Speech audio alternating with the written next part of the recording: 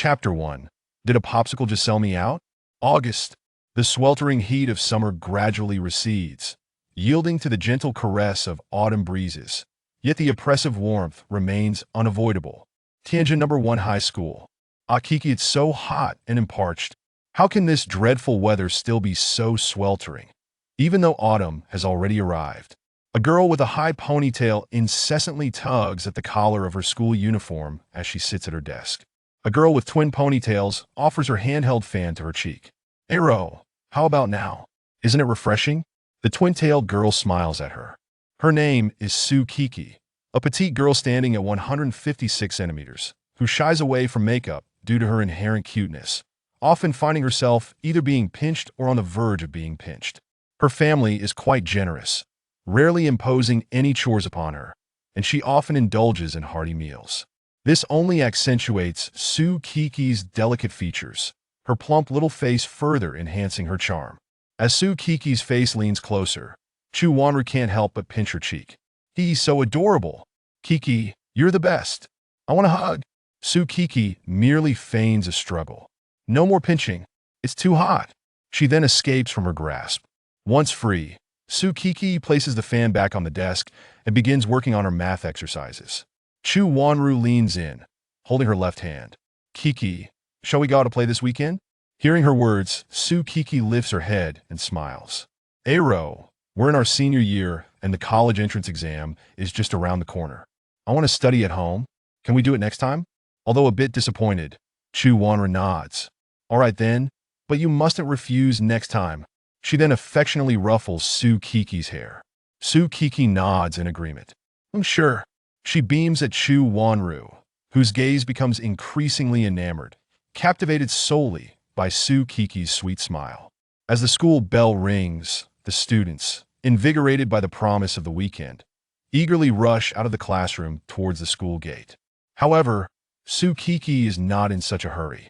She meticulously checks the contents of her backpack before calling out to Chu Wanru to leave the school at a leisurely pace.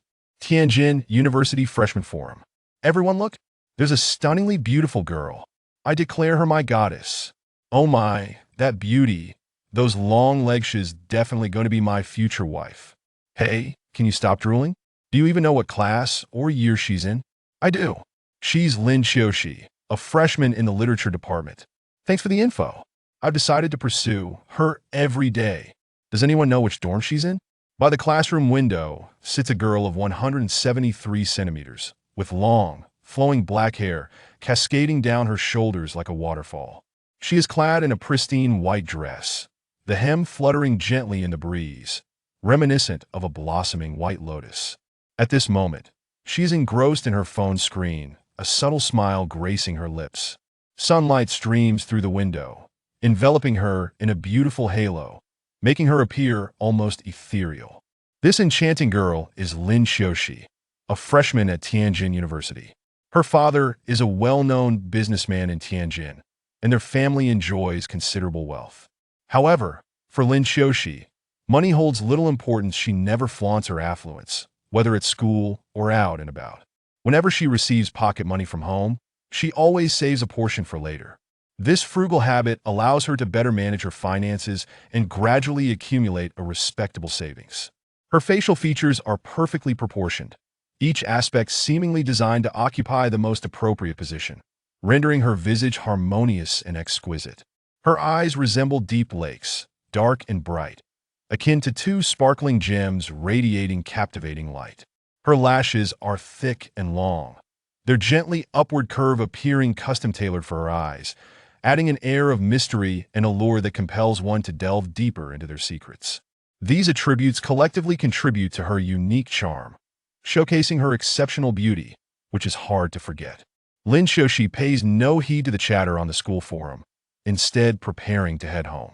It is the first week of school, and her photo has already circulated widely on the forum.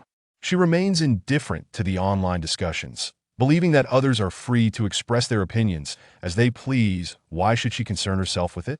What most do not realize is that the goddess they speak of harbors a preference for girls rather than boys, a sentiment she has never openly expressed. During her high school years, boys often confessed their feelings to her, but she declined due to her heavy academic load.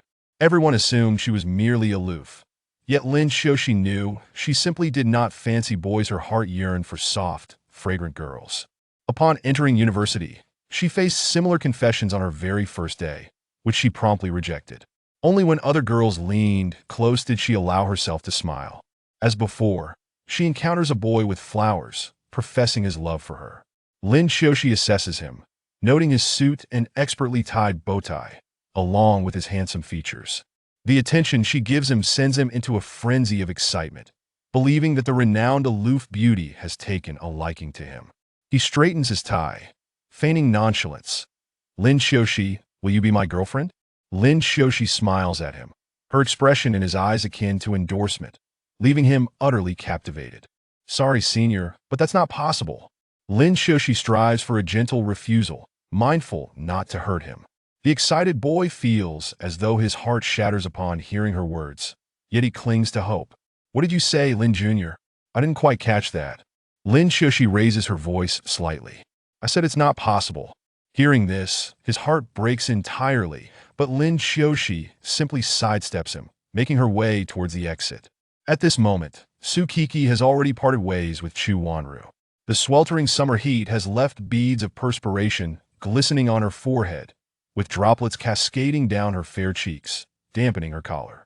She walks past Tianjin University, where the campus is lush with greenery, yet the heat remains stifling, making it hard to breathe. Su Kiki quickens her pace in search of a hint of coolness. Finally, she spots a small convenience store, her heart lifting as she hastens inside. The store exudes a refreshing chill that envelopes her in comfort. Approaching the freezer, she opens the door and selects a classic popsicle. The familiar packaging and icy touch evoke memories of joyous childhood moments. Eagerly, she tears off the wrapper and pops the icy treat into her mouth, instantly feeling a wave of coolness spread throughout her body. As she savors the refreshing delight of the popsicle, she exits the store, continuing on her way. It feels as if she has been transported back to her carefree childhood, her mood lightening with each step. Basking in the sunshine, with a gentle breeze caressing her, she strolls along the street, clutching the popsicle. The treat emanates an enticing chill, prompting her to extend her petite tongue for a delicate lick. Each lick reveals the icy sweetness, transforming the entire world into a realm of beauty. Completely engrossed in the coolness and sweetness the popsicle provides, she immerses herself in the moment. Suddenly, she inadvertently collides with a girl ahead of her. The unexpected jolt startles her, causing the popsicle to slip from her grasp and splatter onto the girl's lovely dress. Gazing at the stain on the dress, she hastily retrieves a tissue from her uniform, stepping forward with her delicate hands to wipe the dress. "I'm so sorry, miss. I didn't mean to." Lin Xiaoxi, lost in her thoughts, is jolted by a sudden force that leaves her momentarily dazed. Regaining her senses, she finds a petite, adorable girl standing before her, gazing at her with wide, bewildered eyes. The girl's gentle hands delicately wipe at Lin Xiaoxi's dress, sending a wave of inexplicable comfort and tranquility through her. She basks in this moment, absorbing the warmth radiating from the girl's touch. Simultaneously, a faint scent of milk wafts from the girl, enveloping Lin Xiaoxi in a refreshing sweetness that compels her to inhale deeply, as if wishing to etch this beauty into her memory forever. A barely perceptible smile graces Lin Xiaoxi's face, reminiscent of the first rays of sunlight at dawn, warm and gentle. Her gaze softens, akin to a spring breeze brushing lightly against the girl's cheek. She gazes at the girl's profile, her heart swelling with a mysterious emotion. The girl's skin is as white as snow, delicate and tender like a blooming flower. Her eyes sparkle with clarity, shining like stars in the night sky. The slight upward curve of her lips conveys a playful charm that evokes a deep sense of affection. In that moment, Lin Xiaoxi finds herself utterly captivated by the girl, the stirring sensation of infatuation intensifying. She cannot deny that she has fallen deeply in love with this enchanting maiden. She envisioned a future where she could cherish every beautiful moment alongside the young girl, sharing in each other's joys and sorrows. She yearned to protect the girl, bestowing upon her boundless love and care. In fact, she even contemplated marrying the girl before her, dreaming of a love that would last eternally. As Sakiko lifted her blushing cheeks, their eyes met, and she bashfully lowered her gaze, the gradual warmth in her ears revealing her current thoughts. Lin Shoshi merely smiled, playfully pinching Sakiko's cheek. "It's all right, little sister, I don't mind." At that moment, Lin Shoshi was also pondering how to cleverly obtain the girl's WeChat contact. Chapter 2. Exchanging Contact Information. Gazing at the elder sister whom she had inadvertently bumped into, Sakiko was filled with guilt and unease. She was uncertain how to face this stranger and whether the other person would forgive her for her clumsiness. Anxiously, she watched Lin Shoshi, who remained silent, causing her worry to deepen. "I'm sorry, elder sister. I didn't mean to," Sakiko said cautiously, her voice tinged with trepidation. She felt compelled to make amends, but was at a loss as to how to proceed. Suddenly, an idea struck her. "How about I treat you to an ice pop? What flavor do you like?" She looked at Lin Shoshi hopefully, wishing to convey her apology and alleviate the awkward atmosphere between them. However, Lin Shoshi continued to remain silent, merely observing her. Disappointment washed over Sakiko. She had hoped this gesture would bring a smile, yet it seemed ineffective. Nevertheless, she did not give up and continued to attempt communication with Lin Shoshi. "Sister, please don't be upset. I promise to be more careful in the future," Sakiko earnestly expressed, her eyes filled with sincerity. She recognized the trouble her mistake had caused and resolved to demonstrate her goodwill through actions. Finally, Lin Shoshi could no longer suppress her laughter, finding the little girl utterly adorable. Observing Sakiko's earnest demeanor, she felt a sense of the girl's kindness and innocence. "All right, I'm not angry with you anymore. Thank you for the invitation. I would love to join you for an ice pop," Lin Shoshi replied gently, reaching out to pat Sakiko's head, signaling her acceptance of the apology. Upon hearing this, Sakiko sighed in relief, her face illuminating with a radiant smile. She grasped Lin Kyux's hand and excitedly dashed towards a nearby convenience store, eager to indulge in the delightful treat. Lin Shoshi, who had no intention of being upset and was merely contemplating how to obtain the girl's WeChat, felt the softness of Sakiko's delicate hand in her grasp and couldn't help but squeeze it gently. Feeling the gentle pinch, Sakiko's cheeks flushed instantaneously, while Lin Shoshi, still gleefully holding her small hand, thought to herself, "How soft. Sister, we've arrived. You go ahead and buy one, it's my treat, so please don't stay upset," Sakiko urged, prompting Lin Shoshi to lift her head. Noticing Sakiko's bashful face, Lin Shoshi smiled at her once more before releasing her hand to select an ice pop. Sakiko, watching Lin Kyux's retreating figure, felt her own cheeks grow warm. Unsure why her heart raced so rapidly, she patted her flushed face to calm herself. Soon enough, Lin Shoshi returned from the freezer with 2 small pudding pops, handing one to Sakiko. Sakiko accepted the treat somewhat bashfully, hurriedly paying 2 yuan with her phone. As she took the pudding pop from Lin Shoshi, their fingers accidentally brushed against each other, sending a jolt through Sakiko's heart. Her cheeks turned a delicate shade of pink, and her gaze became unfocused, while Lin Shoshi wore a subtle, knowing smile. Sakiko lowered her head, unable to meet Lin Kyux's eyes, feeling flustered and unsure how to navigate this unexpected contact. Lin Shoshi, amused by Sakiko's shyness, couldn't help but chuckle. "Hee, little sister, you are simply too adorable. What is there to be shy about between girls?" Upon hearing this, Sakiko's cheeks reddened further, yet she endeavored to overcome her internal shyness, nodding slightly to indicate her understanding.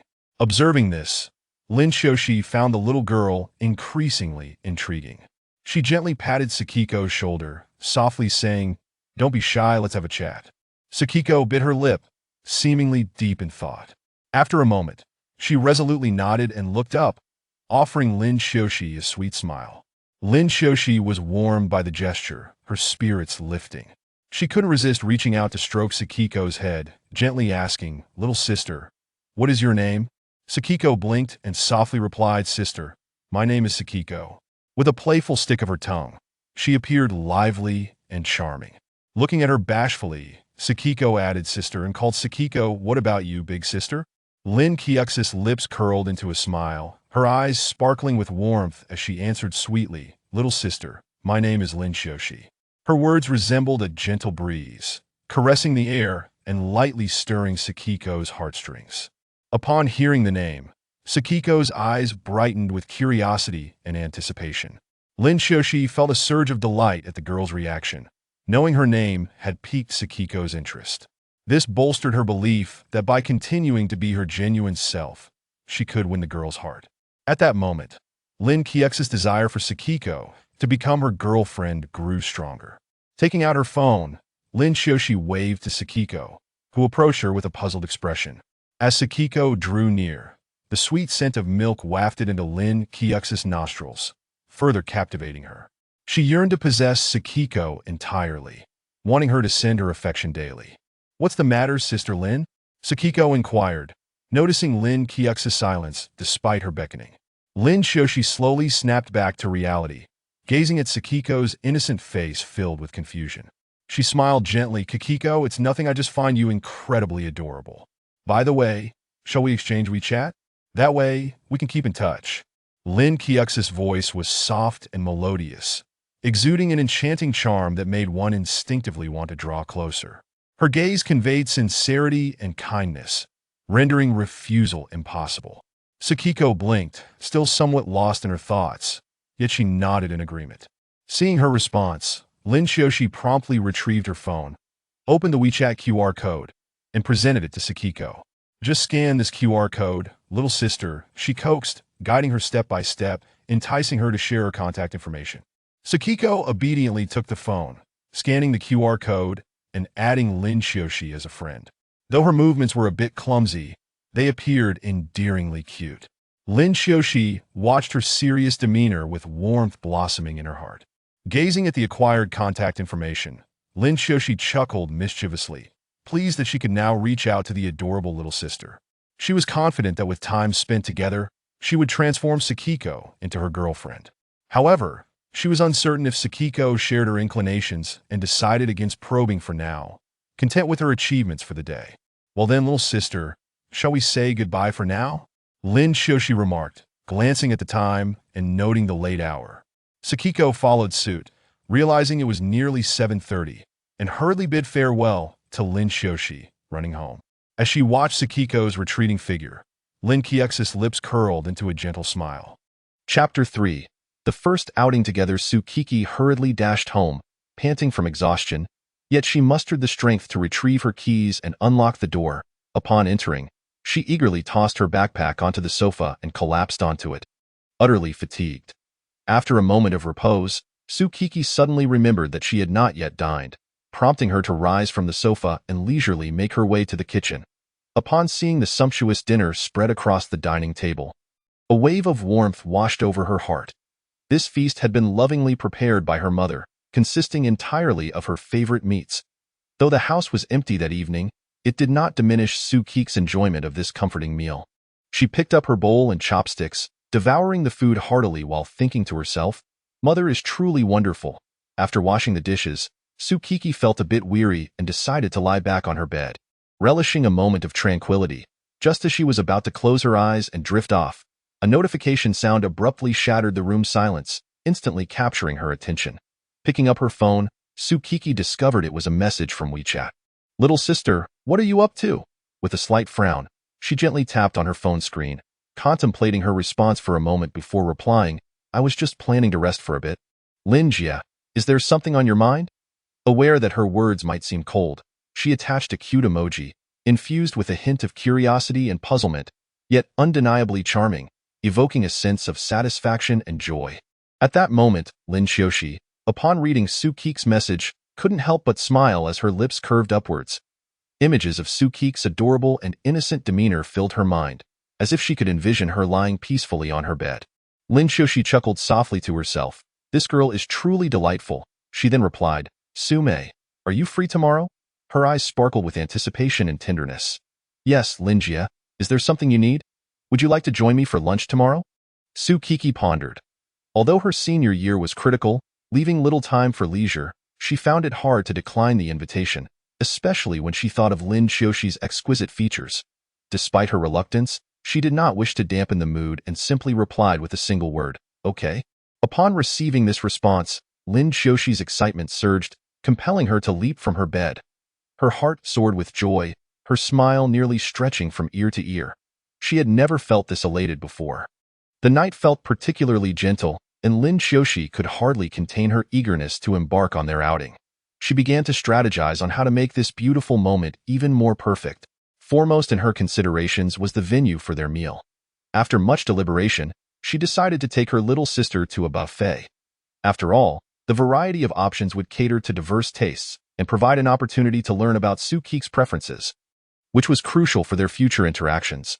The mere thought brought a smile to Lin Xiaoxi's lips as she envisioned their sweet future together. To ensure everything went flawlessly, Lin Xiaoxi even took the time to research dating tips for girls online. She meticulously reviewed each piece of advice, paying close attention to the details, eager to leave a lasting impression on her little sister. She understood the significance of this date and was determined to avoid any missteps. Meanwhile, Su Qiqi had a much easier time. After sipping a bottle of cola, she entered the bathroom for a lengthy, hour-long shower, afterward donning her adorable bunny pajamas and drifting off to sleep in a drowsy haze. The following day, at 8 in the morning, her biological clock roused her a minute before the alarm. Rubbing her eyes, she slowly sat up and turned off the alarm. Her parents were still away, and even her mischievous younger brother was not at home. Opening her phone to check the time, she was greeted by a good morning message from Lin Xiaoxi, sent just 2 minutes earlier. Su Qiqi smiled slightly and replied with a good morning in return. Afterward, she set her phone aside and entered the kitchen to prepare a bowl of noodles, adding an egg for extra nutrition. By around 10 o'clock, when the agreed time arrived, Su Qiqi opened her wardrobe and chose a delightful pink Lolita dress, pairing it with white ankle socks and small leather shoes that accentuated her playful charm. She slung on a pink backpack filled with essentials before stepping out. As she entered the designated Rue Jing Tiandi, Lin Xiaoxi felt her heart race with a mixture of nervousness and excitement, tightly woven into a web that ensnared her heart. Her cheeks flushed, and her eyes sparkled with eagerness, as if every second urged time to hasten so she could reunite with the figure named Su Qiqi, sharing this long-anticipated beautiful moment. Given the proximity to her home, Su Qiqi arrived shortly after, scanning the area for Lin Xiaoxi's silhouette. Lin Xiaoxi seemed to spot her as well, waving enthusiastically, prompting Su Qiqi to jog over. Lin Xiaoxi, clad in a white dress that complemented her figure beautifully, exuded an aura of liveliness with her long black hair tied into a single ponytail. Her face was bare of makeup, appearing as if she had just washed her face, yet this did nothing to diminish her charm. Observing Lin Xiaoxi's attire, Su Qiqi felt a wave of shyness wash over her as she lowered her gaze. Thank you for the compliment, sister. You look beautiful as well, she murmured, feeling the warmth of Lin Xiaoxi's hand as she spoke, adding softly, sister, please don't pinch me. Seeing her flustered demeanor, Lin Xiaoxi's smile widened. With her other hand, she affectionately ruffled Su Qiqi's hair, teasing, your hands are so soft. Why shouldn't I pinch them? All right then, Su Qiqi acquiesced, playfully pinching Lin Xiaoxi's hand in return. Feeling Su Qiqi's playful gesture, Lin Xiaoxi chuckled, then how about I treat you to some milk tea? Su Qiqi adored milk tea and, without hesitation, nodded in agreement, allowing Lin Xiaoxi to take her soft, delicate hand. Noticing how the previously hesitant hand had relaxed, Lin Xiaoxi couldn't help but smile, noting in her heart, Su Qiqi loves milk tea. With that, she led Su Qiqi into the shopping mall. Chapter 4. Is this growing up eating cutely? Upon entering the mall, Lin Xiaoxi skillfully guided Su Qiqi directly to the milk tea shop without meandering. She pushed open the door, and a rich aroma of milk and tea wafted through the air, tantalizing their senses. Little sister, what would you like to drink? Lin Xiaoxi asked warmly, her face aglow with a smile.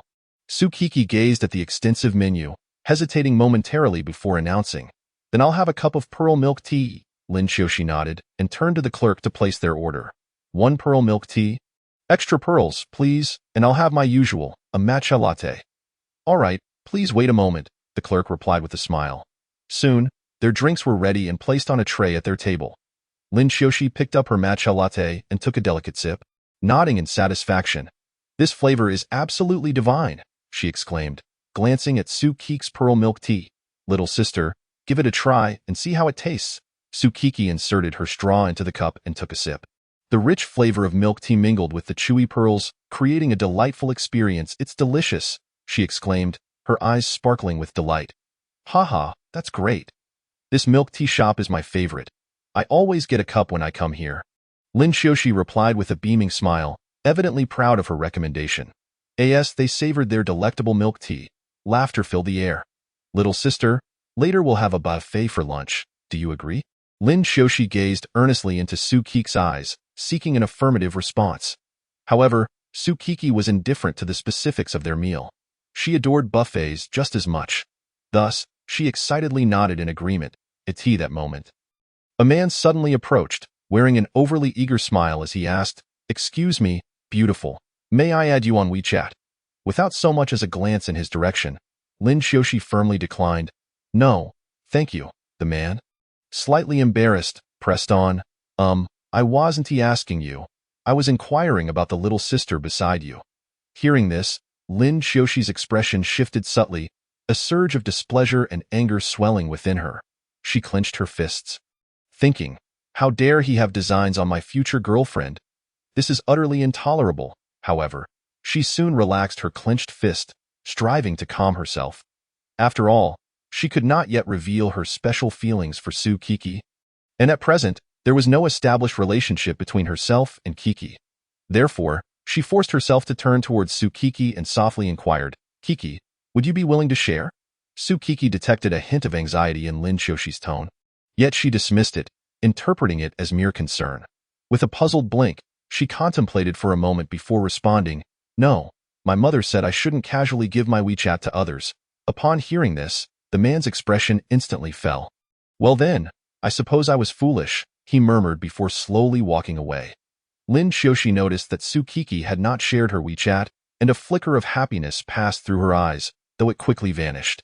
Glancing at the time, which had already struck 11:30, she reminded the engrossed Su Qiqi, "Qiqi, it's already 11:30. Shall we go for a buffet?" Su Qiqi obediently nodded and then extended her soft, delicate little hand. Upon seeing Su Qiqi so proactively offering her hand, Lin Xiaoxi felt an overwhelming surge of excitement, nearly jumping up in joy.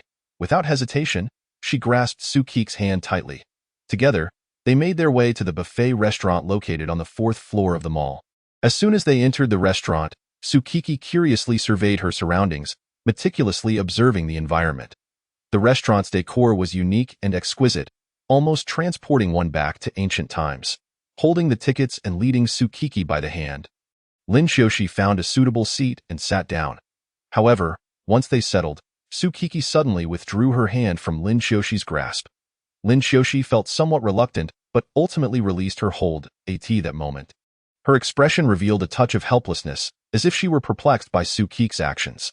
Nevertheless, Su Qiqi paid little heed to these details. She and Lin Xiaoxi proceeded to select some food before returning to their seats to relish their meal. As they ate and chatted, the atmosphere was remarkably harmonious. Throughout this process, Lin Xiaoxi discreetly noted the dishes Su Qiqi enjoyed. Time flew by unnoticed, and before they knew it, it was around 1 o'clock in the afternoon.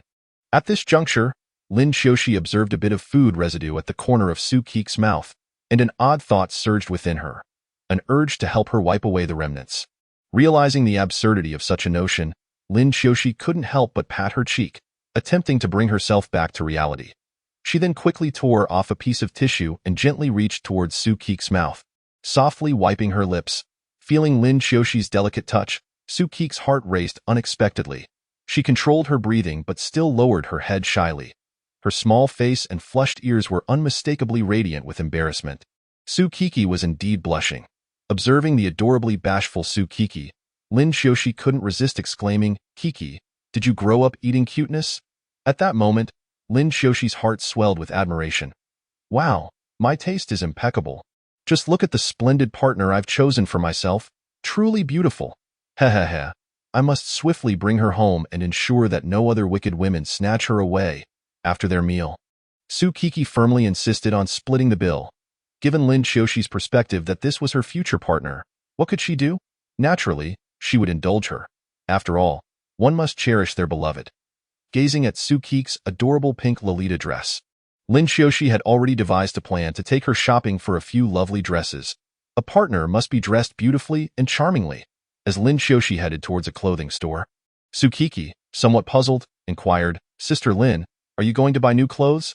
Lin Xiaoxi smiled and shook her head, replying, no, these are all for you. Initially, Su Kiki intended to decline, as she felt it inappropriate to accept such kindness from someone with whom she did not share a particularly close bond. However, when she saw Lin Xiaoxi's gentle smile, the words of refusal simply would not come out. Well then, she finally agreed. Hearing Su Kiki's acceptance, Lin Xiaoxi smiled and playfully pinched her cheek before leading her into a clothing store, where a sales assistant approached them. Hello, how may I assist you? No need, no need. We'll choose for ourselves, Lin Xiaoxi replied as she guided Su Kiki straight to the cute style section. Along the way, Su Kiki noticed Lin Xiaoxi continually picking up clothes to hold against her, nodding in satisfaction. Feeling a bit helpless, Su Kiki pondered why this older sister, who was essentially a stranger, treated her with such kindness. She simply couldn't fathom it. Chapter 5. Ready to rent an apartment, Sister Lin? Why are you so kind to me?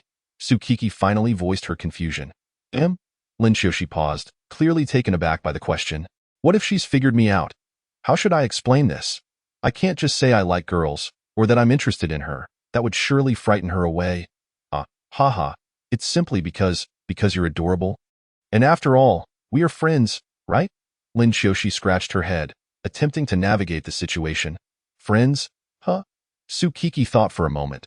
Friends do behave like this, so she nodded in agreement without overthinking it. Relieved that Su Kiki wasn't probing further, Lin Xiaoxi let out a sigh of relief, thinking she had avoided detection. Here, for you? Lin Xiaoxi suddenly handed Su Kiki a piece of clothing, which she accepted with a puzzled expression. Why don't you try on this outfit? If it fits well, we'll buy it, Lin Xiaoxi suggested with a smile. Uncertain if it was merely her imagination, Su Kiki distinctly sensed Lin Xiaoxi's excitement. Taking the clothing, she bashfully entered the fitting room. As she did so, Lin Xiaoxi eagerly focused on the door, as if afraid to miss a moment. Before long, the sound of the door opening echoed through the fitting room, and Su Kiki emerged. Clad in a sailor suit, upon hearing the door, Lin Xiaoxi immediately turned her gaze towards it, and the moment she laid eyes on Su Kiki, her expression became one of sheer astonishment. If the Lolita dress accentuated Su Kiki's cuteness, then the sailor suit highlighted her exquisite innocence. Su Kiki's already fair complexion appeared even more radiant against the white of the sailor suit, which was adorned with a large red bow at the collar. Contrasting vividly with the black skirt, the ensemble radiated both purity and playfulness, while her long hair cascaded naturally, gently brushing against her cheeks, enhancing her delicate allure. With her head slightly lowered, a rosy blush graced her cheeks, and her eyes reflected a hint of confusion and uncertainty, reminiscent of a startled fawn, evoking an instinctive desire to protect her. Lin Xiaoxi nodded in satisfaction, an overwhelming impulse surging within her to envelop Su Kiki completely. Yet, she restrained herself, taking a deep breath and saying, Kiki, you are simply adorable. Let's choose this outfit. Do you see anything else you'd like to try? Su Kiki examined herself in the mirror, utterly astonished by her own reflection. Having never imagined she could look so charming, upon hearing Lin Xiaoxi's query, she gently nodded in agreement. Seeing Su Kiki's approval, Lin Xiaoxi excitedly dashed off to pay. She then eagerly took Su Kiki's little hand, gently saying, Kiki, just wear this outfit. Don't change.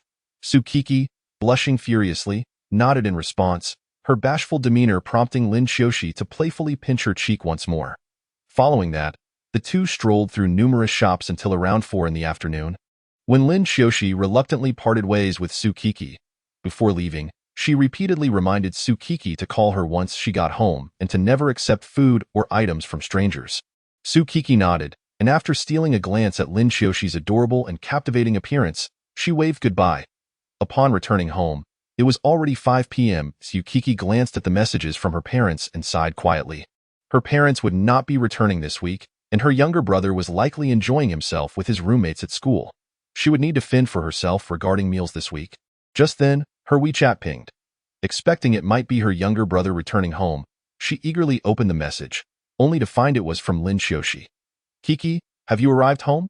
Observing Lin Xiaoxi's concern for her, Su Kiki replied, I'm here, just preparing to have dinner. And no sooner had she sent this message than a prompt response arrived from the other end. Dear Kiki, please go ahead and eat. I won't disturb you. Along with this message came an adorable emoji, which caused Su Kiki's lips to curve slightly upwards, revealing a hint of a smile as she replied with a simple okay.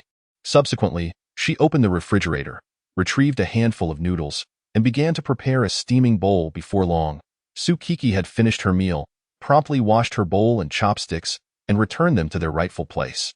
After completing these tasks, she retreated to her room, seized the study materials on her desk, and diligently commenced her review. In stark contrast, Lin Qiushi resided alone in a spacious house, grappling with thoughts on how to deepen her bond with Sukiki. However, she hesitated to take any overt actions, fearing they might provoke Sukiki's aversion. Moreover, she was completely unaware of Sukiki's preferences. Left with no alternative, she resorted to searching the internet for advice on how to foster relationships with girls. At that moment, her heart brimmed with anxiety, for she remained uncertain of Sukiki's sexual orientation. Thus, she refrained from expressing her feelings too readily. Furthermore, since their relationship had not yet reached a level of intimacy, she needed to tread carefully in handling her emotions. Around 9 o'clock that evening, Sukiki stood up and stretched lazily. Picking up her phone, she noticed a message from her mother. "Kiki, your dad and I are currently out of the province and won't be back for a while. Your brother won't be coming home either. This house is quite far from your school, which is inconvenient. Would you consider renting a place near the school?" Sukiki pondered over the message, reflecting on her tendency to rise late. Getting up too early made her prone to tardiness at school, not to mention it affected her energy levels and ultimately her studies. "Mom, why don't I just stay on campus? That would be more convenient." Her mother replied, "Silly girl, weren't you just complaining about the pressure in your first year?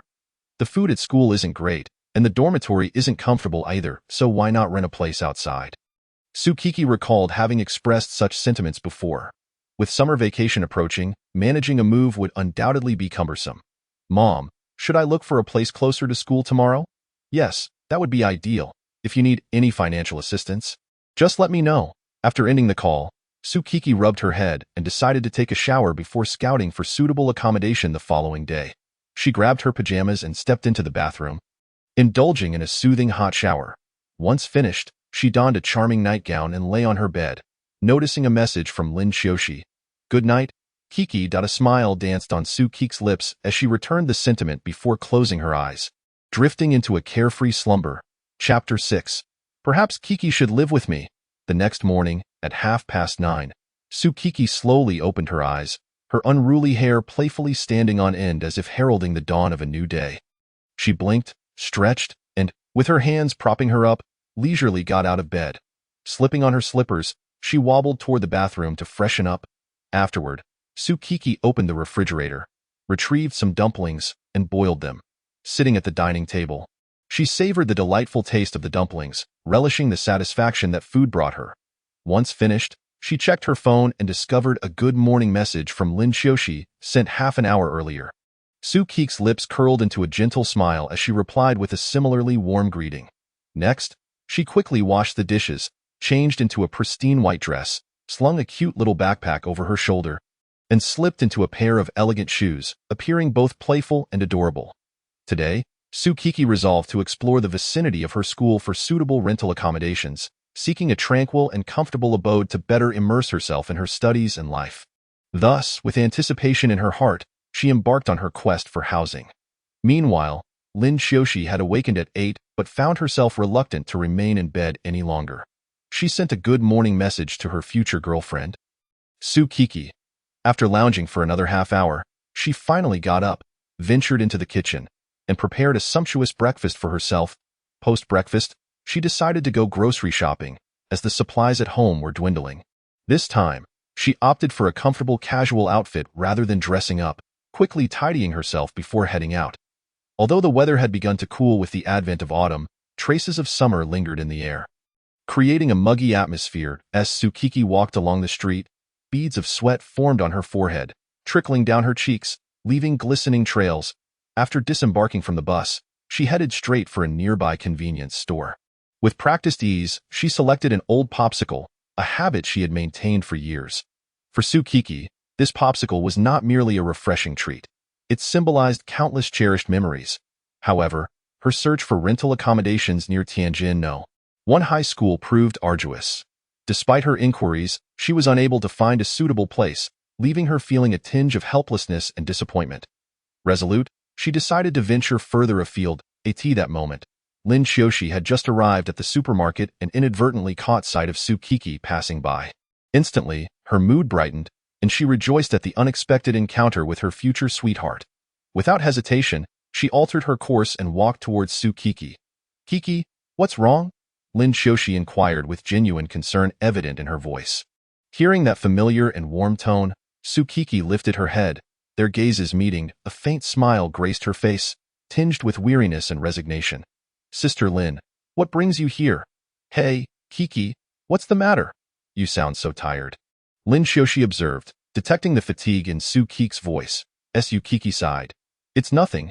Really, I was looking for a place to rent, but after searching for a long time, I still haven't found anything suitable." Seeing Tsukiki's slightly haggard expression and fatigued demeanor, Lin Xiaoxi felt a surge of concern for her. She longed to embrace the girl before her, gently patting her back in comfort. However, she quickly extracted a key piece of information from Tsukiki's words. "Wait a minute. My little sweetheart is looking for a place to rent, and hasn't found a suitable one yet. Why not just bring her to my house? Who knows, living together might spark some feelings over time." Nevertheless, to be prudent, Lin Xiaoxi decided to ask Tsukiki what she deemed suitable. "So, little Kiki, what do you think would be an appropriate place?" Tsukiki regarded her with a gaze filled with expectation. Uncertain why she felt scrutinized, she replied, I'm looking for a quiet and comfortable place, preferably close to school, so it's convenient for my studies." Lin Xiaoxi pondered for a moment. "I recall my place is quite serene, conveniently located, and ideal for focusing on studies. Besides, I keep my home tidy, making it comfortable, and it's not far from your school." Nodding in satisfaction, she smiled at Tsukiki. "In that case, why don't you come live with me?" Upon hearing Lin Xiaoxi's proposal, Tsukiki appeared momentarily taken aback. Sensing hope, Lin Xiaoxi added, "My house is spacious, cozy, and quiet, with convenient surroundings. Plus, it's very close to your school." Tsukiki's interest was clearly piqued, but she inquired, "How do you know which school I attend, Sister Lin?" Lin Xiaoxi chuckled, playfully pinching Tsukiki's cheek. "Why are you so adorable? Kiki, when we first met, your school uniform had Tianjin No. 1 High School written on it." Realizing this was indeed true, Tsukiki expressed her lingering concerns. "Wouldn't it be too much trouble for you, Sister Lin? After all, you're being so kind to me." Lin Xiaoxi laughed. "Trouble? What trouble could there be? You're my future girlfriend. After all, I would be delighted to have you live with me." She quickly added, "Of course not, Kiki. We're good friends now, and I've already come to consider you a close confidant." Hearing this, Tsukiki felt a twinge of embarrassment. Scratching her head sheepishly, "I won't be a freeloader. I will pay rent." Hearing Tsukiki's agreement filled Lin Xiaoxi with joy, almost causing her to leap with delight. Though she feigned nonchalance, nodding in acceptance, she thought to herself, Once you become my girlfriend, payment will no longer be a matter of money." Excitedly, Lin Xiaoxi took Tsukik's hand, smiling as she said, "Let's go. Kiki, I'll show you the house." Tsukiki did not decline, following her as they headed toward Lin Xiaoxi's home. As Lin Xiaoxi surveyed her surroundings along the way, she glanced back at Tsukiki. Observing Tsukiki's contented nods as she took in the sights, Lin Xiaoxi couldn't help but chuckle. Hearing the sound of Lin Xiaoxi's laughter, Tsukiki turned with a puzzled expression and inquired, "Sister Lin, what are you laughing about?" Noticing her tilted head, Lin Xiaoxi reached out and affectionately ruffled her hair, replying, "Oh, it's nothing, just a humorous thought crossed my mind." Before long, they arrived at the entrance of the house. Lin Xiaoxi opened the grand door and took Tsukik's hand as they stepped inside. Tsukiki admired the modest yet tasteful decor, which, though not ostentatious, was impeccably tidy, subtly reflecting Lin's diligent nature. This thought quietly elevated Lin Xiaoxi's status in Tsukik's heart. "Little Kiki, the room in the middle is mine. Feel free to choose one of the other two." Tsukiki glanced into Lin Xiaoxi's room, which featured a large blue bed, a pure white wardrobe, and a neatly arranged desk by the window. Aside from this, she merely skimmed over the other items in Lin Xiaoxi's room. She then inspected the room to her left, which was equally immaculate, with tall floor-to-ceiling windows allowing a refreshing breeze to flow in. The comfortable and tidy bed provided Tsukiki with a sense of security. After examining the furnishings, she looked into the other room before ultimately deciding on the left room. Noticing Tsukiki deep in thought, Lin Xiaoxi hurriedly asked, "So, how do you like it, little Kiki? Isn't my home lovely? Would you like to live here with me?" This apartment was located on the 3rd floor. "Not too high. and quite spacious at around 220 square meters, ample enough to offer Tsukiki a significant sense of safety. Aesthetically and in terms of cleanliness, the home met all her criteria. Note: the size of Lin Xiaoshi's house is not reflective of real-world locations. Please do not infer any real-life implications. Sister Lin, I would love to live here. It perfectly aligns with my preferences. Chapter 7. Suppressing desires. The scenery was picturesque, and the surroundings were quite convenient. This was indeed the place. Upon hearing Tsukiki's agreement to move in, Lin Xiaoshi felt an exhilarating rush. Just yesterday, she had been pondering how to strengthen her bond with little Kiki, and now the opportunity had presented itself. So, will you be moving in now, or in a few days? Lin Xiaoshi internally wished for her arrival to be as soon as possible. I would like to ask, how much is the rent? Tsukiki was particularly concerned about the rent. Other details regarding her moving in did not seem to faze her. You don't need to worry about rent. We're good friends. Why would you need to pay? Lin Xiaoshi waved her hand dismissively, as if to refuse the notion. In a way, that wouldn't be right between friends. I certainly have to pay rent. I can't stay here for free. Surprisingly, Tsukiki was quite adamant about this matter. After contemplating, Lin Xiaoshi conceded, all right then, how about 1,500 a month? And in return, you can help me with a few chores. Upon hearing such a reasonable price, Tsukiki felt a pang of guilt, but when Lin Xiaoshi mentioned helping out, she agreed.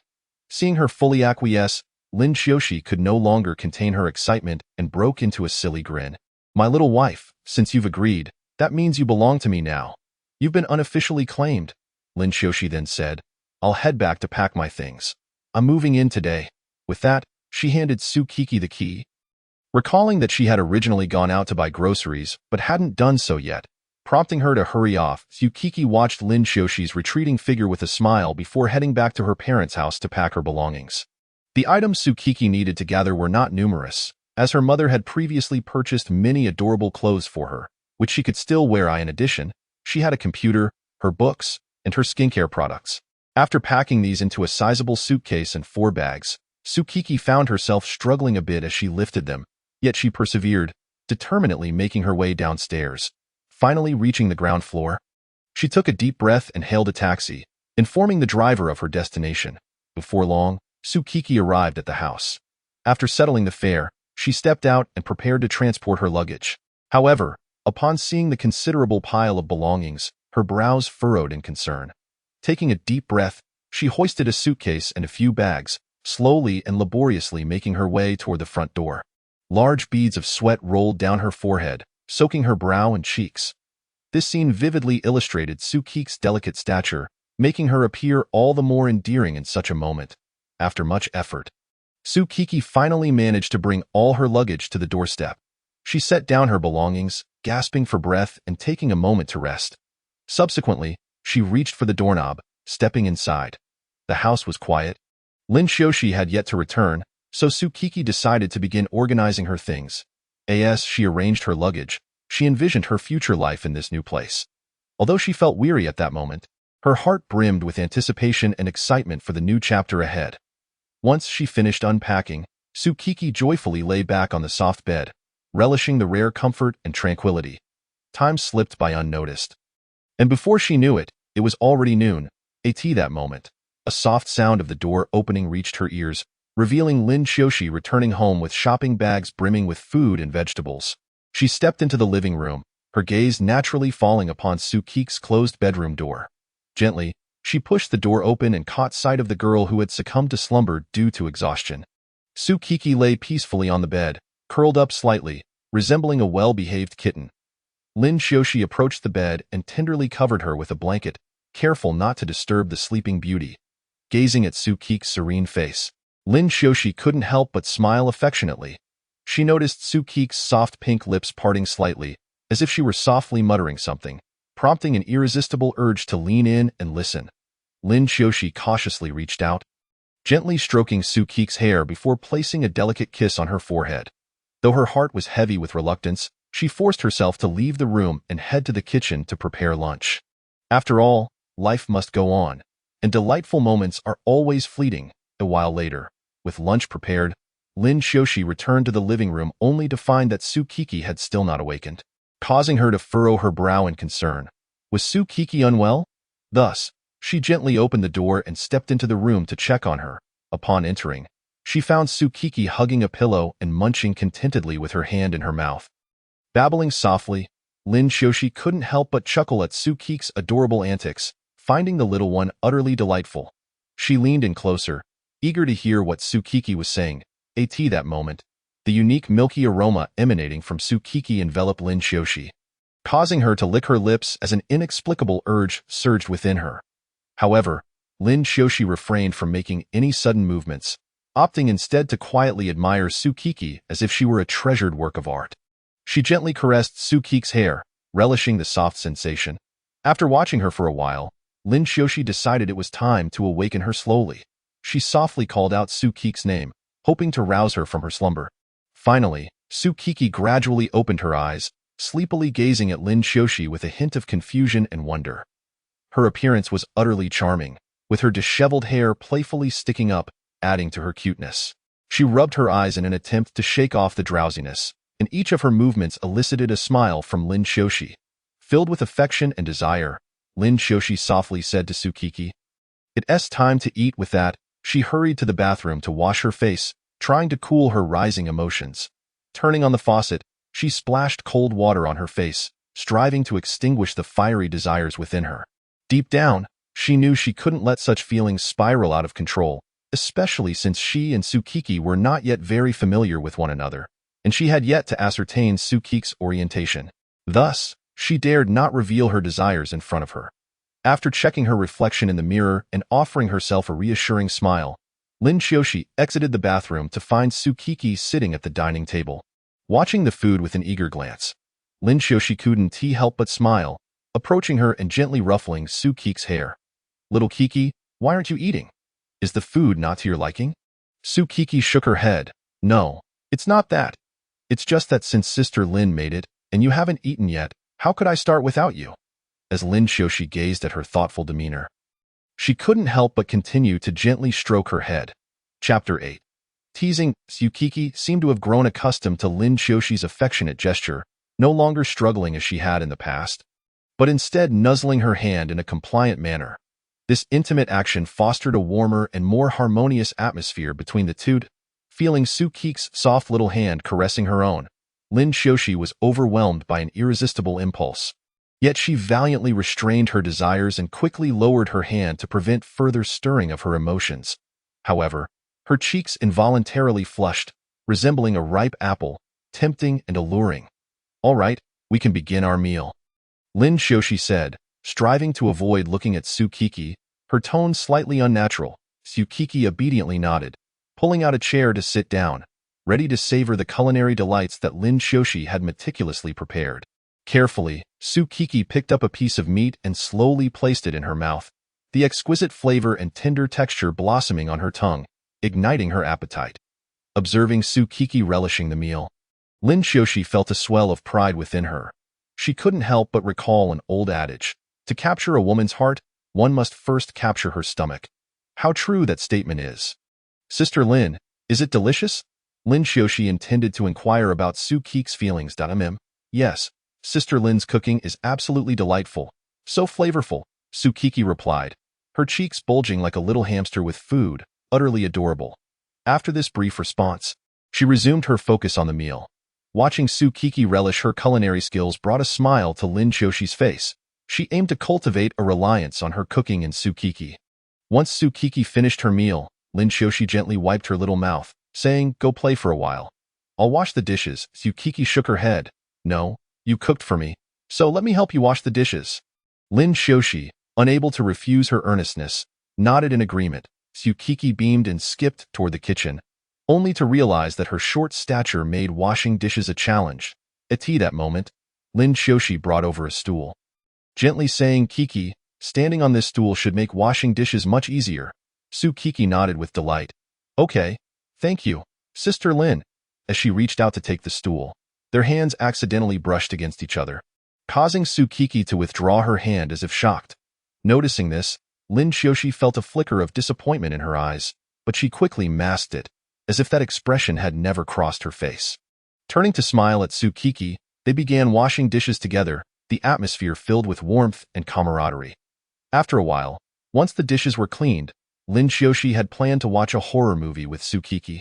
But knowing that Sukiki had a habit of napping in the afternoons to avoid feeling drowsy during class, she refrained from insisting, nodding in agreement, a hint of regret in her gaze. Lying on her soft bed, Sukiki glanced at a message from Chu Wanru. "Have you finished your homework?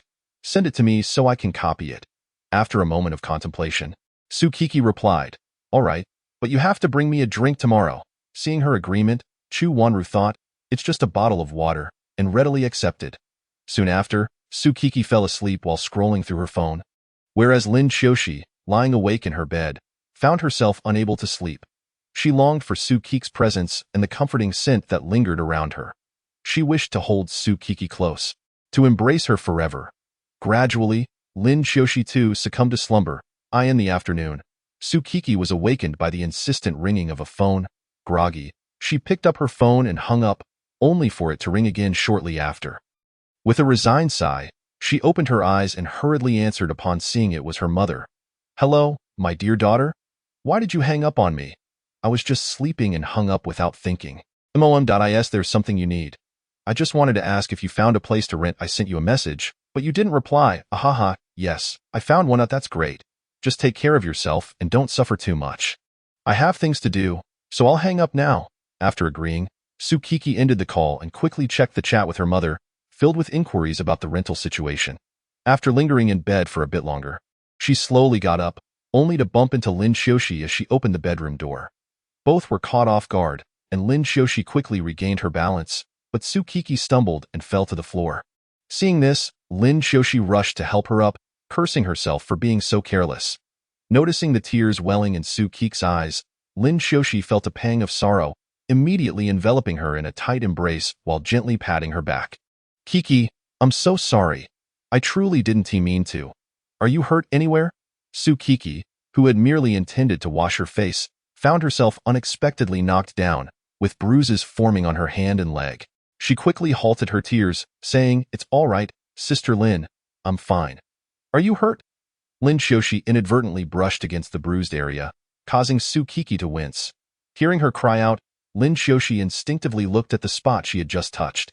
Noticing multiple bruises on Sukiki's delicate hands, "I'm so sorry, Kiki. It was my clumsiness that caused this. Let me get some ointment for you," she said, gently placing Sukiki on the sofa as if she were an invaluable fragile treasure. Requiring tender care, her movements were as delicate as a whispering breeze across a still lake, fearing to disturb the injured beauty in her arms. Then, Lin Xiaoxi hurried back to her room, retrieving a fragrant ointment from a beautifully crafted box. Akin to a mysterious treasure brimming with boundless magic, she dashed back to the living room, only to find Sukiki sitting silently on the sofa, her expression unreadable, concealing a multitude of unspoken thoughts. This sight filled Lin Xiaoxi with an inexplicable sense of anxiety, a wave of unease washing over her. Observing Sukiki's pitiful demeanor, Lin Xiaoxi suddenly felt a peculiar sensation, as if she had done something wrong to upset her beloved. This feeling bewildered her, yet she could not resist the surging impulses within her. Chapter 9. Testing the waters. Lin Xiaoxi cautiously approached Sukiki, who regarded her in silence. Lin Xiaoxi, perceiving her quietness, grew more anxious. Pondering if she had inadvertently angered her future partner, she offered a smile. "Kiki, give me your hand. I'll apply the ointment, and it won't hurt anymore." Sukiki remained silent, merely nodding slightly as she extended her fair, tender hand towards Lin Xiaoxi. Seeing this, Lin Xiaoxi quickly took her hand, handling it as if it were a precious porcelain piece, fearful that a careless move might shatter it. She then began to tenderly caress Sukiki's hand, treating each touch as an act of care and affection. Observing the bruises on Sukiki's skin, Lin Xiaoxi's heart ached, and she cautiously squeezed a bit of ointment, being mindful not to apply too much pressure that might cause discomfort. Afterwards, she gently massaged the area where she had applied the ointment, savoring the softness and delicacy of Sukiki's skin. This sensation brought her immense joy and a profound sense of fulfillment. In this moment, attending to Sukiki's wound transcended mere care. It became a form of emotional exchange and expression. She reveled in this process, cherishing the rare warmth of their shared moment. Sukiki, who was not truly upset, had merely been lost in thought. Yet, feeling the cool touch of the ointment and the soothing massage from Lin Xiaoxi, she couldn't help but emit a soft, contented hum. Upon hearing this sound, Lin Xiaoxi paused her ministrations. Kiki, why did you make that peculiar sound just now? At this moment, Su Qi's face flushed crimson, reaching the tips of her ears. No, there is nothing. You must have misheard. Observing her flustered demeanor, Lin Xiaoxi couldn't help but chuckle softly. What are you laughing at? No laughing allowed. Su Qi pouted, attempting to appear fierce, yet her expression held no intimidation, instead resembling a playful pout. All right, I want to laugh. But Kiki, where else did you bump into something? Lin Xiaoxi gazed at her with a look of concern as Su Qi turned her head away, initially intending to say that she was fine. The soothing sensation of Lin Xiaoxi's gentle rubbing was simply too delightful for Su Qi to resist. She pointed to her left leg, where Lin Xiaoxi applied the ointment on the bruised area and continued to massage it tenderly. Seizing the opportunity, Lin Xiaoxi decided to inquire about Su Qi's feelings towards boys to determine the feasibility of her confession plan. Kiki, my dear, you're so adorable. Aren't there any boys pursuing you at school? Su Qi turned her head back, puzzled by the question. Oh, there are plenty. Hearing this, Lin Xiaoxi's expression dimmed slightly, but she pressed on for more details. So, Kiki, have you ever received any love letters or confessions? Of course, when I used to go to school, there was often a pile of love letters on my desk. Upon hearing this, Lin Xiaoxi's heart sank momentarily. Kiki likes boys, she's not into girls, however. Hope flared within her once more. Many people have confessed to me, asking me to be their girlfriend, but I've disliked boys since childhood. I find myself more drawn to lovely girls, Su Qi said while thoughtfully rubbing her chin. Lin Xiaoxi's eyes sparkled at this revelation. Kiki claimed to dislike boys. This clearly indicated her preference for girls. It seemed that the plan would become significantly easier without needing to bend her will. So, do you currently have a boyfriend? Lin Xiaoxi asked, her voice brimming with excitement. Su Qi shook her head. I've always disliked boys, and with the pressure of my studies now, I've never agreed to any proposals. Upon receiving the answer she desired, Lin Xiaoxi felt a surge of exhilaration, maintaining a calm exterior. She decided to further test Su Qi's feelings towards girls. Kiki, darling, hypothetically speaking, if a girl were to confess her feelings for you, would you accept her? Su Qi pondered Lin Xiaoxi's question, lowering her head in contemplation. Meanwhile, Lin Xiaoxi busied herself applying the ointment, her movements slightly quicker, revealing her anxiousness. I suppose I would. After all, I dislike boys. Girls understand girls better, and having read numerous Yuri stories, I would definitely accept a girl's confession. But why this sudden inquiry, Linjia? Lin Xiaoxi felt a twinge of panic. Their relationship wasn't intimate enough for a confession. And it could backfire spectacularly. Oh, it's nothing, haha. I just think you're so adorable and pure. I wouldn't want you to fall for the wrong boy. Besides, as your best friend, I should be concerned about you. Su Qi nodded in agreement. Yes, we are great friends. Seeing Su Qi's naivety, Lin Xiaoxi quietly sighed in relief. Kiki was still single and preferred girls. This made things much easier for her, noticing the glimmer in Lin Xiaoxi's eyes. Su Qi instinctively pulled her legs back and playfully tapped her on the head. Don't look at me with that lecherous expression. She rolled her eyes in jest. Lin Xiaoxi feigned a touch to her head. As Su Qi's playful hit barely registered, it was almost enjoyable. All right, have you finished applying it, Linjia? All done. Is there anything else you need, Kiki? I was wondering if I could have some of your cooking. Su Qi fidgeted, her fingers poking together, her gaze lowered. Lin Xiaoxi's eyes sparkled with delight as she affectionately ruffled Su Qi's hair. Of course, Kiki. What would you like to eat? I want meat. Any kind of meat? I'm not picky. Linjia, I want to eat with that. She clung to Lin Xiaoxi's arm, playfully shaking it. Watching Su Qi's adorable antics, Lin Xiaoxi's heart melted. Of course, Kiki. But could you please be a little more adorable for me? Su Qi's face flushed a deep crimson, and she playfully hit Lin Xiaoxi's hand. Stop it, that's annoying. Hurry and cook. We can talk about it afterward. Lin Xiaoxi relished in the gentle hits. All right, Kiki. I'm off to the kitchen. Wait for me here. With that, Lin Xiaoxi donned an apron and entered the kitchen, while Su Qi smiled at Lin Xiaoxi's retreating figure, unaware of why her heart raced every time she faced her. Chapter 10. Who would have thought? So well concealed. That evening, as Su Qi was studying in her room, A sudden knock at the door interrupted her concentration. Upon opening the door, she found Lin Xiaoxi standing there with a book in hand. Linjia, what brings you here? Kiki, here you go. This book is for you. Take it to school tomorrow and read it if you get bored, Lin Xiaoxi said, handing the book to Su Kiki. After bidding Su Kiki good night, Lin Xiaoxi returned to her own room. Curiously, Su Kiki glanced at the book titled Her Mountain, Her Sea, featuring an illustration of two girls holding hands on the cover, emanating warmth. The original cover depicted a sea with birds. But this was merely to advance the plot. Perplexed, Su Kiki wondered why Linjia would gift her such a book. She flipped through a few pages and discovered it contained various tales of two girls' school life. Though she struggled to grasp its meaning, she found it quite intriguing. I'll check it out during breaks at school tomorrow. Perhaps I'll find some answers. Placing the book beside her pillow, she turned off the light and closed her eyes, envisioning the story within, gradually drifting into slumber. The next morning, sunlight poured through the window, illuminating the room. Surprisingly, Su Kiki did not rise early as usual. Instead, she rolled over in bed and continued to sleep, relishing the rare opportunity to indulge in a lazy morning. However, upon waking again, she heard faint sounds emanating from the living room, as if something was moving. A jolt of alarm shot through Su Kiki. Could there be a thief in the house? With that thought, she quickly leaped out of bed, grabbed a hefty book, and fashioned it into a makeshift club, cautiously tiptoeing toward the living room. With each step, she made every effort to remain silent, fearing she might alert the potential intruder. As she approached the living room doorway, she paused, took a deep breath, and braced herself for whatever danger might await. To her surprise, she found Lin Xiaoxi emerging from the kitchen, carrying breakfast. Kiki, you're awake? Did you sleep well? She asked, placing the breakfast on the table and beckoning Su Kiki to join her. Linjia, it's you? Where is the thief? Su Kiki asked as she pulled out a chair and sat down. Thief? What thief? Lin Xiaoxi looked at her, bewildered. No thief. Then what was that rustling sound I heard? Su Kiki bit into a steamed bun, cheeks puffed out. That must have been the noise from me preparing breakfast? Lin Xiaoxi teased, pinching Su Kiki's nose affectionately. Linjia, did you wake up early to make breakfast just for me?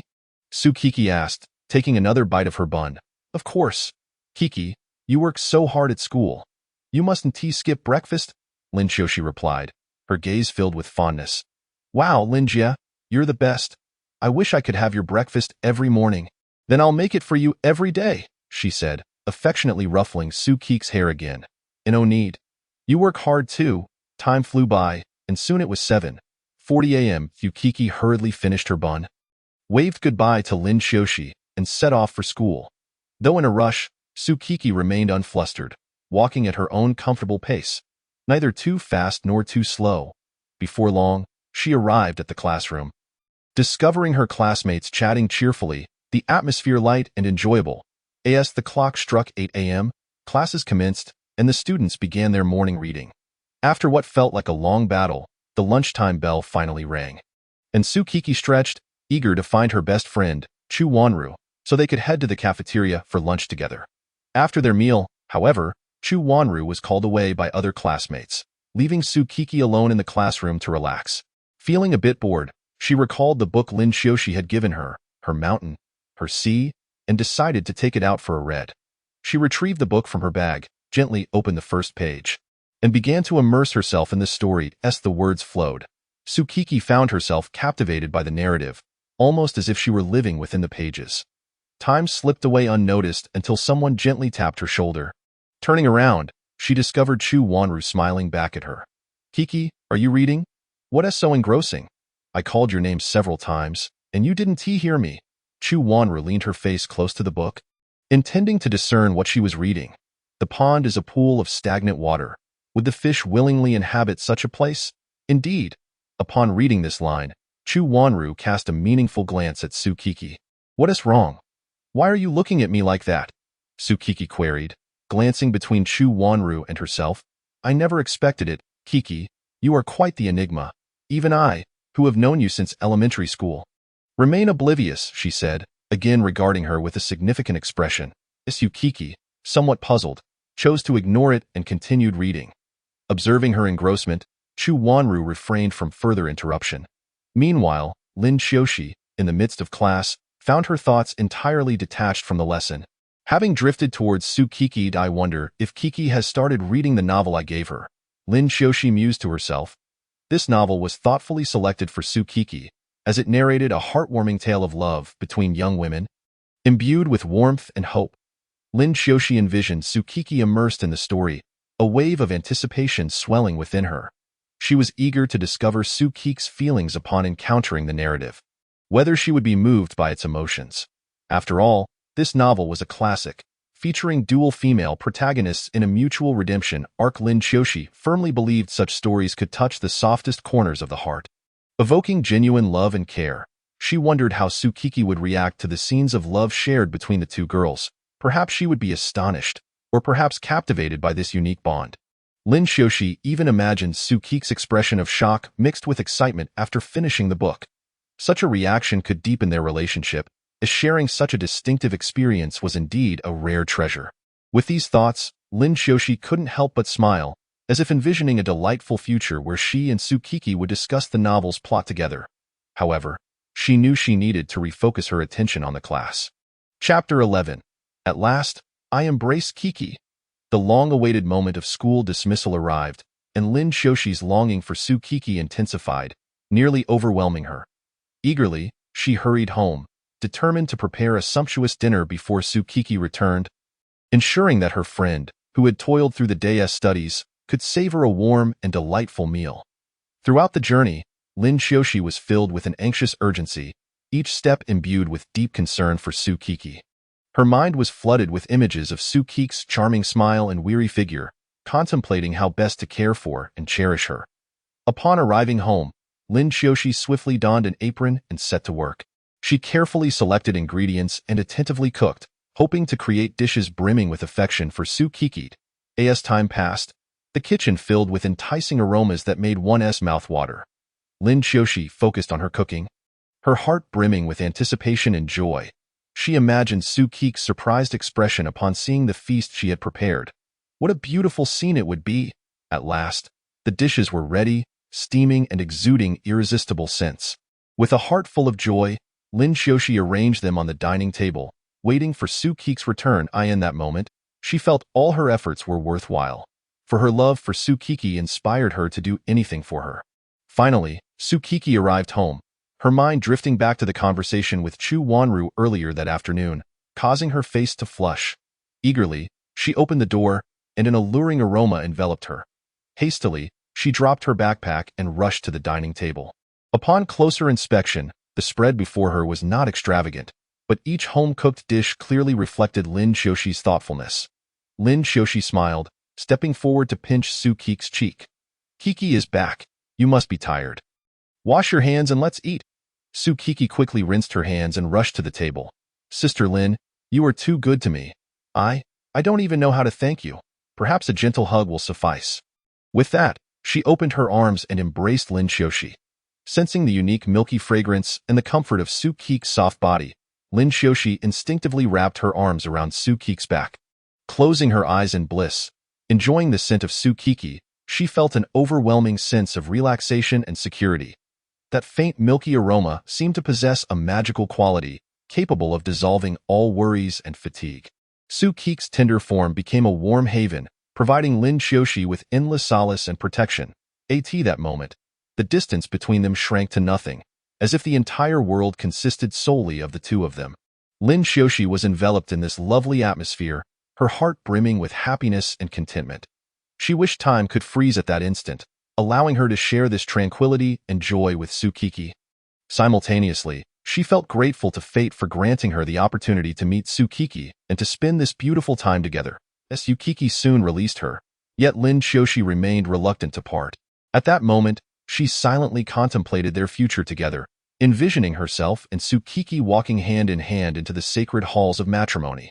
The affection and possessiveness she felt for Tsukiki sparkled like radiant stars. Illuminating the depths of her heart, Tsukiki had become a breathtaking scenery in her life, one she could not bear to part with. "All right, Sister Lin, let go now. It's time to eat," Tsukiki remarked. Struggling slightly, Lin Xiaoxi finally released her, savoring the lingering scent of Tsukiki around her. "Sister Lin, may I begin eating now?" Tsukiki asked, observing Lin Shoshi with her eyes closed, seemingly lost in enjoyment. Lin Shoshi opened her eyes contentedly and smiled, patting Tsukiki's head. Go ahead, eat freely. It's all made for you. Tsukiki nuzzled against her hand, then picked up her chopsticks, commencing her meal.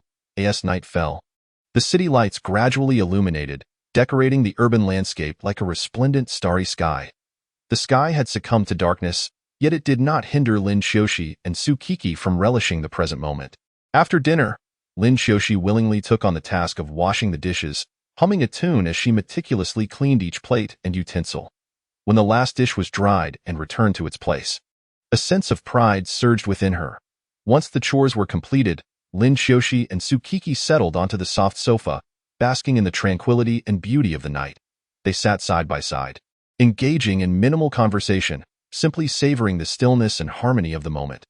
The night breeze gently caressed the curtains, bringing a refreshing sensation, while the warm, soft lighting within created a cozy ambience. Nestled together, Lin Shoshi and Tsukiki listened to each other's breathing, as if time had come to a standstill. In that instant, they forgot all worries and pressures, focusing solely on each other's companionship. This unspoken understanding and comfort filled them with immense happiness, prompting Lin Shoshi to treasure this rare moment even more. As time passed, the night deepened, yet Lin Shoshi and Tsukiki remained immersed in their bliss. Neither felt the need to disrupt the tranquility of the moment.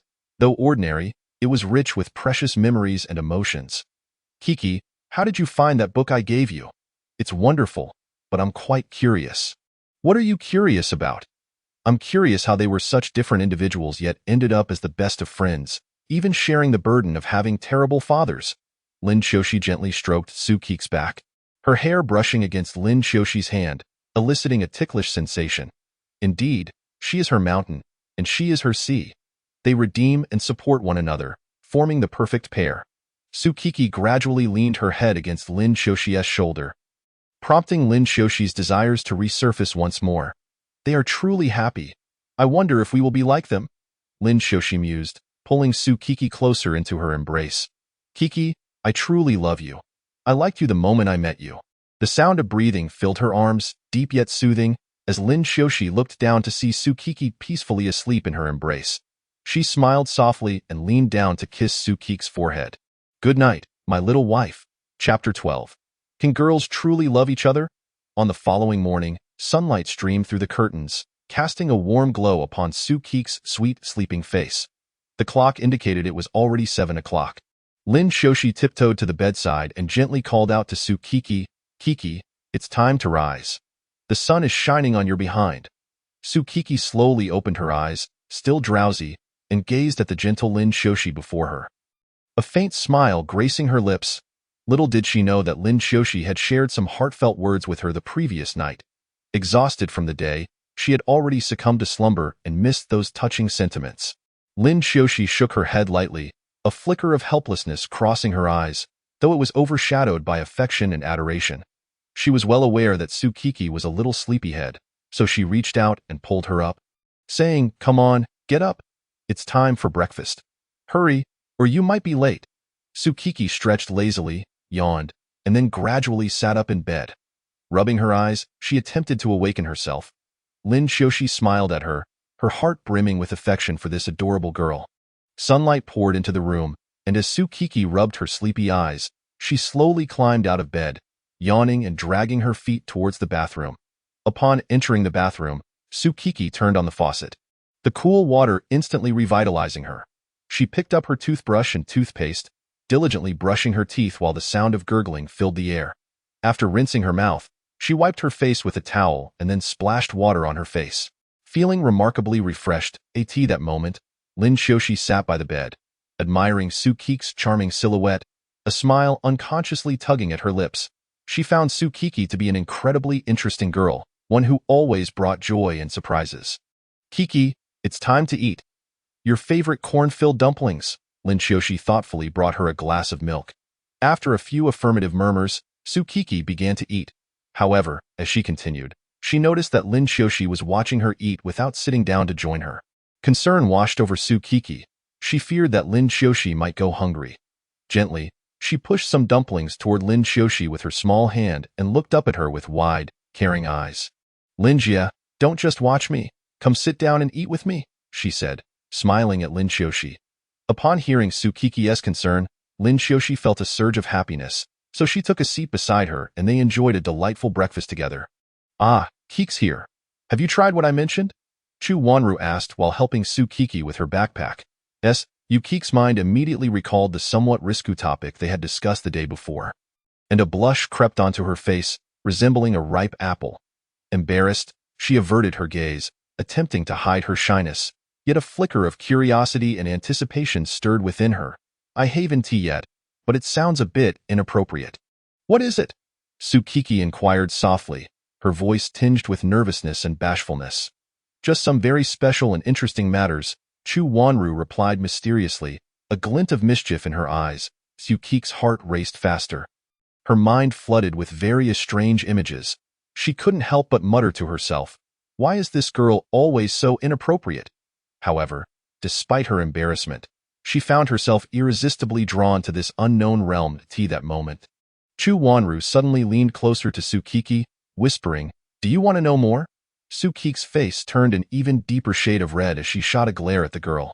Playfully scolding, pervert, Chu Wanru, unable to resist, ruffled Sukiki's hair and teasingly added, if you want to try, I can help you. Go away.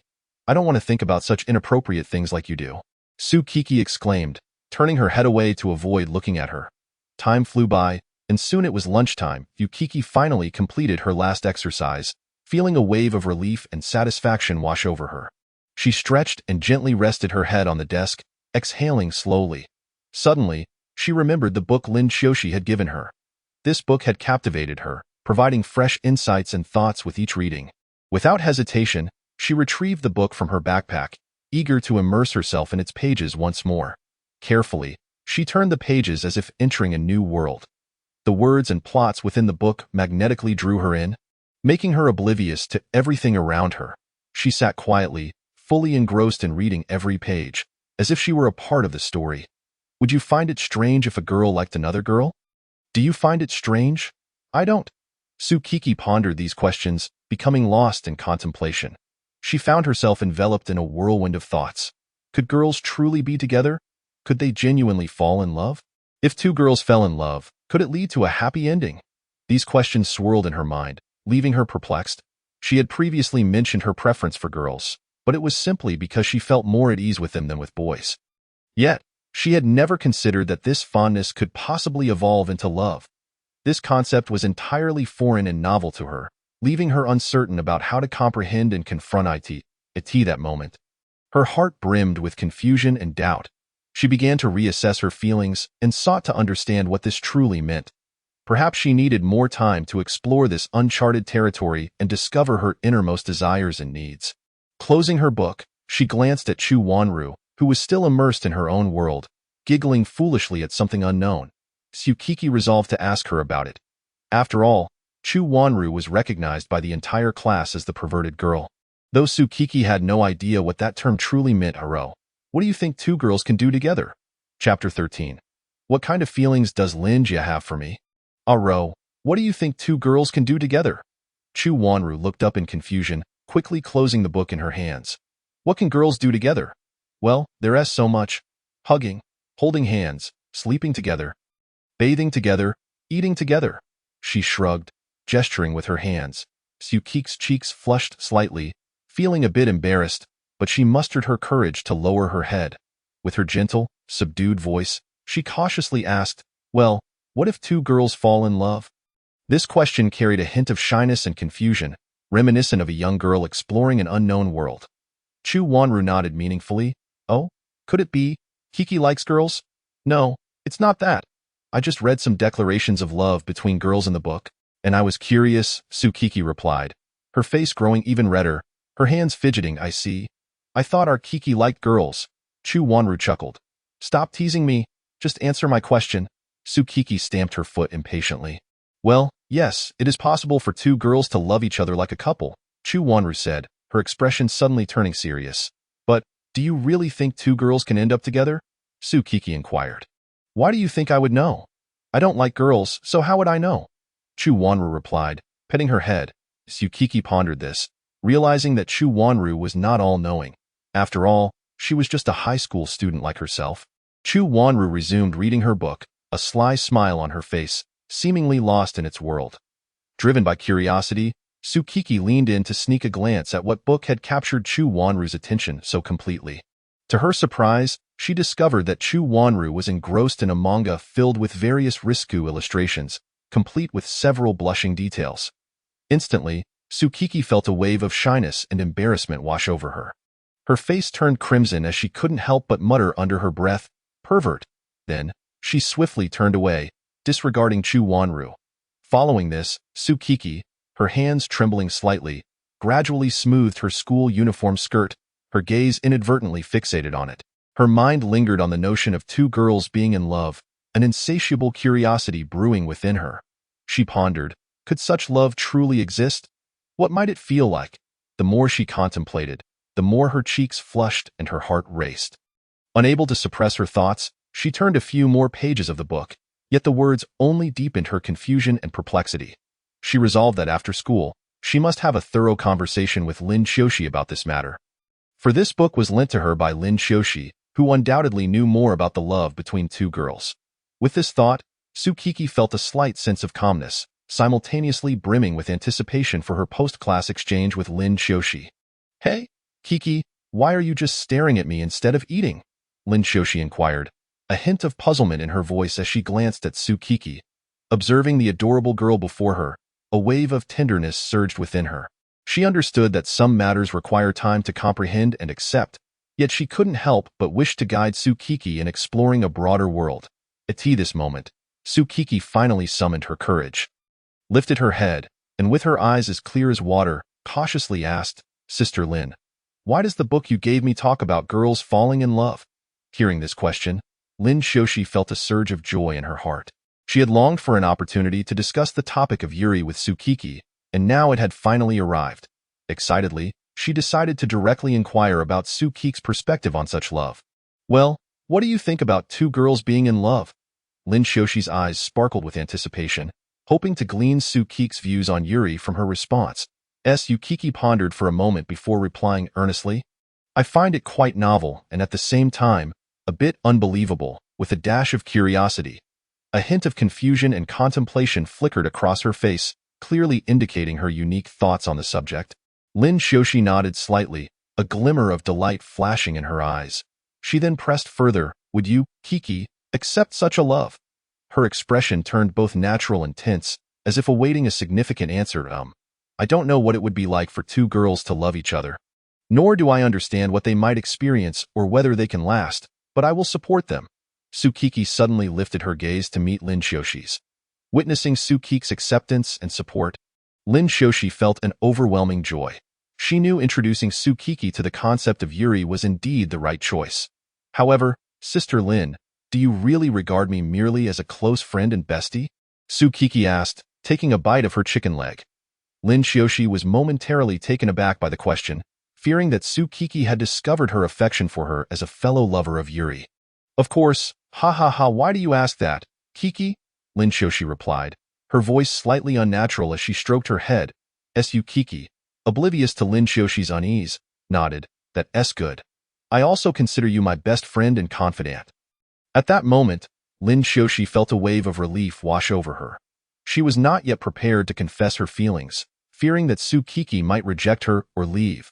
The atmosphere grew increasingly silent. Tsukiki hastily changed the subject to enliven the mood. "Sister Lin, I'm going to take a shower now.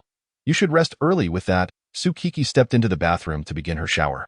Listening to the sound of running water, Lin Xiaoxi felt an involuntary gulp in her throat. Her gaze fixated on the bathroom door as her mind wandered, imagining Tsukiki's appearance under the shower. Just as Lin Xiaoxi was lost in thought, a voice emerged from the bathroom. "Sister Lin, I seem to have forgotten my sleepwear. Could you please help me get it?" Upon hearing this, Lin Xiaoxi's eyes widened in excitement as she dashed to Tsukiki's room to retrieve her nightgown. She knocked on the bathroom door. "Kiki, open the door. I'm bringing you your clothes." Her tone was playful. Soon, the bathroom door opened a crack, and Tsukiki's pale, slender arm cautiously extended from within, groping for the nightgown Lin Xiaoxi held. However, despite her efforts, she still could not reach the desired item. Her fingers gently moved upward to broaden her search, but accidentally brushed against a soft, rounded object. Instantly, she realized it was Lin Xiuxi's chest, a surge of panic and shyness flooding her heart. Like a jolt of electricity, Tsukiki quickly withdrew her hand as if burned, her cheeks flushing crimson. Her heart racing, unsure how to navigate this awkward situation. Chapter 14. This could be a good thing. Feeling Tsukiki's soft little hand grazing her chest, Lin Xiuxi's face turned beet red. Akin to a ripe apple, she widened her eyes in astonishment, staring at the closed bathroom door, completely taken aback by the unexpected action. Meanwhile, in the bathroom, Tsukiki was frantically covering her face with her small hands. Shyly hiding away, her heart racing and cheeks aflame with embarrassment. "I am so sorry, Sister Lin." Tsukiki's voice trembled with anxiety and shame. Lin Xiuxi chuckled softly at Tsukiki's nervous tone. "It's all right. Kiki, I know you didn't mean it. Now, will you open the door and get your nightgown?" "Don't worry, Kiki. How could I ever be angry with you? However, if you open the door to retrieve your nightgown, I might just seize the opportunity for some little benefits. Consider it a slight punishment and compensation for you." He. Upon hearing this, Tsukiki belatedly realized that she had indeed asked Lin Xiuxi for her nightgown. Looking at her reflection in the mirror, her face was flushed, resembling a ripened apple. She gently patted her face, attempting to calm herself, yet her heartbeat remained uncontrollable. Taking a deep breath, she slowly approached the door. Cautiously turning the handle to open it just a crack through the opening, she glimpsed the outside world, serene and tranquil. After a moment of hesitation, she finally mustered her courage and extended her fair, delicate arm outside. Her fingers trembled slightly, as if exploring an uncharted territory. Just then, Lin Xiuxi appeared at the door, a mischievous smile gracing her features. She swiftly reached out, firmly grasping Tsukiki's extended arm. "Ah?" Tsukiki gasped in surprise, instinctively trying to retract her arm, but it was too late. Her face instantly flushed, as if about to ignite. "Lin, sister, what are you doing?" "Let go of my hand," Tsukiki struggled, yet could not break free. Kiki, don't be afraid. With all this steam in the bathroom, how can you see clearly where your nightgown is? Let me bring it to you." "And no, that is not necessary. I can manage it myself." Tsukiki's face reddened again, though her eyes betrayed a hint of tension and excitement. Just then, Lin Xiuxi gently exerted pressure, slowly pushing open the bathroom door. Her gaze fell squarely upon Tsukiki. As if trying to penetrate her very soul, Tsukiki's petite figure, her skin as white as snow, resembled a delicate flower, exuding an enchanting allure. All of this caused Lin Xiuxi's heart to quicken uncontrollably. She inhaled deeply, striving to calm her emotions, yet the turmoil within her only intensified. Tsukiki's graceful curves radiated femininity, each detail exuding softness and shyness. Her damp hair clung to her cheeks, enhancing her allure. Lin Xiuxi couldn't help but marvel at the irresistible beauty before her. However, she knew she must not be swayed by the sight. She had to maintain her composure and rationality. Thus, she cleared her throat softly, reminding herself to avoid succumbing to her uncontrollable desires at that moment. "Lin, sister, you? Tsukiki's face was flushed, and she appeared somewhat angry, sporting a cute yet fierce expression. Lin Xiuxi observed the utterly unthreatening expression on her face, and a subtle smile involuntarily graced her lips, revealing a hint of warmth. Gently, she placed the charming nightgown into Tsukiki's hands, as if to convey a sense of comfort and care. Subsequently, her hand instinctively rested on Tsukiki's petite abdomen, tenderly caressing the soft texture. This intimate gesture enveloped Tsukiki in a wave of warmth and reassurance, causing a blush to bloom upon her cheeks, a delightful mixture of shyness and enjoyment at the gentle touch. The atmosphere between the two became increasingly harmonious, as though time itself had come to a standstill in that moment. Yet, Tsukiki swiftly came to a realization. She was still unclothed. A faint unease crept into her expression, accentuating her bashfulness. However, at that very moment, Lin Xiuxi's hand began to ascend, lightly stroking Tsukiki's delicate face. This action rendered Tsukiki exceedingly bashful, prompting her to hastily cover her body with the nightgown, her expression radiating shyness as she ushered Lin Xiuxi out of the bathroom. Lin Xiuxi, devoid of resistance, obediently allowed herself to be expelled. Her desire to touch and behold the unclothed Tsukiki had been fulfilled, leaving her in a state of sheer delight. Even as she was ushered out, a satisfied smile lingered at the corners of her mouth. With a sigh of relief, Tsukiki slowly donned the nightgown. And soon after, the bathroom door swung open, revealing her petite figure clad in the garment. Upon catching Lin Xioshi's gaze, Tsukiki shot her a mock glare before swiftly retreating to her room and climbing onto her bed. Lin Xiushi, meanwhile, stood by, grinning foolishly as she reminisced about the softness of Tsukiki's abdomen, unable to suppress a smacking of her lips. Hee, my dear wife is simply adorable, and that little tummy of hers. So soft and comfortable. I wonder what flavor her delicate lips possess. Lin Xiushi mused about the future moments of kissing her wife, a dreamy smile reappearing on her face. I ought to introduce my wife to more Yuri. It seems I need to purchase some Yuri novels online for her. She chuckled softly at that moment. Tsukiki, who had truly intended to grab a glass of water, shivered at the sight of Lin Xioshi's almost lovesick grin. She slowly approached, waving her small hand in front of Lin Xioshi's eyes. Sister Lin, what are you thinking about? Lin Xiushi snapped back to reality, gazing at Tsukiki's concerned expression, marveling at her purity. Oh, I wasn't thinking of anything, just pondering why my dear Kiki is so adorable. Tsukiki's face flushed a deeper shade of red, and she swatted Lin Xioshi's hand away. Sister Lin, I'm going to get some water now. After that, I'll head to bed. You should sleep early too with that. She quickly dashed into the kitchen, pouring herself a glass of water, taking a sip while calming herself down. Observing Tsukiki's hasty retreat, Lin Xiushi couldn't help but smile, remarking to herself, she really is quite adorable. Chapter 15. Happy birthday, Kiki. In the days that followed, Tsukiki continued her routine, immersing herself in the landscapes of her beloved mountains and seas, seemingly unable to extricate herself from their allure. Meanwhile, the other Yuri novels Lin Xiushi had ordered began to arrive, becoming a new source of joy for Tsukiki during her leisure time, allowing them to share the pleasure of reading together. Each evening, after finishing her homework, they would gather, opening their books and diving into the enchanting realms of stories. At tea times, they would burst into laughter over plot twists, while at others, they would find themselves moved to tears. These cherished moments only deepened Tsukiki's curiosity about Yuri love, filling her with anticipation for the future. As the days passed, Lin Xiushi found herself increasingly busy, often staying late at school to manage various affairs before returning home. However late she arrived, she always made it a priority to prepare dinner for Tsukiki, ensuring she had a warm meal waiting for her after her evening study sessions. Sparing her from hunger, this nurturing care enveloped Tsukiki in a profound sense of warmth and happiness. Soon enough, Friday arrived, and unlike her usual leisurely pace, Tsukiki hurriedly packed her belongings, her speed noticeably quickened. Hey, Kiki, why are you packing up so quickly today? Chu Wanru inquired, observing Tsukiki's swift movements, a hint of confusion crossing her features.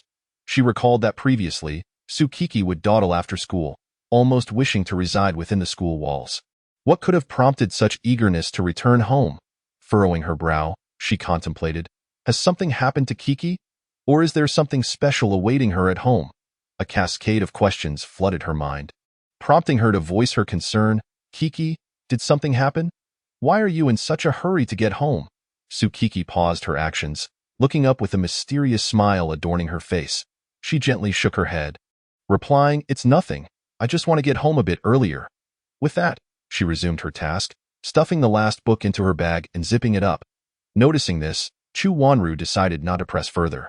She understood that Kiki sometimes harbored her own little secrets, and it was perfectly normal not to share everything. Perhaps, in time, Kiki would willingly confide in her.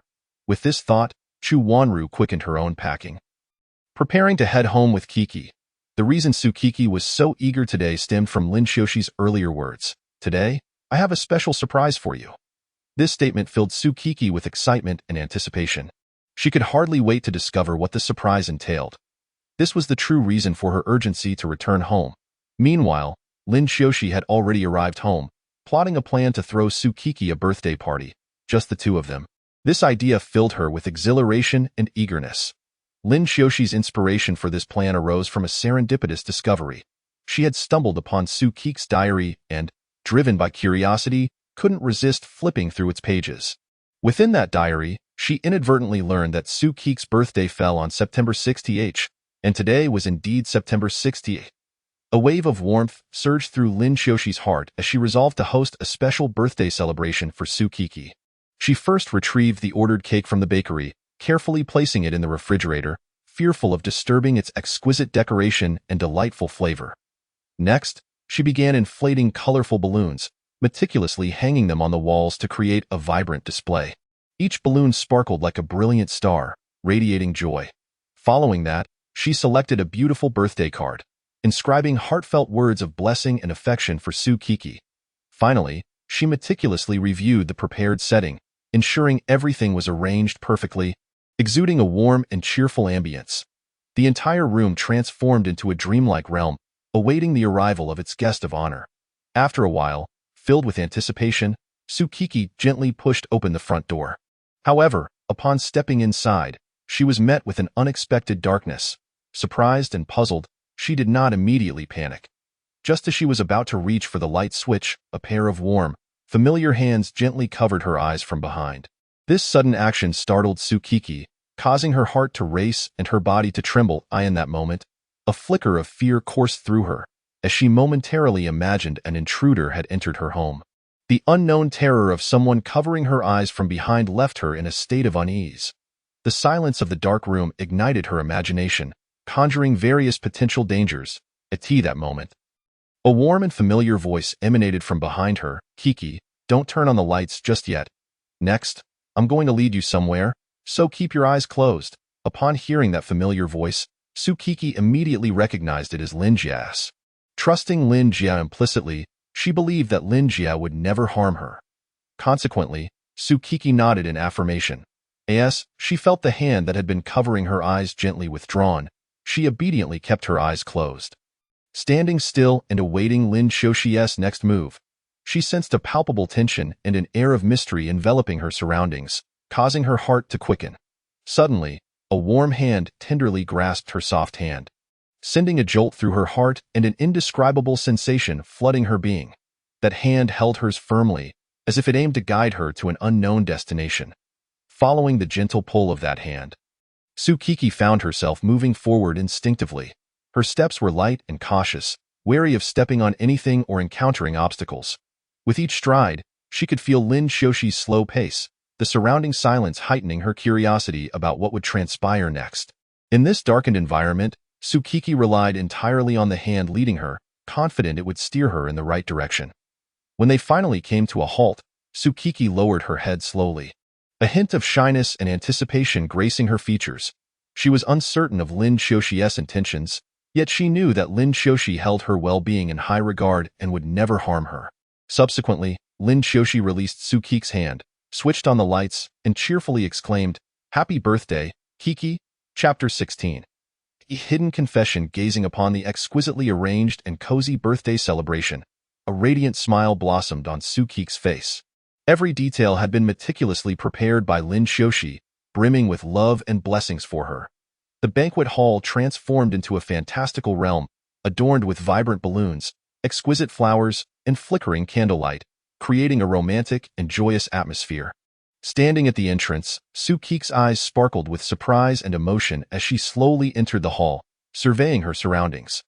Tables were laden with an array of delectable dishes and beautifully crafted cakes, accompanied by bouquets of fresh flowers and meticulously wrapped gifts, each a heartfelt birthday present from Lin Xiaoshi, imbued with deep affection. A warm surge of emotion enveloped Su-Kiki, moistening her eyes. She looked gratefully at Lin Xiaoshi, her ever-supportive friend who selflessly cared for her. Without Lin Xiaoshi's thoughtful arrangements, this perfect birthday celebration would not have been possible. "Thank you, Lin Jia," Su-Kiki choked out, tears spilling forth. Lin Xiaoshi gently patted Su-Kiki's shoulder, her voice soft and tender as she said, "Happy birthday, Kiki. I wish for your everlasting happiness, always surrounded by love." Nodding, Su-Kiki wiped away her tears and smiled. "I will, because I have you by my side." This birthday celebration became a cherished memory in Su-Kiki's life, a lasting testament to their friendship and the warmth it brought. Like an adorable kitten, Su-Kiki swiftly leaped into Lin Xiaoshi's warm embrace, pressing herself against Lin Xiaoshi's chest as if seeking solace and warmth. This embrace enveloped her in a profound sense of security, as if all her troubles dissipated. Lin Xiaoxi felt Su-Kik's reliance and trust. Smiling as she opened her arms to gently envelop Su-Kiki in a soothing tone, she reassured her, "Kiki, I will be here to celebrate every birthday with you from now on."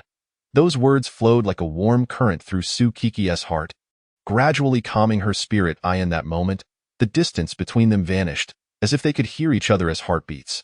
Their gazes locked, filled with care and affection. This embrace transcended mere physical contact. It was a melding of souls, allowing them to feel each other's presence and support. Time seemed to stand still, leaving only the two of them in the world. In this warm ambience, Su-Kiki gradually relaxed, savoring this rare moment of tranquility and comfort, while Lin Xiaoxi quietly patted her back, bestowing her with endless warmth and love. "All right, Kiki, it's time to get up. Otherwise, it will get cold." Lin Xiaoxi affectionately ruffled Su-Kiki's hair. Hearing this, Su-Kiki stirred slightly, gently extricating herself from Lin Xiaoxi's embrace.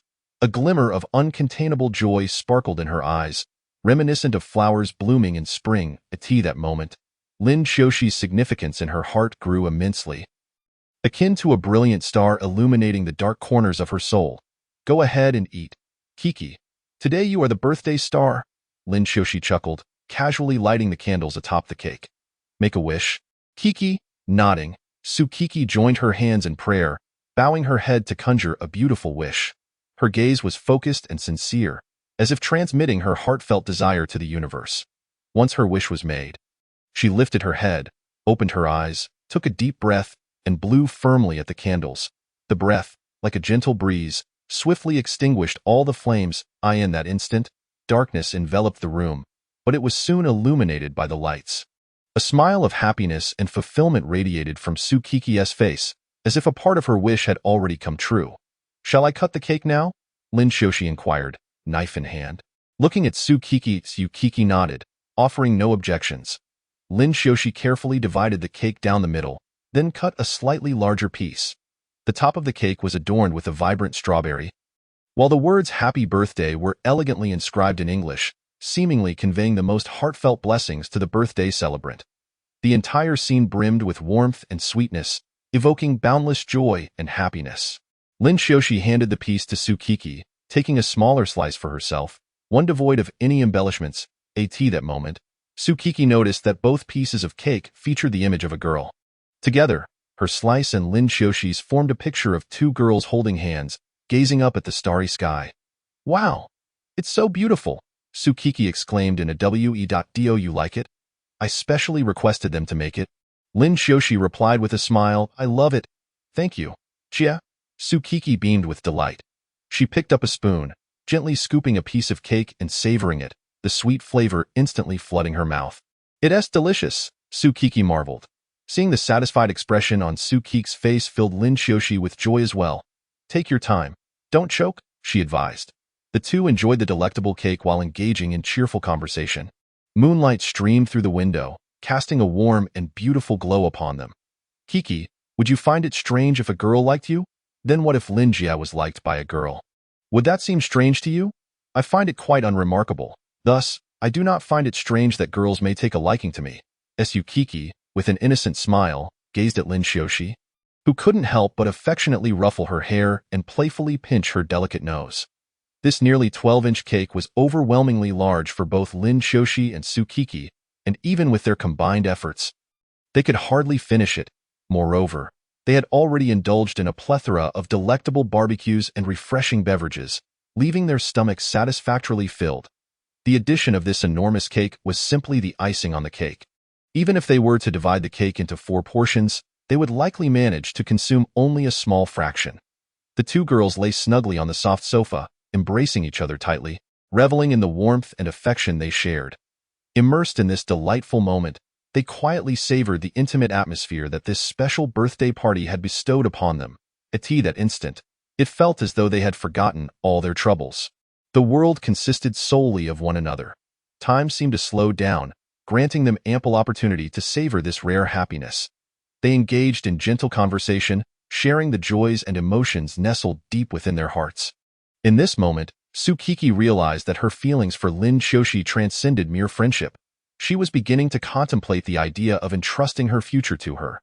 This extraordinary birthday celebration would indelibly imprint itself in Su-Kik's memory, forever cherished in her heart.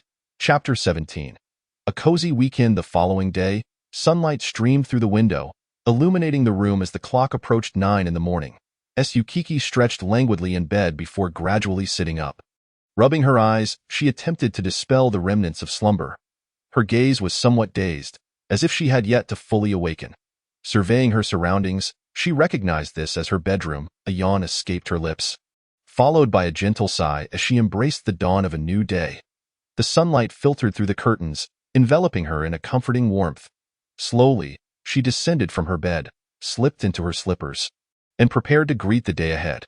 Although still a touch drowsy, she was aware that a multitude of tasks awaited her.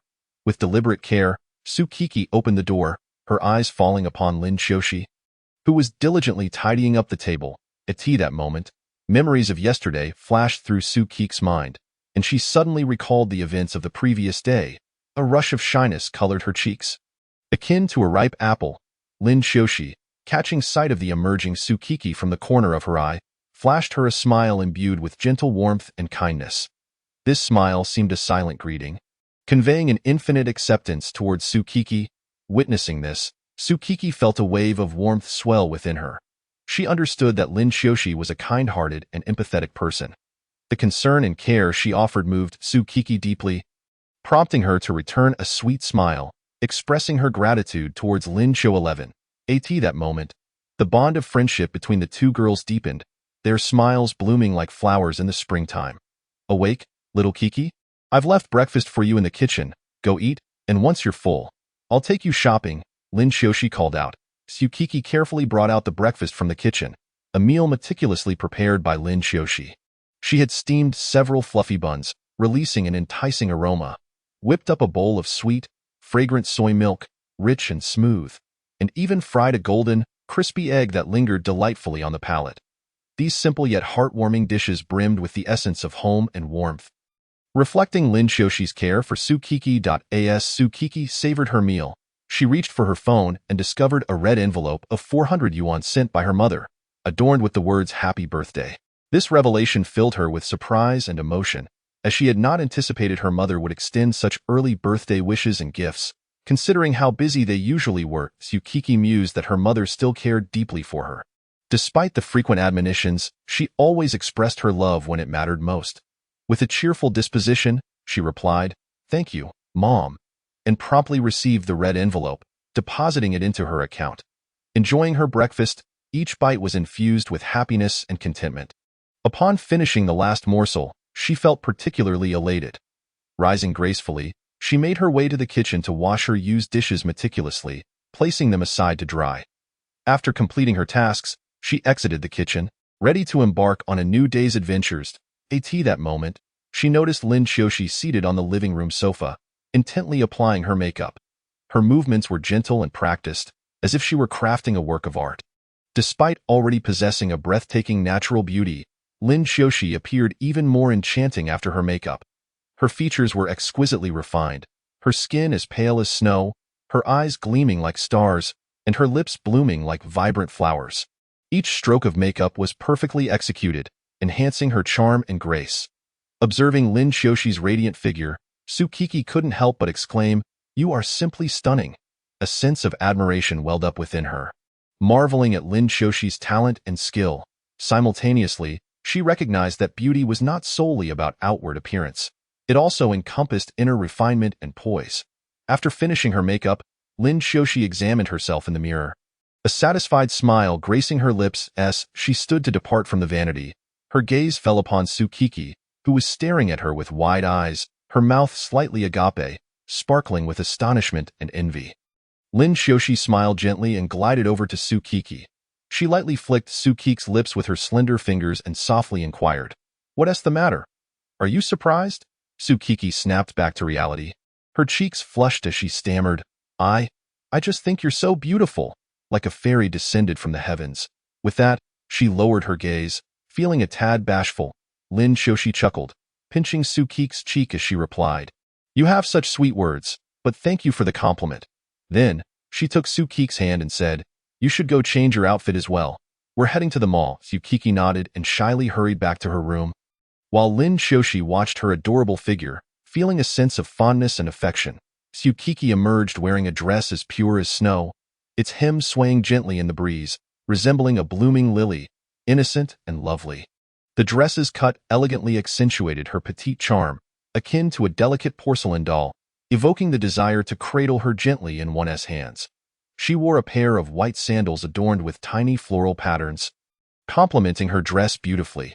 Her petite feet were fair and rosy, perfectly shaped, with neatly trimmed toenails glimmering faintly like pearls. Each toe appeared exquisitely crafted, devoid of any excess edges, akin to a flawless piece of art. She had styled her hair into adorable twin ponytails, bound with pink ribbons tied into large bows, adding a touch of sweetness and playfulness. The pink bows sparkled under the sunlight, resembling two radiant gems, showcasing Tsukiki's charm to the fullest. Her hair flowed smoothly, swaying with her movements, exuding a subtle fragrance that captivated those around her. Tsukiki confidently stepped outside her room, and Lin Shoshi, upon witnessing Tsukiki's ensemble, especially her dainty feet, couldn't help but swallow hard. "Let us go, little Kiki. We're off to the mall to pick out a birthday gift for you," Lin Shoshi said, taking a step forward and grasping Tsukiki's tiny hand. Hand in hand, they left the room, enveloped in a warm atmosphere. Sunlight streamed through the window, casting a golden glow upon them. Throughout their journey, Lin Shoshi held Tsukiki's hand, shielding her from the lingering gazes of onlookers, declaring, "If you wish to gaze upon me, that's fine. But if you wish to look at my future wife, that is simply not allowed." As they walked, Tsukiki and Lin Shoshi shared laughter and conversation. And before they knew it, Lin Shoshi skillfully steered the topic back to the romantic storyline of her mountains, her seas. University extras. "Little Kiki, have you finished reading it?" "Of course. I found it to be a delightful read." "Do you think they are happy together?" "Absolutely. Their happiness is palpable, and I never imagined that two girls could share such profound joy." Lin Shoshi nodded silently, choosing not to pursue the matter further.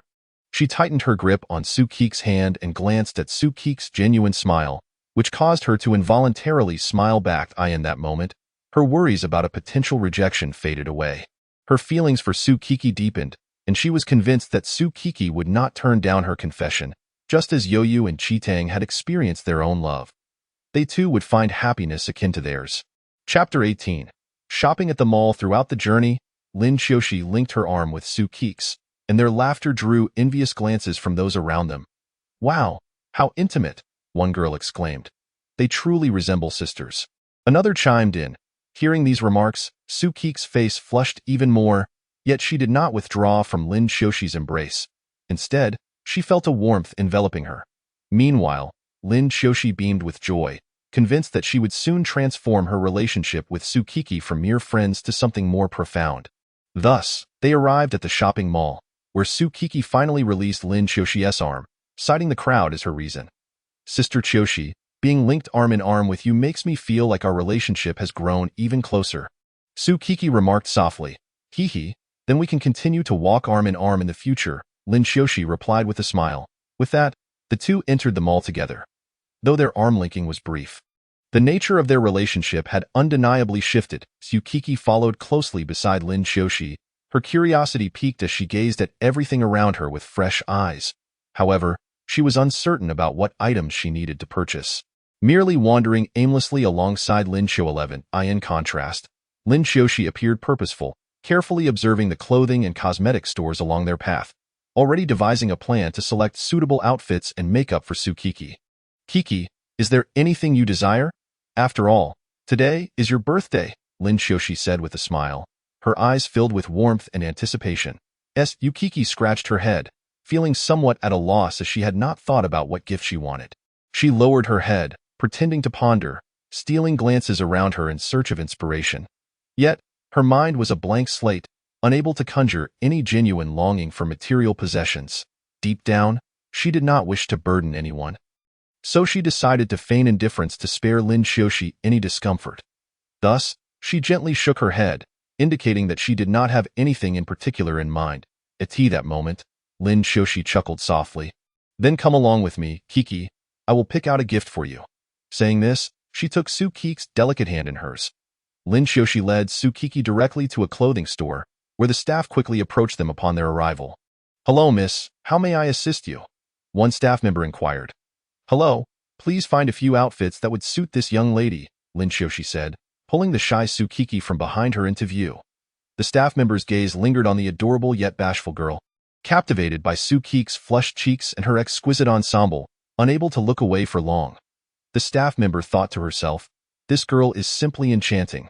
Her face is as red as a ripe apple," evoking an irresistible urge to pinch her cheeks. Moreover, her attire showcases remarkable taste. She is truly a fashionista. The staff member remained transfixed on Tsukiki until Lin Xiaoxi's gentle cough snapped her back to reality. Prompting an awkward smile, "I apologize, miss. Seeing you so beautifully attired, I couldn't help but admire you for a moment. Now, let me fetch some clothes for you.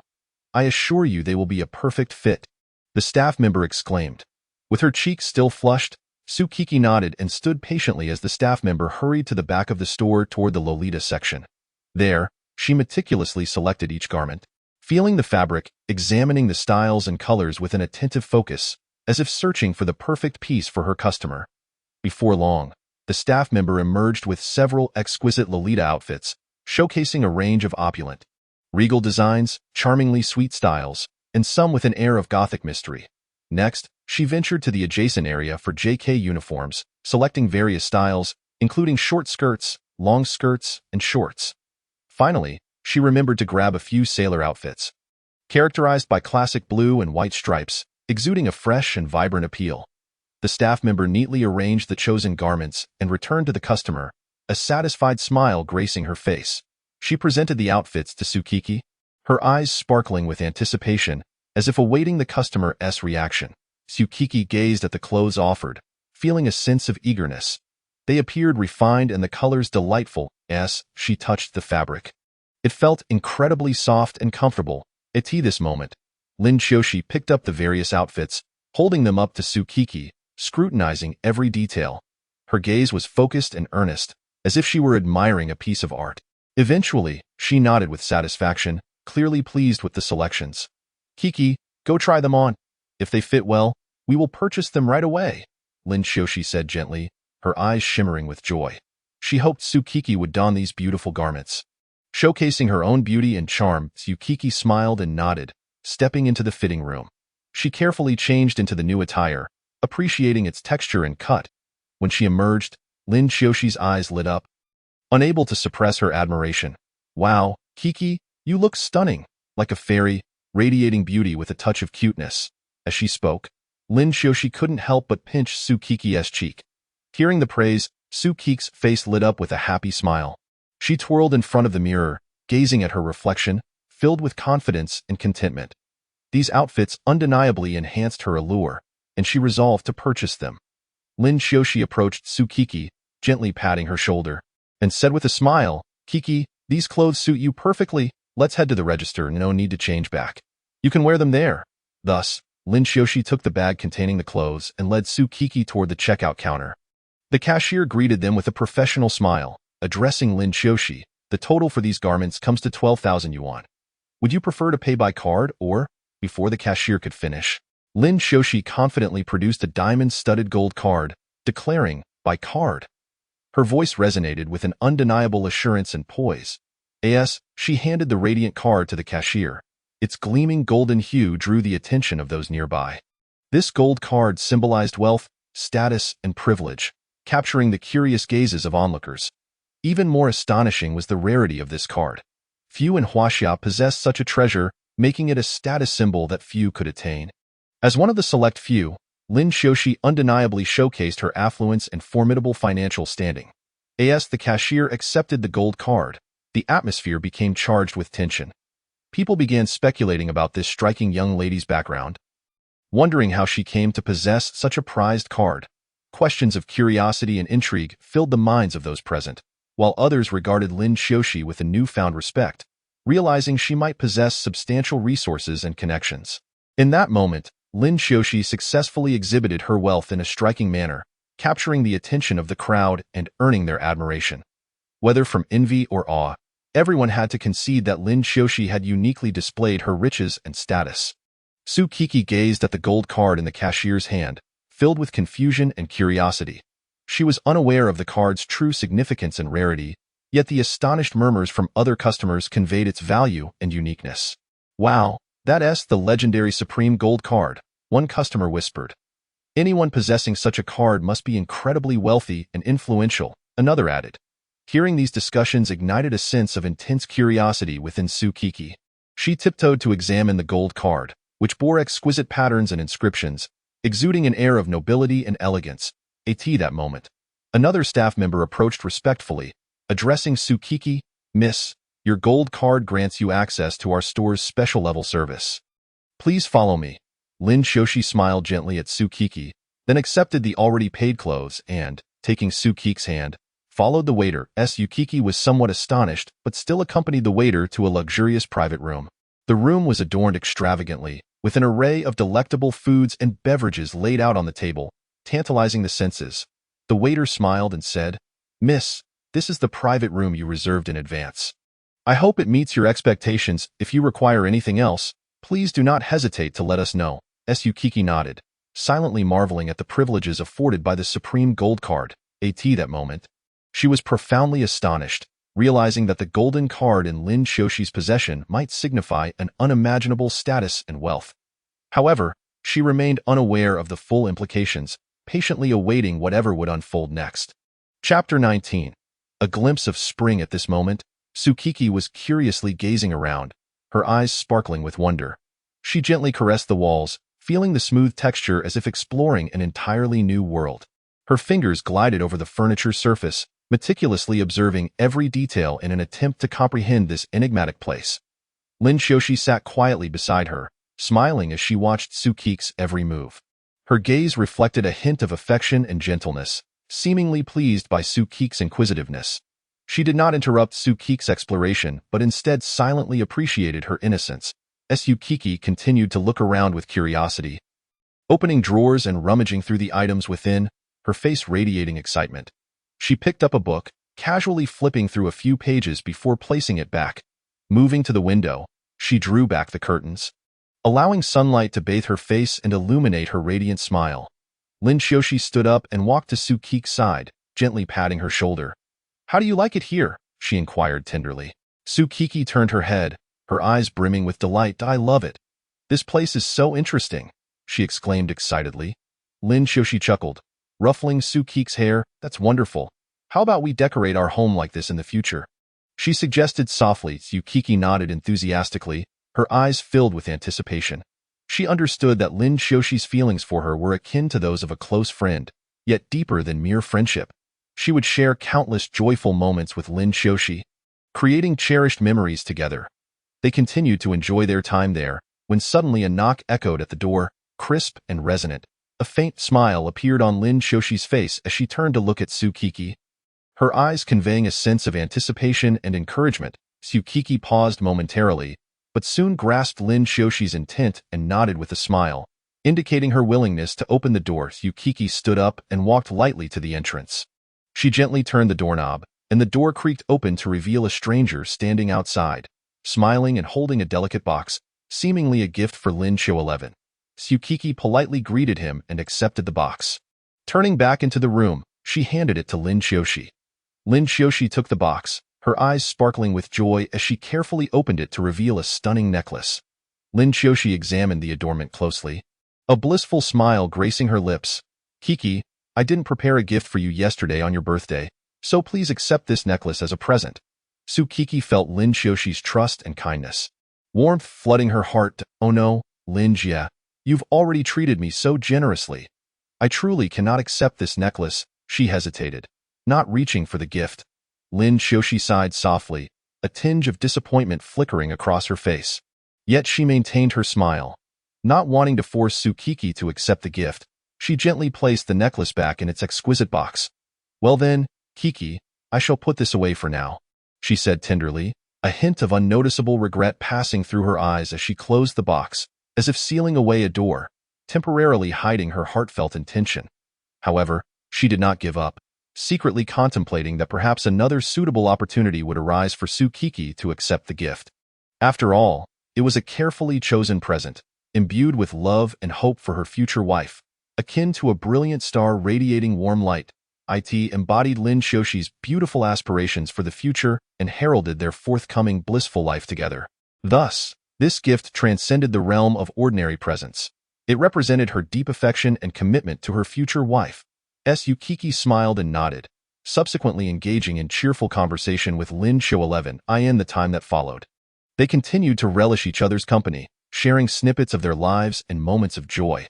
After a while, Lin Xiaoshi slowly stood up, taking Su Kik's hand. "Kiki, we'll be spending the night here today. How about we continue exploring outside?" Su Kiki did not refuse, allowing Lin Xiaoshi to lead her out. They stepped onto the rooftop of the mall, a gentle breeze caressing them, causing the skirt of Su Kik's sailor uniform to flutter slightly. Standing on the rooftop, they gazed down at the vibrant city below, ablaze with lights and bustling with traffic. The breeze brushed against their faces, imparting a sense of coolness and comfort. Su Kiki stood quietly, savoring the gentle touch of the wind, her sailor uniform dancing in the air, as though blending harmoniously with the surrounding environment. Her eyes conveyed a sense of tranquility and depth, seemingly pondering something of great significance. In this bustling metropolis, the rooftop became a serene corner, allowing them to escape the chaos and embrace a moment of peace. Yukiki and Lin Xiaoshi stood there, appreciating the beauty of nature and the warmth of friendship.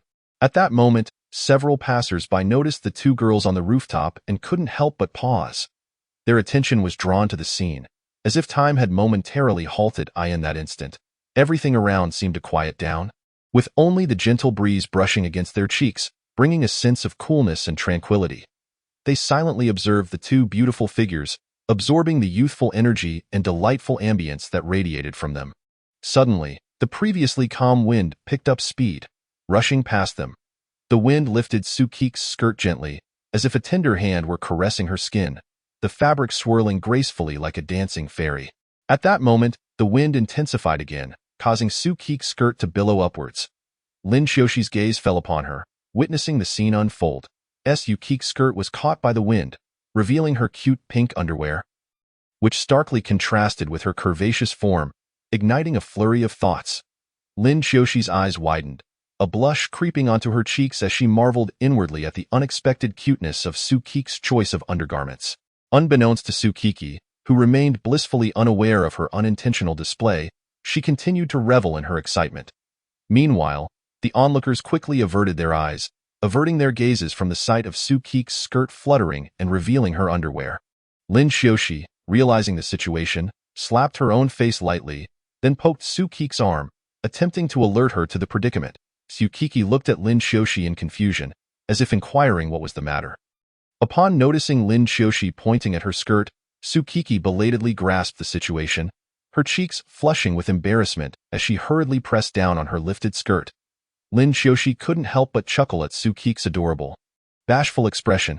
Chapter 20. Special Chapter, Author's Birthday. Su Kiki covered her cherry blossom lips with her soft, creamy hands, her heart brimming with excitement and joy. Lin Xiaoshi, witnessing this delightful side of Su Kiki, felt her heart flutter, instantly enchanted, unable to resist the urge to ruffle her hair, inadvertently brushing against Su Kik's delicate ear. Su Kiki's face was immediately flushed with warmth, feeling shy yet unresisting. Her body heating up as her cheeks and ears turned crimson. Noticing Su Kik's reaction, Lin Xiaoshi felt a smile creeping upon her lips, a hint of mischief dancing in her expression, as fleeting as a flower blooming in spring. Su Kiki remained frozen in place, lost in the moment as Lin Xiaoshi affectionately tousled her hair. She was oblivious to what was happening, yet Lin Jie's gentle touch was something she didn't wish to resist. She felt somewhat entranced. However, rationality triumphed over her strange emotions, and Su Kiki looked up at Lin Xiaoshi, saying, "Thank you, Lin Jie." The simple expression of gratitude broke the spell, prompting Lin Xiaoshi to smile and release her hold on Su Kik's hair. "As long as Kiki likes it, that's all that matters," she replied softly. Kiki beamed back. "Whatever Lin Jie prepares, Kiki loves it the most." Lin Xiaoshi couldn't help but let her smile widen further, playfully pinching Su Kik's chubby cheeks. "Please don't pinch me, Lin Jie. It kind of hurts." Originally, Lin Xiaoshi found herself lost in thought, her imagination soaring as she fantasized about her future life. pondering how capturing a wife was merely within arm's reach. However, in the blink of an eye, Tsukiki, with her delicate and tender skin, was utterly unprepared for Lin Shoshi's momentary distraction. "I'm sorry, Kiki. I got a little lost in thought. You are just too adorable," Lin Shoshi confessed. Upon hearing this, Tsukiki, oblivious to the slight pain from Lin Shoshi's grip, felt a delightful dizziness wash over her. "Lin Jie said I'm cute, but today it feels a bit different," she mused. Lin Shoshi gazed at the dazed little girl before her heart racing uncontrollably, igniting a warmth that spread throughout her entire being, the flush on her cheeks glowing even more under the soft illumination. Tsukiki, noticing this unexpected reaction from Lin Shoshi, felt an urge to tease her. "Lin Jie, are you feeling all right? Why is your face so red?" she inquired, extending her small hand to touch Lin Shoshi's forehead. Yet, who could have anticipated that the moment Tsukiki's hand met Lin Shoshi's forehead, it would be like an electric shock, the blush transferring between them, as the gentle warmth from Lin Shoshi's smooth, radiant skin captivated Tsukiki, rendering her unable to withdraw. Suddenly, the previously faded blush returned to Tsukiki's cheeks. If that was all, it would be inconsequential, but Lin Shoshi had been longing for Tsukiki for many days. Regaining her composure, Lin Shoshi seized Tsukiki's small hand and pressed it against her own forehead, unable to contain the smile that danced at the corners of her mouth. "Little one, did you think you could flirt and then just walk away? That's impossible. Kiki, it seems that I am not feeling quite well." Lin Shoshi's face took on a slightly pale hue. "What's wrong, Lin Jie? Do you want me to take you to the hospital?" Tsukiki, upon hearing this, was momentarily jolted back to reality, though the blush on her face remained. Lin Shoshi then took Tsukiki's hand and placed it on her chest, where Tsukiki could feel the rapid beating of Lin Shoshi's heart, causing her own heartbeat to quicken. "Kiki, my heart is racing." "Yes, Lin Jie's heartbeat is indeed quick," Tsukiki replied, simultaneously savoring the sensation of her hand against Lin Shoshi's chest while reminding herself to stay composed. As Lin Jie still needed her assistance, Lin Shoshi couldn't help but chuckle inwardly, realizing that Tsukiki was gradually yielding to her pace, reluctant to let go. "Kiki, soon you shall be my wife. Kiki, could you gently pat my chest?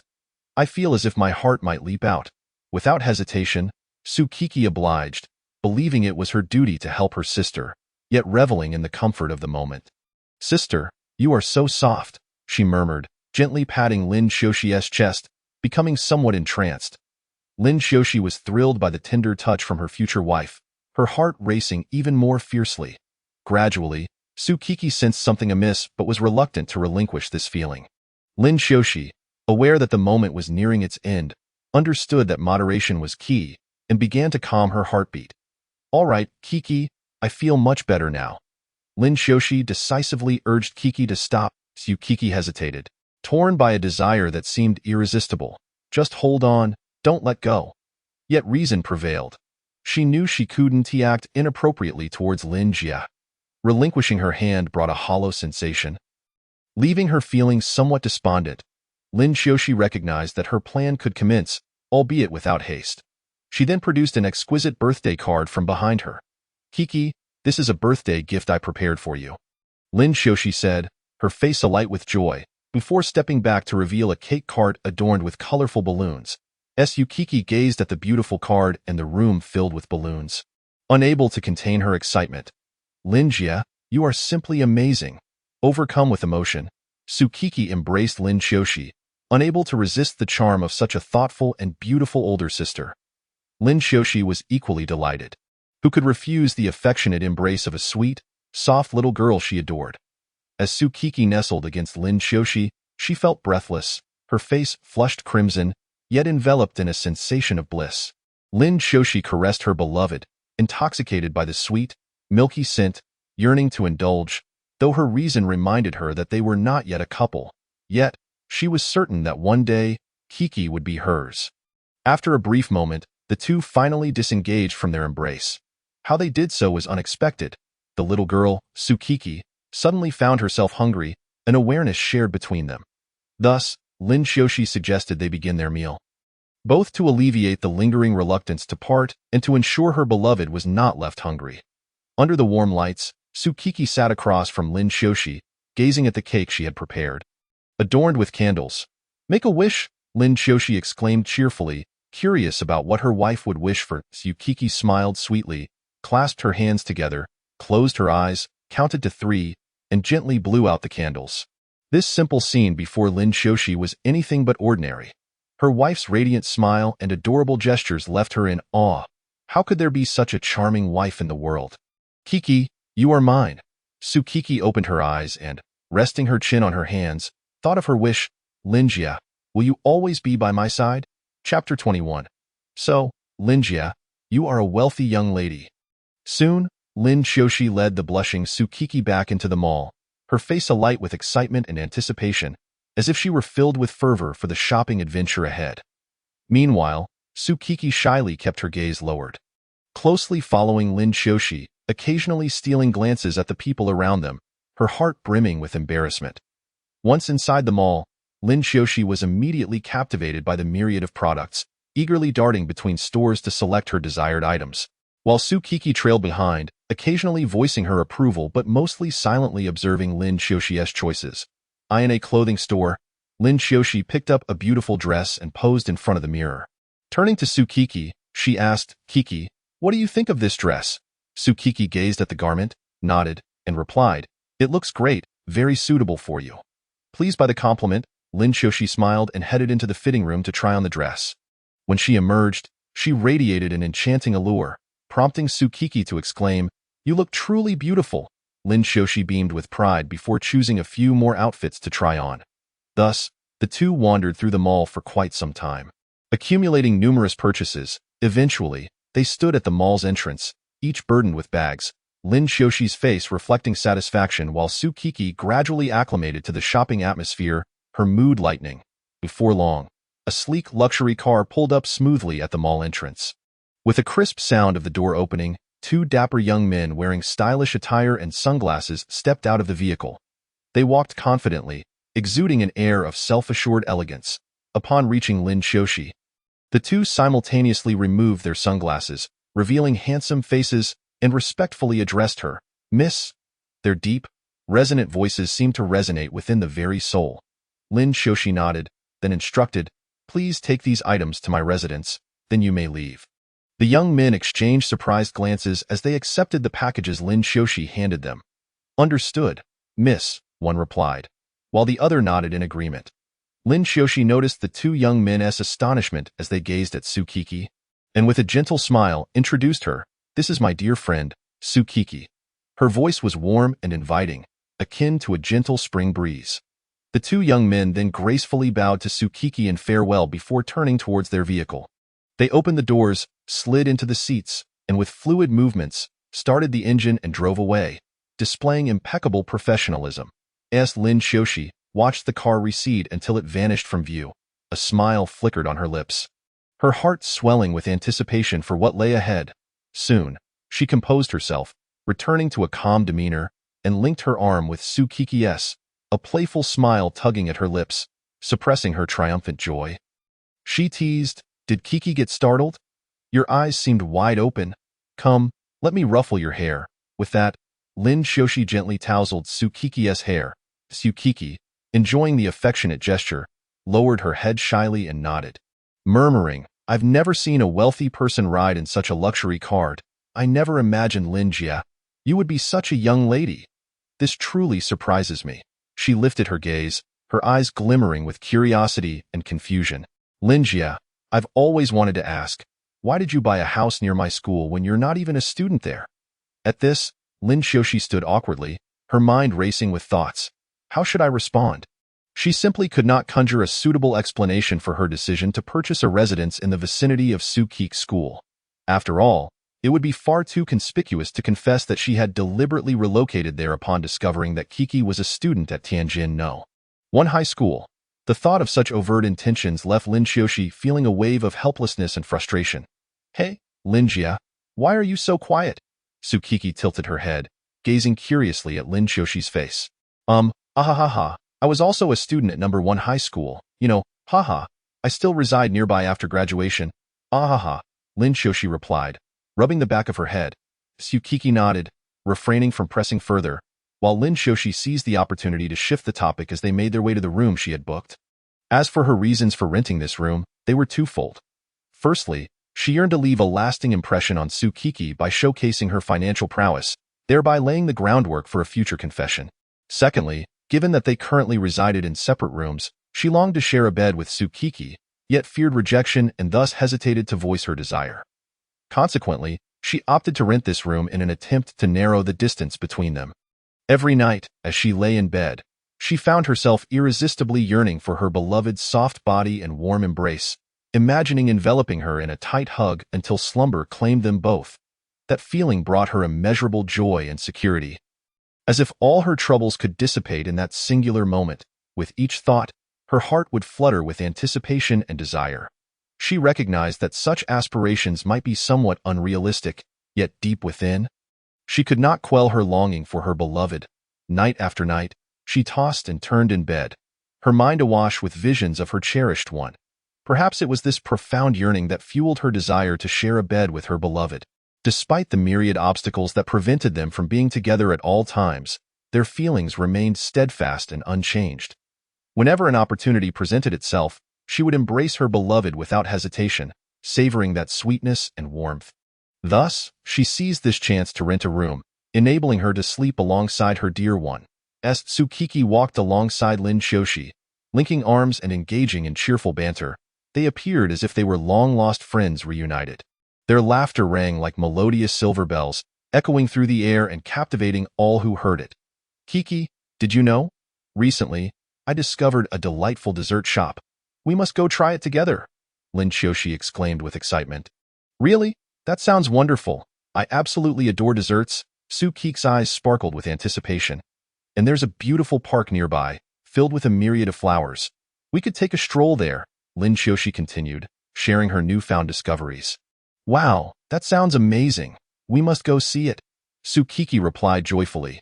Thus, the two girls chatted animatedly, exchanging snippets of their lives, transitioning seamlessly from culinary delights to travel, fashion, and film. Each conversation flowed naturally, infused with sincerity and enthusiasm. Before they knew it, they had arrived at the door of their rented room.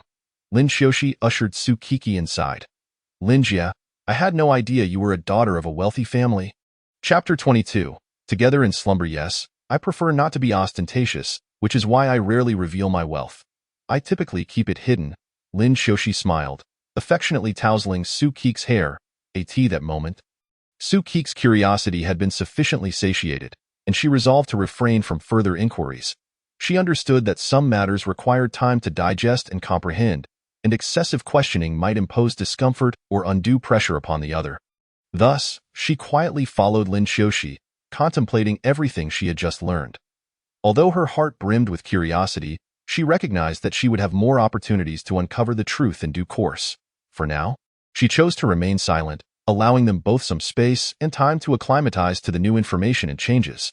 Before long, they returned to the rented room, both feeling somewhat fatigued from their earlier activities. Tsukiki, in particular, was so exhausted that she could hardly support her own weight. Upon entering, she eagerly collapsed onto the plush bed, yearning for a moment of respite. Lin Shoshi watched as Tsukiki adeptly removed her outer layer and snuggled into the covers, the sight eliciting an involuntary smile from her. She approached the air conditioning unit, gently pressing the button to adjust the temperature to a comfortable level for Tsukiki. Afterward, Lin Shoshi settled beside Tsukiki on the bed, extending her hand to tenderly stroke her hair, reveling in the softness of her locks. "How are you feeling now? Is it more comfortable?" Lin Shoshi inquired softly. Tsukiki nodded slightly, a contented smile gracing her features. "Yes, much better. Thank you, Linjia," Lin Shoshi replied with a smile. "No need to thank me. As long as you're comfortable, that's all that matters." She continued to caress Tsukiki's hair, as if soothing a small kitten. The two sat together in serene silence, savoring the tranquility and warmth of the moment. Sunlight streamed through the window, casting a warm glow over the bed. The room was infused with a subtle fragrance of happiness, enveloping them in unparalleled comfort and reassurance. After a while, a steady rhythm of breathing emerged from Tsukiki's side. Lin Shoshi cautiously shifted, calling out softly to Tsukiki as she did so. Once she confirmed that Tsukiki had fallen into a deep slumber, she gently inched closer. Then, with utmost care, She turned Sukiki's body so that she lay flat upon the bed, watching her beloved sleep soundly. Lin Xiaoxi was overcome with warmth. Unable to resist, she lightly poked Sukiki's delicate face, savoring the soft texture beneath her fingertips, a smile gracing her lips. Lin Xiaoxi had a habit of napping, a routine she had maintained since childhood. She cherished those tranquil afternoons, allowing her mind and body to unwind and rejuvenate. After a few playful pokes to Sukiki's cheek, Lin Xiaoxi cautiously slipped off her shoes, gently tugged at the corner of the blanket, and slowly nestled beneath the covers. She sank into the plushness of the bed and the warmth of the blankets. Her mood gradually calmed. Observing Sukiki sleeping peacefully beside her, Lin Xiaoxi felt a surge of warmth within her heart. Her beloved's small frame curled up like a precious kitten, her tiny mouth slightly ajar as she gently nibbled on her own finger, seemingly lost in a beautiful dream. This innocent scene brought another smile to Lin Xiaoxi's face, and she instinctively leaned closer, moving with utmost gentleness so as not to disturb the sleeping beauty. With tender hands, she carefully pulled Sukiki into her embrace, relishing the warmth and softness of her beloved. In that moment, the world transformed into a serene and splendid haven, their breaths intertwining in harmonious rhythm. Savoring the softness and warmth in her arms, Lin Xiaoxi inhaled deeply, intoxicated by the milky scent of Sukiki. This gentle sensation enveloped her in comfort, as if she had found refuge in a warm harbor. Gradually, her eyelids grew heavy, and she too succumbed to the embrace of slumber. Time slipped away, and eventually, Sukiki stirred awake, her hazy eyes fluttering open to find Lin Xiaoxi's enchanting visage mere inches away. Immediately, a blush crept across her cheeks, and she quickly lowered her gaze. It was then that she realized she was being tightly embraced by Lin Xiaoxi, the intimate contact bringing her an overwhelming sense of comfort and security. As she gazed at Lin Xiaoxi's porcelain skin, exquisite features, and captivating smile, Sukiki felt a lump form in her throat. Her eyes were irresistibly drawn to Lin Xiaoxi's face, as if ensnared by an invisible force. Unable to resist, Sukiki reached out her small hand and gently pinched Lin Xiaoxi's cheek. In that instant, she felt the softness and elasticity of Lin Xiaoxi's skin, her heart racing at the delightful sensation. Lin Xiaoxi's cheeks resembled ripe fruit, exuding an alluring fragrance that made one yearn to take a bite. Soon enough, Sukiki found herself reveling in the joy of pinching cheeks, but as she became engrossed in her playful antics, Lin Xiaoxi felt a sharp twinge of discomfort, awakening from her slumber to discover Sukiki's hands resting on her face. Lin Xiaoxi let out a startled cry, swiftly grasping Sukiki's wrists.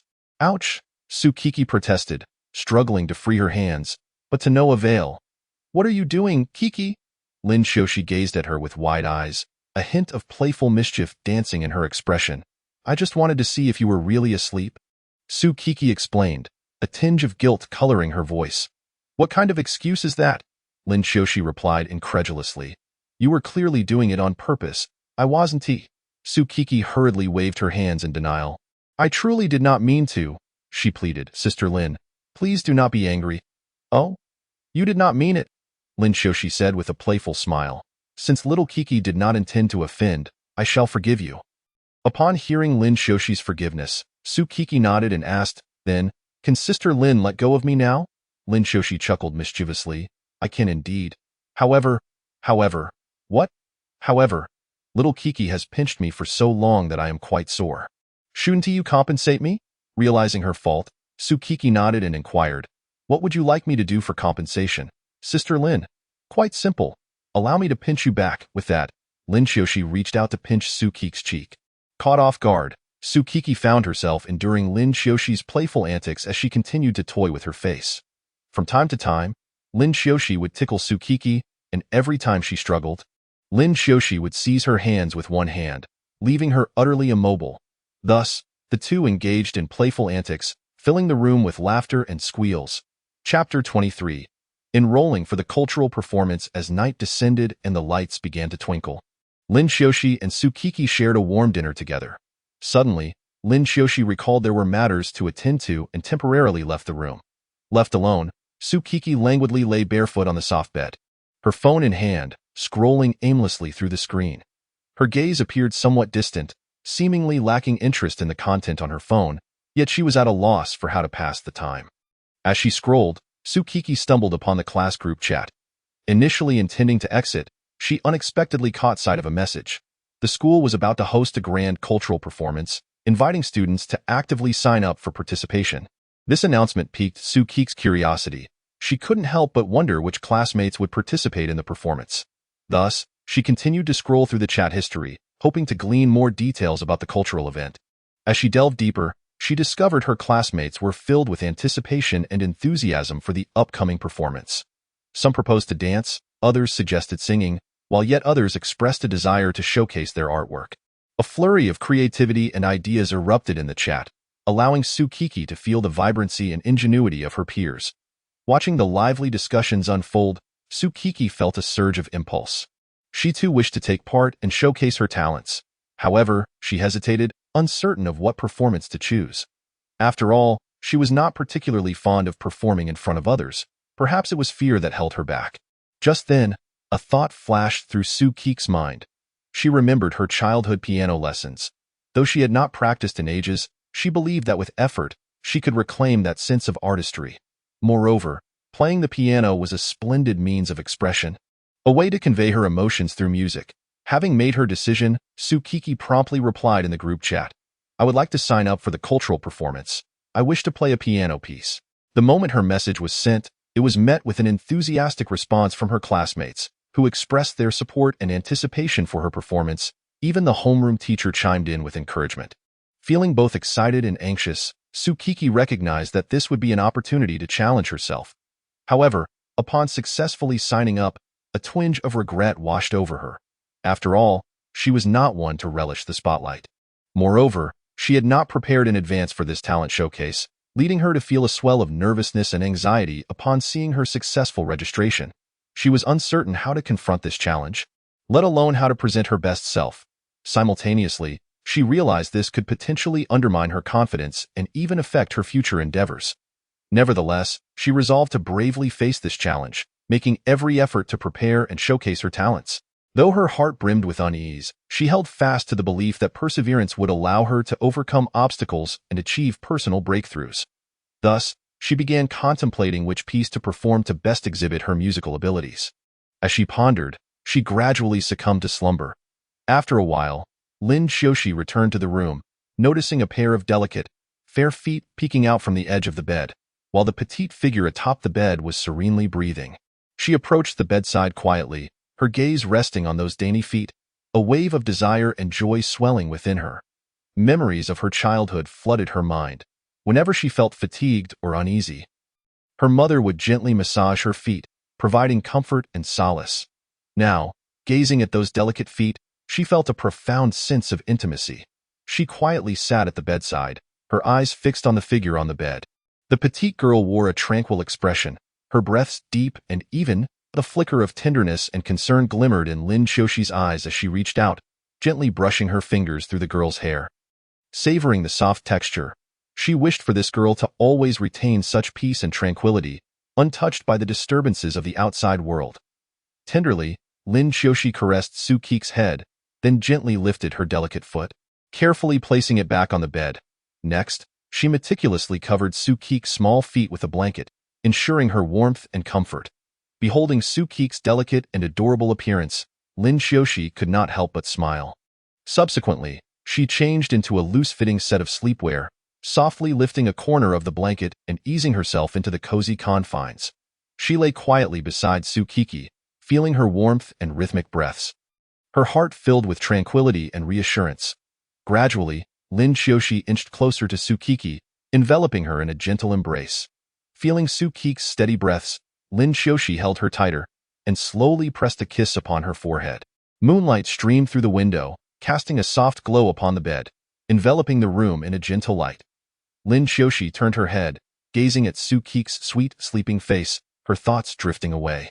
The following morning, sunlight poured through the window, illuminating the room as Lin Xiaoxi slowly opened her eyes. She gently turned her head, spotting Tsukiki still deep in slumber within her embrace. A radiant smile adorned Tsukiki's face, as if she were lost in a beautiful dream. Lin Xiaoxi quietly watched Tsukiki, her heart brimming with affection and adoration. Unable to resist, she leaned down once more, planting a soft kiss on Sukiki's forehead before carefully rising from the bed. Mindful not to disturb her. After changing her clothes and completing her morning routine, Lin Xiaoxi ventured out to procure breakfast for Sukiki. Knowing her preferences, she selected an assortment of her favorite foods. As she walked, Lin Xiaoxi's thoughts were consumed by Sukiki, eagerly anticipating her reaction upon waking. After a while, Sukiki stirred awake, slowly sitting up, stretching lazily, then gently rubbing her drowsy eyes, seemingly unaware of Lin Xiaoxi's presence. Just as she was about to call out for Lin Xiaoxi, the front door swung open, and Lin Xiaoxi entered, carrying breakfast, only to find a distressed Sukiki. "What is it, little Kiki? Why the look of urgency?" Lin Xiaoxi approached, placing the breakfast on the table before moving towards Sukiki. Upon seeing Lin Xiaoxi approach, Sukiki's eyes brimmed with tears, cascading forth like a torrent.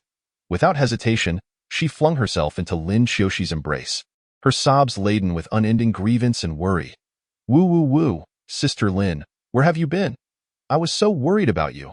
Her voice trembled, as if the entire world had crumbled in that moment, leaving only the warmth of Lin Xiaoxi's embrace as a source of solace.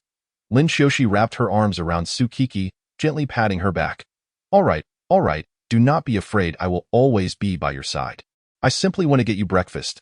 After shedding tears for a while, Sukiki gradually calmed down, leaning away from Lin Xiaoxi's embrace. "Sister Lin, please let me know next time. I was quite worried." Lin Xiaoxi smiled and gently patted Sukiki's head. All right, I will now. Let us have some food." Sukiki nodded and accompanied Lin Xiaoxi to the table to enjoy breakfast together. As the day progressed, after much contemplation, Sukiki finally conceived a piece of music that suited her and resolved to dedicate herself to practicing it, hoping to achieve remarkable results in the upcoming competition. Over the next few days, in order to present her best self on stage, she immersed herself in rigorous preparation. Every afternoon after school, she would retreat to the piano room for practice, continuously enhancing her performance skills. Simultaneously, she meticulously selected a piece that resonated with her, striving to provide the audience with an exquisite auditory and visual experience. Chapter 24. Training. During these days, after returning home and finishing dinner, Sukiki would seclude herself in her room to practice the piano, while Lin Xiaoxi quietly sat in the living room, glancing at the closed door of Sukiki's room, a faint smile gracing her lips. She understood Sukiki's deep affection for music, particularly the piano. Thus, whenever Sukiki commenced her playing, Lin Xiaoxi would stand silently at the door, closing her eyes to listen to the enchanting melodies. At times, she would even hum along gently to the rhythm. Although not a professional musician, she possessed a unique sensitivity and understanding of music. When she heard the notes emanating from Sukiki's playing, she could feel the emotions and stories woven within. The notes seemed to transform into beautiful canvases unfolding before her, captivating her completely. Thus, each day, Lin Xiaoxi would stand at the threshold of Sukiki's bedroom, cherishing her performance while savoring the warmth and tacit understanding that defined their bond. This feeling brought her immense happiness. On a particular day, sunlight streamed through the classroom window, bathing everything in a warm golden hue. After finishing lunch with her classmates, Sukiki, as usual, rested her head on her desk to take a nap. She closed her eyes, relishing this moment of tranquility. However, just as she was about to drift into slumber, a clear bell chimed suddenly. Dazed, Sukiki lifted her head to see the homeroom teacher standing at the podium, holding a notification. "Class, please be quiet," the teacher said. "I have just received a notification from the school. Due to the upcoming cultural performance, students who signed up must begin practice this afternoon." Upon hearing this news, the classroom erupted in a flurry of chatter. Some classmates were ecstatic, while others grumbled in discontent. Sukiki felt a surge of surprise, but was equally curious about the impending practice. After all, it was a rare opportunity for them to showcase their talents and team spirit. At that moment, Chu Wanru leaned over and whispered in Sukiki's ear, "Kiki, I remember you signed up too, right?" "Yes, that's right, Aro. You must come to cheer for me." "What will you be performing?" "The piano piece I used to excel at." Chu Wanru nodded, gently patting Sukiki's head. "Then do your best." "Yes, I will," Sukiki replied enthusiastically, eager to showcase her skills to Chu Wanru. Subsequently, after parting ways with Chu Wanru, Sukiki joined her classmates who were also participating in the competition and headed to the practice room together. Along the way, everyone animatedly discussed the event, anticipating the opportunity to present their finest selves. Upon arriving at the practice room, they found many students from other classes already preparing. Yukiki and her classmates found a corner to sit down and began observing their surroundings. The practice room was spacious and well-lit, equipped with all the necessary facilities to accommodate various artistic performances. Cough, cough. Hello, everyone. I am Chen Xiaoling, the person in charge of this cultural performance. You can call me Sister Xiaoling. Now, let's begin the roll call. Xiaobai, here. Zhang Kahan, here. Su Kiki, here. After confirming the attendance, Chen Xiaoling nodded and began explaining. The cultural performance is scheduled for this Friday. When you signed up, your homeroom teachers mentioned that you should practice beforehand. Right? The students nodded in agreement, indicating that Chen Xiaoling was indeed correct. Now, we need to assess how well everyone has practiced at home. Then we will split into groups to rehearse individually. Do you understand? Understood. Chen Xiaoling beamed at everyone and said, Now, let us see who will come up first. Her gaze swept over the list in her hand, as if searching for the first fortunate soul. Everyone was tense, eagerly hoping to avoid being the first one called upon. The atmosphere in the classroom grew taut with anticipation. No one wished to be the first to showcase their talents and abilities. Finally, Chen Xiaoling's gaze landed on the last name on the list. She smiled, Su Kiki. What an interesting name. Chen Xiaoling mused internally, wondering what this Su Kiki would be like. Would she be a vibrant and passionate individual? Her curiosity about this person deepened, and she decided to closely observe her abilities. With that thought, a glimmer of anticipation appeared on Chen Xiaoling's face. Su Kiki, it's your turn. Please stand up and let everyone get to know you. Upon hearing her name, Su Kiki displayed a look of surprise but quickly composed herself. She had not expected to be the first called. With a gentle sigh, she slowly rose from her seat. At that moment, all eyes in the room focused on her, intensifying the fear within her heart. Seeing a cute girl with twin ponytails stand up, Chen Xiaoling smiled. So, Su Kiki, you signed up to play the piano? Correct? She looked at the little girl before her with warmth, her eyes filled with encouragement and expectation. Su Kiki blinked her large eyes, nodded, and smiled confidently. She wore a pink dress and white canvas shoes, appearing fresh and adorable. Then let us have Su Kiki demonstrate the fruits of her practice for everyone. Su Kiki obediently nodded, then walked forward with light steps, her gaze fixed on the exquisite piano as if drawn by an invisible force. With each step, her anticipation grew, accompanied by a hint of nervousness and unease. At last, she arrived at the piano, extending her hand to gently caress the smooth keys, feeling the warmth they radiated. Next, I will perform Echoes of Dusk. I apologize in advance if it's not played very well. Chen Xiaoling stood up from the piano bench and gently patted Su Kiki's shoulder. Kiki, give it a try. Her voice brimmed with encouragement and hope. Su Kiki gazed nervously at Chen Xiaoling, then glanced at the grand and ornate piano before her. She took a deep breath, as if drawing in all her courage. Finally, she slowly sat down at the piano, placing her hands on the keys, feeling their cold touch. She closed her eyes, striving to recall the pieces she had previously learned. The notes danced in her mind like lively sprites. Then, she opened her eyes, and her fingers began to dance across the keys. Initially, her playing was somewhat stiff, but as time passed, she gradually found her rhythm. Each note felt like an emotional release from deep within her, floating through the air. Her expression transformed into one of focus and immersion, completely lost in the world of music, as the final note resonated. Su Kiki gracefully lifted her skirt, stood up, and bowed. Thank you, everyone. Chapter 25. Kiki, could you play something for me? After Su Kiki finished playing, she stood there in a daze, her body somewhat rigid, her hands hanging limply at her sides, trembling slightly, and a thin sheen of sweat unconsciously beading on her palms. She lowered her head, tightly pursing her lips, her eyes brimming with tension and unease. Fear gripped her heart. She was terrified that her performance had not met expectations. Worried that she might disappoint everyone, she was acutely aware of her numerous shortcomings, yet she had truly given it her all. In that moment, it felt as though she could hear the thunderous rhythm of her own heartbeat, the intense pulsations seeming ready to burst forth from her chest. What frightened her even more was the prospect of being ridiculed, mocked for her performance. She understood that she was not a naturally gifted child. Every step of progress required more effort and sweat than others. If she were to fail this time, she could hardly fathom how to confront the potential negative critiques that might arise. The audience remained silent for a brief moment before erupting into thunderous applause. Even Chen Xiaoling could not help but smile and applaud Su Qiqi. At that moment, Chen Xiaoling felt a whirlwind of emotions. She mused about her own aging while simultaneously feeling elated for Su Qiqi. After all, it was exceedingly rare to encounter such a talented young girl. Gazing at Su Qiqi's determined eyes and confident smile, Chen Xiaoling felt a surge of admiration. The audience was equally moved by Su Qiqi's performance, their enthusiastic applause shimmering with excitement in their eyes. Some individuals were so overwhelmed that they rose to their feet, fervently waving their hands in support and appreciation for Su Qiqi. The atmosphere was extraordinarily vibrant, akin to a joyous ocean. Amidst the resounding applause, Su Qiqi felt the recognition and encouragement from the crowd wash over her. She smiled gently, bowing deeply once more in gratitude. In that instant, she believed that all her efforts had been worthwhile, for she had earned the respect and support of those present. As the applause gradually subsided, Su Qiqi returned to her seat, gently wiping the sweat from her forehead, though her heart still raced with exhilaration. All right, what does everyone think of Su Qiqi's performance?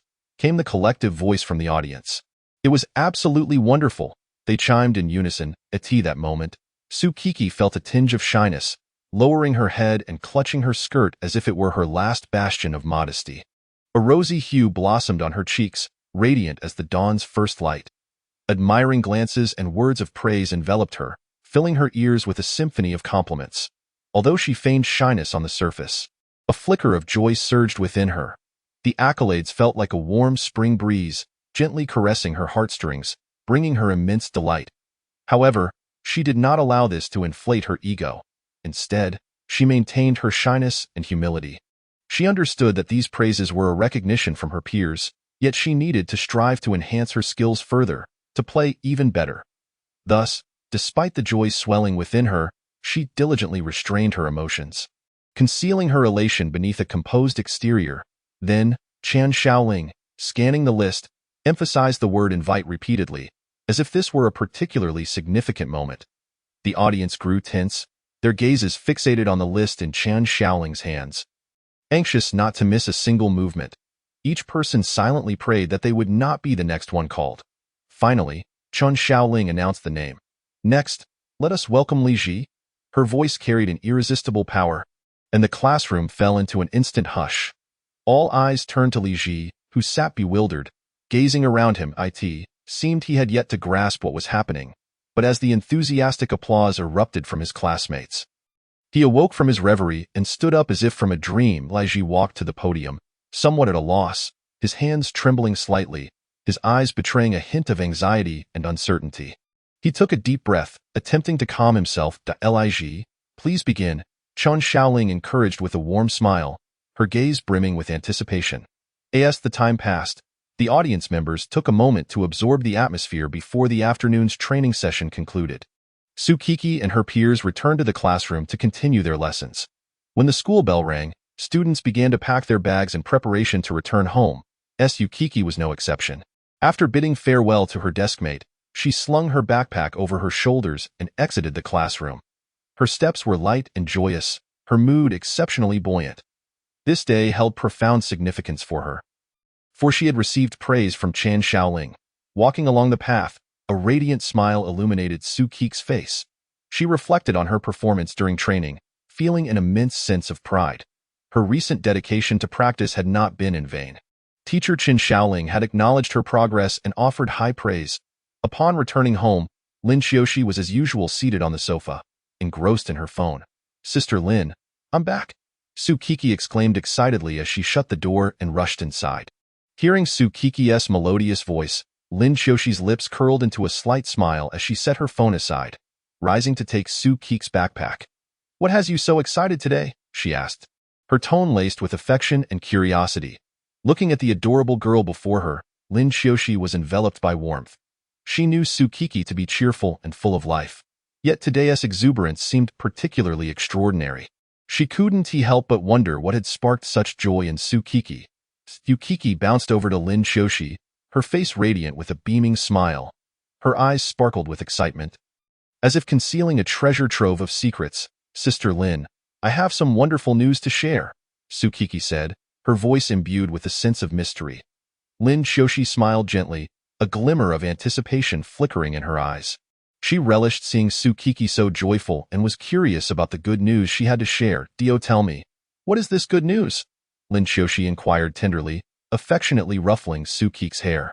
Sukiki leaned closer to Lin Xiaoxi and whispered, "Everyone has recognized the results of my piano practice." Her voice was brimming with pride and delight. As Sukiki spoke, her breath felt like a gentle spring breeze, softly caressing Lin Xiaoxi's ears. That tender sensation made Lin Xiaoxi shiver involuntarily, a peculiar warmth flooding her being.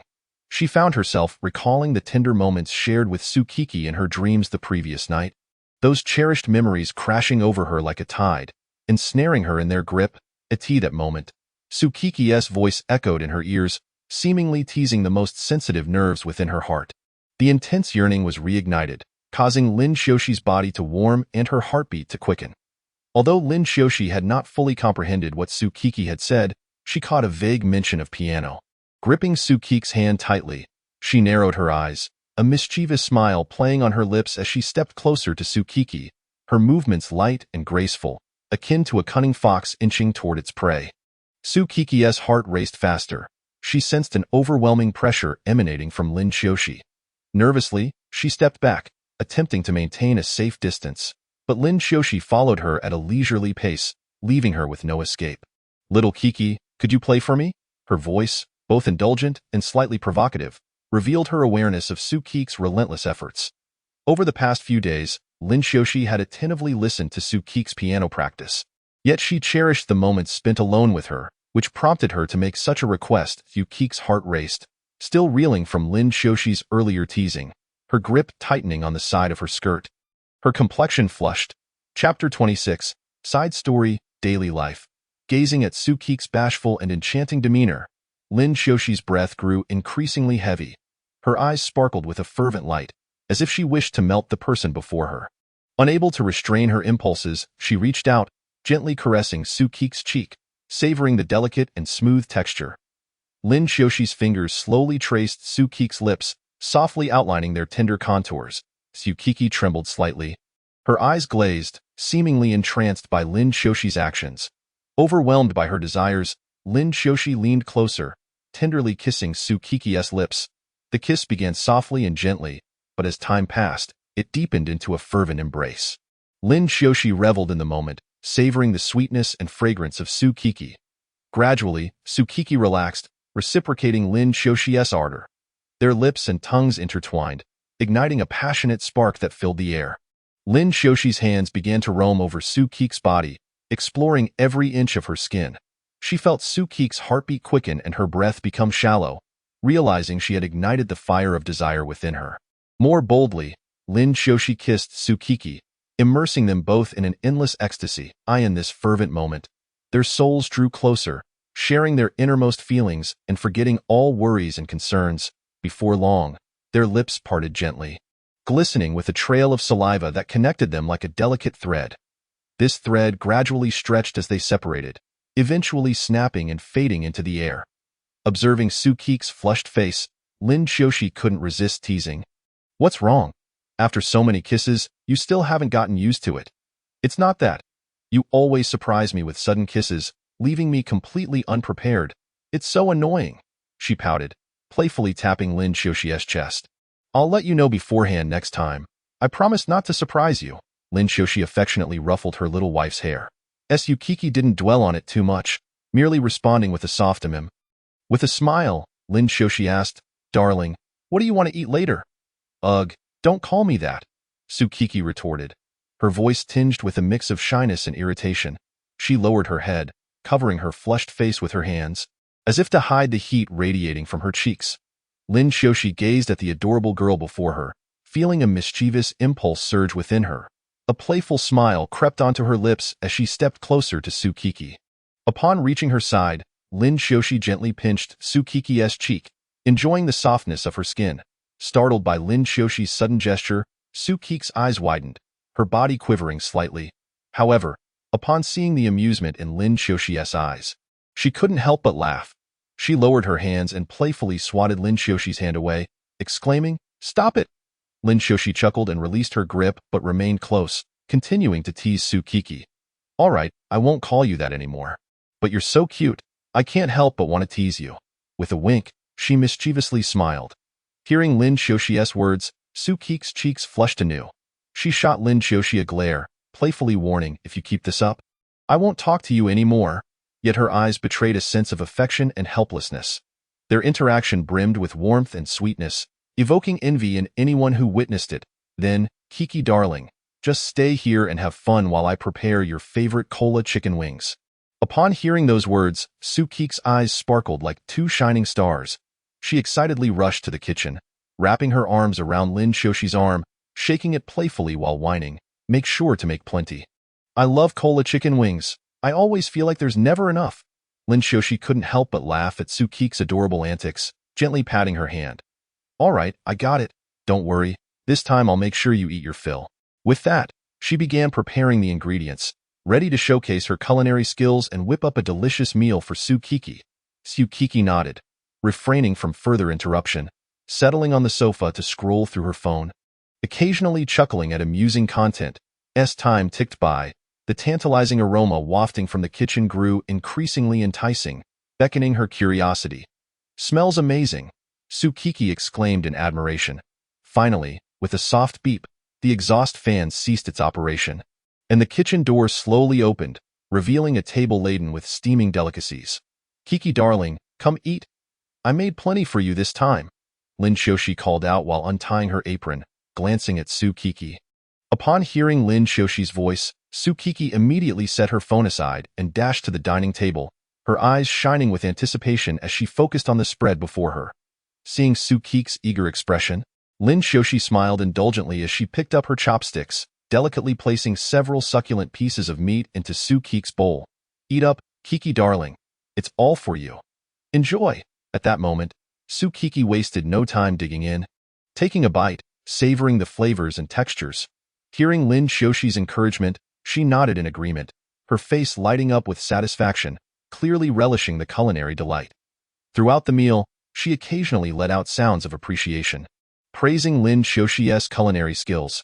Finally, as dinner came to a close, Lin Xiaoxi let out a sigh of relief. However, the sweltering summer heat offered little respite, beads of sweat trickling down her forehead. Dampening her clothes, she hurried into the shared room with Sukiki, eagerly switching on the air conditioning. The cool air enveloped her, providing a momentary relief, yet it did little to quell the lingering warmth. Next, Lin Xiaoxi made her way to the bathroom, gently turning the faucet to fill the bathtub with water. The sound of flowing water was crisp and melodious, reminiscent of a refreshing breeze on a summer day. Soothing her weary soul as the tub slowly filled, memories of the past flooded her mind. Observing Sukiki, who could easily doze off while watching television, Lin Xiaoxi couldn't help but shake her head. Thinking how carefree the girl truly was, she let out a gentle sigh, and with utmost care, cradled Sukku, fearful of waking her. Lin Xiaoxi carried Sukku to the bathroom, delicately placing her in the bathtub. Then, she turned on the faucet, allowing warm water to flow gently into the tub. The water gradually rose, enveloping Sukku's petite form. Lin Xiaoxi picked up a towel and tenderly wiped Sukku's small face, her heart brimming with affection as she gazed at the serene expression of the sleeping girl. As the water approached Sukku's shoulders, Lin Xiaoxi removed her clothing and stepped into the bathtub. She sat behind Sukku, gently wrapping her arms around her, feeling the softness of her skin pressed against her own. This intimate closeness filled Lin Xiaoxi with immense happiness, as if the entire world consisted solely of the two of them. She softly stroked Sukku's hair, her fingers weaving through the strands, savoring this moment of tranquility and beauty. She understood that regardless of the chaos outside, as long as Sukku was by her side, she would feel safe and content. As time passed, the temperature of the water began to cool, yet Lin Xiaoxi was reluctant to leave. She wished to remain by Sukku's side, protecting her and providing the warmest care. Eventually, Lin Xiaoxi had no choice but to lift Sukku from the water, drying her body with a towel before helping her into her pajamas. Watching Sukku return to her bed, continuing her slumber, Lin Xiaoxi finally felt at ease, lying beside her and holding her tightly as they both drifted into dreams. That night became one of the most cherished memories of their lives. Chapter 27. A turbulent heart after dinner. Lin Xiao entered Suk-ku's room, eager to listen to her play the piano. The room was filled with a delicate fragrance, the unique milky scent that belonged to Suk-ku. Captivating her senses, as Lin Xiao stepped inside, the aroma intensified, dancing through the air and teasing her olfactory nerves. She inhaled deeply, reveling in this delightful essence. At that moment, Suk-ku sat at the piano, her fingers gracefully gliding over the keys, producing a melodious tune. The exquisite melody flowed through the room like a clear stream, intertwining with the milky fragrance, creating a warm and beautiful tableau. Lin Xiao quietly settled on the bed, listening to the music that Suk-ku conjured, feeling the enchanting rhythm and poignant lyrics. She found herself lost in the experience, as if transported to a dreamlike realm, while simultaneously savoring the sweet scent that enveloped her in bliss. As the final note lingered in the air, Suk-ku's hands gently lifted from the piano. She sighed softly, as if pouring all her emotions into that piece. Sitting there in silence, she relished the tranquility and satisfaction that the music left behind.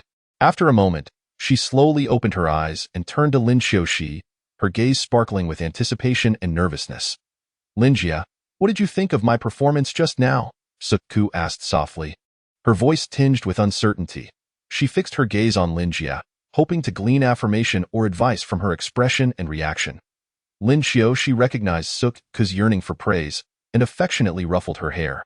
"Of course, Suk-ku, your playing was absolutely enchanting. I have never heard such beautiful melodies. Hee. I'm glad you liked it, Linjia. Can I participate in the cultural performance at school?" Lin Xiao looked at Suk-ku with a hint of nervousness. I remember. That performers can bring family members," Suk-ku replied thoughtfully, her head bowed. "Then, I would like to go, to see your performance. Is that all right?" Lin Xiao's eyes remained fixed on Suk-ku, hoping for her agreement. Hee. If it's Linjia, then of course." Suk-ku's lips curled into a mischievous smile as she leaned closer to Lin Xiao's ear, whispering, "Absolutely." She winked, seemingly conveying a secret message. Upon hearing this, a spark of excitement flickered in Lin Xiao's eyes. She eagerly anticipated witnessing Suk-ku at school, for it would be a rare opportunity to admire her lovely girlfriend more closely. At the same time, she felt a swell of pride in Suk-ku's success, delighted to share such a beautiful moment. With that thought, Lin Xiao couldn't help but smile brightly. Ku. "I'll cheer you on, Thank you. Linjia. It's getting late now, Linjia. I'm going to sleep first. You should rest early too, Afterward, Lin Xiao returned to the living room, chuckling at the memory of Suk-ku's agreement. Suk-ku turned off the light and lay in bed, her heart racing at the thought of being with Lin Xiao. That night, Suk-ku found herself utterly confounded by her feelings for Lin Xiao. She believed they shared a bond as close friends, yet every time they were together, she felt her cheeks flush and her heart race. Responses that seemed more akin to those of lovers. As this notion surfaced, Suk-ku quickly dismissed it, convinced that such reactions were not typical among friends. She would rather believe it was merely the heat than entertain the idea of romantic feelings. Furthermore, she did not think Lin Xiao was attracted to girls, nor did she believe Lin Xiao could possibly like her. However, each time she recalled the Yuri stories Lin Xiao had shared and the question about whether girls would find it strange to be liked, she couldn't shake the thought that Lin Xiao might have feelings for her as well, and so, that night, she found herself wide awake. "Hey, Suk-ku, what is going on with you today? Didn't he sleep well? Why do you seem so distracted?" Noticing Suk-ku's repeated mistakes and her constant yawning, Chun Xiaoling couldn't help but inquire. "No, I'm fine. How could I not have rested well?" Suk-ku forced a smile, trying to maintain her composure. "Oh, if that is the case, okay then. Just remember to tell me if you need anything. Don't suffer in silence, understood?" Suk-ku nodded, trying to muster her strength. Qin Xiaoling sighed and walked away. "No need to worry, Dad. You keep busy. I'm perfectly fine here." "Hey, what is there to worry about? You're my daughter. Who else should I care for?" "Haha, Dad. Well, that is true. I've grown up and can take care of myself now. You should rest well, no need to come over." "Sigh, daughters grow up too fast. If that is the case, I want to come over. Just take care of yourself, and if you run out of money, remember to ask Dad. Bye now, Goodbye, Dad." After hanging up, Lin Xiao let out a sigh of relief. She wasn't ready for her parents to meet Suk-ku. At least not until their relationship was firmly established. Lin Xiao gazed at the lock screen wallpaper featuring Suk-ku with cream smeared across her face, chuckling at the memory of Suk-ku's birthday when she playfully applied it. They had spent quite a while playfully teasing each other that day. Unbeknownst to Lin Xiaoxi, the joyful moment captured in the photo was now being shared on a forum. With no context, onlookers simply observed their goddess smiling at her phone, seemingly engaged in a conversation, and they instinctively assumed she had a boyfriend. Consequently, the forum erupted with speculation. Who has our goddess fallen for? How infuriating. Who is the shameless one that caught Lin Xiaoxi? They should take a look in the mirror and see if they're worthy. Exactly. If only that smile were directed at me. Shut your thoughts. You're not worthy. Meanwhile, the girl they referred to as Lin Jie's boyfriend, Suk-ku, sneezed. Why do I feel like someone is cursing me? Oh well, how could that be? Chapter 28. How infuriating. Why this role? Time flew by like a fleeting shadow, and before long, Friday arrived. This day held special significance for Suk-ku and her classmates, as it was the long-awaited day of their cultural performance. On the other hand, Lin Xiaoxi meticulously prepared for this special occasion, applying a delicate makeup look to enhance her natural beauty. Eagerly, she hurried towards Suk-ku's school, her heart brimming with joy at the thought of seeing her beloved girlfriend. All along the way, Lin Xiaoxi felt a surge of excitement, as if the entire world was basking in sunlight. I hope everyone is well prepared. There will be so many people watching. It would be quite embarrassing if anything went wrong. Chen Xiaoling was making her final reminders. After ensuring that everyone was prepared, she called out to Kiki, Kiki, you'll be the grand finale. Your task might be a bit daunting, huh? Why? Kiki asked, somewhat puzzled. You'll understand when the time comes. Just be ready. You're crucial. With that, Chen Xiaoling hurriedly departed, leaving Kiki in a state of confusion. Ahem, dear teachers and fellow classmates, good evening. Once again, we are gathered for our annual cultural performance. This time, sigh, here comes another lengthy discourse. It's truly exhausting. Yet, this is quite good. After all, we're about to graduate, and it's nice to take one last look before we leave, don't you think? Indeed. I hope there will be some lovely ladies performing this time. You are quite the flirt, I must say. All right, enough of that. I'm sure everyone is eagerly anticipating the performances. So, let us welcome the first act, the Dance of the Sinners. Please give a warm round of applause. Oh my heavens, did I hear that correctly? The principal approved this. Why do you care? Just enjoy the show. Am I the only one who feels like I'm about to be knifed again? You are not Funingna? Who on earth are you? Ha ha ha. Seeing your reaction, it seems I have succeeded. Indeed. I am not Funingna. Wow. I'm so nervous. I hope I won't make any mistakes. The anxious Kiki patted her face, trying to maintain her composure, but her heart raced like a frightened rabbit. Taking a deep breath, she spoke to her reflection. You can do this, Kiki. Gently caressing her cheek, she sought comfort and encouragement. At that moment, Chu Wanru rushed over, and without a word, pinched Kiki's face, smiling as she exclaimed, Kiki, there you are. Startled, Kiki pouted, looking distressed. Ah, Aru, please don't pinch me, it hurts. With that, she swatted Chu Wanru's hand away. Seeing this, Chu Wanru quickly released her grip and apologized with a smile. I'm sorry. I just couldn't resist pinching your adorable cheeks. Noticing Kiki's flushed cheeks, she asked with concern, What's wrong? Do you have something on your mind? I'm just worried I might mess up and be ridiculed. A wave of disappointment washed over Kiki once more. Don't be afraid. You won't falter. Keep the pressure off your mind and relax. You wouldn't want to disappoint that sister of yours watching from the audience, would you? The mention of Lin Xiaoxi instantly steadied Kiki. Yes, I must not let her down. That is the spirit. Go for it, Kiki. I believe in you. Kiki nodded resolutely in response. What's the matter? Are you feeling down again? The great power of the Gulong is about to return to your hands. And yet the Hydro Archon of Tevat wears such a face. From 500 years ago until now, you have done so much. Is it truly worth sacrificing yourself for all of this? Meanwhile, Lin Xiaoxi in the audience had just escaped from someone who wanted her WeChat ID. After they left, she let out a long sigh. Periodically glancing up at the stage, her eyes brimmed with anticipation and longing for Kiki's appearance. Standing among the crowd, Lin Xiaoxi's stunning visage captivated many onlookers. Yet, she seemed oblivious to their attention, her focus entirely on the stage. She furrowed her brow slightly, silently praying for Kiki to appear soon. She occasionally tiptoed, striving for a better view through the throng of people. Ah, It seems the time for execution is approaching. This sinner should prepare to take a bow. Though I speak lightly, the thought of death remains somewhat terrifying. Perhaps this is the rare commonality between gods and mortals. Farewell, Na Violet. I hope you enjoy your 500-year-long performance.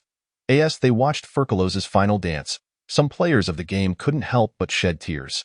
The Supreme Judge Na Violet hereby declares, I shall absolve all sins of the people of Fontaine.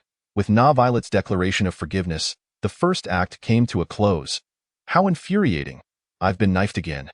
Why must they perform this? Fufu, sob sob, my dear Fufu, sob sob. Oh dear. Another Fufu fan is suffering. Who would have thought you also play Genshin? Hee, I never expected my preparation would actually pass, but it seems it did. Perhaps even the principal plays Genshin? You two are quite the pair. Why not just become a couple? Lin Xiaoxi shook her head, clearly not understanding what the first act was about. However, she recognized Funingna, as her little wife often mentioned her. Speaking of which, my little wife, when will you take the stage? Upon hearing this, the person next to her looked at her with a puzzled expression. Realizing others were present, Lin Xiaoxi promptly closed her mouth and focused on the stage. Next, let us welcome the second act. Let the world forget me entirely. Is this the plot I envisioned? If I'm not mistaken, it is. As two Nahidas walked onto the stage, the audience erupted in excitement. What is happening? Why is it all about knives? Maybe the next one won't be, haha. Chapter 29. Why is this happening? Just like me. Are you the great Dendroarchon? Yes, it is I. Does my appearance surprise you? This scene recreates the appearance of the world tree and the earth from years past. Yet it is ultimately just a realm of consciousness. Sigh, here comes the knife again. Who conceived this program? Hey, look at that stunning lady over there. She seems so aloof. Why haven't I seen her before? Where is the beauty? Look, the one who keeps glancing at her phone and occasionally looks up. Wow, so beautiful. Come on, let us go ask for her WeChat. Oh, come on, fine. Let's go together. As the great Dendroarchon, I am the embodiment of the world tree, and you are the purest fragment of it. Just like, even if the tree perishes, its branches will one day take root and grow, continuing life in another form in front of you. Lin Xiaoxi typed rapidly on her phone, attempting to soothe Su Kiki's restless heart. Though she felt nervous for Su Kiki, she knew she had to be strong and provide reassurance. Kiki, don't be afraid, you've prepared so well, you won't falter.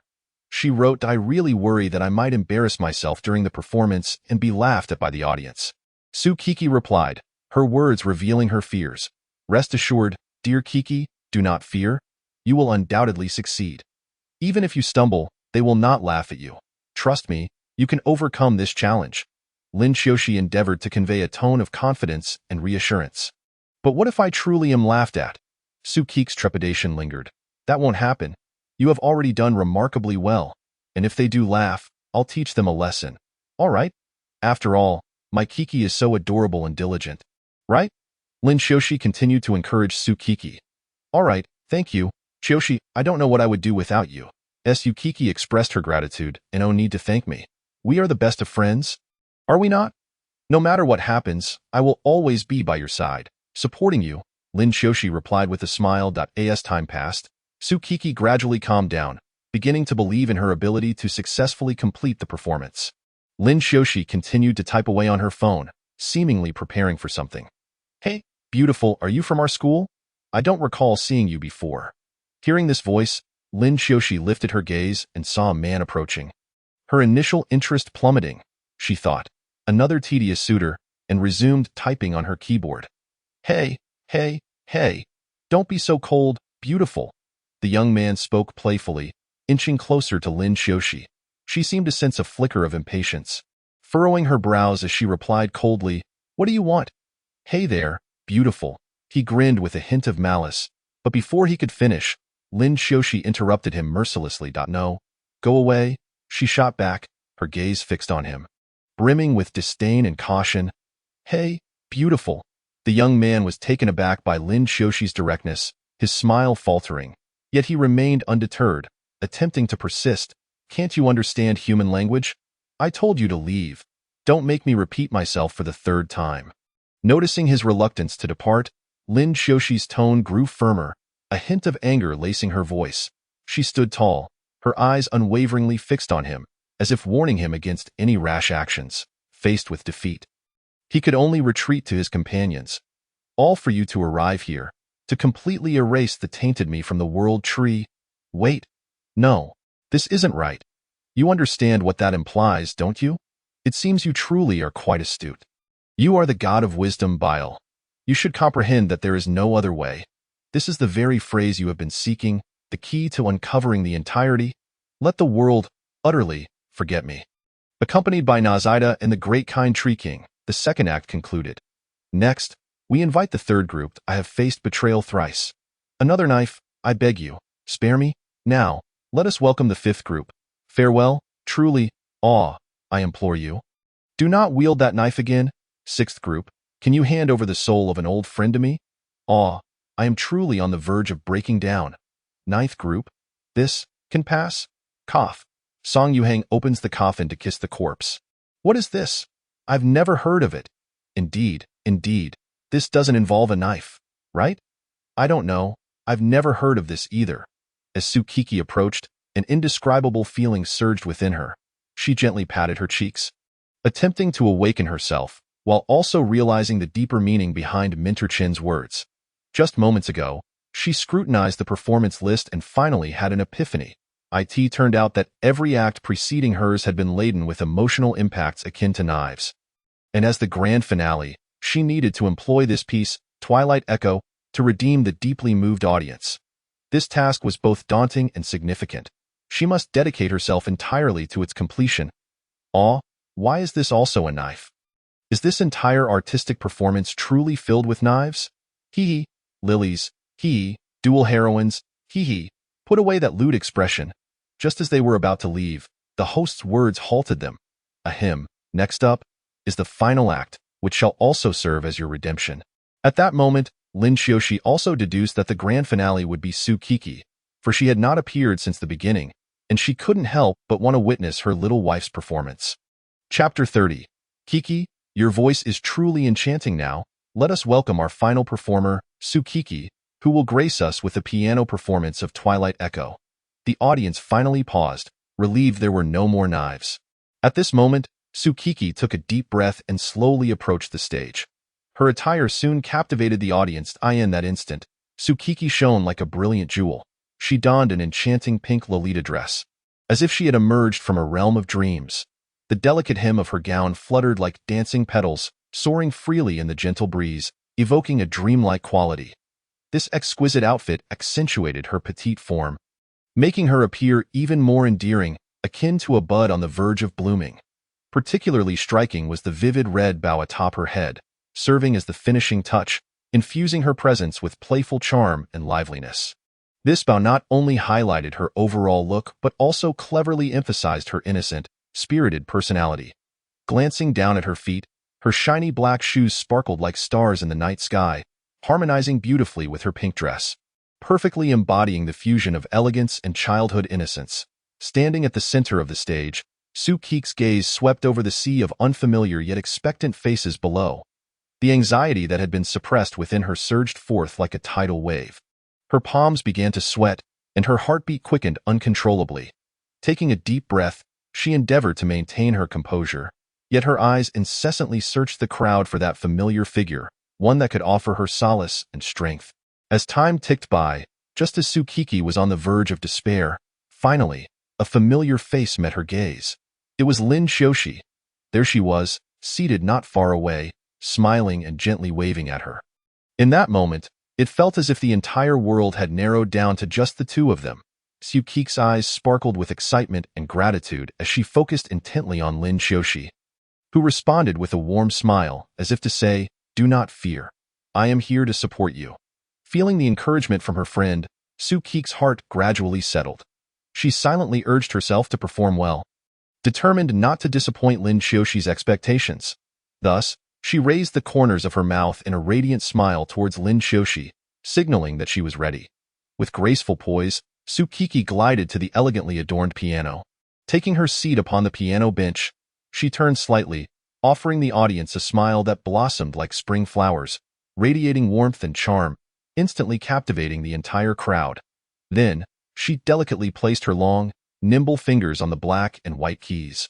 Akin to a butterfly alighting upon a bed of flowers, as her fingertips brushed the keys, a cascade of melodious notes flowed forth like a gentle stream. The music soared and ebbed, at times melodious and lilting, as if a breeze swept across a lake's surface, creating ripples. At other times, it surged with fervor, akin to crashing waves stirring up mountains of foam. Each note seemed to possess a life of its own, leaping, twirling, and dancing, weaving a dreamlike symphony. This enchanting melody resonated like a voice of redemption from the heavens, lingering in the ears of the audience, refusing to fade away. It possessed an extraordinary magic, capable of penetrating the depths of the soul, stirring the softest corners of one's heart. Every listener was enraptured, lost in this ocean of music, unable to extricate themselves.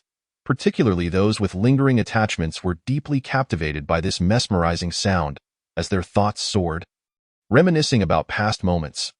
Lin Xiaoxi was transfixed, her eyes glued to her phone screen, deftly capturing each frame of this beautiful scene.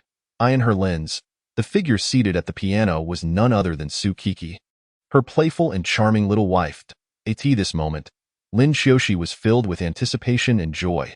She gazed at Su Kiki, as if time itself had frozen in that instant. Each note that flowed from Su Kiki's fingertips resonated like celestial music, echoing in the air and deeply touching Lin Xiaoxi's heartstrings. As the music swelled and ebbed, Lin Xiaoxi's thoughts began to drift. She recalled the myriad moments shared with Su Kiki, those sweet and warm memories flooding her heart like a tide. Now, they were on the verge of a new beginning, a shared future just for the two of them. Indeed, the patient Lin Xiaoxi was finally ready to confess her feelings to Su Kiki. Lin Xiaoxi made a silent vow to cherish this relationship, resolutely facing any challenges that may arise, vowing not to give up easily. She believed that as long as they loved each other and supported one another, they could conquer all obstacles and reach the shores of happiness. As the final note lingered in the air, the entire venue fell into a profound silence. Yet, beneath this stillness surged an endless warmth and affection. Lin Xiaoxi gently lowered her phone, her eyes glimmering with determination. She knew she was prepared to embrace this new chapter in life, hand in hand with Su Kiki, cherishing every precious moment together. After Su Kiki bowed deeply to the audience, she stepped off the stage, and the audience, now regaining their senses, erupted into fervent applause. Wasn't this final act a splendid redemption? Once the knife has been sheathed, redemption shall follow. This is the rationale behind the sequence we have prepared for this occasion.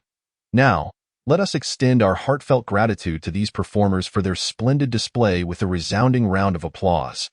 At this moment, Su Kiki has changed back into her school uniform, while Chu Wanru gently covers Su Kiki's eyes from behind, playfully asking, "Guess who I am?" "Oh, come on, Aru, stop it. I know it's you. Really, can't you just play along a little?" Chu Wanru, feeling somewhat dejected, lets her hand drop. "Hey, go away, woo-woo, Kiki, do you dislike me?" Just as they continue their playful antics, Lin Xiaoxi approaches. "Kiki, you're amazing. Let me hug you." Lin Xiaoxi opens her arms, awaiting Su Kiki's embrace. Su Kiki glances around, confirming that only Chu Wanru is present, and shyly walks over to let Lin Xiaoxi hold her. Meanwhile, Chu Wanru discreetly gives an okay sign from a spot where Su Kiki cannot see her. Lin Xiaoxi smiles and nods, while Su Kiki remains oblivious to the situation she has unwittingly stepped into. Chapter 31. Off to the amusement park, eh? Sister Lin, when did you decorate the house like this? Su Kiki exclaims, her face alight with astonishment as she takes in her surroundings. The sparkle of curiosity and delight dances in her large, bright eyes. The moment she steps through the threshold, it feels as though she has entered a whimsical realm. The once familiar room has undergone a stunning transformation. Exquisite images adorn the walls, each radiating warmth and affection. These pictures seem to narrate beautiful tales, evoking a sense of longing.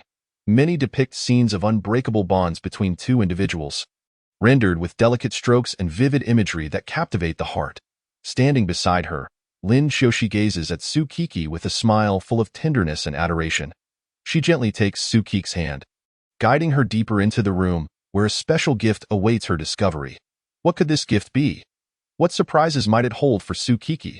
Perhaps only when Su Kiki unveils the mystery will she truly grasp the depth of Lin Xiaoxi's affection.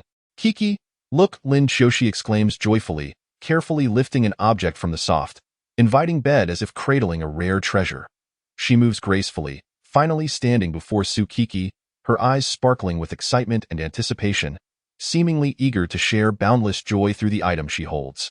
At that moment, Tsukiki's gaze is irresistibly drawn to her. In just a fleeting glance, she recognizes the beloved treasure she has yearned for, the coveted fufu pillow. Its charming and delightful appearance is simply irresistible, possessing a magical allure that ignites the purest and most beautiful feelings deep within her heart. Seeing Tsukiki's ecstatic expression, Lin Xioshi's lips curl into a soft smile, radiating affection. She tenderly reaches out, stroking Tsukiki's silky hair, and gently says, "Kiki, consider this your reward for playing the piano." However, Tsukiki appears entirely absorbed in her own world, oblivious to Lin Xioshi's words. She embraces Lin Xioshi's affectionate gesture with uncontainable joy. Her demeanor a little absent-minded, and even the playful tuft of hair atop her head dances with excitement, as if celebrating her elation. Then Lin Xiushi softly inquires, "Kiki, how about I take you to the amusement park tomorrow?" Although her question seems to seek Tsukiki's opinion, Lin Xiushi has already made up her mind.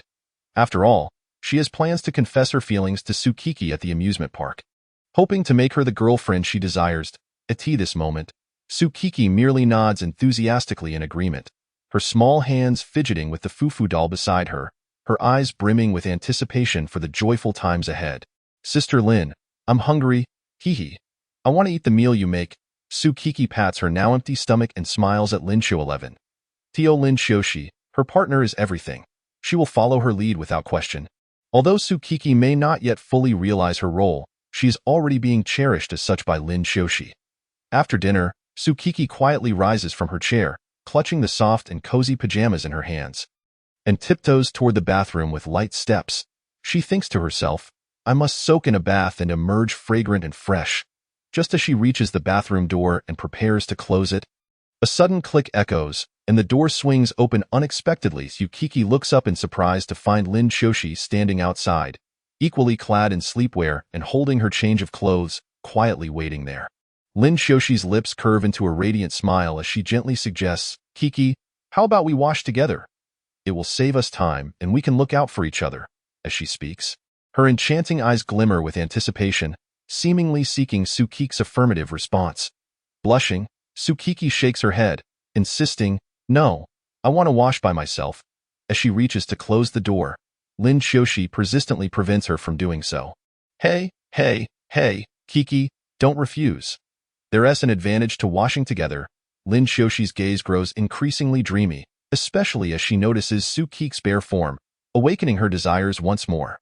Lin Xiushi inches closer to Tsukiki, who instinctively retreats until she finds herself cornered against the wall. That moment, Lin Xiushi delicately lifts Tsukik's chin with a finger, causing a mix of fear, confusion, and a hint of thrill to surge within her. As Lin Xiushi leans in closer, whispering in Tsukik's ear, "Kiki, you smell so good. Who are you tempting by being naked?" If Kiki feels shy, I could indulge her a little. At this moment, Tsukiki naively thinks Lin Xiushi is joking, or perhaps has watched too many dramas. Not taking her words seriously, only Lin Xiushi knows that her words are sincere, coming straight from her heart. "All right, Sister Lin, please stop. I'm scared. Let us wash together then," Tsukiki nervously replies. Hearing this, Lin Xiuxi's lips slowly curve upward. One of her goals has been achieved, and she no longer needs to tease her little girlfriend. After all, she plans to confess her feelings to Kiki tomorrow. Chapter 32. Playtime the next morning. Sunlight streams through the window, casting a golden veil over the room. Lin Xiushi awakens early, her eyes sparkling with excitement and anticipation. She gracefully rises from the bed, her footsteps as light as a butterfly, careful not to disturb the still-sleeping Tsukiki. Upon entering the kitchen, Lin Xiushi begins her morning preparations. She deftly opened the refrigerator, selecting an array of fresh ingredients: eggs, bread, milk, and fruits, each meticulously chosen, all in the pursuit of preparing the most perfect breakfast for Tsukiki. Before long, the kitchen was enveloped in enticing aromas. The eggs sizzled in the pan, the bread toasted to a golden crisp, and the milk simmered, releasing a rich, creamy fragrance. Lin Xiushi poured her heart into each dish, infusing her care for Tsukiki into their preparation. All the food was arranged neatly. The clock struck 7:30. Lin Xiaoxi nodded in satisfaction and quietly took her seat at the dining table, awaiting Su Qiq's awakening. Her mind was busy contemplating the day's plans, pondering how to find the right moment to confess her feelings, hoping to deepen their relationship. At that moment, Lin Xiaoxi felt a surge of nervousness. Yet her heart brimmed with hope. She knew this step was crucial for them, and this sumptuous breakfast represented the courage to take her first leap, as long as she could express her emotions smoothly. Regardless of the outcome, she would harbor no regrets. Thus, she took a deep breath, adjusted her mood, and prepared to embrace the impending moment. Sister Lin, why are you up so early again? Su Qiqi shuffled into the living room in her slippers, rubbing her eyes sleepily. Awake now, Qiqi? Go wash up first, then come have breakfast. After we eat, we'll head to the amusement park.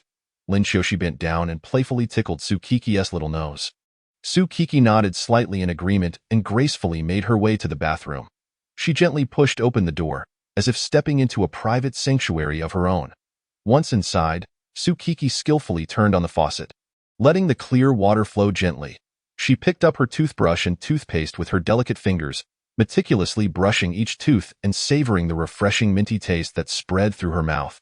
Meanwhile, Lin Xiaoxi sat quietly at the table, her gaze gradually becoming dreamy. Her thoughts galloped like wild stallions across the vast fields of imagination. She began to envision the beautiful moments she would share with Su Qiqi in the future.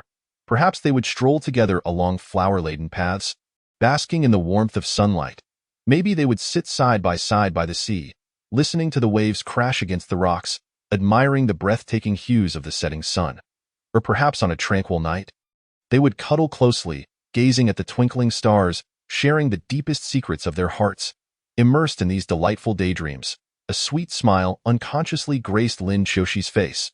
She yearned for the realization of these dreams, to walk hand in hand with Su Qiqi through every journey of life. Qiqi, let's go. It's time to set off, Lin Xiaoxi said, taking Su Qiqi's little hand, her face radiating joy. The sunlight streamed through the window, illuminating Su Qiqi's exquisite and adorable face. She gently picked up the sailor suit that Lin Xiaoxi had carefully chosen and purchased, her eyes sparkling with excitement and anticipation. The sailor suit, designed simply yet stylishly, featured blue and white stripes reminiscent of waves, full of vibrancy and energy. When Su Qiqi donned it, she instantly transformed into a lively young girl.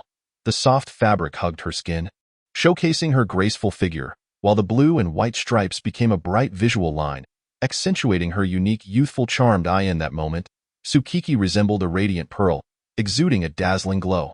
Simultaneously, Lin Xiaoxi also donned a short skirt that complemented her gentle and graceful demeanor with its fresh and elegant hue. The hem of her skirt swayed lightly with her movements, resembling a graceful fairy dancing with elegance. Standing side by side, one vivacious and playful, the other gentle and poised, they formed a stunning visual tableau. Upon arriving at the amusement park, they eagerly clipped their tickets and stepped into this world brimming with joy and surprises. Sunlight illuminated the colorful rides, as if draping the entire venue in a vibrant cloak. Qiqi, what do you want to play first? Lin Xiaoxi asked with a beaming smile, her eyes sparkling with anticipation. She gently stroked Su Qiqi's hair and said, how about we ride that exhilarating roller coaster? Experience the thrill of speed. Su Qiqi looked up at the towering, serpentine tracks of the roller coaster, feeling a mix of excitement and trepidation. Yet, seeing her sister's encouraging gaze, she mustered her courage and nodded, saying, okay, sister. I'm sure it will be a lot of fun. Thus, they walked briskly towards the roller coaster, laughter and joy echoing in the air, enveloping them in endless warmth and happiness. Qiqi, just don't get scared. Okay, how could I possibly be scared? I'm super brave, Su Qiqi declared, hands on her hips. Oh, how brave are you? Let me see, Lin Xiaoxi teased with a mischievous smile. Sister Lin, saying that makes me feel weird. All right, I won't tease you anymore. If you get scared, you can hold on to me tightly. I won't be scared. Before long, the heart-pounding roller coaster finally started. As it slowly climbed the steep slope, Su Qiqi, sitting atop, felt no fear. A sense of pride swelled within her. This is nothing. The speed is so slow. I don't feel any thrill at all, however. Just as Su Qiqi boasted, the roller coaster suddenly plunged downwards with a swift rush. In that instant, The enormous drop and rapid descent sent Tsukiki into a panic, her screams echoing throughout the amusement park. Fear surged over her like a tidal wave, her face turning pale as she instinctively clutched Lin Shoshi's hand, as if it were her only lifeline. Lin Shoshi, feeling Tsukiki's frightened grip, couldn't help but smile, but to ease Tsukiki's embarrassment, she screamed along with her. Chapter 33. Be My Girlfriend. Accompanied by a wave of nausea. Tsukiki's face turned ashen as she stumbled off the roller coaster, collapsing against the railing like a puddle of soft mud. Her stomach churned violently, relentlessly expelling sour liquid and remnants. Observing this, Lin Shoshi quickly reached out, gently patting Tsukiki's back in an attempt to alleviate her extreme discomfort. You did so well, Kiki. Keep it up, Lin Shoshi comforted softly, her face filled with concern. However, at that moment, Tsukiki showed no signs of appreciation. After finally managing to stop vomiting, she struggled to straighten up, pouting her adorable little lips and glaring at Lin Shoshi with a frown. Sister Lin, please stop teasing me. I'm almost being tortured to death here, and you still say keep it up. With that, Tsukiki turned her head away, choosing to ignore Lin Shoshi. Hey, Kiki, please don't be angry. I truly didn't mean to tease you. I was scared and screamed too, you know? Compared to that, you were really amazing, Lin Shoshi said, bending down to gently scratch the tip of Tsukiki's cute little nose. From an outsider's perspective, they appeared to be two close friends playfully teasing each other. However, Tsukiki remained unamused, still sulking and refusing to acknowledge Lin Shoshi. Faced with this situation, Lin Shoshi couldn't help but smile helplessly, but soon returned to her gentle demeanor. Kiki, how about this? I'll buy you your favorite ice cream, paired with a bottle of delicious cola. What do you think? Lin Shoshi tentatively suggested. Upon hearing this, the previously silent Tsukiki suddenly turned her head, her big eyes fixed intently on Lin Shoshi, filled with anticipation as she asked, Really? Clearly, the temptation of delicious food was one she could hardly resist. Of course it's true. When have I ever lied to you? Lin Shoshi gazed at Tsukiki with a tender smile.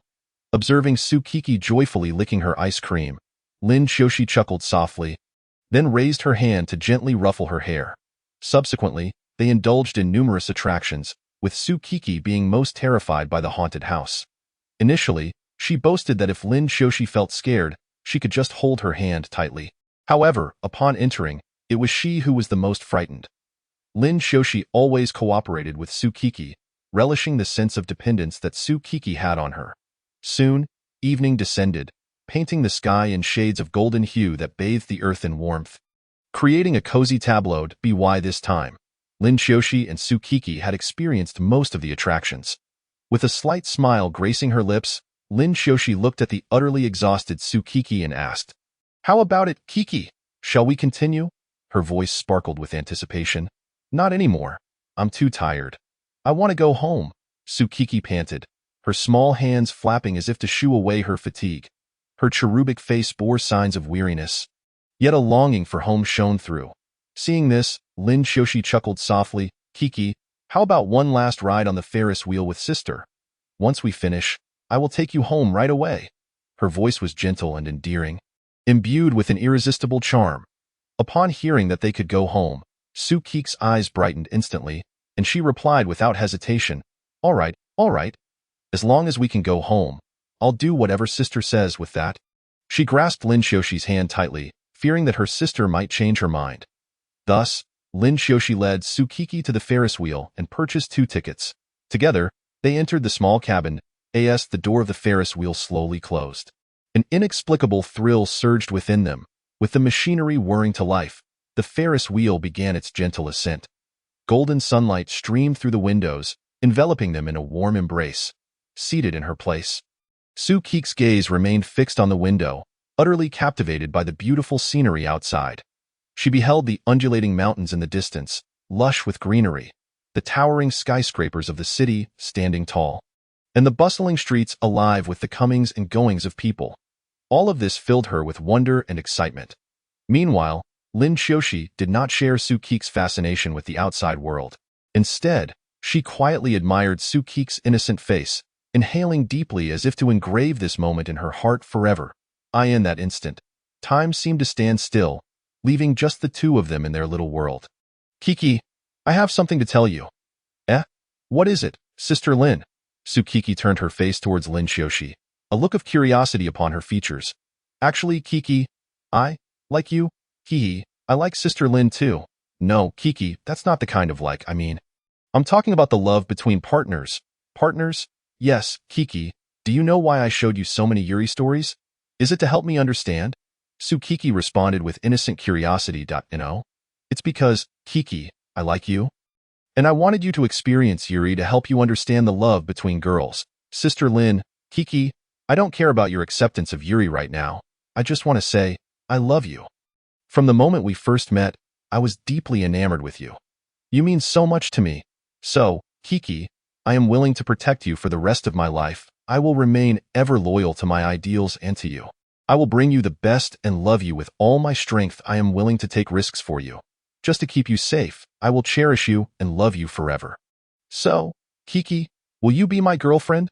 Lin Xiaoxi poured out her long-prepared feelings in one breath, feeling a wave of relief wash over her as she gazed at Tsukiki, awaiting her response. After hearing Lin Xiaoxi's words, Tsukiki bowed her head, lost in contemplation, finally realizing the depth of Lin Xiaoxi's feelings and the reasons behind her actions. Raising her head, she looked at Lin Xiaoxi, Sister Lin, Chapter 34. So, wife Tsukiki, as if time had frozen, slowly lifted her head. Her exquisite face bore no expression, as if shrouded in a mysterious veil, making it difficult to discern her true thoughts, whether to accept or reject. At this moment, Lin Xiaoxi's heart raced, her nerves heightened to the extreme.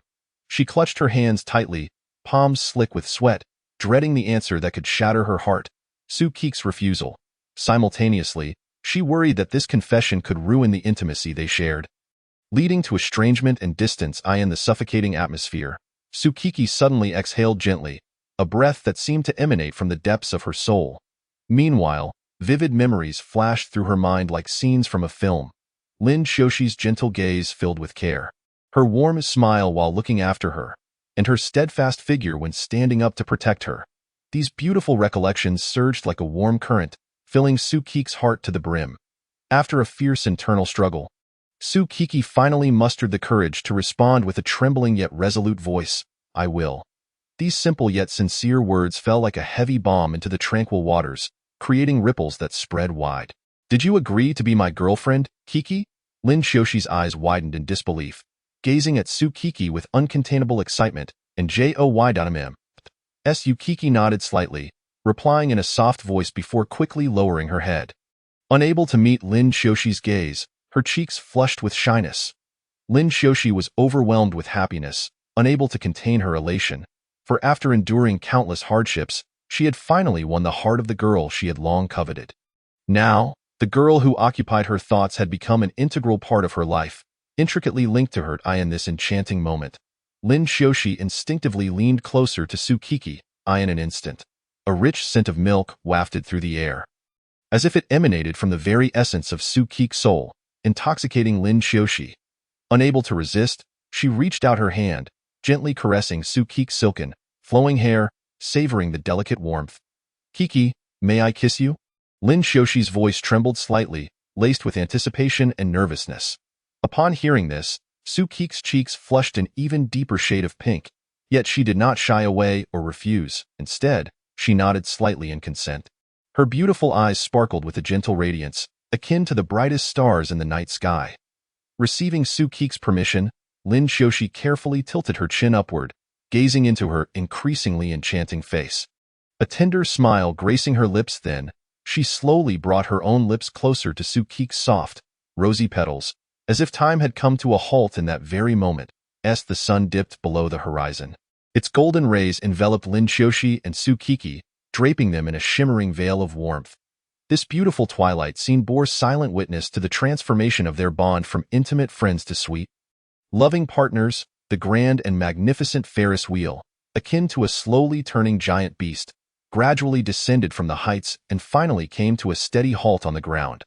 Simultaneously, the two figures, Lin Xiaoxi and Tsukiki, who had been closely entwined, began to separate their lips. In that instant, time seemed to freeze, and a glimmering thread of translucent silk appeared at the corners of their lips, reminiscent of a shooting star streaking across the night sky, leaving a faint trace behind.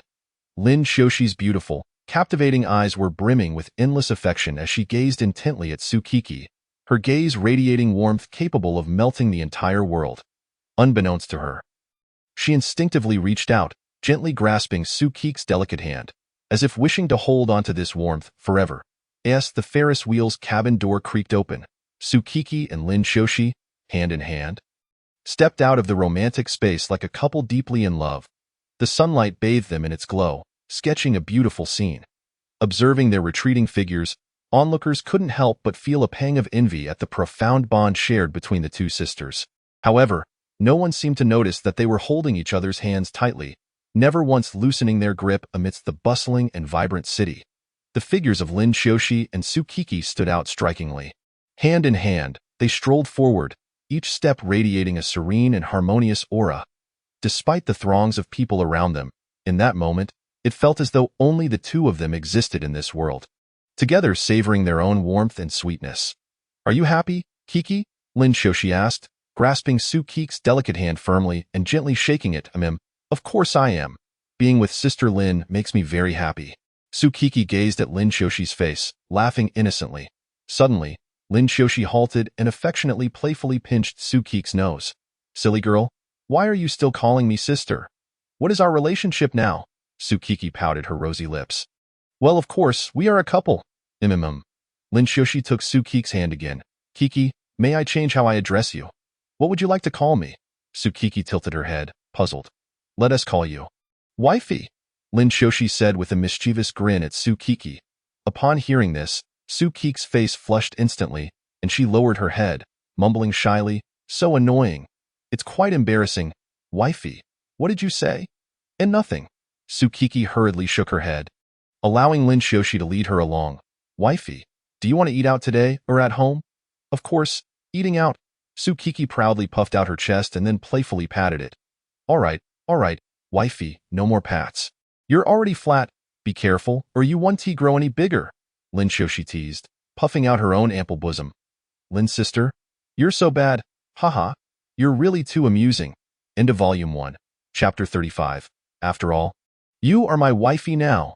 Please, let me down," Tsukiki screamed in terror, pounding her small fists against Lin Shoshi's arms that held her as if her tiny fists could exert immense force to compel the other to heed her pleas. However, all was in vain. Lin Shoshi held her tightly without a hint of letting go.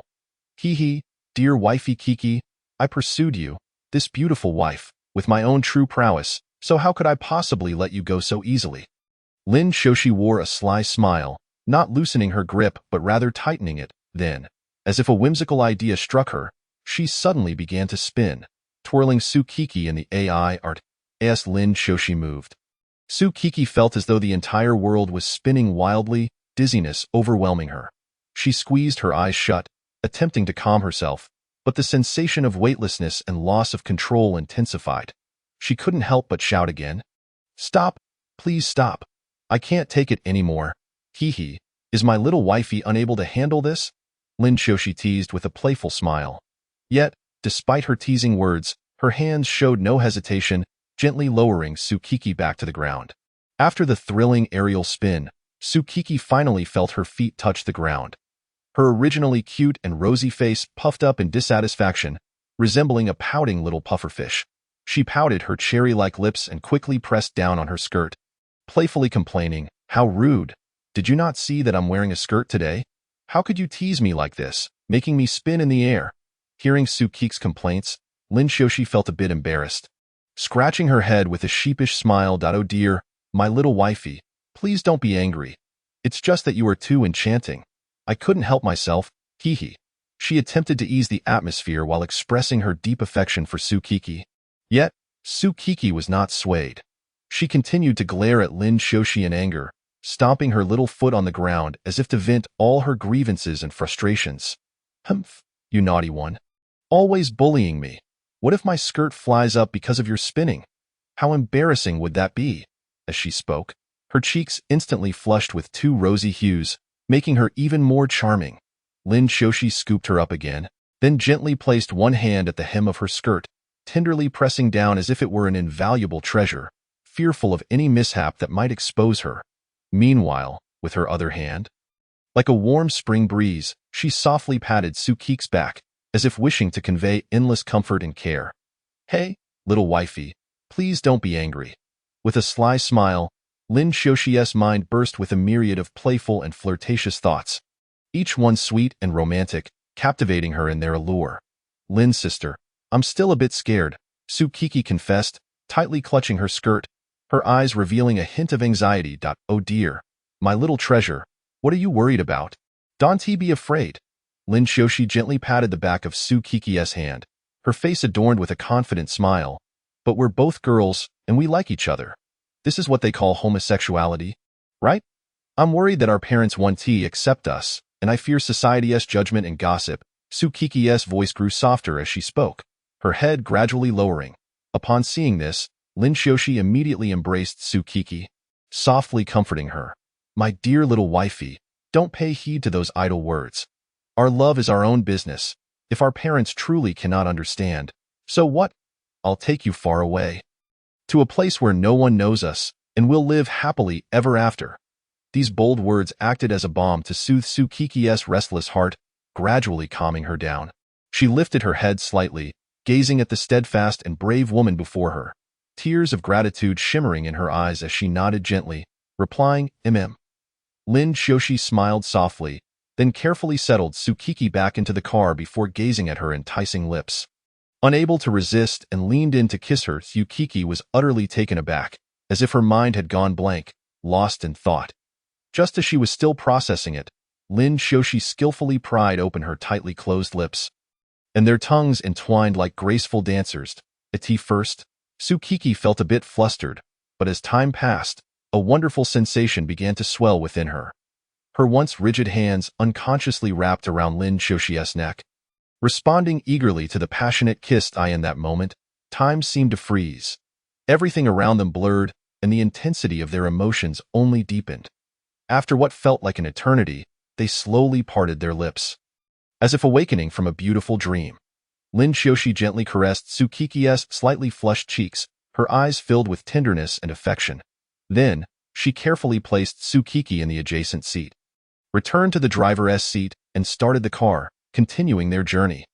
The scenery outside the window was picturesque, yet the air inside was thick with an ambiguous atmosphere. Sukiki sat quietly, her heart still racing, her face flushed from their passionate kiss. Meanwhile, Lin Xiaoxi focused on the road ahead, a faint smile playing on her lips, secretly relishing the delightful moment they had just shared. Kiki, sleep a little longer. We'll be home when you wake up. Lin Xiaoxi smiled at Sukiki once more. Okay. Sukiki nodded before closing her eyes again. Chapter 36. What does Nyang Nyang Jiang Jiang mean? As Sukiki slowly awoke, she felt a slight ache in her face, and as she struggled to open her still sleepy eyes, she realized it was Lin Xiaoxi gently kneading her cheeks. Instinctively, Sukiki reached out to rub her somewhat droopy eyes, and with a hint of confusion and drowsiness, she murmured softly, Are we there yet? Her voice still carried traces of lingering sleepiness. Hee, little wifey, did you wake up with your brain all muddled? Come, take a look here. Lin Xiaoxi wore a teasing smile at the corners of her lips as she spoke, extending her long, fair fingers to gently point towards the direction of their neighborhood. At that moment, Sukiki had just awakened from a delightful dream, stretching widely and involuntarily letting out a melodious yawn that resembled the sweet chirp of a yellow oriole. This delicate and charming demeanor stirred a sense of affection in the hearts of onlookers. Upon hearing Lin Xiaoxi's words, Sukiki blinked her sparkling eyes and followed her gesture.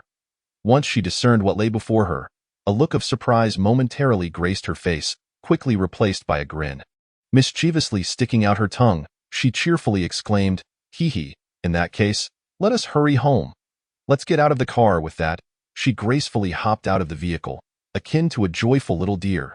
Lin Xiaoxi observed Sukiki's lively and buoyant silhouette, reminiscent of a sprightly fawn bounding about.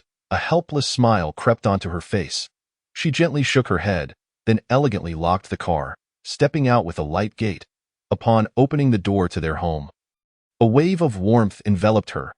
Yet, before she could even change her shoes, Sukiki eagerly discarded hers, as if they were shackles binding her freedom. Barefoot, she dashed onto the sofa like a playful child. Seating herself upon the soft cushions, Tsukiki patted the empty space beside her with enthusiasm, her eyes sparkling with mischief and anticipation, seemingly inviting Lin Xiaoxi to join her. Come sit here. This small gesture infused the room with a delightful and relaxed atmosphere. Observing Tsukiki's antics, Lin Xiaoxi couldn't help but envision the future, imagining herself firmly holding Tsukiki beneath her. She could vividly picture Tsukiki's delicate form, weak and pleading, and each time this thought crossed her mind, a sly smile would involuntarily grace her lips, illuminating a hidden corner of her heart filled with desire. Tsukiki, wide-eyed, stared intently at Lin Xiaoxi's mischievous grin, an involuntary shiver coursing through her, causing goosebumps to rise on her skin. Slowly, she tiptoed closer, cautiously approaching Lin Xiaoxi. Finally, she reached her side and gently poked Lin Xiaoxi's slender waist with her finger. Lin Jia, what are you laughing about? Tsukiki inquired, her large, glistening eyes brimming with curiosity. However, Lin Xiaoxi seemed lost in her own thoughts, ignoring Tsukiki's question. A smile lingered on her lips, clearly still savoring the amusing memory that had just flashed through her mind. Tsukiki poked Lin Xiaoxi's shoulder gently, tilting her head, her big eyes blinking in anticipation. With her small mouth slightly pouted and cheeks puffed up, she resembled a wronged little kitten, evoking a protective instinct. Initially taken aback, Lin Xiaoxi quickly registered Tsukiki's discontented yet curious gaze. Understanding her intent, she feigned indifference, allowing a subtle smile to bloom on her lips. Eventually, under the pressure of Tsukiki's expectant eyes, Lin Xiaoxi slowly replied, "It's nothing much, really, I just suddenly remembered something quite amusing." As she spoke, a barely perceptible glimmer sparkled in her eyes, hinting at hidden delights. "What is it?" Lin Xiaoxi asked, a look of confusion clouding her features.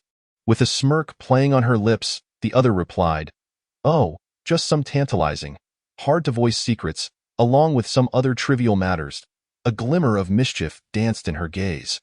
Realizing she may have inadvertently revealed something she shouldn't have, Lin Xiaoxi's cheeks flushed a delightful shade of crimson, akin to a ripe apple.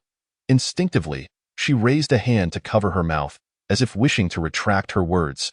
Yet, it was far too late. "What's nyang nyang jiang jiang?" Tsukiki innocently inquired. Well, that's just about the condiments used in cooking, like soy sauce, vinegar, and such," Lin Xiaoxi explained, observing Tsukiki's reaction with a sense of relief for having quickly devised a plausible excuse. Gazing at the pure-hearted girl before her, Lin Xiaoxi couldn't help but marvel. This child is adorably naive. It's precisely this innocence that allows her to easily believe my fabricated excuse. As these thoughts crossed her mind, Lin Xiaoxi's lips curved upward, though she quickly regained her composure and continued. "I just suddenly remembered that we seem to have run out of these items at home, so I wanted to ask if you had seen them or knew where to buy them." With eager anticipation, she looked at Tsukiki, hoping the latter wouldn't sense any unusualness. "Lin Jia, the supermarket across from our house has them," Tsukiki replied, exasperatedly rubbing her forehead. Chapter 37. Week into him, after a bumpy drive. "My head is still a bit hazied. I'm truly sorry, my dear little wife."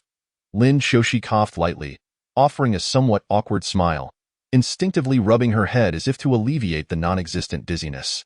Seeing this, Tsukiki furrowed her brow with concern and asked, "Is everything all right? Should I go downstairs to buy some medicine?" Her tone revealed a hint of worry and urgency. Before Tsukiki could take a step, Lin Xiaoxi swiftly enveloped her in a warm embrace, her movements gentle yet firm, as if fearing the loss of this cherished person. Leaning down, she whispered softly into Tsukiki's ear, "Silly, such trivial matters shouldn't trouble my beautiful wife. Let me handle it." With that, she pressed a tender kiss to Tsukiki's forehead, her eyes brimming with affection. "Lin Jia, how come I never noticed this before?" Tsukiki blinked her crystalline eyes, full of confusion. "Oh, what have you discovered?" Lin Xiaoxi inquired, her lips curling into a playful smile, genuinely intrigued. Tsukiki's cheeks flushed pink as she stomped her foot playfully, pouting, "Humph, so you're quite the smooth talker. Huh, such a slick-tongued person." She then playfully stuck her tongue out at Lin Xiaoxi. However, rather than feeling irritated by Tsukiki's antics, Lin Xiaoxi felt a swell of affection, gently ruffling her hair and laughing. "Hee hee, my wife knows me well. You're absolutely right." Their words were imbued with sweetness and love. In that moment, Tsukiki resembled a docile kitten, comfortably nestled in Lin Xiushi's embrace, showing no desire to escape. As time passed, Lin Xiushi eventually released Tsukiki from her warm hold. Looking at the obedient and endearing Tsukiki before her, Lin Xiushi felt a surge of joy, gently stroking her silky hair while softly speaking. "My little darling is so well behaved. How about we go out for a sumptuous feast tonight?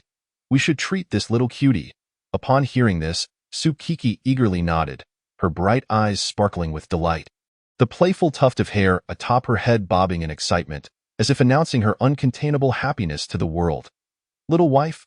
Lin Xiushi called softly, her tone laced with curiosity. "What is it, Lin Jia?" Tsukiki blinked, her radiant smile lighting up her face as she turned to Lin Xiushi. "Little wife, there's a grand comic convention in our city next week. Would you be interested in going together?" Lin Xiushi's lips curled into a smile, her eyes sparkling with anticipation. "A comic convention? Wow, of course we should go. This is an opportunity we absolutely cannot miss." Tsukiki exuberantly leapt into the air, her fists raised triumphantly above her head, her face aglow with uncontainable joy. She remained blissfully unaware of the sly smile that played upon Lin Xiushi's lips at that moment. "Well, if my little wife is so eager to go, I can't help but think that merely visiting might turn out to be rather dull. How about we try cosplaying as our favorite characters? That should make it much more entertaining, don't you think?" As Lin Xiushi spoke, she mischievously raised an eyebrow at Tsukiki, as if already conjuring a myriad of amusing scenarios in her mind. "Cosplay?" Tsukiki murmured, lowering her head slightly, her delicate brows furrowed in contemplation. Her eyes, bright as black gemstones, sparkled with an array of ideas, yet she found herself unable to settle on a particular character to embody. At that moment, it seemed she was caught in a fierce internal struggle. Should she choose a classic character, alluring yet challenging, or venture into uncharted territory with a fresh and unique persona? Or perhaps she should simply forego this opportunity altogether. Just then, Lin Xiushi, who had been quietly observing Tsukiki, gracefully moved closer. Her steps light. She leaned in, her lips brushing against Tsukiki's ear as she whispered in a voice meant only for their ears. As Lin Xiushi's words reached her, Tsukiki's previously pale cheeks blossomed into a rosy hue. Reminiscent of a ripe apple, however, this blush was fleeting, quickly replaced by a sense of determination. Tsukiki gently bit her lip and nodded slightly, signaling her agreement to partake in the cosplay. Seeing Tsukiki acquiesce, Lin Xiushi's lips curled into a playful smile, revealing a hint of mischief. At that moment, Tsukiki finally noticed the enigmatic smile on Lin Xiushi's face. "Lin Jia, why are you suddenly laughing?" she inquired, her expression one of confusion. "Hee, it's nothing really, just a whimsical thought that popped into my mind," Lin Xiushi replied softly, winking playfully at her. Yet, the astute Tsukiki seemed unconvinced by this explanation, pressing further. "Lin Jia, are you sure you're not concocting some peculiar idea?" As she spoke, Tsukiki adopted a serious demeanor, searching for any crack in Lin Xiushi's facade. Confronted by Tsukiki's scrutiny, Lin Xiushi momentarily paused, then placed her hands over her heart, feigning a look of deep hurt. "Oh dear, is it truly how my little wife perceives me? As a whimsical, eccentric person? It pains me greatly," she sighed dramatically, as if deeply wounded. Gently, Tsukiki extended her delicate arm, wrapping it around Lin Xiushi's soft waist, cautious not to cause her discomfort, her movements as gentle as a breeze caressing the surface of a lake. She pressed her entire face against Lin Xiushi's body, relishing in the warmth and security it provided. Her cheeks nuzzled against Lin Xiushi's flat abdomen, reminiscent of a playful kitten finding its most comfortable spot to cuddle. Each gentle friction brought forth a delightful sensation, ensnaring Tsukiki in blissful rapture. This affectionate display was infused with endless tenderness, seemingly narrating the profound emotional bond and intimate connection shared between the two. Time passed swiftly, and the joyous, leisurely weekend slipped away unnoticed, ushering in a new week. For Lin Xiushi, the most exhilarating event of the previous week was undoubtedly her successful confession to Tsukiki, transforming her into her beloved little wife. As dawn broke, Lin Xiushi awoke early, having received a summons from her father regarding urgent matters that required her attention, thus preventing her from accompanying Tsukiki as she usually did. Though her heart brimmed with reluctance, She tenderly placed a kiss on Sukiki's porcelain-like forehead and thoughtfully purchased a sumptuous breakfast for her before reluctantly departing. Not long after, a bright, melodious alarm disrupted the tranquility of the room, rousing Sukiki from her slumber. Instinctively, she reached out to touch the bed beside her, only to find it cold, indicating that Lin Xiaoxi had long since left. After slowly rising and dressing, her gaze fell upon the steaming breakfast laid out on the table, accompanied by a handwritten note. The elegant script was clear. "Little wife, I have urgent matters to attend to today, so I must leave first. Be sure to enjoy this breakfast. Love you, your big wife." Lin Xiaoxi. Reading the sweet and playful words on the note, Sukiki couldn't help but smile, her heart swelling with happiness as if the entire world had transformed into a more beautiful place due to this love. As the morning sun streamed through the window, illuminating her dining table, Sukiki savored her breakfast with satisfaction before, as usual, shouldering her backpack and setting off towards school. A gentle breeze tousled her hair, bringing a sense of refreshment and ease. However, upon entering the campus, she was suddenly struck by an unusual atmosphere. The gazes of her classmates were fixed upon her, their eyes brimming with an indescribable excitement and curiosity. Initially, Sukiki dismissed it, assuming it was merely the anticipation of a new day. Yet, as more and more students gathered around, whispering in hushed tones, she realized something was amiss. "Wow, isn't that Sukiki, the star of last week's cultural performance?" exclaimed a girl in excitement. Instantly, others surged towards Sukiki, their eyes sparkling with fervor as if they had encountered a celebrity. Before long, Sukiki found herself encircled by a throng of classmates. Unable to escape, faced with this unexpected situation, she felt both astonished and bewildered, never imagining that she would gain such popularity due to a cultural performance. Students clamored to take pictures with her. And although Sukiki felt a bit overwhelmed, she maintained her composure and smiled, acquiescing to their requests. At that moment, she spotted her homeroom teacher passing by and felt a flicker of hope, wishing that the teacher might come to her rescue. Indeed, the teacher noticed the chaotic scene and swiftly approached, restoring order while gently extricating Sukiki from the crowd. Gratefully, Sukiki was about to express her thanks when, to her astonishment, the teacher pulled out her phone and cheerfully said, "Come on, let's take a picture together." At that moment, Sukiki was utterly stunned, never expecting her normally serious teacher to display such a delightful side. Time seemed to blur as Sukiki finally made her way back to her own classroom, her body slightly weary from the commotion. The atmosphere within the class was lively and bustling. The instant her classmates caught sight of her at the door, they rushed toward her as if under a spell.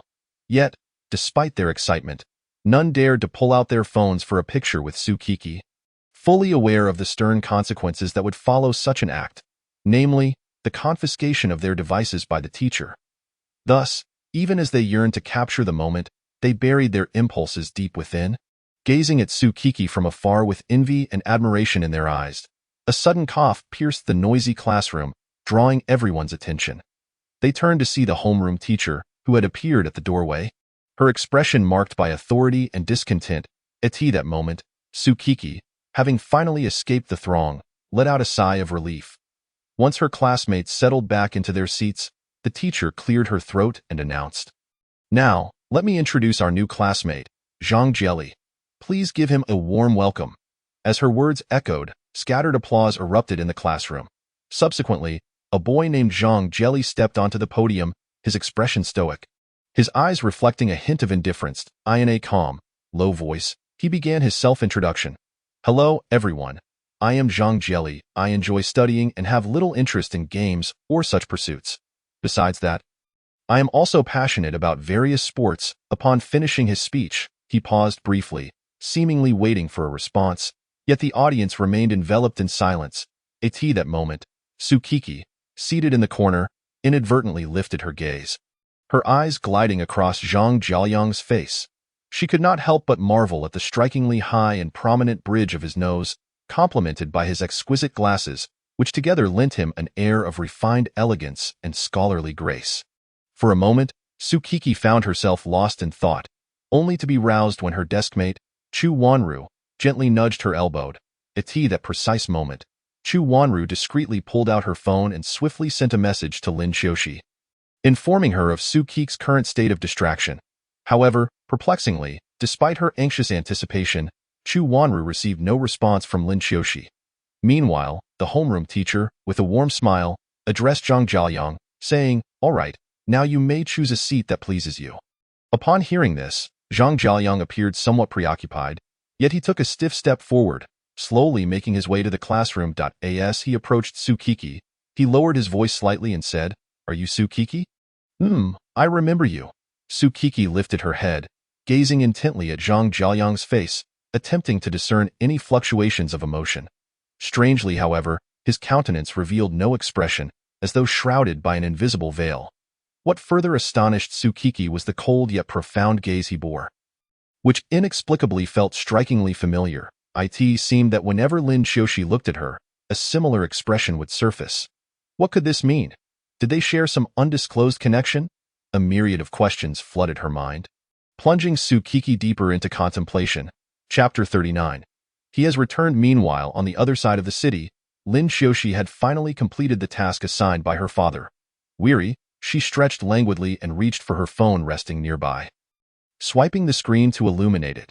Just then, a message from Chu Wanru popped up, causing her heart to tighten. Lin Xiuxi focused her gaze, realizing it was information regarding Su Qiqi sent by Chu Wanru. She hurriedly opened the image, scrutinizing the photo of Su Qiqi, who wore a radiant smile with bright, enchanting eyes, exuding a unique charm. Lin Xiuxi couldn't help but furrow her brow, a wave of indescribable emotion surging within her. After a moment's hesitation, Lin Xiuxi swiftly typed a line. "Do you have a photo of her from the front? Let me see." Upon sending, she clutched her phone tightly, awaiting Chu Wanru's reply. Time dragged on painfully slow, at least for Lin Xiuxi, where each second felt interminably stretched, causing her immense anguish. Finally, almost instantaneously, Chu Wanru responded. Yet the content left Lin Xiuxi somewhat disappointed. It turned out that Chu Wanru had not captured a photo of Zhang Jiaoyang sitting across from Su Qiqi. However, she distinctly recalled the last words Zhang Jiaoyang had spoken to Su Qiqi, and they were etched clearly in her memory. Lin Xiuxi took a deep breath, striving to quell the unease and anxiety within her. She knew she needed to remain calm and not make hasty judgments based on fleeting impulses. Nevertheless, she found it increasingly difficult to suppress the jealousy and fear that gripped her heart. She was terrified that the love she had just begun to cherish might slip away effortlessly. She pondered whether she had unintentionally offended anyone, but to think of offending someone. Only Su Qiqi was aware of her identity as the daughter of the Lin family. Suddenly, a figure emerged in her mind. Could it be him? You must be Su Qiqi, right? Just as this question lingered, it was the dismissal bell that chimed, signaling the end of the school day. Zhang Jiaoyang seized the opportunity, intercepting Su Qiqi at the school's rear entrance while the other students hurried home and Chu Wanru had stepped away momentarily. There's something you need." Su Qiqi's voice trembled noticeably, fear flickering in her eyes. Observing her reaction, Zhang Jiaoyang smirked, a light chuckle escaping his lips. "Indeed, you are quite the lovely sight. No wonder Lin Xiuxi has taken a fancy to you." Upon hearing Lin Xiuxi's name, Su Qiqi's pupils widened in shock, her heart racing with the realization that he recognized Xiuxi. Yet she thought to herself, but he seems overly timid. A girl like her would probably not bother with him. Zhang Jiaoyang scrutinized Su Qiqi once more, followed by a series of mocking remarks. Did Lin Xiuxi confess her feelings to you?" At this moment, Zhang Jiaoyang's gaze turned menacingly fierce. "Yes," she replied, "don't be afraid. You must be wondering how I came to know of this?" Zhang Jiaoyang's eyes gleamed with mockery. In response, Su Qiqi remained silent, her body trembling uncontrollably. "I told you not to be so tense," he chuckled, a cryptic smile dancing upon his lips, his gaze, akin to that of a serpent, fixated on Su Qiqi, as if he were ready to strike at any moment. He then spoke slowly. "Since that girl Lin Xiuxi is so enamored with you, she surely wouldn't want to see you harmed. Would she?" Upon hearing this, Su Qiqi's body quaked with fear and trepidation. She widened her eyes, her voice quavering as she responded. "What do you want to do? This is school." Yet, Zhang Jiaoyang showed no intention of halting his advance. He stepped closer, his smile growing increasingly sinister. "Rest assured, my little beauty, I won't harm you. However, I do wish for the dear Lin Xiuxi to experience the anguish of seeing her beloved suffer." Before he could finish his sentence, Zhang Jiaoyang lunged at Su Kiki with the ferocity of a hungry tiger, unleashing a torrent of punches and kicks. The poor Su Kiki was utterly defenseless against this sudden assault, pain coursing through her body. Tears welling in her eyes, yet she fought to suppress them. She understood that if she cried out, drawing attention from others, it could lead to even graver consequences for both herself and her family. With that thought, Su Kiki gritted her teeth, silently enduring the torment in no time. Her body bore the marks of numerous bruises and wounds, a disturbing tapestry of dark and light. Particularly, her once fair and delicate legs now trickled with crimson blood, streaming down in a harrowing sight as for her once charming and sweet visage. It had swollen grotesquely, the uneven lumps distorting her features, robbing her of her previous vivacity and playfulness. Ha! If you dare to speak of this, I will ruin your family. Just a reminder, they work for my father's company. After inflicting his cruelty, Zhang Jiaoyang distanced himself from Su Kiki, as if her suffering bore no significance to him. With that, he departed, leaving Su Kiki alone to weep in despair. Shortly after returning home, Lin Xiaoxi waited anxiously for Su Kiki, who had yet to arrive.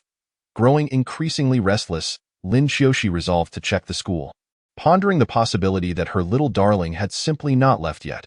Without delay, Lin Xiaoxi made her way to the school, explaining to the security personnel before entering. Her heart raced as she searched, hoping fervently that her little darling was safe. As she passed by an abandoned corridor, Lin Xiaoxi heard muffled sobs emanating from within, a sound reminiscent of her beloved's cries. Entering cautiously, she was met with the heartbreaking sight of Su Kiki, covered in wounds, crouched on the floor, weeping uncontrollably. Lin Xiaoxi's heart ached upon seeing Su Kiki's injuries. Please don't cry, my little darling. What happened? Lin Xiaoxi approached slowly, kneeling beside her, wrapping her arms around Su Kiki. Gazing at Xiaoxi's figure, Su Kiki could no longer hold back, tightly embracing Lin Xiaoxi as she sobbed openly. Lin Xiaoxi tenderly patted her back, her mind racing with thoughts of the figure she had just encountered. Could it be that he had returned from abroad? Chapter 40. Kiki, she is my wife. Lin Xiaoxi cautiously brought Su Kiki back home from her school, a place filled with stress and fatigue. Along the way, she held the fragile girl, as delicate as a leaf in the wind, tightly in her embrace, as if to bestow upon her endless warmth and solace. Upon arriving home, Lin Xiaoxi gently placed Su Kiki on the soft sofa, then sat beside her, tenderly patting her back with both hands. Her voice was soft yet resolute, akin to a melodious lullaby, gradually reaching Su Kiki's ears. Do not fear, I am here with you. As time passed, Su Kiki seemed to have exhausted all her strength. The once torrential tears gradually ceased. Her heavy eyelids slowly closed, and she sank into a deep slumber. However, Lin Xiaoxi did not cease her gentle ministrations, continuing to softly pat Su Kiki's back, striving to ensure her sleep was more peaceful. Yet at that moment, her expression had transformed entirely. It was one of uncontainable fury. She clenched her jaw, her eyes ablaze with anger, and gripped her phone tightly, as if she might crush it at any moment. After a while, Lin Xiaoxi carried the sleeping Su Kiki back to her bed, covering her with a blanket for added comfort. Subsequently, with a grim expression, she seized her phone and made her way to the living room, dialing a number. Hello? Steward song. Miss, what is it? Help me check if Zhang Jiaoyang has returned to the country. Miss, this, quit the chatter. Just check. Yes, Mississippi. After hanging up, Lin Xiaoxi did not pause. Long ago, she had added Su Kiki's homeroom teacher on WeChat. Teacher Tong, are you free now? Lin Xiaoxi intended to inquire if anything significant had occurred at school that could explain Su Kiki's current state. Yes, is this Su Kiki's sister?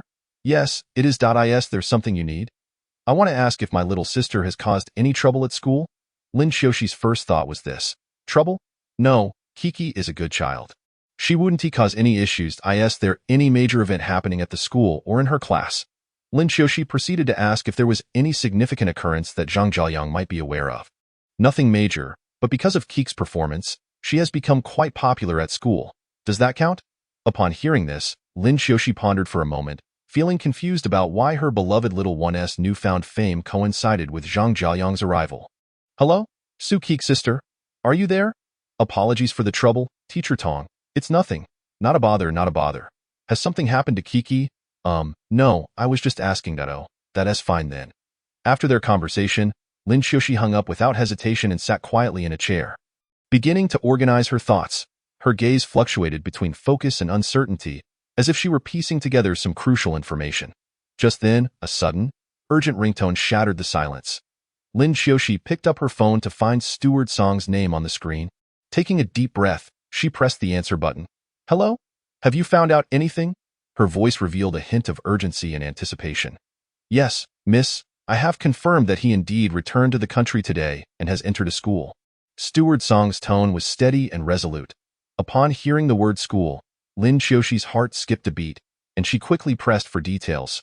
"Hurry, tell me which school." Her heartbeat quickened, as if she sensed something significant was about to unfold. "Tianjin No. 1 High School," Steward Song slowly revealed. Lin Xiuxi felt her heart plummet, as if struck by a heavy blow. Just as her beloved little one was basking in her peak popularity, Zhang Jiaoyang had conveniently transferred to the very same school. Was this merely a coincidence? She mused, convinced that something was amiss. It seemed necessary for her to confront Zhang Jiaoyang personally the following day to uncover his true intentions. With this thought, Lin Xiuxi's gaze sharpened. As her thoughts gradually crystallized, she instinctively rubbed her aching temples, attempting to alleviate the unexplainable pressure and fatigue. After a brief pause, she rose slowly, her steps somewhat heavy, and returned to her beloved's room. The moment she entered, she was greeted by the sight of her little one peacefully slumbering. Tsukiki curled up on the bed like a sweet little cat, her closed eyes still bearing traces of dried tears. Yet no new tears fell at that moment. Seeing this, Lin Xiuxi's lips curled into a gentle smile, radiating affection and tenderness. She approached the bedside cautiously, fearful of waking the sleeping beauty. Then, she bent down and softly kissed Tsukik's smooth forehead. As if this simple act could convey the boundless love and care nestled deep within her heart. Next, she carefully lifted the blanket, treating it as if it were a priceless treasure, and gently nestled herself under the covers. Once settled, Lin Xiuxi immediately wrapped her arms around Tsukik's petite frame, feeling the once trembling girl become serene and tranquil in her embrace. This transformation stirred within Lin Xiuxi an indescribable sense of fulfillment and happiness. Simultaneously, she understood that tonight held profound significance for both of them. This was the first night they would share a bed after their relationship had shifted. With this realization, Lin Xiuxi cherished the moment even more. Holding her beloved tightly, unwilling to release her even a fraction. The following day, as dawn broke, rays of sunlight streamed through the window into the room.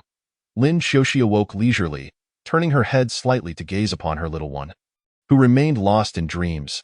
Beholding the serene and sweet visage, her heart swelled with tender affection. Lin Xiuxi quietly drew closer, careful not to disturb her beloved. She admired Tsukik's tightly shut eyes, the slight upturn of her lips, and her silky hair, her face illuminated with adoration. Finally, unable to restrain her impulse, she leaned down and gently kissed her little one's smooth forehead. This kiss was as light as a dragonfly's touch. Yet the love it carried was profound. After the kiss, Lin Xiuxi carefully rose from the bed and began to prepare breakfast for her beloved. She skillfully opened the refrigerator, retrieved fresh ingredients, and donned an apron. Bustling about in the kitchen, before long, a delightful aroma filled the air, and a sumptuous breakfast appeared on the dining table. Lin Xiuxi then returned to the bedside, tenderly tucking the blanket around Tsukiki and placing a preset alarm clock on the nightstand. Having completed these tasks, she gazed deeply at her still sleeping beloved, her eyes brimming with affection and reluctance. However, time was of the essence, and she had to hastily leave the house today. She intended to seek out Zhang Jiaoyang. For her delicate, adorable, and endearing little one, Lin Xiuxi would boldly face any peril, whether it be a mountain of blades or a rain of bullets, regardless of whether she found herself at the ends of the earth or in the depths of a remote village. She would not hesitate to step forward, using her strong arms and fearless courage to protect her.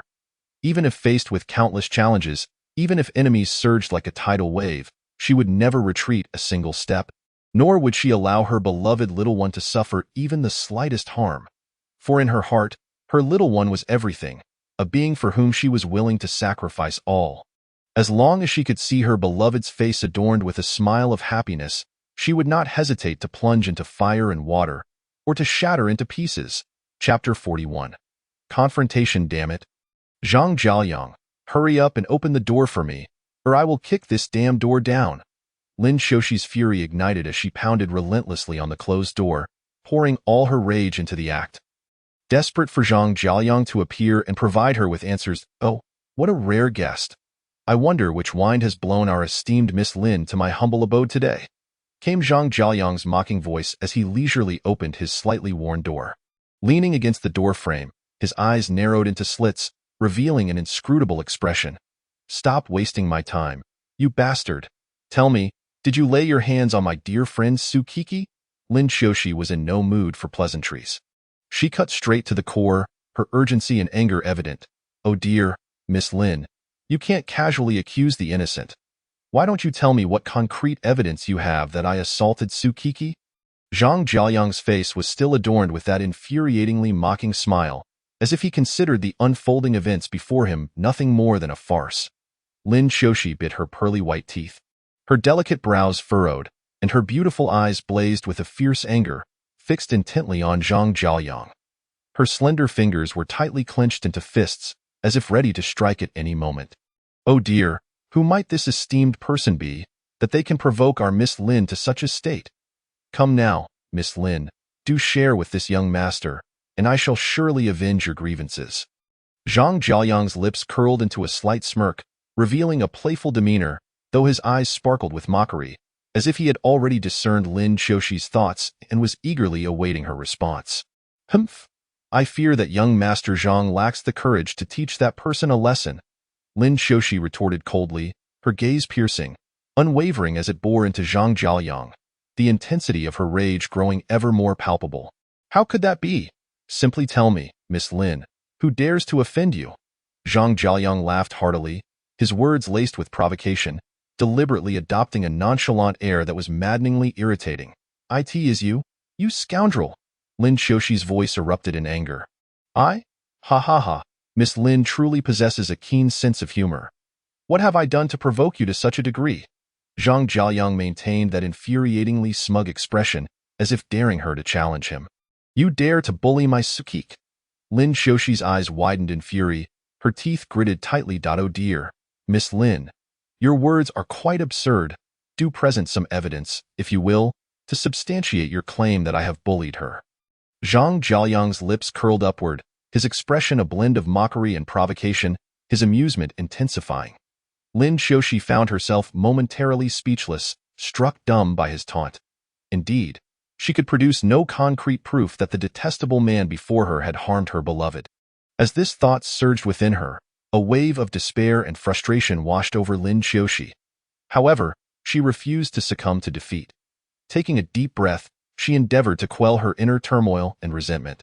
Finally raising her head to fix Zhang Jiaoyang with a frigid, hostile stare, declaring, Humph! Consider yourself fortunate this time, but should you dare to bully Tsukiki again, do not expect me to show you any mercy. With that, she resolutely turned to leave. Wait, Miss Lin, do you truly believe that the Zhang family is a place where anyone can freely enter and exit at will? At that moment, Zhang Jiaoyang called out, his earlier flippancy replaced by a look of significant intent. Upon hearing this, Lin Shoshi abruptly halted, turning back to fix Zhang Jiaoyang with a steely gaze, her eyes shimmering with determination. What, do you intend to forcibly detain me? If you have the guts, let us settle this with genuine confrontation. I, Lin Shoshi, fear you not.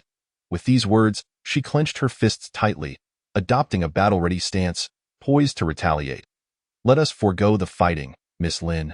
I am aware of your martial prowess and your accolades, but what I wish to convey is that your relationship with Tsukiki is likely more than mere friendship, is it not? Rather, it is a romantic liaison, I presume, dear heiress of the Lin Corporation, Zhang Jiaoyang remarked, a knowing smile playing on his lips as he observed her reaction. What do you mean? Lin Shoshi could no longer contain her inner turmoil, her voice trembling with anxiety. Heh, what could I possibly mean? Merely stating the truth, am I mistaken in thinking that your relationship with Tsukiki transcends friendship and ventures into the realm of romantic involvement? Zhang Jiaoyang's smile broadened, his expression inscrutable yet distinctly unnerving. So, what of it? I hereby declare that we have kissed. She belongs to me, and should you dare to lay a finger on her, just try me. At the mention of Tsukiki, Lin Xiaoxi transformed into a fierce creature, her gaze radiating ferocity. I have never suggested that I would provoke her. I merely wish to remind you, Miss Lin, Zhang Jiaoyang continued, his tone unervingly casual. Consider this. If your father were to discover that his precious daughter is a homosexual, enamored with a woman, how do you suppose he would react? Heh? You? What are you trying to convey? Lin Xiaoxi's complexion paled, her body trembling slightly as she surveyed her surroundings, as if seeking refuge or an escape. Miss Lin, are you truly certain that once your father uncovers the secret of your orientation, you and your dear girlfriend will remain unharmed? Especially for her, do you think she would emerge unscathed? I have declared. I am willing to risk everything for her safety. I will not allow her to be harmed. Not even by my father. Lin Xiaoxi's eyes brimmed with resolve, for Sakik was her everything. Very well, very well. What do you mean? Lin Xiaoxi felt a wave of apprehension wash over her as she listened to his laughter. At that moment, Zhang Jiaoyang pressed the stop button on the recording device. Hee, Miss Lin, I am quite curious to see just how far you are willing to go for love. Chapter 42. Did you think I was utterly unprepared? Lin Xiaoxi's heart jolted, disbelief etched on her face. She had never anticipated Zhang Jiaoyang would stoop so low as to record her. However, moments later, she swiftly regained her composure, restoring her usual calm demeanor. Ha, Miss Lin, just look at your so-called willingness to take risks. It is utterly laughable. Zhang Jiaoyang's derisive laughter pierced the air, his hand unconsciously beginning to clap in the face of Zhang Jiaoyang's mockery. Lin Xiaoxi displayed no sign of fear.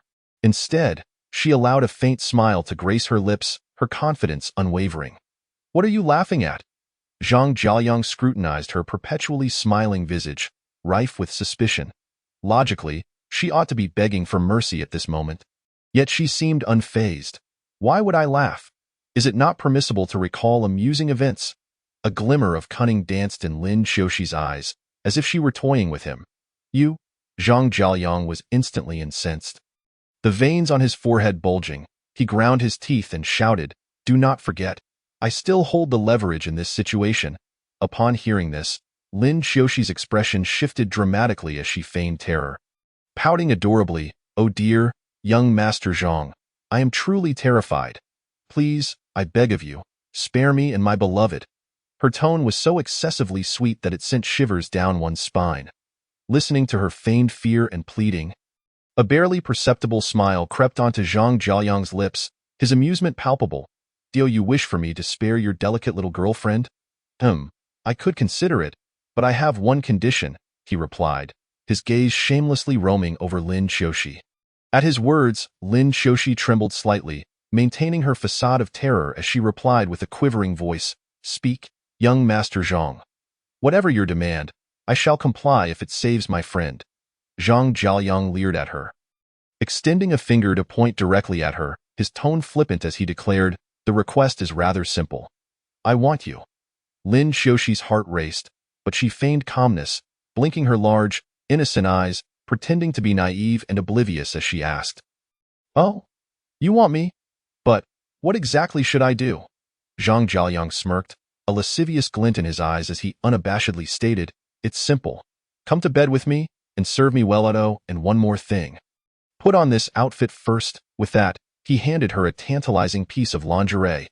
Upon seeing the garment, Lin Xiaoxi's fury ignited instantly, her fists clenched tightly, her nails digging into her palms. In that moment, she finally discerned the true nature of the man before her. The seemingly refined and elegant Zhang Jiaoyang was, in fact, a despicable and morally bankrupt individual. Young Master Zhang, this is clearly attire meant for flirtation between men and women. I have no association with you, Lin Xiaoxi continued to feign innocence. Hee. As long as you come to bed for some fun, does that not create a connection? Zhang Jiaoyang's gaze grew ever more lascivious. Young Master Zhang, did you treat other women this way in the past? Lin Xiaoxi blinked her sparkling eyes, curiously probing that of course. Regardless of whether I once found myself in a foreign land or now stand upon this splendid land of Huaxia. Those mundane and superficial individuals are but playthings in my hands, however. Should Miss Lin harbor any concerns regarding this matter, I can assure you that from this day forth, I shall engage in such trivial affairs solely with you. As he spoke, Zhang Jiaoyang's lips curled into a mischievous smile, as if he had already claimed this enchanting lady as his own. Lin Xiuxi felt a surge of deep disdain toward Zhang Jiaoyang, her lips twitching involuntarily. Master Zhang, how do you proceed when those women refuse your advances? Upon hearing this, Zhang Jiaoyang appeared unfazed, nonchalantly replying, what difficulty lies in that? Kidnapping, drugging, murder, imprisonment. These are all methods I have employed. To me, they are merely playthings for my amusement. He regarded these actions as utterly commonplace, showing no hint of remorse. Then why, Master Zhang, do you remain unpunished for your transgressions? Lin Xiuxi pressed on. What is the reason behind this? Zhang Jiaoyang chuckled heartily. Miss Lin, do not forget, I am the illustrious heir of the Zhang family. Such matters will surely be resolved by my kin. His demeanor grew increasingly arrogant, a smug smile gracing his face. Lin, just as Lin Xiuxi was about to inquire further, Zhang Jiaoyang revealed a flicker of impatience. Miss Lin, do you wish to join me in a tryst? He leered at her, his tone frivolous and audacious. Lin Xiuxi's eyes widened in fury as she glared at the shameless scoundrel, gritting her teeth. You wish for that? Not a chance. Yet, Zhang Jiaoyang was undeterred by her outrage, continuing to provoke her. If you refuse my invitation, perhaps your charming little friend would be willing to accompany me instead. I can only imagine the allure of her graceful form.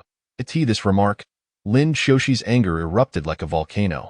She could not bear the thought of anyone insulting her beloved, especially someone who would dare to commit such vile acts against her partner. Who do you think you are? I have yet to even taste my wife, let alone let you have her. She belongs to me alone, both in bed and out. Her voice trembled with rage, her eyes shining with unwavering determination. The mere mention of Su Kiki struck a chord deep within Lin Xiuxi.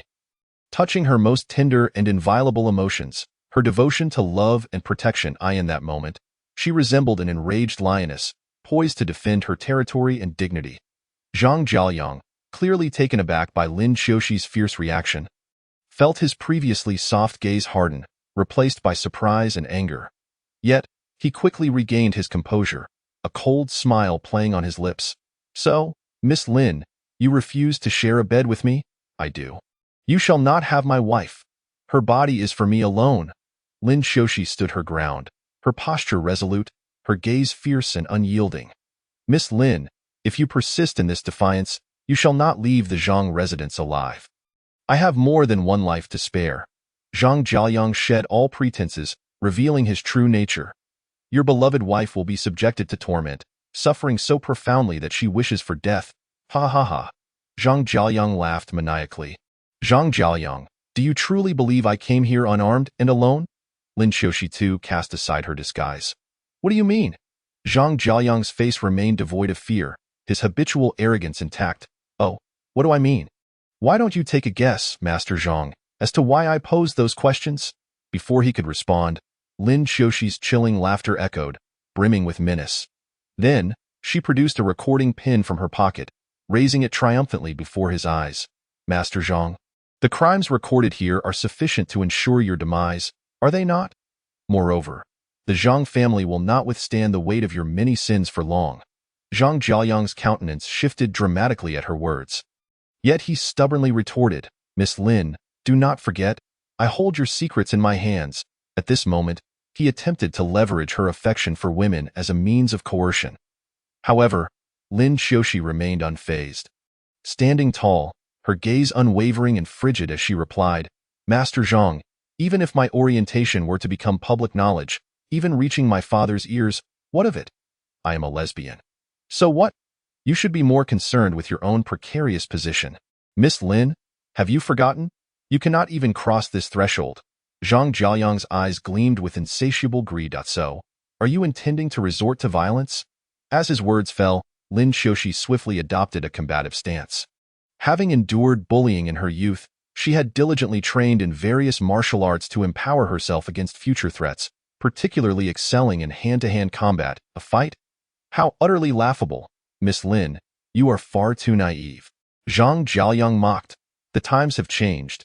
You cannot possibly believe I would engage you in a brawl. How absurd. With a casual clap of his hands, two exceptionally burly men emerged from the shadows. If you insist on a confrontation, Let them entertain you. Zhang Jiaoyang settled comfortably onto the sofa, a satisfied grin on his face. Before her now stood two towering figures, and Lin Xiuxi felt beads of sweat forming in her palms, a tremor of fear rising within her. Yet, despite this, she remained steadfast, showing no signs of retreat. Meanwhile, across the campus, Sukiki entered the gates with a light-hearted step. Recalling the previous night, Lin Xiuxi had tenderly applied ointment to her wounds, carefully concealing the painful bruises. Time passed swiftly, and noon arrived. The classroom lay deserted, presenting an opportune moment. Driven by curiosity and purpose, Sukiki stealthily approached Zhang Jiaoyang's desk. She gently pulled open the drawer, revealing it brimming with books, a surprising sight that led her to ponder. Had she misjudged him? However, as she withdrew a book and flipped it open, her eyes widened in shock at the grotesque images within. No semblance of normalcy could be found within its pages. Rather, they were filled with the sordid depictions of the girls he had violated. Whether intimate close-ups of their bodies or explicit photographs post-encounter, even horrific images of those he had brutally injured in their desperate resistance. Overwhelmed by indignation, Sukiki's hands trembled uncontrollably. Yet, she knew she must remain composed, quickly capturing photographic evidence of these heinous acts as powerful ammunition for future revelations. Carefully restoring the book to its original state, making it appear untouched, Sukiki felt the haunting images replaying in her mind, a wave of fear and dread surging within her. Taking a deep breath to steady herself, she hastened toward the cafeteria, each step heavy with resolve. "Ha! What's the matter, Miss Lin? Have you crumbled so easily?" Zhang Jiaoyang sneered, his gaze betraying an uncontainable greed and desire. Lin Xiuxi, in stark contrast to her former vibrancy, appeared utterly disheveled. Her once neatly tied ponytail now cascaded down like a waterfall. Blood trickled from her lips, staining her pale cheeks. She looked like a flickering candle in the wind, teetering on the edge of collapse. Her senses dulled. "Enough. Stop at once. Don't kill her. I have yet to savor the exquisite flavor of the Lin family's golden child." Zhang Jiaoyang leisurely rose, stepping closer to Lin Xiuxi. "Now, you two, step aside. I shall handle this." With a commanding shout from him, the two robust, brawny men obediently departed. Observing that the surroundings were devoid of any onlookers, Zhang Jiaoyang could not help but feel a surge of elation, his hands rubbing together in excitement. Just as he extended his hands, preparing to lift Lin Xiuxi, an unexpected turn of events transpired. Suddenly, Lin Xiuxi unleashed an astonishing force, akin to a swift leopard pouncing on its prey, executing her moves with remarkable speed and precision, effectively ensnaring Zhang Jiaoyang beneath her. This was, in fact, Lin Xiuxi's long-concealed secret technique, Brazilian Jiu-Jitsu, which undoubtedly became her lifeline in this critical moment. Zhang Jiaoyang was utterly unprepared for such a turn of events, leaving him momentarily stunned, his mind a blank slate, rendering him incapable of any response. At that moment, Lin Xiuxi swiftly tightened her grip, exerting greater force around Zhang Jiaoyang's neck, firmly restraining him. He struggled desperately, only to be astonished to find himself unable to break free. However, due to Lin Xiuxi's prior injuries and the recent exertion of her strength, her power quickly waned like the receding tide. Before long, she felt utterly drained, unable to maintain her hold on Zhang Jiaoyang, who ultimately succeeded in extricating himself. At that moment, the crucial recording pin slipped from his grasp, rolling to the feet of the butler, who had just descended the stairs. "Gold butler, hand that over to me. If you comply, I shall reward you handsomely." Zhang Jiaoyang spoke in a low voice tinged with menace, his neck still marked by the imprint left by Lin Xiuxi's grip. The gold butler bent down and retrieved the recording pin from the floor. "Yes, quickly give it to me, gold butler." As he approached Zhang Jiaoyang, he unexpectedly moved to assist Lin Xiuxi, returning the pin to her. "Young Master Zhang, it appears you have miscalculated this time," the gold butler remarked, his expression devoid of emotion. Lin Xiuxi wiped the blood from the corner of her mouth, gazing at Zhang Jiaoyang with a look of surprise as she uttered, "Have you not heard that heaven does not forsake those in dire straits?" Chapter 44. A temporary conclusion? At that moment, Zhang Jiaoyang's face was a canvas of shock, as if he had been struck by a sudden bolt of lightning. He could scarcely fathom that the ever-loyal and trusted gold butler would betray him. "Jane Qiyuan, My family has treated you well. How could you act so ungratefully? What has compelled you to defect? Zhang Jiaoyang seethed, trembling with rage, his teeth grinding, his eyes ablaze with fury. Yet, in the face of Zhang Jiaoyang's inquiries, Jin Qiyuan remained remarkably calm and indifferent. With a face as expressionless as stone, he replied, "Young Master Zhang, have you forgotten? From the moment I entered the Zhang family, I was entrusted by the Lin family, my purpose solely to await this very moment."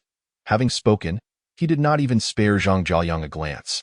Upon hearing this, Zhang Jiaoyang's fury intensified, yet his covetous gaze remained fixated on Lin Qiushi. "Lin Qiushi, have you truly never harbored any intention of accepting me from the very beginning?" Lin Qiushi sighed softly, a hint of unmistakable weariness crossing her features, yet she resolutely responded, "Indeed, whether in childhood or now, I have not felt the slightest affection or desire for you, or for any man, for that matter." "Ha ha ha, what a heartless woman!" Zhang Jiaoyang laughed bitterly, his voice laced with boundless resentment and indignation. "But this is my Zhang family's territory. You shall not leave here unscathed." As he spoke, he clapped his hands again, and with the sound resonating through the air, the two imposing figures re-emerged from the shadows like phantoms. Upon witnessing their appearance, Zhang Jiaoyang erupted into maniacal laughter. "Ha ha ha, even if you obtain that recording pin, what of it? In the end, you will still be unable to take it away." However, contrary to everyone's expectations, the two men who were supposed to heed Zhang Jiaoyang's command stood frozen, showing no inclination to act against Lin Qiushi and her companions. "What are you standing there for? Get to it. Move at once. Did you not hear me? I command you to attack." Zhang Jiaoyang's face turned crimson with rage, veins bulging on his forehead, his words losing their former civility and decorum. Just then, a subtle smile graced Lin Qiushi's lips, and she gently called out, "Guangxi, save me." In an astonishing turn of events, the two men who were meant to assault Lin Qiushi suddenly pivoted, launching themselves towards their master, Zhang Jiaoyang, pinning him down onto the sofa with unyielding force. "Miscalculated. Have we, young Master Zhang? All along, these two have been performing for me. Aside from the actual struggle, everything else has been a show for your benefit." Lin Qiushi revealed the truth at last. "Even your father was ensnared in my scheme, let alone you." With that, she placed her foot upon Zhang Jiaoyang's head. "Heh, Lin Qiushi, mark my words. I shall never allow you, that vile woman, or your little girlfriend to escape unscathed." Zhang Jiaoyang maintained his haughty demeanor. "What right do you have to mention my girlfriend?" Before he could finish, she raised her leg and delivered a powerful kick to Zhang Jiaoyang. "Look at your brutish conduct. You ought to treat your girlfriend with care, lest you inadvertently harm her in the throes of passion." "Ha ha ha ha." Zhang Jiaoyang's derisive and nauseating laughter echoed through the air, as if to taint everything around him with his repugnant essence. "What I do with her is of no concern to you. Humph, do not meddle in matters that do not concern you. She belongs solely to me, and it is I alone who am entitled to savor the pleasures of her company, including her most precious first experience, which only I may unlock. Someone of your lowly stature is unworthy of her even in the slightest." Upon uttering these words, a fierce glint flickered in Lin Qiushi's eyes, and without hesitation, she raised her foot once more, delivering another punishing kick to Zhang Jiaoyang. The force of her strike sent him staggering backward. Writhing in pain, "Do you truly believe my girlfriend to be so weak that she would not dare retaliate against your bullying? Humph, you are gravely mistaken. She will not cower or retreat, even without my protection. You will still face her staunch resistance," Lin Qiushi declared, her eyes wide with righteous fury. "Were it not for her assistance, I fear I would struggle to bring down your Zhang family today," Lin Qiushi proclaimed, pride evident in her tone. At that moment, a series of crisp, piercing sirens echoed from outside, heralding the end of the Zhang family's tyrannical reign. Meanwhile, Su Kiki had successfully completed the most critical step of her plan. She exhaled a long, relieved breath, as if shedding a great burden, and then collapsed onto the bed like a deflated balloon. Since leaving school, she had been rushing home without a moment's pause to catch her breath. Not long after, Lin Qiushi, having swiftly resolved all matters, entered the house. The instant she pushed the door open, she could no longer contain her eagerness, joyfully searching for her adorable little wife. "Little wife, I've missed you. Come here for a hug." With this gentle murmur, Lin Xiaoxi lightly laid upon the soft bed, resembling a languid cat stretching its body. Her silky, smooth hair cascaded across the pristine sheets, creating a beautiful tableau. She then extended her slender arms, gently pulling the petite and charming Sukiki into her embrace. Lin Xiaoxi slightly closed her eyes, inhaling deeply, reveling in the delightful scent of milk emanating from Sukiki. This aroma brought her immense comfort and warmth, akin to basking in the sunshine of spring. Lost in this blissful moment, Lin Xiaoxi instinctively tightened her hold on Sukiki, as if wishing to preserve this sweetness forever. However, at that moment, as if compelled by some mysterious force, Lin Xiaoxi found herself unable to resist uttering a long-buried sentiment. "Little wife, I want to do you." These words struck like a bolt of lightning, shattering the serene atmosphere that had enveloped them. Upon hearing this, Sukiki's clear, water-like eyes brimmed with confusion and bewilderment. She blinked, tilting her head, gazing at Lin Xiaoxi with an innocent and pure expression. Timidly inquiring, "What does do mean?" Her soft, melodic voice resonated like heavenly music, evoking a tender sense of affection. Everything seemed to return to its rightful course, but was it truly all over? Chapter 45. Chishi Side Story Darling. "Do you know what day it is today?" Lin Xiaoxi gazed affectionately at Sukiki, a hint of a smile gracing her lips. "Today? Sukiki furrowed her brow, her lively eyes darting around as she pondered various possible answers. "If you can't answer correctly, or if you guess wrong, there will be a punishment," Lin Xiaoxi teased, her sultry gaze seemingly capable of melting Sukiki, revealing an unmistakable longing and anticipation. Seeing her expression, Sukiki felt a flutter of anxiety, for she was all too aware of what Lin Xiaoxi meant by punishment. Today is Qixi Festival. She hesitated for a moment before deciding to take a chance and voice an answer. After discreetly glancing at her phone to confirm the date, she cautiously replied, "Well, you got half of it right, but there's still another half to uncover." Lin Xiaoxi nodded slightly, indicating her satisfaction with Sukiki's response while hinting that a more significant revelation awaited. She maintained her enigmatic smile, which only deepened the mystery. "Could you give me a tiny hint, Lin Jia?"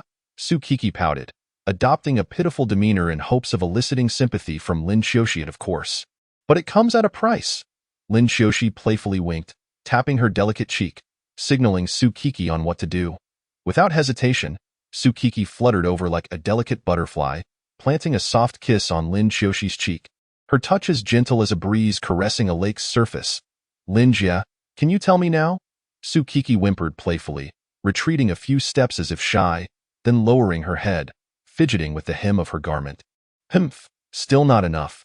But seeing how adorable you are, I suppose I can reluctantly share," Lin Xiaoxi said with a hint of a smirk, stepping closer to embrace her beloved wife, savoring the softness of her form and the warmth of her breath.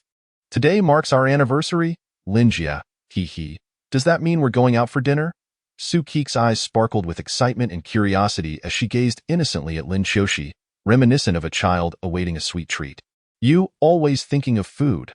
What a little glutton you are," Lin Xiaoxi teased affectionately, gently tapping Sukiki's nose, her eyes brimming with tenderness. "We'll dine at home. I've specially prepared a candlelit dinner, my little darling." With that, Lin Xiaoxi lovingly caressed Sukiki's head, as if cradling a precious treasure. Upon hearing this, Sukiki's face lit up with a radiant smile, her heart swelling with joy and happiness. She envisioned the romantic candlelit dinner, a sweet warmth flooding her spirit. The two embraced, relishing this cozy and beautiful moment. The air around them seemed to be infused with the essence of love, intoxicating and irresistible. "Why, dear little wife, shall we indulge in a bit of red wine together today?" Lin Xiaoxi smiled, holding a bottle of enticingly fragrant red wine, her eyes shimmering with warmth and anticipation. Sukiki gazed at the wine, a flicker of concern crossing her mind. She was acutely aware of her limited tolerance for alcohol, often succumbing to inebriation after just a glass or two. Yet, how could she bear to refuse Lin Xiaoxi's enthusiastic invitation? "Don't worry, my little sweetheart. This wine has a very low alcohol content." Lin Xiaoxi seemed to read Sukiki's thoughts, soothingly assuring her. As she spoke, Lin Xiaoxi expertly uncorked the bottle and poured herself a glass. Sukiki nodded slightly, not declining. Lin Xiaoxi then carefully filled a glass for Sukiki, her eyes narrowing in concentration. Sukiki gingerly lifted her glass, taking a delicate siped, as Lin Xiaoxi had claimed. The wine was indeed mild and smooth, causing no discomfort or intoxication to wash over her. How does it taste, my adorable little wife? Is the alcohol content to your liking? Lin Xiaoxi inquired, a tender smile dancing on her lips. Her concern evident, Yukiki nodded in response, a relaxed and joyful expression gradually gracing her features. Then let us commence this romantic candlelit dinner, my sweet. Lin Xiaoxi exclaimed with excitement, her gaze filled with dreams of splendid moments. As the words left her lips, the entire room seemed to fill with warmth and happiness. Under Lin Xiaoxi's coaxing, Su Qi's cheeks flushed, and she began to mumble softly, clearly inebriated. Darling, shall we engage in a bit of playful fun? Lin Xiaoxi suggested with a mischievous smile, noting that they had nearly finished their meal. Playful fun? Su Qi asked, her face a picture of confusion. Yes, my little wife. Come with me. Lin Xiaoxi reached out her hand, taking hold of Su Qi's small hand. All right. I want to play. Su Qi exclaimed, dancing with excitement, following Lin Xiaoxi into the mysteriously charged bedroom. In an instant, Lin Xiaoxi pulled the unsuspecting Su Qi onto the soft bed. Instructing her to lie down obediently, Su Qi complied, and Lin Xiaoxi swiftly kicked off her shoes, leaning down to pin Su Qi beneath her. However, at that moment, Su Qi remained blissfully unaware of the predicament she was about to face. Blinking her innocent eyes, she queried, Lin Jia, where's the fun? Hearing this, Lin Xiaoxi's lips curled into a sly smile as she responded softly, no need to rush, my little wife. It will be here shortly with that. She skillfully reached for a sturdy rope prepared on the bedside table, expertly binding it around Su Qi's delicate wrists. Once secured, Lin Xiaoxi meticulously tied the other end of the rope to the sturdy bedpost, ensuring everything was foolproof. Satisfied with her handiwork, she turned her gaze back to the bound Su Qi, who was now unable to move. Lin Jia, what are you doing? Su Qi finally sensed something amiss. Nothing at all. What ill intentions could I possibly harbor? Lin Xiaoxi chuckled, then leaned down to kiss Su Qi's lips. Their lips met in a fragrant kiss, and Su Qi quickly transitioned from surprise to submission, as Lin Xiaoxi expertly coaxed her mouth open, entwining their tongues together. After a few minutes, their lips parted, leaving a delicate strand of connection. Lin Xiaoxi then retrieved a blindfold, placing it over Su Qi's eyes, rendering her sightless. Next, Lin Xiaoxi's hands began to trace circles on Su Qi's abdomen, prompting her to squirm and wiggle restlessly. Don't move, my little wife. We're about to begin. Chapter 46. The comic convention awaits since Zhang Jieli's arrest. Lin Xiaoxi and the others enjoyed a brief respite. They returned to their routine of attending school and sleeping together. After enduring the week, Su Qi returned home bursting with excitement. Lin Jia, the National Day holiday has begun. 7 days off. Lin Xiaoxi affectionately ruffled Su Qi's hair, a smile spreading across her face. So, where does my little wife wish to go? Su Qi pondered for a moment before shaking her head. Beaming, anywhere with you is fine by me. What sweet words, Lin Xiaoxi chuckled, planting a kiss on Su Qi's cheek. Lin Jia, no kissing. I'm sweaty. Su Qi blushed, pulling away and darting into her room. Lin Xiaoxi watched her retreating figure, a gentle smile gracing her lips, her eyes filled with warmth and affection. She stood quietly, gazing at Su Qi until she vanished from view, then turned and entered the kitchen to prepare dinner. Time flew by, and soon night fell, the lights glowing warmly. Lin Xiaoxi had prepared a sumptuous feast, the dining table adorned with delectable dishes, exuding tantalizing aromas. Dinner is ready, my little wife, Lin Xiaoxi called softly, bringing out the steaming dishes from the kitchen. Upon hearing her voice, Su Qi joyfully responded, quickly emerging from her room with a light step. When she spotted her favorite chicken drumsticks on the table, her eyes sparkled and a blissful smile spread across her face. Eagerly, she sat down, reaching for a drumstick, taking a hearty bite and relishing the satisfaction of the meal. Slow down, little wife. No one is going to snatch it from you. Even if they did, I'd reclaim it for you. Lin Xiaoxi smiled, her eyes brimming with affection. Suddenly, as if recalling something of great significance, she inquired, by the way, my dear wife, the comic convention is just a few days away. Do you remember? With her mouth full, Su Qi spoke somewhat unclearly, yet a hint of confusion lingered in her tone. It was evident that she had forgotten this important date. My dear wife, you haven't forgotten. Have you? Lin Shoshi said, exasperatedly placing a hand on her forehead. You promised me before that you wouldn't back out. Upon hearing this, Tsukiki paused her actions, gazing at Lin Shoshi with bewilderment. Lin Shoshi then flashed a mischievous smile and gently suggested, It's all right, dear wife. How about trying on the cosplay outfit after dinner? What do you think? Instantly intrigued, Tsukiki eagerly nodded in agreement, as she too was curious to see how she would look in the costume and had a fondness for role-playing. Observing her wife's enthusiastic compliance, Lin Shoshi secretly rejoiced, having initially worried that convincing Tsukiki would take considerable time. Time flew by, and soon they had finished their meal and washed the dishes. At that moment, Lin Shoshi could hardly contain her excitement as she pulled Tsukiki into the bedroom. Here you go, my dear wife. Your cosplay outfit is ready. As she spoke, she handed Tsukiki a set of white clothing accented with green.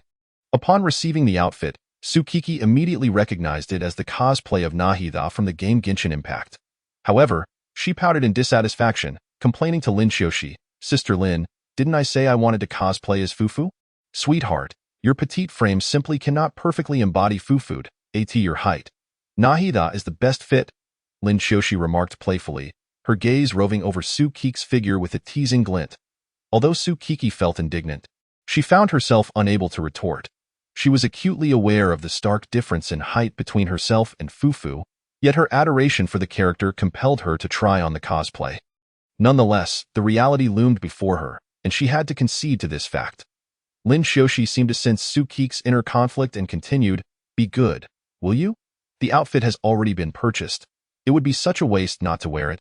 Don't you think, my dear wife? Knowing that Tsukiki was typically frugal, she cleverly used this to persuade her.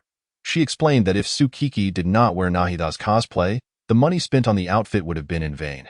Ultimately, Tsukiki reluctantly donned the Nahida cosplay. As she slipped into the costume, it was as if she had transformed into Nahida herself, achieving a striking resemblance.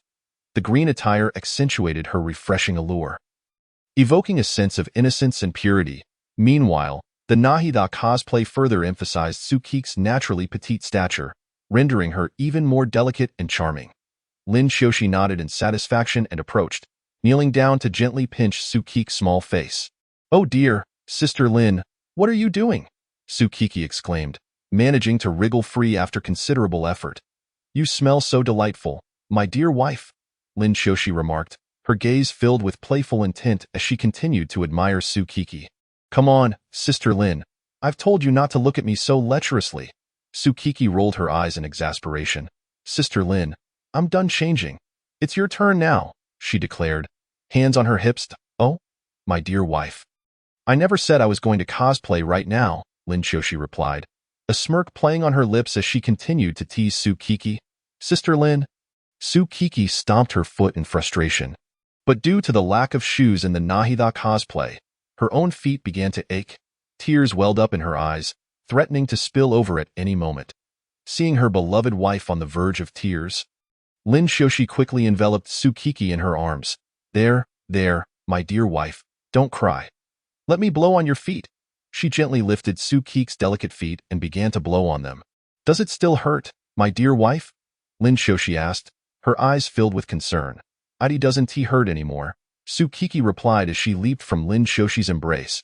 Do you really want to see it now? My dear wife? Lin Shoshi pondered for a moment but ultimately decided to indulge her beloved, for a wife is meant to be cherished. Yes, I want to see, Tsukiki exclaimed, her eyes sparkling with excitement. Lin Shoshi smiled indulgently.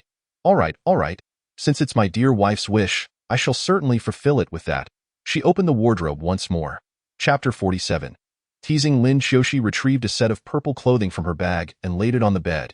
Tsukiki leaned in curiously to see what it was, but Lin Shoshi seemed intent on obscuring her view, her playful gaze eliciting a pout from Tsukiki. With a chuckle, Lin Shoshi began to undress. Preparing to try on the mysterious outfit in no time, she donned the purple cosplay, and at that moment, Tsukiki happened to turn her head, instantly captivated. To her astonishment, she recognized that Lin Shoshi was wearing the cosplay of Raiden Shogun. The outfit clung to her curves, accentuating her ample bosom, making it look exceptionally fitting. Though her figure could not quite compare to that of the in-game Raiden Shogun, the overall effect was striking. The vibrant purple fabric hugged Lin Xiuxi's body, perfectly outlining her alluring silhouette. Her long braid added an extra touch of the character's charm. Seeing such an enchanting Lin Xiuxi, Sukiki could hardly contain her excitement, her eyes sparkling with fervor. "Sister Lin, I want to hear you say, at this moment, the world is extinguished." Lin Xiuxi smiled gently, her gaze filled with endless affection, and softly replied, "All right." She then mimicked the character's gestures from the game, striving to replicate the original voice as closely as possible. "At this moment, the world is extinguished." Upon hearing those words, Sukiki burst into joyous laughter, her delight echoing throughout the room. She was filled with anticipation for the upcoming comic convention, envisioning herself and Sister Lin as the center of attention, garnering admiration and envy from countless onlookers. "My dear wife, are you really sure you don't want to attend this comic convention?" Lin Xiuxi asked with a sly smile. Though Sukiki might not have fully decided yet, Lin Xiuxi intentionally posed the question to make it difficult for her to refuse. "No, no, no. I absolutely must go to this convention," Sukiki affirmed, proudly placing her hands on her hips. A satisfied smile crept onto Lin Xiuxi's lips. "That's wonderful. But, my dear wife, how about I take you to the movies tomorrow?" "Yes, yes," Sukiki exclaimed, bouncing around the house like an excited little rabbit, infusing the entire household with vibrancy and energy. Watching her adorable wife radiate such joy, Lin Xiuxi felt immense satisfaction in her heart. She knew that as long as Sukiki was happy, everything was worth it. "My dear wife, shall we take a bath and prepare for bed?" Lin Xiuxi suggested. "Okay. I can't wait for tomorrow to arrive," Sukiki replied with a childlike grin, skipping into the bathroom with her pajamas in tow. At that moment, Lin Xiuxi couldn't help but feel an overwhelming desire to embrace and cherish her beloved wife every time she saw Sukiki prancing before her. Yet, she always suppressed those urges, opting for gentle kisses instead. Today, however, Lin Xiuxi wanted to play a little differently. Just as Sukiki was halfway through her bath, Lin Xiuxi swung open the bathroom door, startling her. "Oh dear, my wife, you're taking so long," Lin Xiuxi teased with a mischievous grin. "Sister Lin, what are you doing?" Sukiki exclaimed, her heart racing at Lin Xiuxi's playful demeanor. "My dear wife, we are a couple now. Isn't it perfectly reasonable for us to bathe together?" Lin Xiuxi stated confidently, her gaze roaming over Sukiki's flawless form. "Sister Lin, I'm feeling shy." Sukiki's cheeks flushed crimson as her head instinctively bowed. "Shy? Come on, let me see," Lin Xiuxi insisted, her hands inching closer to Sukiki's waist. In a panic, Sukiki grabbed the shower head and aimed it at Lin Xiuxi, instantly soaking her. "I'm sorry, Sister Lin, I didn't mean to," Sukiki exclaimed, her eyes filled with sincerity. "Don't worry, my dear wife. How could I ever be angry with you?" Lin Xiuxi chuckled mischievously, but because Sukiki was looking down, she failed to notice the playful smirk on Lin Xiuxi's face. Lin Xiuxi's true aim was for her beloved wife to inadvertently spray her with the shower head, thus allowing her to share a bath. "It's all right. Look, I'm all wet now. Surely, it's not unreasonable for us to bathe together." Lin Xiuxi smiled slyly, a glimmer of triumph flickering in her eyes. "All right, let's do it together." Sister Lin Sukiki, filled with guilt, consented to Lin Xiuxi's suggestion of bathing together as a form of atonement. Upon hearing Sukiki's agreement, Lin Xiuxi retrieved her prepared pajamas from the doorway. "Sister Lin, you're quite quick," Sukiki remarked, taken aback by Lin Xiuxi's swift preparations. "My little wife, I was already planning to take a bath. So leaving my pajamas at the door is quite reasonable, wouldn't you say?" Lin Xiuxi's expression remained unchanged, her ability to lie with a straight face truly commendable. With no retort to counter Lin Xiuxi's logic, Sukiki begrudgingly accepted the situation without further inquiry. After a brief moment, she fled from the bathroom, looking as if she were escaping, while behind her, Lin Xiuxi wore a satisfied expression. It was evident that Sukiki had been teased by Lin Xiuxi during their time in the bathroom. After changing into her nightgown, Sukiki hurriedly dried her hair and, her face flushed, dove into the covers, as if seeking refuge, hastening her movements. Moments later, Lin Xiuxi finished her bath and glanced into Sukiki's room. Observing the bulge beneath the covers, she smiled, intending to tease Sukiki further. Adopting a facade of nonchalance, she leisurely changed into her pajamas, dried her hair, and delayed her return to the room. Tsukiki, nestled in the blankets, grew increasingly anxious, fervently wishing for Lin Xiaoxi to lift the covers, while simultaneously fearing that Lin Xiaoxi might pass by and catch her unawares. Eventually, Lin Xiaoxi strolled back into the room, feigning ignorance of the bulging blankets, deliberately refraining from uncovering them. Unable to withstand the suspense any longer, Tsukiki cautiously lifted a corner of the blanket, casting her gaze outward, continuously observing Lin Xiaoxi's silhouette. As she had distinctly heard Lin Xiaoxi's footsteps, just as Tsukiki was concluding her reconnaissance, a teasing voice echoed, "Found you, my little wife." Chapter 48. Watching a movie, my little wife. It's time to rise for breakfast. Lin Xiaoxi's lips curled into a slight smile, a look of contentment gracing her face as she gently stroked Tsukiki's hair, calling softly, "No, no, let me sleep a bit longer." Tsukiki tightly shut her eyes, clutching the blanket, showing no intention of rising. "Why, little wife, you must get up. I really don't want to pull at the blanket." Lin Xiaoxi frowned slightly, a hint of playful threat in her expression. Though her eyes sparkled with affection, Tsukiki remained motionless, resembling a sleepy little cat, seemingly lost in her dreams. Observing her adorable demeanor, Lin Xiaoxi felt a surge of tenderness in her heart, her lips curving into a soft smile. However, instead of tugging at the blanket as she had previously suggested, she gently placed her hand atop it and carefully lifted Tsukiki, blanket and all, as Tsukiki felt herself being lifted from the warmth of the cozy bed. Her instinct was to struggle, yet confined within the blanket, her resistance was merely symbolic. Before long, she realized her body was utterly immobile, as though encased in a warm cocoon in a state between dreams and wakefulness. Tsukiki slowly opened her eyes, her vision somewhat blurred. Upon focusing, she was astonished to discover that Lin Xiaoxi had enveloped her snugly within the blanket. "Sister Lin, I can't move." Tsukiki's delicate voice carried a hint of shyness and helplessness. Her beautiful eyes heavy with sleep, resembling two twinkling stars. "Oh, my little sleepyhead has awakened." Lin Xiaoxi leaned slightly down, her gaze soft as she looked at Tsukiki, a tender smile gracing her lips, eyes shimmering with love and warmth. "Sister Lin." Tsukiki lifted her head, pouting her lips and puffing her cheeks, her face a picture of displeasure, clearly irked. Her eyes widened, brimming with a mix of grievance and dissatisfaction, as if conveying her emotions to Lin Xiao 11. "Be good, my little wife. Finish your breakfast quickly so we can set off." Lin Xiaoxi, undeterred by Tsukiki's reaction, spoke in a soothing tone, her eyes filled with concern. Gently, she lifted Tsukiki and placed her carefully onto a nearby chair, then retrieved the prepared food, offering it to her. "Set off? Where to?" Tsukiki tilted her head in confusion, still harboring traces of irritation. Though her pout had lessened, "We're going to watch a movie, my little wife. Have you forgotten?"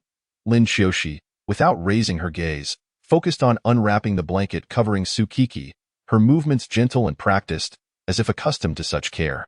Once the blanket was removed, Tsukiki eagerly extended her hand, snatching a piece of steamed bun and promptly stuffing it into Lin Xiaoxi's mouth. Lin Xiaoxi, taken by surprise, instinctively opened her mouth, chewing before realizing it was food.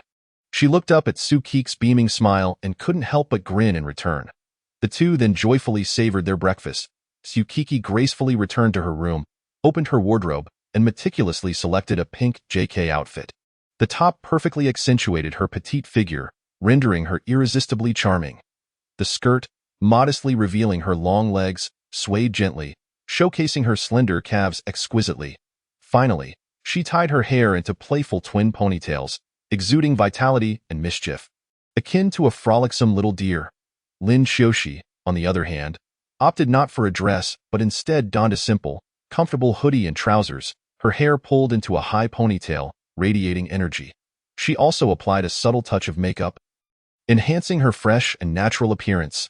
After donning her JK uniform skirt, Tsukiki, in high spirits, opened the door and returned to the living room. "Wow, how adorable, my little wife." Lin Xiaoxi beamed at the sight of the charming Tsukiki, her face alight with affection. Stepping forward, Lin Xiaoxi linked her arm with Tsukiki's and declared, "Let us go, my little wife. It's time to set off." With that, Lin Xiaoxi gently closed the door behind them. Hand in hand with Tsukiki, they made their way to the parking lot. "Why, little wife, what do you think of this Maserati? Isn't it magnificent?" Lin Xiaoxi pointed at the luxury car. Excitement gleaming in her eyes. Sister Lin, is there a slightly more low-key vehicle? I prefer not to attract too much attention, Sukiki replied innocently, her large eyes wide with naivety as she gazed at Lin Xiaoxi. A low-key car, huh? Lin Xiaoxi surveyed her collection of luxury vehicles, and after a moment's contemplation, she said, then we can settle for this BMW. It's relatively understated. Sukiki nodded in agreement, gently opening the passenger door and gracefully taking her seat. Her movements were light and natural, reminiscent of a butterfly in flight. Lin Xiaoxi swiftly entered the driver's side, and with the roar of the engine, the car began its journey. As they drove, the car, akin to a dazzling star, captured the attention of passers-by. Though aware that those outside could not see within, Sukiki still felt a twinge of nervousness and shyness, gripping the edge of her skirt in a bid to quell her unease. My little wife, what's the matter? Do you have a touch of social anxiety? Lin Xiaoxi inquired, having noticed Sukiki's change in demeanor, her smile warm and inviting. Yet, her focus remained steadfastly on the road ahead.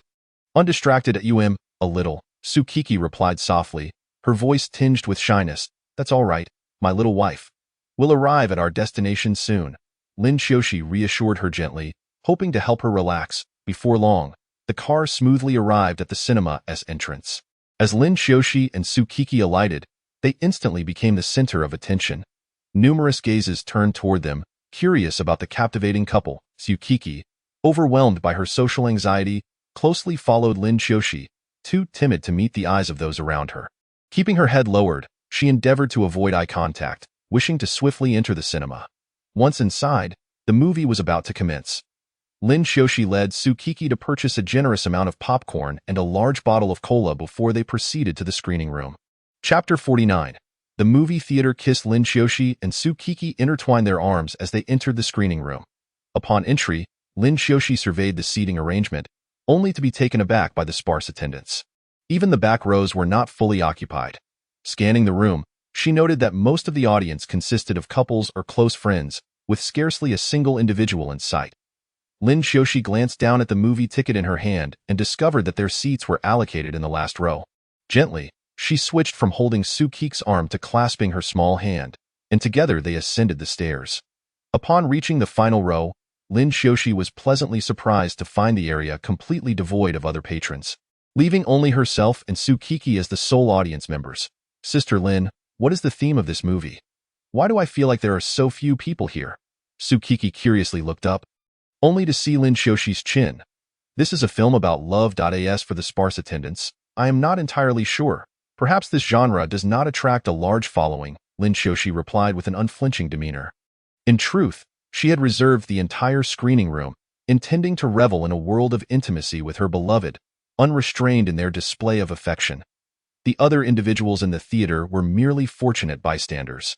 Sister Lin, Sukiki began to inquire further but was interrupted by Lin Xiaoxi.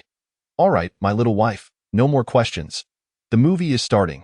Let us watch, Lin Xiaoxi said, gesturing toward the glowing screen. Sukiki immediately fell silent, turning her attention to the film while Lin Xiaoxi observed her, pondering her thoughts. The movie was a dual-lead narrative of mutual redemption set in a school environment, chronicling the encounter of two female protagonists who became acquainted due to a bullying incident. Through this unforeseen event, they discovered that they were classmates, a coincidence that gradually drew them closer together until they became desk mates. As time progressed, their bond deepened, transcending mere friendship to blossom into an enviable romance. Enthralled by the captivating plot, Sukiki eagerly anticipated the unfolding developments. Suddenly, she felt a firm hand wrap around her waist, followed by Lin Xiaoxi lifting her into her embrace, placing her gently upon her lap. Confused, Sukiki gazed up at Lin Xiaoxi, her eyes filled with bewilderment, utterly perplexed by Lin Xiaoxi's actions. At that moment, Lin Xiaoxi wore a familiar expression that indicated she was about to request a sweet kiss. In an effort to dispel the awkwardness, Sukiki decided to take the initiative. She slightly pursed her soft lips and quickly leaned toward Lin Xiaoxi's mouth. Lin Xiaoxi was momentarily taken aback. This was the first time she had witnessed Sukiki kiss her so proactively, and a wave of surprise and anticipation surged within her. She offered no resistance, savoring the moment as Sukiki pressed her lips against hers. The connection feeling as if it were glued together, pouring all her passion into the kiss. As Lin Shoshi experienced the soft touch, joy gradually spread through her heart. She slightly parted her lips, allowing Tsukiki to explore, and soon their tongues intertwined, engaging in a playful duel. As time passed, Tsukiki's movements grew increasingly fervent. She wrapped her arms around Lin Shoshi, momentarily forgetting they were in a cinema. Her hands roamed over Lin Shoshi's body, and her lips eagerly sought to pry open Lin Shoshi's mouth once more. However, Lin Shoshi deftly maintained control, countering with her own assault, holding Tsukiki's head tightly, leaving no opportunity for escape. Her movements were agile, much like a serpent, as she navigated the terrain of Tsukiki's lips, alternating between deep and shallow kisses, causing Tsukiki's cheeks to flush crimson. Sounds of pleasure escaped Tsukiki's lips, coinciding with a passionate scene unfolding in the movie. At that moment, the back door of the screening room creaked open, emitting a faint sound. A female university student in work attire stepped inside. Her gaze was immediately drawn to the scene before her, and upon witnessing Lin Shoshi and Tsukiki's current posture and movements, her face flushed with embarrassment.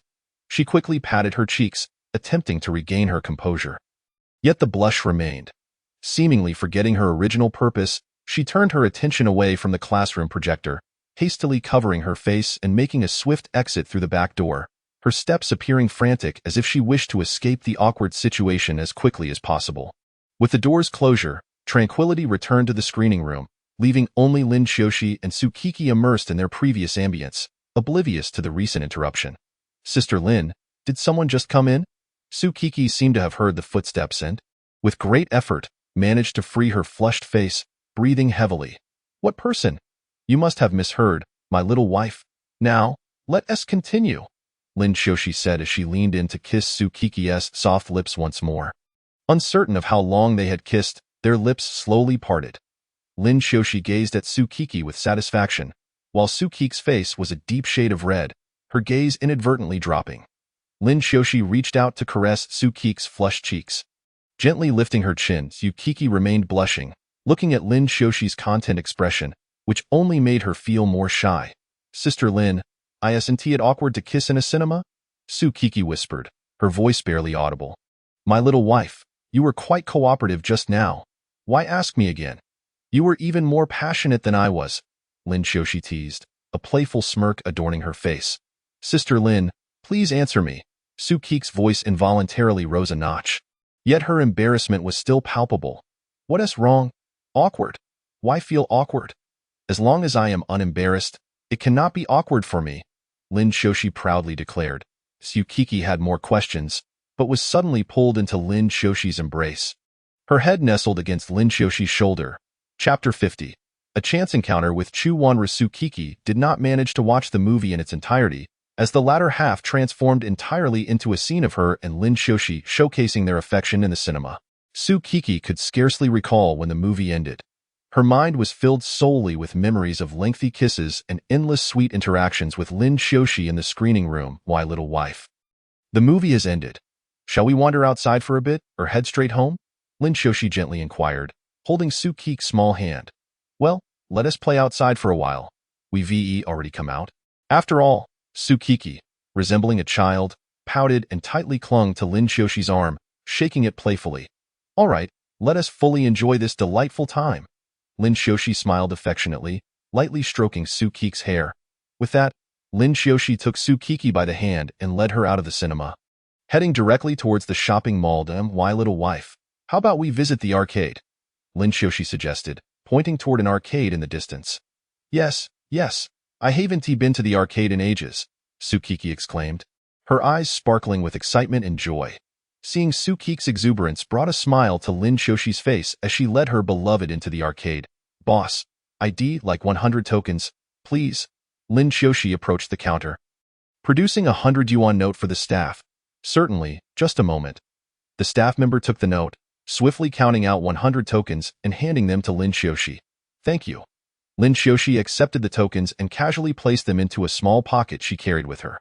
The sound of coins clinking as they fell into her pocket drew the attention of those nearby, who cast curious glances, seemingly eager to discover who had purchased such a large number of tokens. "Wow, this person is really wealthy," a young man whispered. "Yeah, buying so many tokens at once, another young man concurred. Lin Xiaoxi paid no mind to the reactions around her, taking Su Qiqi's hand as they ventured deeper into the arcade. Qiqi, let us start with the basketball machine, Lin Xiaoxi proposed. Great. I love the basketball machine, Su Qiqi replied excitedly. The two approached the basketball machine and began to play with abandon. Just then, a familiar voice emerged from beside Su Qiqi. Hey, Qiqi? As Su Qiqi listened to that familiar voice, she turned her head and instantly recognized her best friend, Chu Wanru. At that moment, Chu Wanru was clad in a pristine white shirt, paired with a black pleated skirt that showcased her graceful figure to perfection. The length of the skirt was just right, neither overly conservative nor excessively revealing, elegantly displaying her slender, elongated legs. The fabric of the shirt was soft and smooth, hugging her skin and accentuating her delicate curves, while the white sneakers on her feet added a touch of freshness and vitality to her ensemble. The minimalist design of the shoes complemented her overall appearance beautifully, providing comfort and allowing Chu Wanru to move freely, exuding an aura of youthful exuberance and positivity. This attire rendered Chu Wanru both fashionable and vibrantly youthful, making her the center of attention. Whether strolling down the street or attending an event, she effortlessly captivated the gaze and admiration of countless onlookers. Aro, what are you doing here? Su Qiqi exclaimed, her voice laced with disbelief. In her mind, Chu Wanru would not be fond of visiting an arcade. She preferred leisurely shopping instead. What's wrong? Just because you're on a date doesn't mean I can't come, Chu Wanru replied with a hint of pride, lifting her chin defiantly. A date? Aro, I'm not on a date. Su Qiqi looked at Chu Wanru with a puzzled expression. Oh, so it's you? Miss Chu? Lin Xiaoxi remarked, having overheard her little wife chatting with others for a while and now curious to see who it was. Wait, Sister Lin, have you met Aro?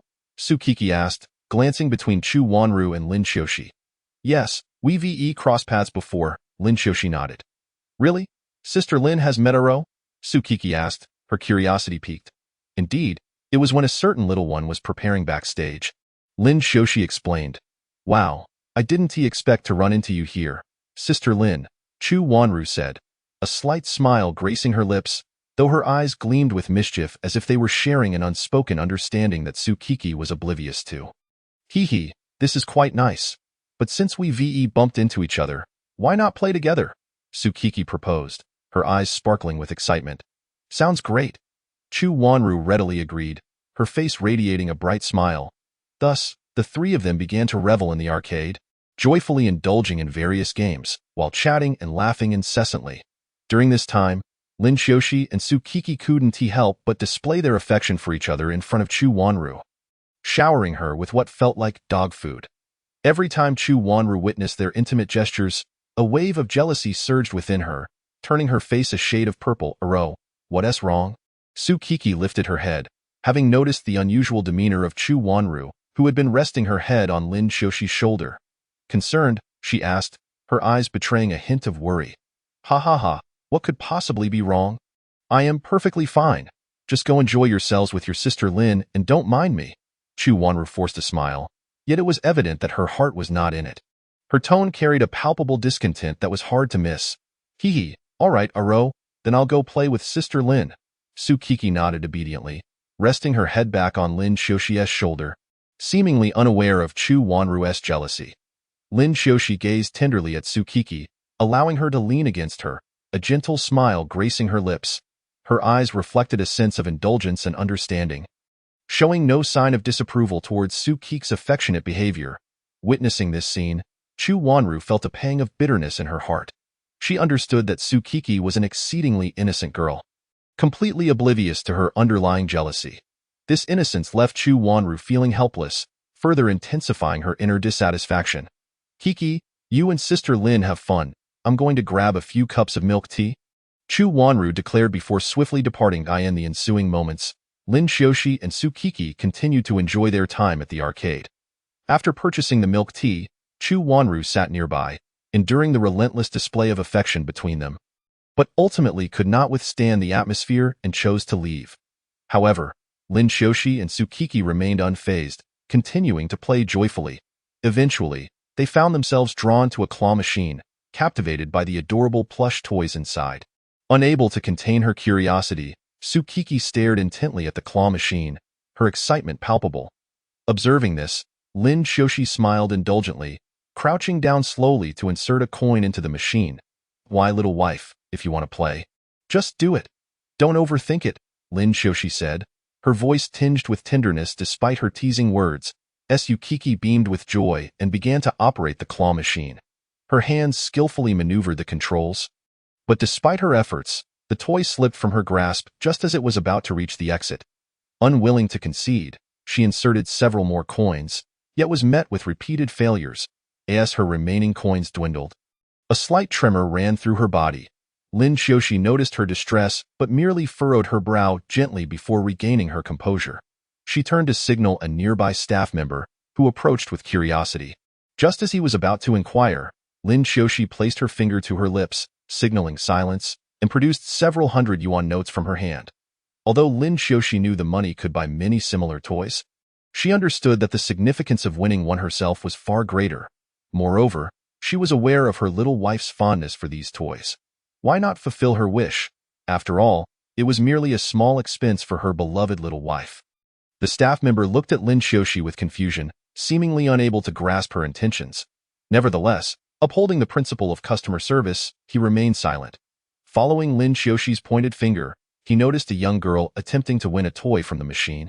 With a glance at the 100 yuan notes, the staff member instantly understood Lin Xiaoxi's request. She was asking him to assist the little girl. Without accepting Lin Xiaoxi's money, the staff member simply smiled and gestured an okay, indicating he understood her intention. Meanwhile, Sukiki remained oblivious to the unfolding drama, entirely focused on her attempts at the claw machine. After yet another unsuccessful attempt, she sighed softly, contemplating her last remaining coin with hesitation. She blinked her big eyes at Lin Xiaoxi, seemingly seeking her opinion and encouragement. Lin Xiaoxi smiled gently, affectionately stroking Sukiki's head, reassuring her, "It's all right, just put it in. You might be in for a delightful surprise." Her tone was filled with encouragement and anticipation. Buoyed by Lin Xiaoxi's support, Sukiki's confidence surged. Cautiously, she inserted her final coin into the machine and began her anxious maneuvering once more. As the claw grasped the toy and moved toward the exit, it unexpectedly released its hold. However, at that moment, the staff member discreetly tapped the machine from behind, and miraculously, the toy fell directly into the opening. Sukiki glanced back at the staff member, a look of bewilderment crossing her face, but her attention quickly shifted to the toy she had successfully captured.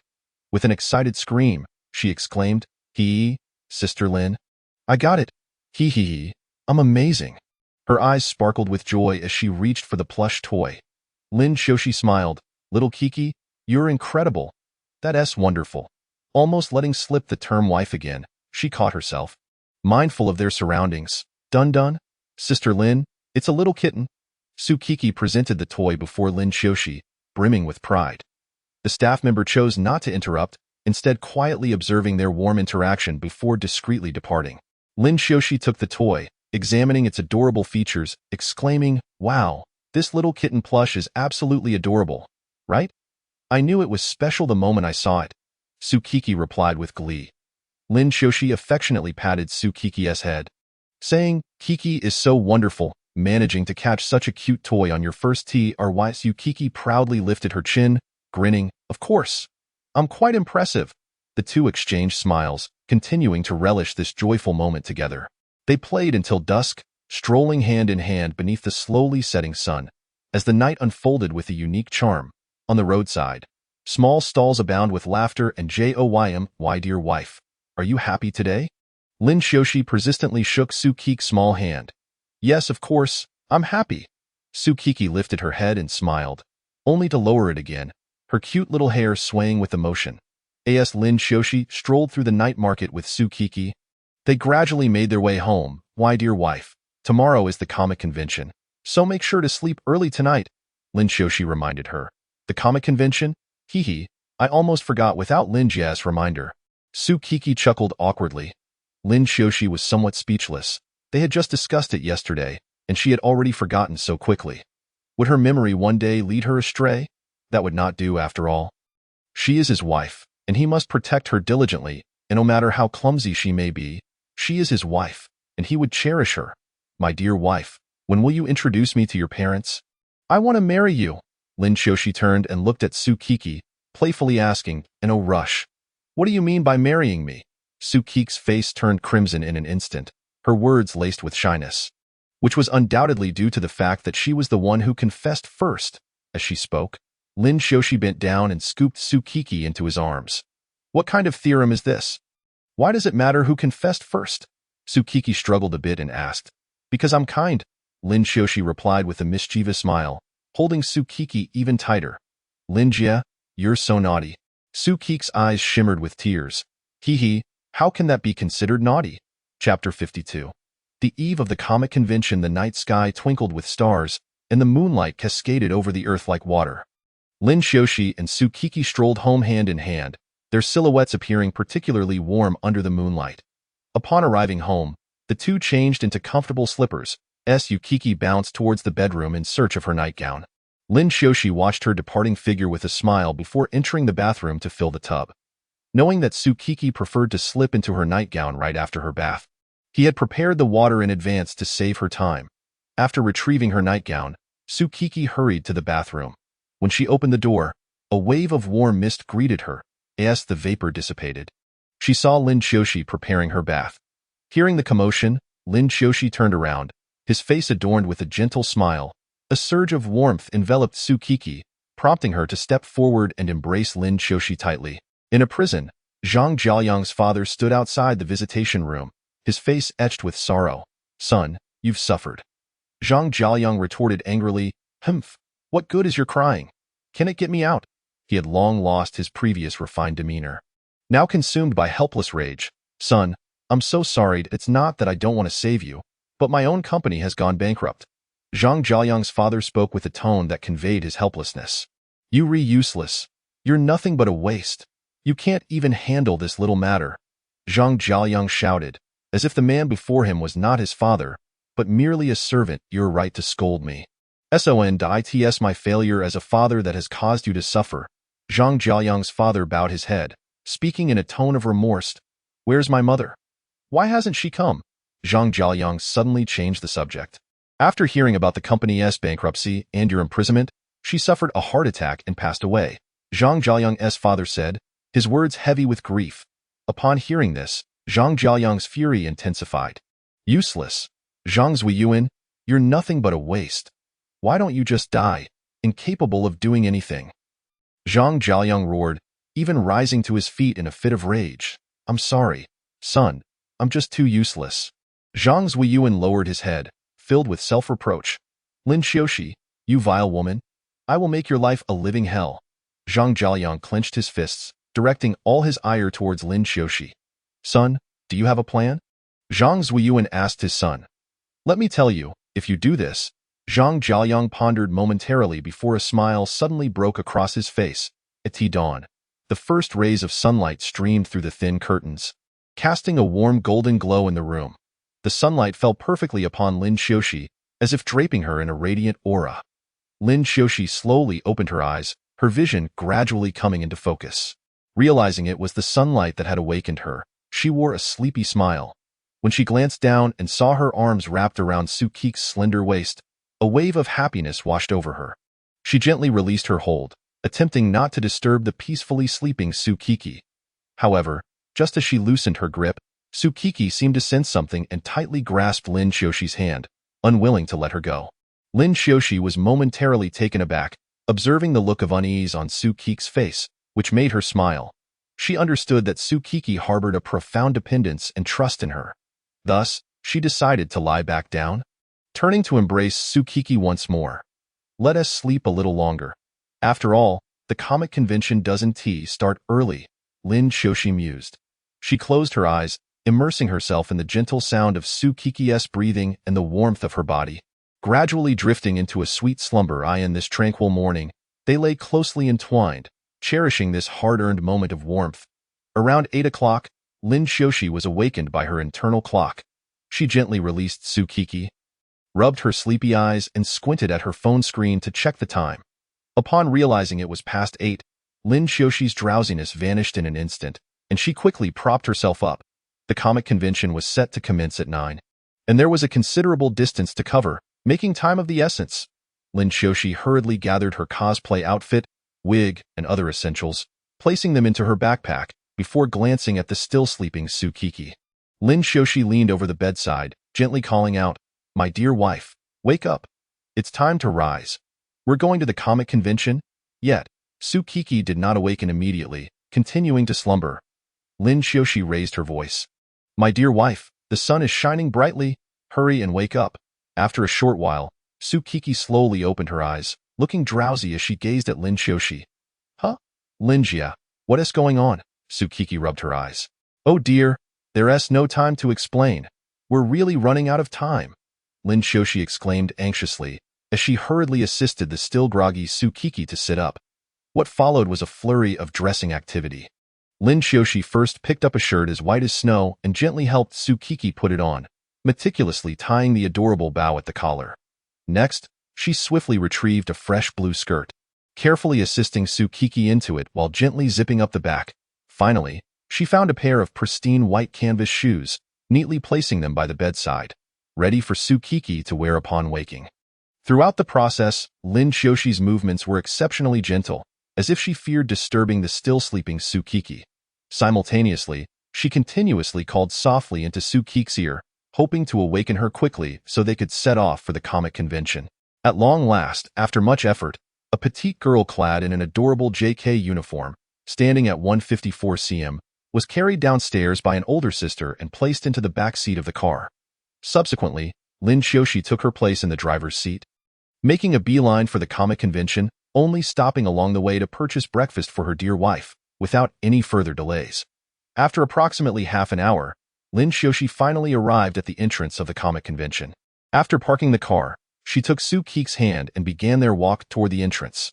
Along the way, Su Kiki obediently extended one hand for Lin Xiaoxi to hold, while the other clutched a bun, munching on it as they walked, occasionally lifting her hand to feed Lin Xiaoxi a few bites. Chapter 53. The comic convention in progress. Soon enough, Su Kiki and Lin Xiaoxi stood before the grand entrance of the comic convention.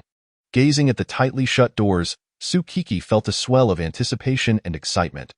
However, as they approached, Su Kiki was taken aback by the sight before her. An overwhelming sea of people. She had anticipated a crowd at the convention, yet the sheer number was astonishing. The throng was so dense that it felt nearly impossible to move, creating a somewhat oppressive atmosphere. Su Kiki exclaimed, "Wow, it's so lively here." Her eyes widened as she curiously surveyed her surroundings. She saw various cosplayers adorned in splendid costumes, embodying different characters. Some were capturing memories through photographs, while others engaged in lively discussions. Su Kiki was captivated, as though she had stepped into a fantastical realm. At that moment, Lin Xiaoxi tightly grasped Su Kiki's hand, anxious about her getting lost in the crowd. She tenderly remarked, "Kiki, we must be careful." Su Kiki nodded, feeling Lin Xiaoxi's affection and concern. Hand in hand, they cautiously navigated through the throngs. Although their progress was slow, they eventually reached the entrance of the convention. As time passed, the grand doors of the comic convention began to slowly open. As the crowd began to enter the venue in an orderly fashion. The scene was truly magnificent. Lin Xiaoxi and Su Kiki followed the throng into the comic convention. Upon entering the hall, Su Kiki was taken aback by the stunning spectacle before her. The venue was adorned exquisitely, with various booths and activity areas that dazzled the EY. Su Kiki exclaimed with excitement, "This place is absolutely amazing.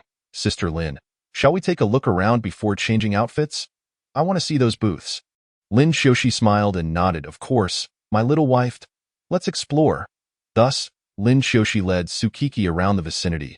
While they were wandering, Su Kiki suddenly called out with enthusiasm, her eyes sparkling with joy. She had spotted a wild fufu walking past her. This sight filled her with excitement, as her heart brimmed with affection and admiration for the adorable figure. "Sister Lin, over there. Look, there's Fufu," she said, pointing eagerly at the spot where Fufu had just passed. Her face radiating anticipation. Lin Xiaoxi's lips curled into a gentle smile, revealing a look of indulgence as she softly replied, "Kiki, dear, let's not go there. This convention might have many people cosplaying as Fufu. We don't need to rush for just one." She was well aware of Su Kiki's passion for Fufu, but she also wished to surprise her with more delights. Su Kiki, initially intent on throwing a playful tantrum, believing that her past antics would soften Lin Xiaoshi's heart, looked up at her with pleading eyes. Clutching her arm and shaking it gently, her voice tinged with yearning, "Sister Lin, I really want to go. That fufu is so well done. The others are not as authentic, however." This time Lin Xiaoshi did not easily relent as she typically would. She tenderly patted Su Keek's head and said, "Little wife, let us stroll a bit more. Perhaps we will encounter an even more authentic fufu later. Trust me, you will surely love it. Sister Lin, please, just a quick photo with the fufu we just saw." Su Kiki implored, her eyes shimmering with hope. "All right, my little wife, but first let us change into our cosplay outfits, then we can look for the fufu." Lin Xiaoshi patiently negotiated with Su Kiki. Yet, Su Kiki remained obstinate, firmly grasping Lin Xiaoshi's hand and refusing to let go. "No, I want to go first," she protested, shaking her head defiantly. At that moment, a girl cosplaying as Sugar approached, smiling at Su Kiki. "Hey there, little sister. May I take a picture with you?" Su Kiki looked up in surprise, her eyes filled with curiosity. "Huh? You want to take a picture with me?" She couldn't help but scrutinize the girl before her. Yes, I may not know the character you're cosplaying, but you look absolutely delightful. Shall we take a photo together?" The girl cosplaying Sugar enthusiastically explained. Feeling a bit shy, Su Kiki scratched the back of her head. "I am not actually cosplaying a character," she admitted, feeling a little awkward. To her astonishment, the girl cosplaying Sugar's eyes lit up with excitement as she exclaimed, "Oh, is that so?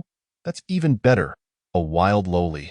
As she spoke, she eagerly extended her hand, wanting to pet Su Kiki's head. Her hand trembled slightly in the air, as if already sensing Su Kiki's soft hair and warm presence. However, just as her fingers were about to touch Su Kiki's head, Su Kiki swiftly dodged, gracefully evading the touch. Meanwhile, she released her tight grip on Lin Xiaoshi's hand. "Don't touch my head. I want to grow tall." Su Kiki protested loudly, shielding her head with her hands, as if defending her height. Her gaze was resolute and earnest, as though she were protecting her stature. "Hee, lolis are adorable even when they're short. No need to grow taller." The girl cosplaying Sugar teased with a mischievous smile. She reached out again, attempting to touch Su Kiki's head, but this time Su Kiki was even more vigilant, stepping back swiftly. Cough, cough. Lin Xiaoshi gently cleared her throat, her voice not loud, yet sufficient to capture the attention of the girl cosplaying Sugar. She looked up, her gaze landing on Lin Xiaoshi, her eyes widening with surprise. "Oh, you must be this little loli's sister. So beautiful. I'd love to take a picture with your little loli," the girl cosplaying Sugar exclaimed, her eyes sparkling with anticipation. As she spoke, she fished out her phone, ready to capture the moment with Su Kiki. Cough. "Of course we can take a picture. Come here," Lin Xiaoshi said, scooping Su Kiki into her arms and placing her on her lap to prevent her from squirming away. Sister Lin, you clearly..." Su Kiki looked at Lin Xiaoshi with confusion, her eyes filled with bewilderment. Shouldn't she be protecting herself to avoid being touched? Why was she being picked up instead? "Sister, don't move around," Lin Xiaoshi said with a chuckle, holding Su Kiki tightly as if to meld her into her being. A blush crept onto Su Kiki's cheeks as she shyly lowered her head, unable to meet Lin Xiaoshi's gaze. Yet, an indescribable sweetness surged within her heart, filling her with immense happiness. The girl cosplaying Sugar, meanwhile, stared wide-eyed, instinctively sensing that the bond between these two was far from ordinary sisterly affection. "Wow, your relationship is so beautiful. I'm envious," she remarked in awe. Lin Xiaoshi smiled softly and replied, "Indeed, our sisterly bond has always been strong." After saying this, she gently stroked Su Kiki's hair, her eyes brimming with tenderness and love. At that moment, onlookers cast envious glances in their direction, moved by the profound affection displayed between the sisters. In this instant, the entire world seemed to transform into a realm of beauty, as if only the two of them existed.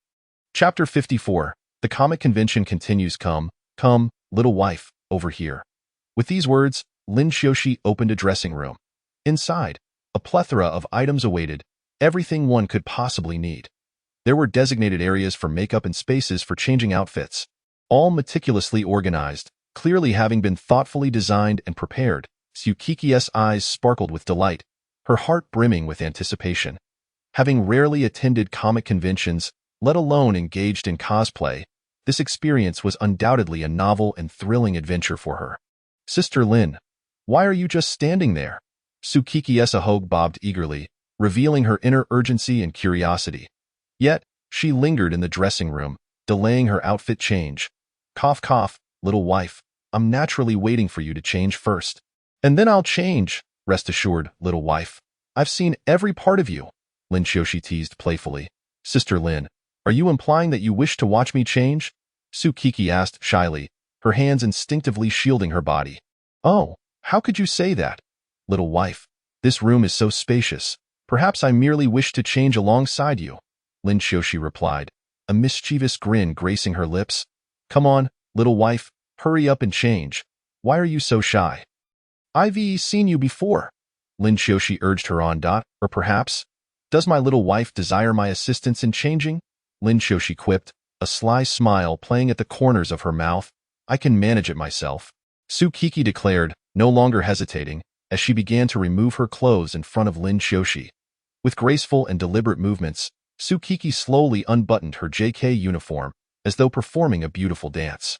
As the buttons came undone one by one, her form gradually revealed itself to Lin Xiaoxi's gaze. Lin Xiaoxi's eyes followed Tsukiki's movements intently, a wave of indescribable feelings surging within her. When Tsukiki fully removed her top, Lin Xiaoxi's attention was captured. She beheld Tsukiki's skin, as pure and translucent as freshly fallen snow, delicately smooth like jade. Tsukiki's skin was as thin as a cicada's wing, seemingly breakable with the slightest breath. This fragility evoked a sense of tenderness in Lin Xiaoxi, while simultaneously igniting an instinctual desire to protect her. Unable to contain her emotions, Lin Xiaoxi swallowed hard. Her gaze transfixed on Tsukiki's petite and delicate figure. A strong yearning surged within her, an urge to embrace Tsukiki, to feel her warmth and softness. Yet, she restrained her impulses, for she understood the importance of respecting and cherishing Tsukiki. Although her heart was filled with longing, she did not wish to impose any pressure or discomfort upon her. Unaware of Lin Xiaoxi's turmoil, Tsukiki continued to remove her skirt, showcasing her slender, delicate legs. Lin Xiaoxi inhaled deeply, striving to steady her emotions, and then smiled at Tsukiki, saying, "Little wife, you are truly beautiful." This compliment was not merely an expression of admiration. It was a heartfelt conveyance of her feelings. Lin Xiaoxi hoped that through such words, Tsukiki would sense her love and care. In this serene and beautiful moment, the atmosphere between them grew increasingly intimate and warm.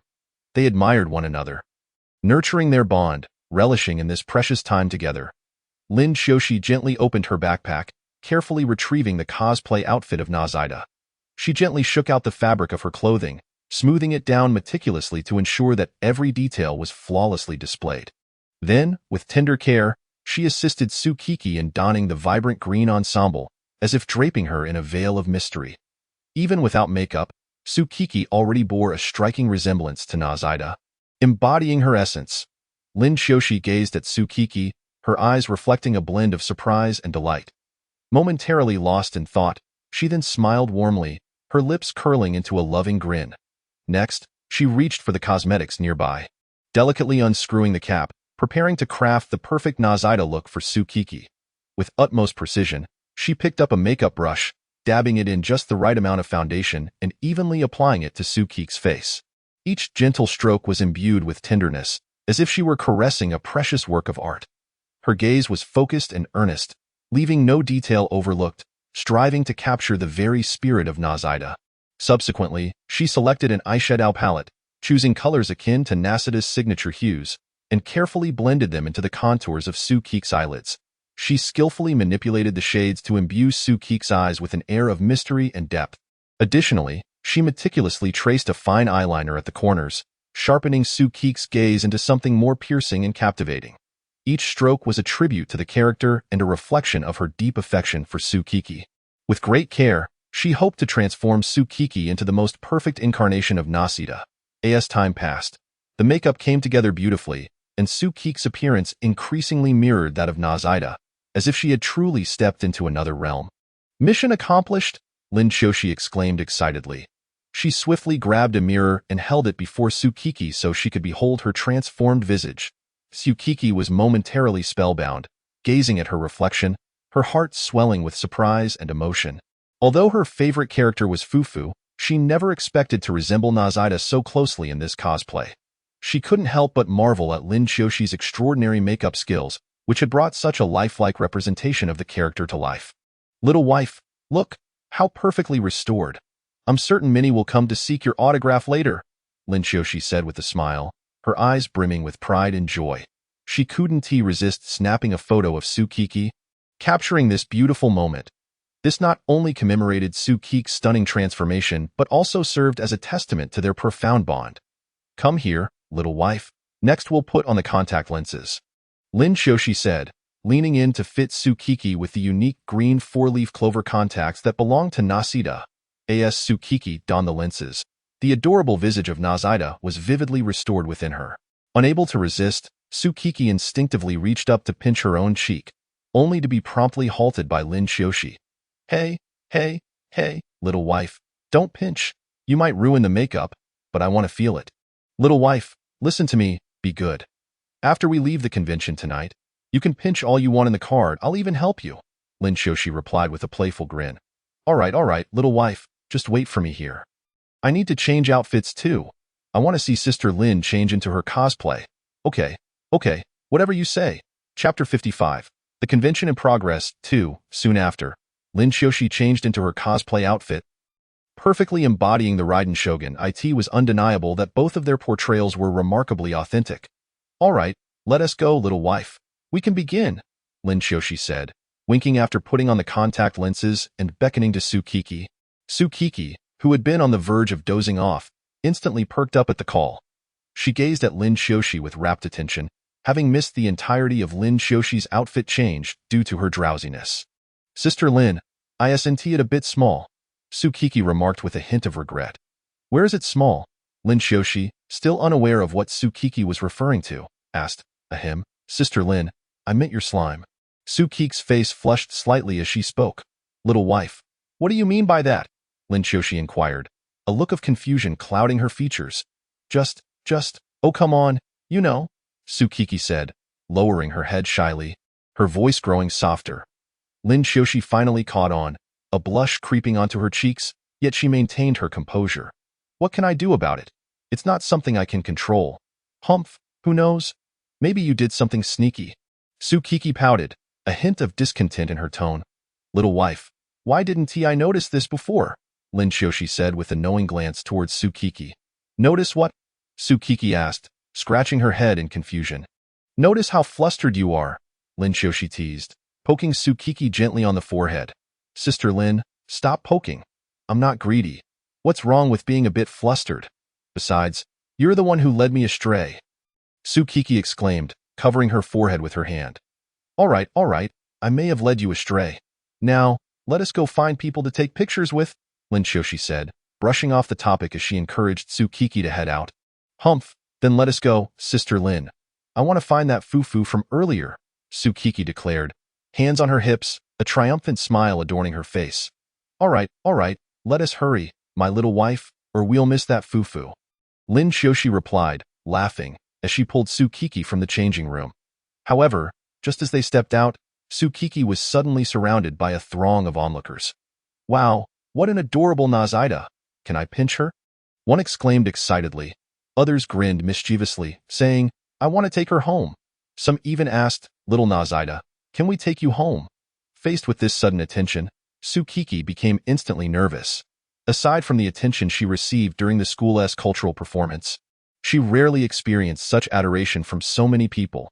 This overwhelming sensation left her feeling flustered yet elated. Okay, one at a time. Tsukiki's voice trembled slightly, revealing her inner anxiety. She endeavored to maintain her smile, but the blush on her cheeks betrayed her. Soon, numerous individuals took pictures with Tsukiki, and even Lin Qiushi secretly snapped photos to document the sweet moment. Each flash of the camera sent waves of exhilaration through Tsukiki. She posed as adorably as possible, wishing to leave everyone with cherished memories. I'm so exhausted, Tsukiki said, plopping down on the ground after the last photo. A light sheen of sweat adorned her forehead, and her breath came in quick gasps. The prolonged standing and posing had drained her. All right, here, have a sip, Lin Qiushi said, approaching her with a bottle of soda. She gently helped Sukiki to lean against her for a moment's respite. Sukiki accepted the soda, popping the cap and gulping it down eagerly. The refreshing liquid coursed down her throat, bringing her a sense of relief. As the drink settled in her stomach, she felt it begin to swell. Ah, nothing beats soda. Sukiki sighed contentedly, patting her belly, her eyes sparkling with satisfaction.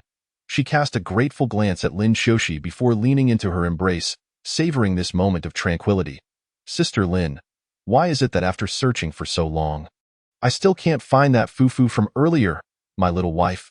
Fufu is a water deity. She is not someone you can just meet at will.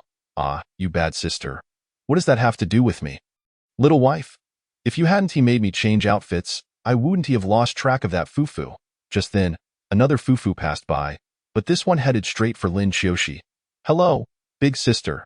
Can I take a picture with you? Of course, Lin Qiushi replied, preparing to stand up. No need to get up. Just stay like that, Fufu exclaimed. Her eyes filled with admiration as she gazed at the sight of the grass deity leaning against the Raiden Shogun. In a delightful haze, the photo was taken, and it was only later that they learned this Fufu was also a fan of Yuri, particularly enamored with the pairing of the grass deity and the Raiden Shogun. Hey, Fufu, can we take a picture? Sukiki asked, unable to think of anyone else. Sure. Come on. What pose should we do? The Fufu asked, turning to Sukiki. Just the classic Fufu pose, I guess, Sukiki replied, her cheeks slightly flushed but playful. All right. The Fufu instantly struck the iconic pose, prompting Sukiki to chuckle as they snapped the photo together. As evening fell, the convention was nearing its close, but Sukiki was still brimming with excitement. Feeling as though she hadn't experienced enough. Sister Lin, let us come back tomorrow. Sukiki once again acted coyly towards Lin Qiushi, exclaiming, Oh, my little wife, I originally purchased tickets for 3 days, so of course I will be back tomorrow. Lin Qiushi affectionately patted Sukiki's head. She never found it in herself to be angry when faced with her little wife and Sukiki's presence. Lin Qiushi was always gentle, never raising her voice. Great. I shall return tomorrow. Sukiki bounced joyfully, her eyes sparkling with delight. Slow down, my little wife, be careful not to trip. Lin Qiushi followed closely behind her. As the sun set, the golden rays bathed the earth, casting a warm glow on the silhouettes of the two. Chapter 56. The second phase of the comic exhibition. Upon returning home, as soon as they stepped out of the car, Sukiki noticed many eyes fixated upon her, which caused her considerable fright. She hurriedly ran to Lin Qiushi's side, grasping her hand. Feeling Sukiki's small hand trembling with tension, Lin Qiushi glanced around and noticed the onlookers were all staring at her and her little wife, which prompted a smile to escape her lips. Sister Lin, what are you laughing at? Sukiki asked, bewildered. My little wife. Can you guess why they are looking at you? Lin Qiushi teased lightly. Isn't it because I am adorable? Sukiki pouted cutely in response. Indeed, my little wife is the most beautiful, but, my dear, have you seen what you are wearing? Lin Qiushi pointed out, directing Sukiki's attention to her outfit. Initially, Sukiki was confused, glancing down at her attire until she realized she was still in her cosplay costume. Suddenly, it dawned on her that she was dressed as Nahida, and that was the reason for the stares. Embarrassment flooded her cheeks, turning them crimson as she quickly grasped Lin Qiushi's hand, urging, Sister Lin, let us hurry home. Observing Sukiki's bashful demeanor filled Lin Qiushi's heart with sweetness, causing her to chuckle softly. Sister Lin, please stop laughing. Sukiki's face was as red as a ripe apple, exuding an air of shyness. All right, I won't laugh anymore. What would my little wife like to eat tonight? Lin Qiushi gently stroked Sukiki's hair, her eyes brimming with affection. I want hot pot. Sukiki pondered for a moment before responding without hesitation. Perfect. We have all the ingredients and seasonings at home, so let us have hot pot. Lin Qiushi exclaimed excitedly, clasping Sukiki's small hand and shaking it playfully as if it were her habitual gesture. The path that was once short felt interminably long due to their playful banter. Lin Qiushi occasionally leaped to reach leaves and engaged in a game of rock-paper-scissors with Sukiki, transforming the journey into a whimsical adventure. Upon finally arriving home, Sukiki dashed to her room, swiftly shedding the Nahida costume in favor of comfortable loungewear. After all, dining in cosplay was hardly a sensible choice. However, as she prepared to join Lin Qiushi in the living room, she was met with the sight of Lin Qiushi standing at the door, a beaming smile on her face. "Why, little wife? Why the rush? Let me help you remove your makeup," Lin Xiaoxi said, pulling Sukik into an embrace. No need. I can do it myself. Sister Lin, please hurry and prepare the hot pot," Sukik protested, albeit with her heart racing at the thought of delicious food. "Oh, don't be in such a hurry. It's not too late to remove your makeup first," Lin Xiaoxi insisted, disregarding Sukik's pleas. "But I'm really hungry. Sister Lin, could you please expedite the hot pot preparation?" Sukik sighed in exasperation, silently hoping Lin Xiaoxi would relent. Yet, reality often proved to be harsh. "Why, little wife? Wouldn't it be better for me to help you with your makeup removal?" Lin Xiaoxi said with a mischievous grin, her eyes sparkling with mischief as she began to assist Sukik. Though Sukik was somewhat reluctant, she ultimately acquiesced, for Lin Xiaoxi had already commenced. She sat quietly, allowing Lin Xiaoxi to gently handle her face. "Oh dear, my little wife, look at your lovely little face," Lin Xiaoxi remarked playfully while removing Sukik's makeup, treating her face as if it were a precious treasure. Time passed slowly, and Lin Xiaoxi finally finished cleansing Sukik's visage. Satisfied, she gazed upon Sukik's bare face and gently lifted her from the chair. Once Sukik's feet touched the ground, a wave of relief washed over her. She cast a grateful glance at Lin Xiaoxi before swiftly turning to leave, seemingly eager to escape the awkward moment. Observing this, Lin Xiaoxi's lips curled into a satisfied smile. She hummed a tune cheerfully as she returned to her room. After shutting the door, she quickly changed out of her cosplay costume into her comfortable loungewear and hurried to the living room. The air in the living room was infused with the tantalizing aroma of hot pot, making one's mouth water. Lin Xiaoxi surveyed the neatly arranged ingredients and utensils on the table, her heart brimming with anticipation. She settled at the dining table, concentrating all her attention on the delectable spread before her. As the steam from the hot pot rose, the two of them laughed joyfully, indulging in the delightful feast. They savored a variety of delicious ingredients while sharing amusing anecdotes from the comic exhibition, the atmosphere filled with laughter and lightheartedness. "Wow, today was truly delightful," Sukik exclaimed, her excitement palpable. "Seeing all those spectacular performances at the exhibition and those exquisite merchandise left me utterly dazzled." Lin Xiaoxi smiled, listening intently to Sukik's animated recounting, nodding in agreement. Although she did not share Sukik's level of enthusiasm, she too felt content with the day's events. After all, simply spending such joyful moments with her girlfriend was a happiness in itself. "By the way, Sister Lin, did you notice that cosplayer portraying Hu Tao?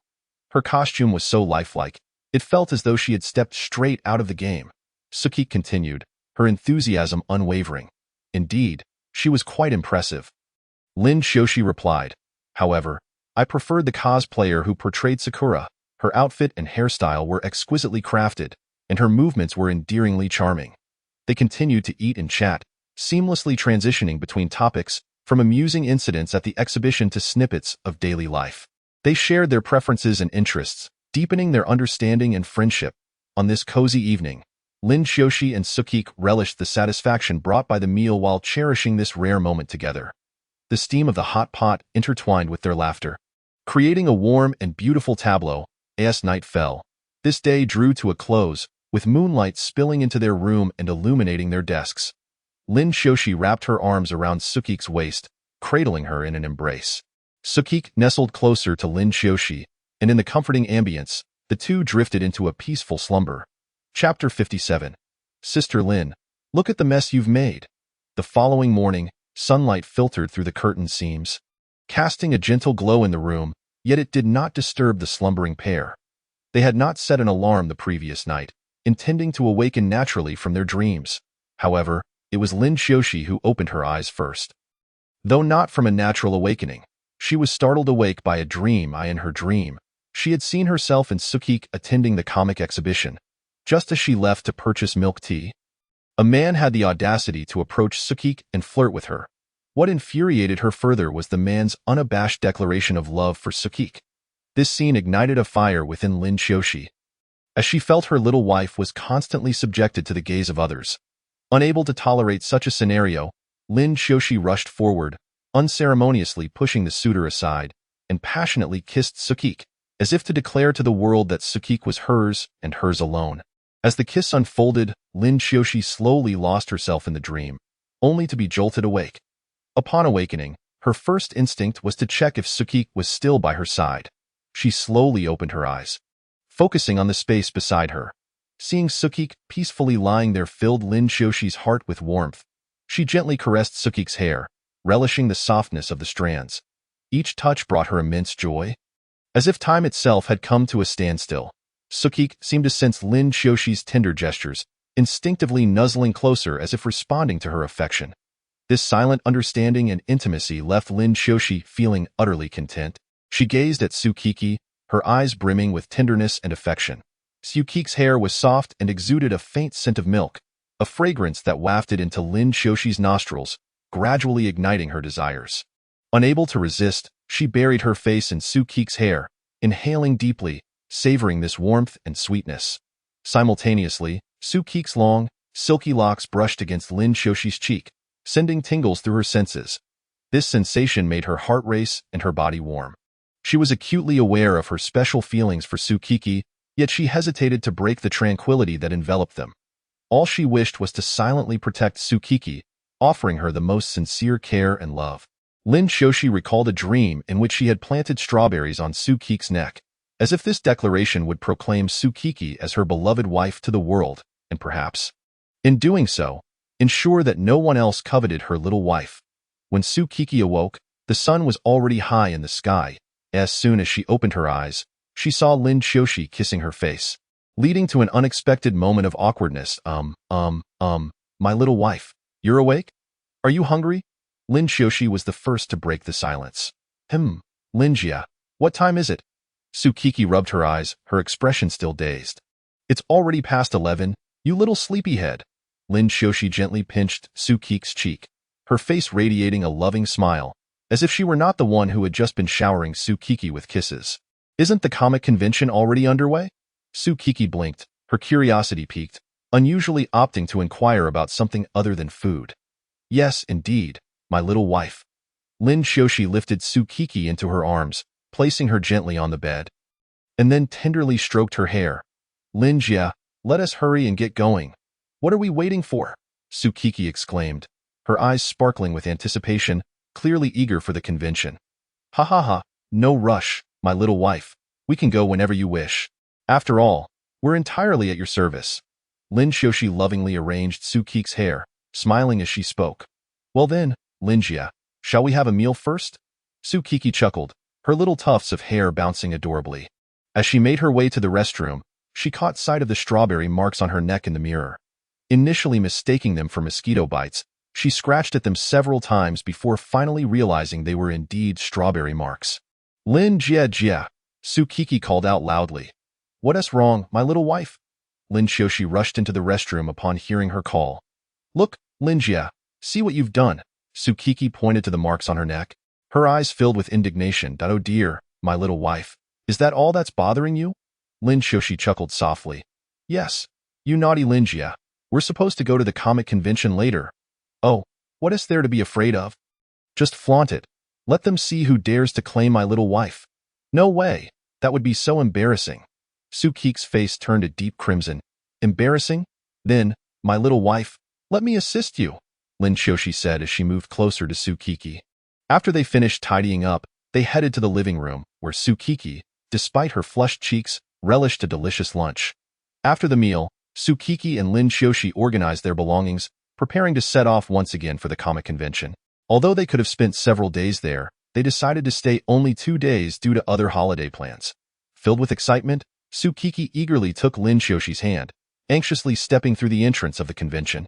Inside, the crowd was as bustling as the previous day, and Sukiki donned the same outfit as yesterday, dressed as Nahida. This time, Sukiki and Lin Xiaoshi immersed themselves in various activities and photo spots at the convention. Having already collected many stamps the day before, they planned to enjoy more experiences today. They arrived at a photo area, striking various poses and capturing countless beautiful moments. Throughout the process, Sukiki discreetly observed Lin Xiaoshi's figure, silently admiring her, while Lin Xiaoshi focused on taking pictures, showcasing her best side. When Lin Xiaoshi turned to find Sukiki gazing at her, she approached with a playful wave. Little wife, what are you staring at so intently? Lin Xiaoshi asked with a smile. Linjia, your body seems effortless, Sukiki remarked, still appraising Lin Xiuxi, though the nature of her observation remained ambiguous. What's that, my little wife? Want to try a few more strawberry marks? Lin Xiuxi smiled, though her expression hinted at mischief. Oh, Linjia. Just as they were playfully teasing each other, a girl approached them. Chapter 58. Flirting. Hello there, the girl greeted first. Oh, it's a Hu Tao. Su Kiki instantly recognized her as Hu Tao. Yes, indeed. Collecting stamps, right? The girl dressed as Hu Tao inquired. Lin Xiuxi sensed something amiss. The girl's behavior was too peculiar. Unlike the enthusiastic stamp collectors from before, this girl wore a faint smile, and without any camera, it was improbable she was a collector. Moreover, the sorrow and despair in her gaze starkly contrasted with the usual excitement of collectors. A chill ran down Lin Xiuxi's spine, stirring an ominous premonition within her. She began to doubt whether this girl was merely an ordinary stamp collector, or if she harbored some hidden secret. I seem to have forgotten my camera. May I borrow yours? Su Kiki, oblivious to the tension, cheerfully agreed. Linjia, can I borrow the equipment? Su Kiki sweetly asked Lin Xiuxi, who had the camera beside her. Of course, my little Kiki. Lin Xiuxi smiled, intending to see what this girl was up to. Stamp collecting? Mind if I join in for a photo? Lin Xiuxi said with a smile, deliberately showcasing the strawberry marks on Su Kiki's neck in front of the girl. Of course, the more, the merrier. The girl replied, though a flicker of struggle crossed her face upon seeing the marks, quickly replaced by her usual demeanor. Lin Xiuxi observed every movement of the girl, choosing to remain silent, a subtle smile playing at her lips as she adeptly set up the camera. After positioning the camera and pressing the timer button, Lin Xiuxi swiftly returned to Su Kiki's side, wrapping her arms around her without hesitation. This action made Su Kiki tremble slightly, as it was the first time Lin Xiuxi had been so openly affectionate in front of so many people. The girl, clearly taken aback by the scene, felt a surge of conflicting emotions. With a crisp click of the shutter, the photo was taken. Hu Tao, how do I get this to you? Su Kiki asked, pointing to the camera. No need to give it to me. It's not necessary, the girl dressed as Hu Tao forced a smile, slowly approaching Su Kiki. Yet, just as she was about to close the distance, something seemed to strike her, and she abruptly turned to Lin Xiuxi. After confirming that Lin Xiuxi showed no objections, she took a deep breath and asked, Little grass god, may I hug you? Huh? Why the sudden request for a hug? Su Kiki asked, puzzled, instinctively glancing at Lin Xiuxi for guidance or approval. However, Lin Xiuxi, upon noticing Su Kiki's gaze, merely smiled slightly, offering no further reaction. Su Kiki looked at the girl, confusion and curiosity swirling within her. The girl quickly clarified, please don't misunderstand. I adore the grass god, and since you portray her so perfectly, I wanted to hug you. After a moment's contemplation, Su Kiki nodded in understanding. After all, as a cosplayer, it was common for fans to request hugs, and the explanation provided was reasonable enough for her to acquiesce. Seeing Su Kiki agree, the girl's eyes sparkled with triumph, as if she had achieved a goal. She extended one arm, gently wrapping it around Su Kiki's back, while the other rested on Su Kiki's shoulder. The gesture was cautious, as if she feared offending Su Kiki or breaking something. After about 10 seconds, the girl released her, hurriedly bidding farewell to Su Kiki and Lin Xiuxi, fleeing as if pursued by a ghost. Come, quickly, my little wife. After ensuring that the girl had walked far away, Lin Xiuxi hurriedly waved to Su Kiki. What's wrong, Lin sister? Su Kiki obediently approached Lin Xiuxi and sat down. Did that girl do anything strange to you just now? Like tapping your shoulder or something? Lin Xiuxi inquired cautiously. It seems not. What happened, Lin sister? Su Kiki felt a slight tension, worried that Lin Xiuxi might become upset because of it. Come here, let me give you a hug, Lin Xiuxi said gently, opening her arms in anticipation of Su Kiki's embrace. Su Kiki obediently nestled into Lin Xiuxi's warm embrace, relishing the feeling of safety and comfort. Why, little wife, you mustn't hug other girls so casually in the future, Lin Xiuxi remarked in a calm tone. Though a hint of jealousy seeped through her words, understanding the implication, Su Kiki pouted slightly. Lin Xiuxi's lips curved into a faint smile, her eyes glimmering with a mischievous light. Her slender fingers danced lightly over Su Kiki's soft skin. As if playing a seductive melody, Su Kiki's body trembled slightly, a blush creeping across her cheeks, her gaze revealing a hint of panic. She could not comprehend why Lin Xiuxi was behaving so intimately in front of others today. as such affection was usually reserved for their home. Her heart brimmed with confusion, yet an indescribable sensation surged within her, a mixture of shyness and excitement, as if enveloped in a sweet atmosphere. Nonetheless, a question lingered in her mind. Why was Lin Xiaoxi acting this way? Soon, the matter slipped from Su Qiq's thoughts as she became engrossed in the joy of their outing. Lin Xiaoxi, however, would consistently hold her little wife's hand tightly whenever they were amidst a crowd, as if truly feeling jealous. Before long, the day's event came to a close, and having experienced enough fun, Su Qiqi held Lin Xiaoxi's hand, preparing to leave. Let us go, Lin sister, let us head home, I'm hungry, Su Qiqi exclaimed excitedly, tugging at Lin Xiao. Why, little wife, don't be in such a hurry, just wait a moment. How about I buy you a few more of those delightful fu-fu cakes? Lin Xiaoxi squatted down to tidy Su Qiq's clothes. 4. Su Qiqi held up 4 fingers, insisting on her request. All right, I can manage that. Just wait a little longer, my little wife, Lin Xiaoxi assured her, keeping her plans to herself. Chapter 59. A scheme within a scheme. Hey, young lady, where are you? Over here. Lu uncle, Lin Xiaoxi waved her hand, making herself more noticeable. Young lady, why the urgency in calling me over? The man referred to as Lu uncle approached Lin Xiaoxi. Lu uncle, I've been set up? Lin Xiaoxi whispered to him. Lu uncle's eyes widened. Young lady, are you implying that someone is following you? Yes, look, someone just placed this tracker on my little friend. Lin Xiaoxi handed over the tracker she had found on Su Qiqi. So, young lady, what do you mean by this? Lu uncle examined the tracker closely, and my meaning is that this matter must remain confidential. We need to arrange for some people to follow my car. But remember to keep a safe distance, or it will raise suspicion. We must capture whoever is tailing me. Lin Xiaoxi outlined her plan to Lu uncle. Understood, young lady, he replied, extending his hand, still holding the tracker. As if awaiting further instructions, don't touch that. We'll use it to turn the tables. Lin Xiaoxi took the tracker from Lu uncle's hand, gripping it firmly with a resolute gaze. Got it? Young lady, I'll take care of it right away. Lu uncle nodded and hurried off to execute the plan. Why, little wife, how is it? Are Fufu's cakes delicious? Lin Xiaoxi took a deep breath, striving to relax, then slowly turned to Su Qiqi, a gentle smile gracing her face as she affectionately ruffled Su Qiq's hair.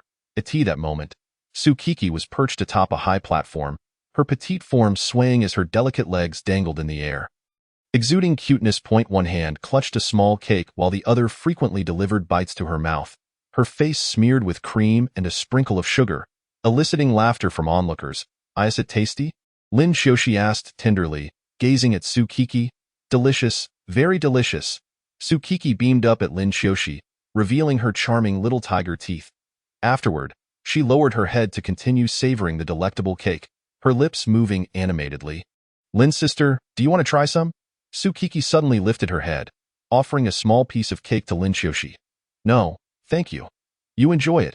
Lin Xiaoxi smiled and declined. Come on, just a taste. Su Qiqi insisted, determined to share with Lin Xiaoxi. With no other option, Lin Xiaoxi opened her mouth and gently took a bite of the cake from Su Qiq's hand. How is it? Is it good? Su Qiqi asked, her big eyes sparkling with anticipation. Lin Xiaoxi nodded. It's delicious. Hee, I told you it was good. Su Qiqi laughed joyfully. At that moment, Lin Xiaoxi noticed a bit of cream on Su Qiq's finger and playfully extended her tongue to lick it off. Ah? Su Qiqi exclaimed in surprise but did not pull away. Instead, she felt a ticklish sensation, a blush coloring her cheeks. Lin Xiaoxi watched Su Qiqi with a loving gaze, her eyes filled with affection. Looking at the time, Lin Xiaoxi realized it was nearly time to head home. Lu uncle should be arriving soon. A faint smile graced her lips, her expression revealing an enigmatic why little wife. Lin Xiaoxi softly called out to Su Qiqi, her tone laced with playful teasing. Su Qiqi, deeply engrossed in her delicious treat, was startled by Lin Xiaoxi's voice. She looked up, a smudge of cream adorning her face, making her all the more endearing. Her large, bewildered eyes gazed at Lin Xiaoxi, as if asking, "What's up?" Seeing Su Qiqi in such a state, Lin Xiaoxi couldn't help but chuckle. She thought Su Qiqi resembled an innocent little creature, making her want to tease her a bit more. So, she continued in a gentle yet provocative tone, "Little wife, how can you be so adorable?" as she playfully wiped the cream off Su Qiq's nose. Su Qiqi blinked, Seemingly not fully grasping Lin Xiuxi's words, but sensing the humor in Lin Xiuxi's gaze, she too began to smile. She understood that Lin Xiuxi was just teasing her. Of course, I'm cute. If I'm not cute, who is? Sukiki cheekily replied, her face radiating happiness. Lin Xiuxi affectionately ruffled Sukiki's hair. Indeed, my little wife is the cutest. Now, eat up, and once you're done, we'll head home. Sukiki nodded eagerly, quickening her pace to finish her treat. After a while, Sukiki finally finished the cake in her hands, and Lin Xiuxi lifted her up, making their way to the car. As they passed by, onlookers witnessed a thunder god cradling a grass god in her arms. Lin Xiuxi placed Sukiki in the back seat and, just to be safe, draped a coat over her. After putting on her own coat, Lin Xiuxi settled into the driver's seat. No sooner had she sat down than a honking sound came from behind. Lin Xiuxi turned to see Lu Uncle and several bodyguards. Her previously anxious heart finally at ease. She promptly drove onto the main road. Seeing her car in motion, Lu Uncle began to follow closely behind, intentionally maintaining a considerable distance while keeping a vigilant watch over his young lady. Lin Xiuxi continuously checked the rearview mirror, trying to identify who might be plotting against her. Yet, she could not determine which vehicle posed a threat. As they neared home, Lin Xiuxi opted for an alternate route. Gradually steering the car off the main road onto a smaller path, Sukiki felt an inexplicable sense of panic. Lin's sister, this is the way home. Sukiki voiced her concern directly. Yes, it is the way home. It's just that there's a traffic jam up ahead, so we're taking a different route, Lin Xiuxi told a white lie, not revealing the truth to Sukiki. Sukiki nodded, reassured. After all, how could Lin Xiuxi harm her? Just as Lin Xiuxi turned onto the smaller road, a luxury car followed closely behind. Unsure, she took a few more turns, confirming that the car was still tailing her. Lin Xiuxi smiled. The bait has taken the hook. Let us see what you intend to do. After issuing instructions to Uncle Lu, Lin Xiuxi commenced her alternative plan. Chapter 60. Showcasing driving skills. Lin Xiuxi accelerated relentlessly, navigating sharp turns, yet the pursuing vehicles remained steadfastly on her tail, proving impossible to shake off in desperation. Lin Xiuxi inhaled deeply and returned to the main road, intending to evade them before devising a new strategy. Miss? Why have you changed routes? Uncle Lu inquired over the phone, perplexed. Uncle Lu, plans have shifted. Please intercept the vehicles as quickly as possible. I will buy you some time, Lin Xiuxi commanded. Understood. Mississippi, please exercise caution, Uncle Lu advised. Still concerned for his young mistress. After hanging up, Lin Xiuxi resolved to take action to elude her pursuers. She was acutely aware that in densely populated, congested areas, it would be easier to conceal her whereabouts. Thus, she steered her vehicle towards the bustling heart of the city. Along the way, she deftly maneuvered through traffic, skillfully avoiding other cars. The pursuers seemed to have sensed Lin Xiuxi's intent, trailing her closely while maintaining a safe distance, neither colliding with her nor allowing her to escape their line of sight. This realization weighed heavily on Lin Xiuxi. She recognized that her pursuers were highly skilled and intimately familiar with her movements. As her vehicle continued to advance, Lin Xiuxi gradually approached the city's most vibrant district. Here, throngs of people filled the streets, and the roads teemed with vehicles, flanked by towering buildings exuding a strong commercial atmosphere. Traffic crawled at a snail's pace due to the overwhelming number of pedestrians, resulting in severe congestion. Lin Xiuxi slowed her speed, blending into the traffic. She periodically glanced in the rearview mirror, noting that the vehicles behind her remained steadfastly in pursuit. Yet their progress was hindered by the gridlock. Silently relieved, Lin Xiuxi hoped this situation would persist, granting her more time and opportunities. Navigating the crowded streets with utmost caution, she searched for the right moment to break free from her followers. While remaining vigilant of her surroundings, she contemplated her next course of action. Linjia, are we home yet? Sukiki, seated in the back, slowly opened her eyes and stretched. Little wife, be a dear and sleep a little longer. We will be home shortly, Lin Xiuxi replied, wiping the beads of sweat from her forehead. However, at that moment, Sukiki suddenly exclaimed, Linjia, I need to pee. She tightly crossed her legs, clearly on the verge of an accident. Lin Xiuxi glanced back, concern etched on her face. Little wife, do you need to go right now? She assessed the stagnant traffic ahead, realizing they would not be moving anytime soon. Yes, I really can't hold it anymore. Su Keek's legs pressed tighter together, seemingly about to burst. All right, little wife, don't worry. I'll take you right away. Lin Xiaoxi recognized the urgency and swiftly unbuckled her seatbelt. With agile movements, she opened the car door and scooped up Su Kiki, darting towards the nearest restroom like an arrow released from a bow. Her footsteps were rapid, as if something were chasing them from behind. After Su Kiki finished, Lin Xiaoxi grasped her small hand tightly and led her at a brisk pace to hide behind a secluded building. She quietly observed the position of her car, her eyes alert and focused. As time ticked by, the congested road began to move slowly, yet Lin Xiaoxi still refrained from returning to her vehicle. She and Su Kiki waited quietly, blending seamlessly with their surroundings. As other vehicles gradually departed, a car slowly approached Lin Xiaoxi's car and came to a halt. Lin Xiaoxi's gaze fixated on this vehicle, a surge of anxiety coursing through her. After careful scrutiny, Lin Xiaoxi confirmed that the car before her was indeed the one that had been tailing her multiple times before. Her brow furrowed, a wave of unease washing over her.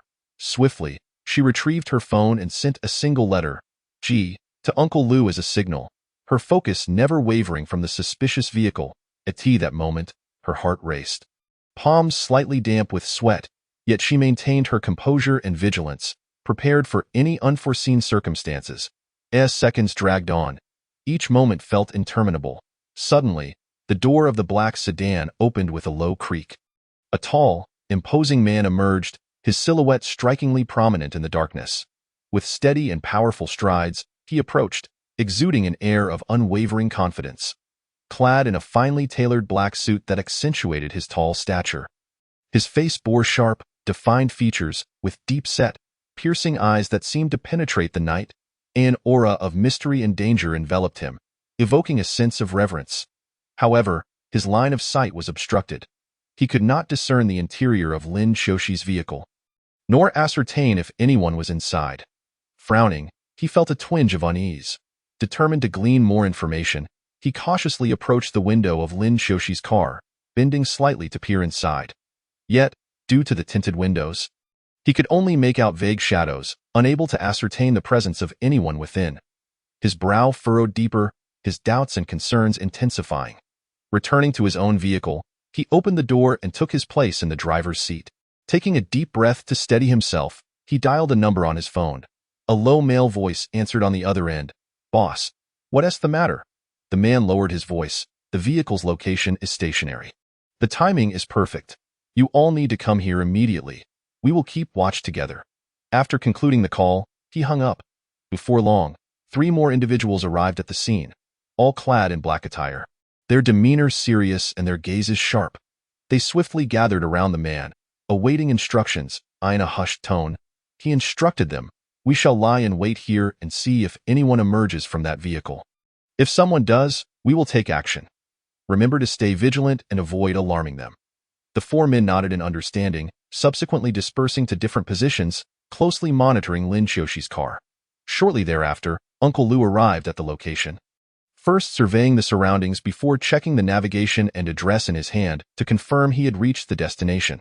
Upon exiting the vehicle, he rechecked the area, finding it precisely as his young mistress had described, which brought him considerable relief. Without hesitation, Uncle Lu opened the car door and waved to the rear, prompting a cadre of bodyguards to exit in unison. Each exuded a serious demeanor, sharp gazes, and powerful strides, instilling a profound sense of security. Next, the tables were set to turn. Chapter 61. Interrogation. Before long, the individuals pursuing Lin Xiaoxi were apprehended by Uncle Lu. Aware that his young mistress preferred to conduct the interrogations herself, he refrained from reporting to her. Once she confirmed their departure, Lin Xiaoxi returned to her vehicle and continued her journey home, acutely aware that they had yet to have dinner. After a while, Lin Xiaoxi finally parked in the community garage, and after securing the vehicle, she took Su Keek's hand and hurried upstairs. Given the heart-pounding chase they had just endured, both were still somewhat shaken. Particularly for Su Kiki, the shadow of being followed lingered, and she remained alert, scanning their surroundings with trepidation. Fortunately, no unusual incidents occurred during their journey, and they arrived at their doorstep without incident. "Little wife, how about we have some noodles for dinner?" Lin Xiaoxi inquired gently at the door while changing her shoes. "Anything is fine, Lin Jia." I'm not picky, Sukiki responded sweetly, her face radiant with happiness. All right, then go change your clothes, little wife. Once you're done, we can eat, Lin Shoshi said, affectionately ruffling Sukiki's hair. Sukiki nodded obediently, allowing Lin Shoshi to pamper her, reveling in the affection. After Lin Shoshi had her fill of fondling, Sukiki bounced off towards her room to change out of her cosplay outfit. Lin Shoshi, watching Sukiki's adorable figure disappear, couldn't help but smile. She then turned and entered the kitchen, skillfully igniting the stove to prepare the noodles. She intended to whip up a steaming, delicious bowl of noodles to ensure Sukiki would be both happy and satisfied. Before long, Sukiki emerged from her room, and Lin Shoshi had already set the noodles on the table. Little wife, wash your hands and come eat, Lin Shoshi reminded her. Sukiki feigned ignorance, offering no response. Or perhaps little wife wants me to hold you while I wash your hands, Lin Shoshi teased with a mischievous grin. Linjia, no need. You've worked hard cooking. You should eat first. I can manage myself, Sukiki insisted.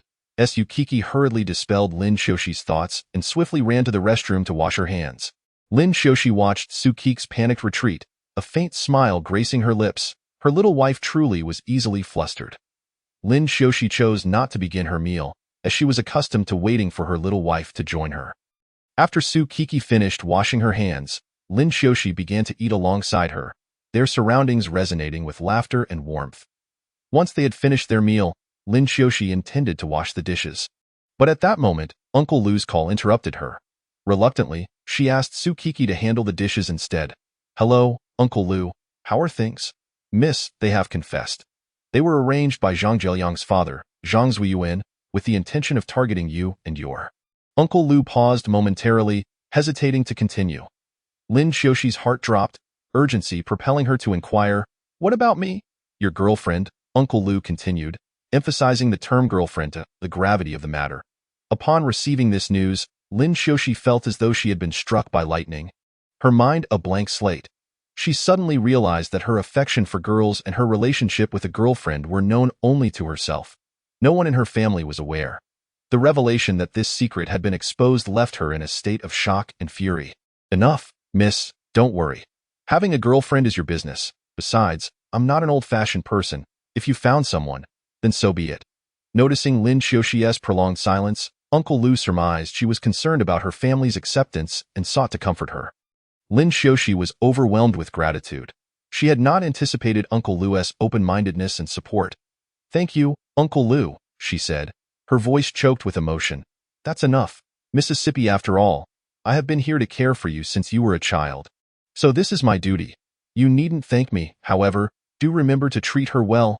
Uncle Lu spoke earnestly, his gaze imbued with kindness and concern, as if he were addressing his own child. His words carried the weight of a mentor's guidance, enveloping Lin Shoshi in warmth. Lin Shoshi nodded slightly, her eyes glistening with appreciation. Rest assured, Uncle Lu, I will. This declaration was resolute, akin to a vow made to Uncle Lu, or perhaps a reminder to herself. By the way, miss, do the master and madam know about this? Uncle Lu hesitated before asking, a hint of worry crossing his face, as if he feared Lin Shoshi's decision might lead to unnecessary complications. Lin Shoshi shook her head and replied softly, Not yet, Uncle Lu. I plan to take my time, allowing them to gradually accept this reality. Please, don't mention it to my parents. Her tone was laced with a plea, hoping Uncle Lu would understand her perspective and keep this secret safe. Uncle Lu sighed gently and nodded, indicating his understanding. He recognized Lin Shoshi's concerns and respected her choice. All right, miss, since you have a plan, I shall not interfere. Now, back to the matter at hand. His voice carried a blend of resignation and unwavering support for Lin Shoshi. Damn it, the Zhang family. How dare they bully me? It would be one thing to target me, but to dare to lay hands on my little wife is utterly intolerable. It appears I must take action against the Zhang family. Lin Shoshi's eyes blazed with fury, her fists clenched as if ready to strike at any moment. Miss, that is the general situation. Do you wish for me to contact the master immediately? Uncle Lu inquired cautiously, aware that this matter was of great significance and required careful handling, and no need to rush. Let the Zhang family flaunt their arrogance for a few more days. Once the time is right, we will strike decisively, Lin Shoshi coolly analyzed, her mind already formulating a detailed plan. Understood. Mississippi, I will hang up now. Allowing you to enjoy your time with your girlfriend, Uncle Lou said with a smile, recognizing that Lin Xiaoxi needed some time to adjust her feelings. Okay, thank you, Uncle Lou. Lin Xiaoxi expressed her gratitude before ending the call. Taking a deep breath, she endeavored to quell the anger bubbling within her. She knew this was not the moment for rash actions. She needed to remain composed and await the opportune moment. At the same time, she resolved to cherish her little wife, showering her with care and affection. After all, love was an integral part of life, and she wished to safeguard her happiness in this world. Chapter 62. You are a homosexual. Since that day, Lin Xiaoxi and her companions' lives gradually returned to tranquility, the National Day holiday passing in a flurry of laughter and joy. Time flew, and before long, the 7-day holiday had concluded, Su Kiki once again immersing herself in the rigorous demands of her studies. As the new week began, Su Kiki continued her routine of attending school punctually, wholeheartedly dedicating herself to her education. Upon learning the name of the university Lin Xiaoxi attended, Su Kiki resolved to gain admission to the same institution, this ambition serving as her source of motivation, driving her to strive relentlessly. Lin Xiaoxi encouraged her daily, fully aware that if her little wife could join her at the same university, their future would be all the brighter, freeing her from the daily torment of longing and allowing them to see each other at will. On this particular morning, sunlight streamed through the window, bathing the room in warmth, marking yet another school day. Su Kiki, as usual, entered the campus with her backpack, her face radiating confidence and determination. Simultaneously, Lin Xiaoxi made her way to school for official duties. Eagerly anticipating a delightful day with Su Kiki. How's it going, Kiki? How far have you and your Lin sister progressed? Chu Wanyu asked with a playful smile, pinching Su Kiki's cheek. Don't pinch my face. If Lin's sister sees, she might misunderstand. Su Kiki pouted in protest. All right, I won't pinch. But what about you and Xiaoxi? Have you? Chu Wanyu inquired with a teasing glint in her eyes. Just kisses, hugs, and sleeping together. What else is there? Su Kiki tilted her head, somewhat puzzled. Oh, Kiki, stop pretending. It's probably because you're the submissive one that you're afraid to admit it. Chu Wanyu declared smugly, convinced she had uncovered a secret. What does submissive mean? Su Kiki asked, still baffled by Chu Wanyu's remarks, sensing something was off about her today. Oh, come on, Kiki, just admit it. I want to laugh at you. Chu Wanyu beamed with delight. Su Kiki felt somewhat dazed by Chu Wanyu's teasing but opted to change the subject. Sister Wanyu, let us talk about something else. Have you encountered any interesting happenings lately? Seeing that Su Kiki was unwilling to continue on that topic, Chu Wanyu relented and began sharing her amusing stories. As they enjoyed their lunch, the two engaged in cheerful conversation, seemingly forgetting the earlier awkwardness.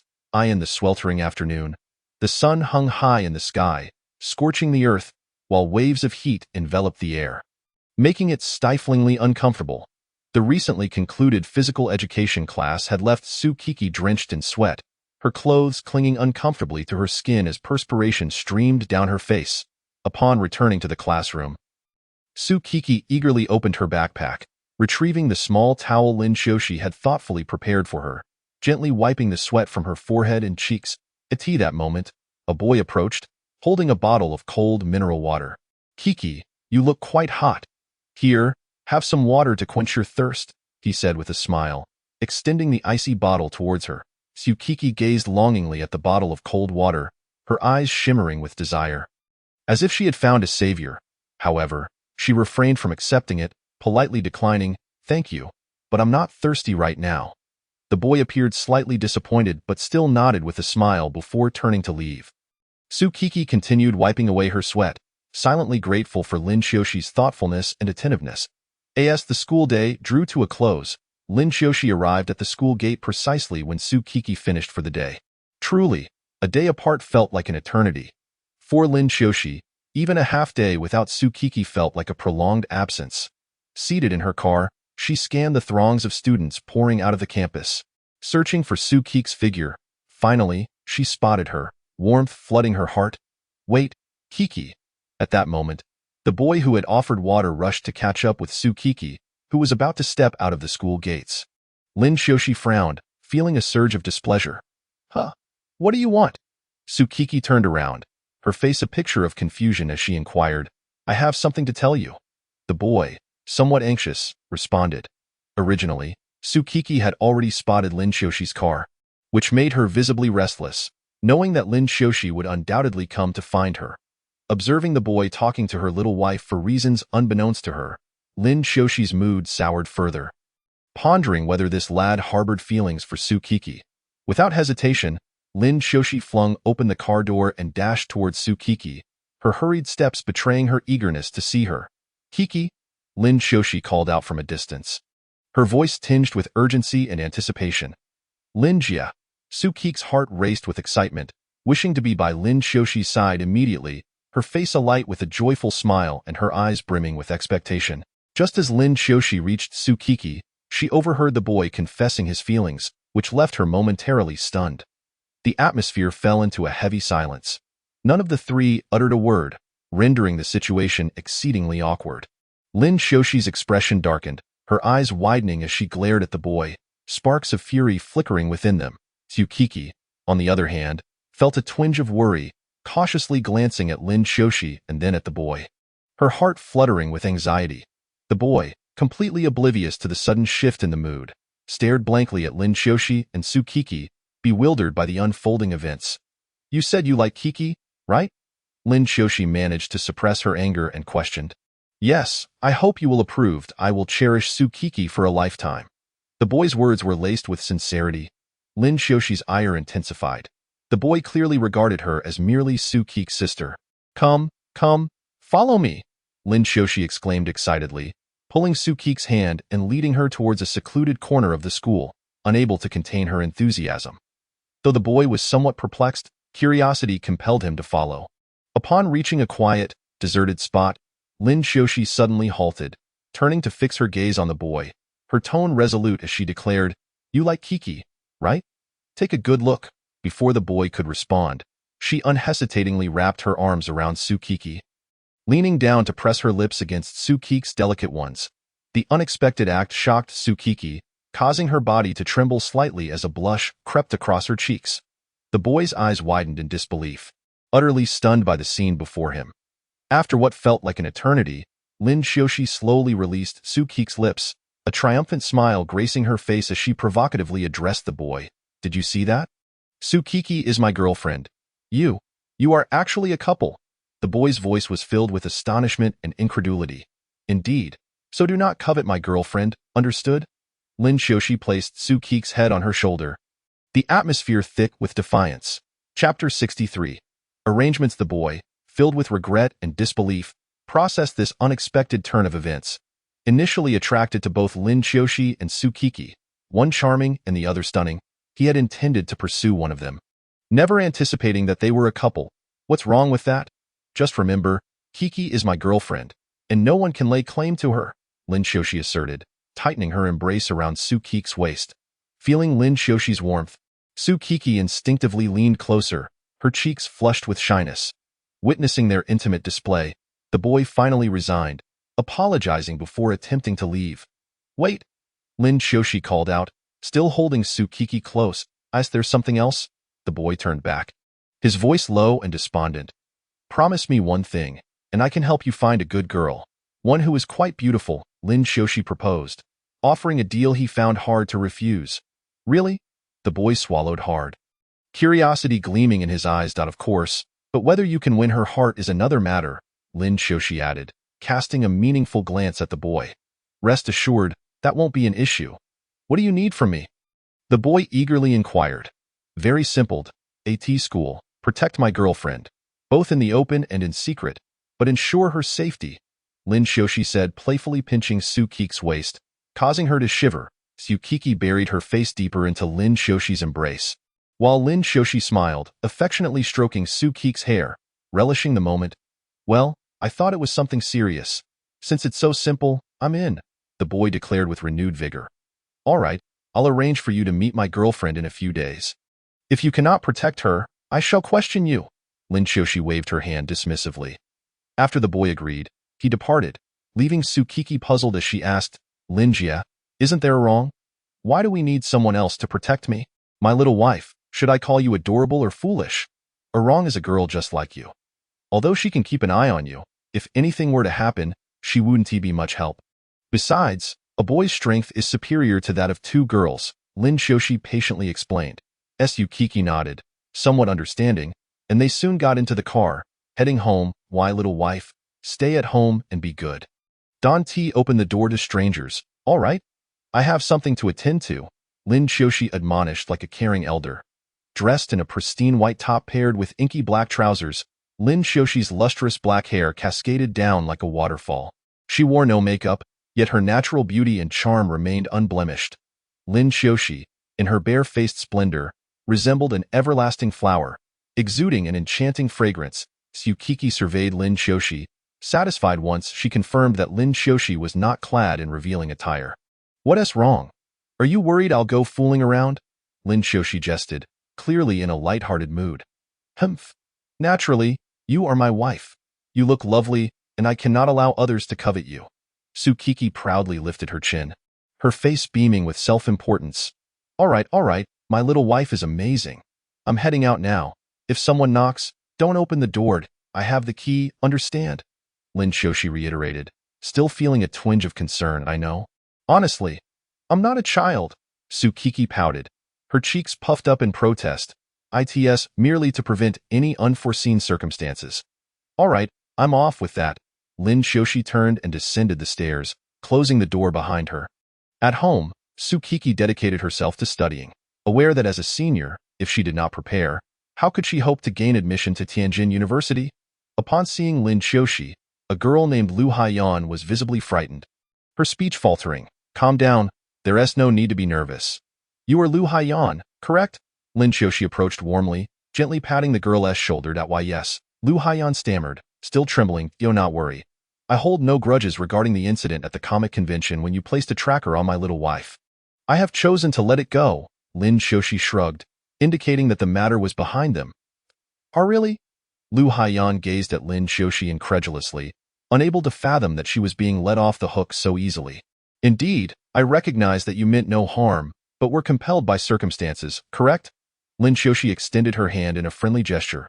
Why yes, thank you, Miss Lin, for your generosity. Lu Haiyan expressed her gratitude, relieved that Lin Shoshi had not reported her. Would you be interested in joining our company? Lin Shoshi asked, a smile brightening her eyes. Your company? Lu Haiyan was taken aback, unable to comprehend that Lin Shoshi had established her own business at such a young age. With this, you will secure a stable job and no longer need to engage in unsavory activities, Lin Shoshi explained. Assessing the situation, I cannot accept such kindness. Lu Haiyan waved her hands, declining the offer. Do not fret. I value your abilities, not anything else, understand? Lin Shoshi reassured her, patting Lu Haiyan's hand. I understand. Lu Haiyan conceded, no longer resisting Lin Shoshi's offer. Also, take this. Lin Shoshi handed her a box of money.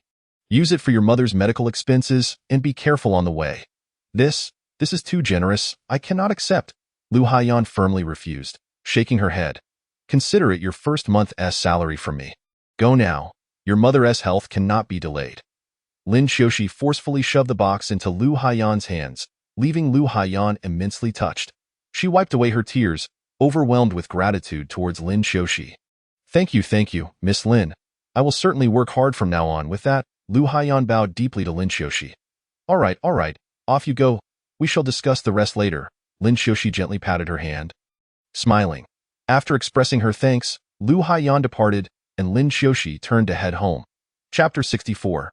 Playful banter. Upon returning home, Lin Shoshi found Tsukiki sprawled on the sofa, her skin glistening like lamb-fat jade, exuding an alluring radiance. Her delicate legs swayed continuously, reminiscent of two ripe peaches, evoking an irresistible desire to take a bite. She was utterly adorable, little wife, Lin Shoshi called out as soon as she entered. Her voice imbued with tenderness and affection.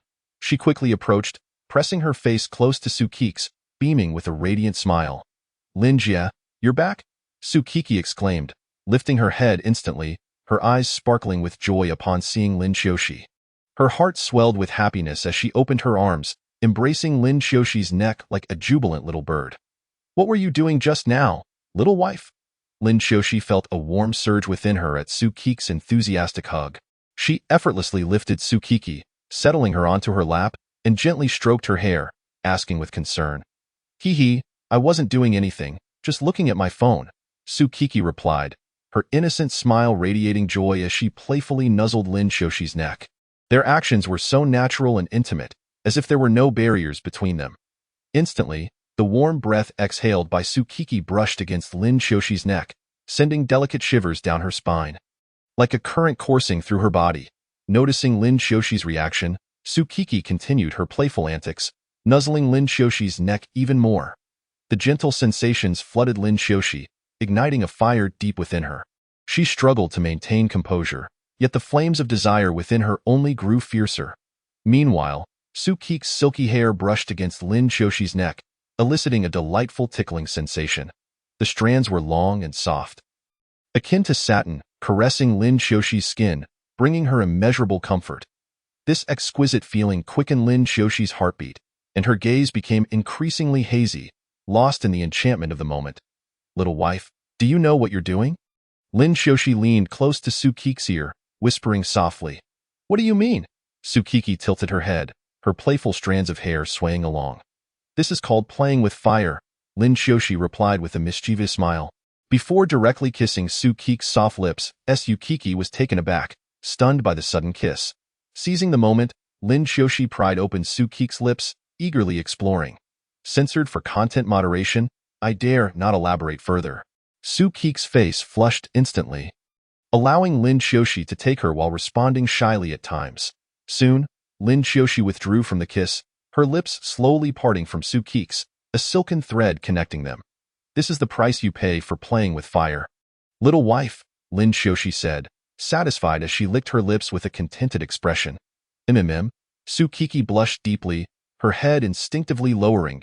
Or perhaps, little wife, are you curious to try something a bit more advanced? Lin Shoshi leaned closer, a devilish grin on her face. What do you mean by more advanced? I don't want that, Tsukiki stammered, her voice filled with shyness. What do you think, little wife? Lin Shoshi simply smiled, offering no further explanation.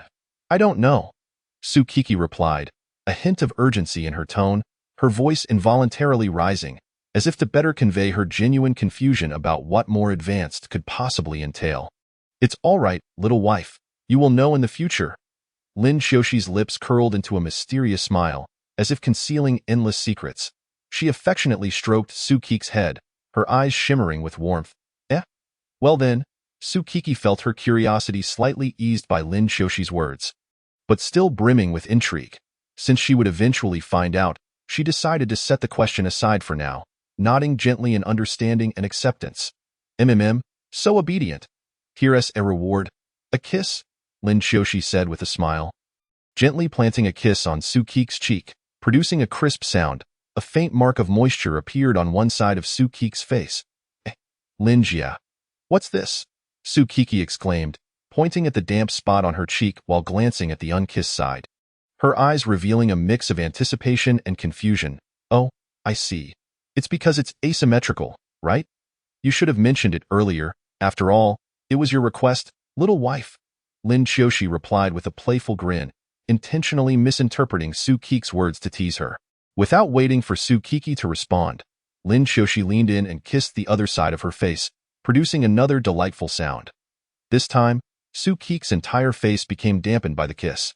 Provoking an uncontrollable urge to laugh, Tsukiki's cheeks flushed even more, resembling a ripe apple, while her fingers fidgeted nervously, revealing her shyness at that moment. All right, my little wife, do you want to take a bath and then sleep? Or play a little longer? Lin Shoshi wrapped her arms around Tsukiki's slender waist. Let us take a bath, Tsukiki suggested, feeling Lin Shoshi's hands wandering, which sparked a peculiar sensation within her. Very well, my beloved little wife.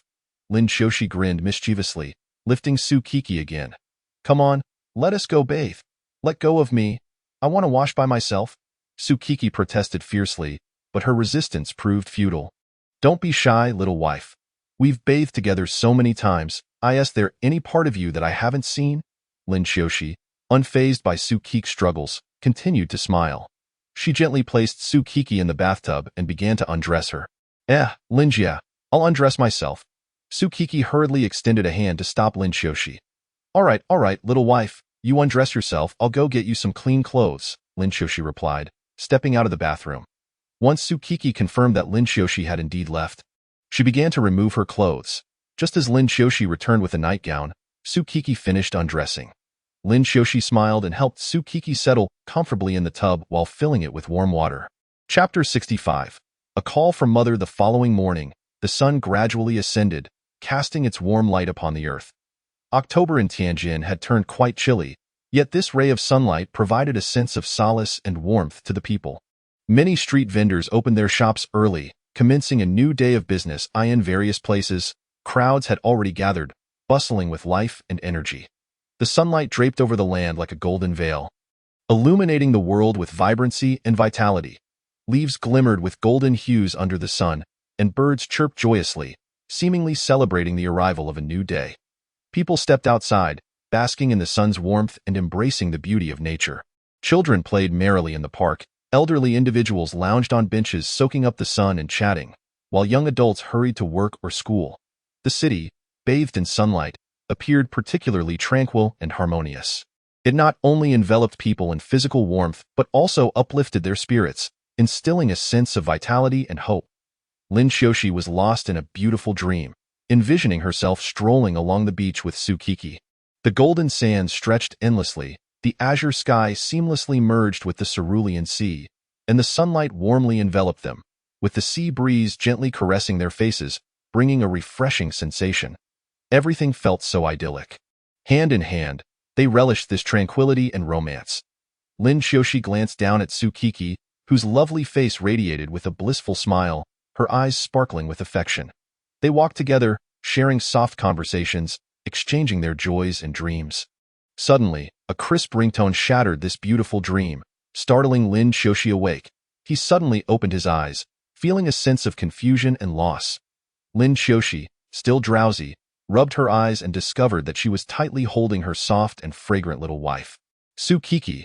In her arms, Sukiki was sleeping soundly, a faint smile gracing her lips, as if she were lost in a beautiful dream. However, the abrupt ringing of the phone caused Sukiki's brows to furrow slightly, her eyebrows trembling as if she might awaken at any moment.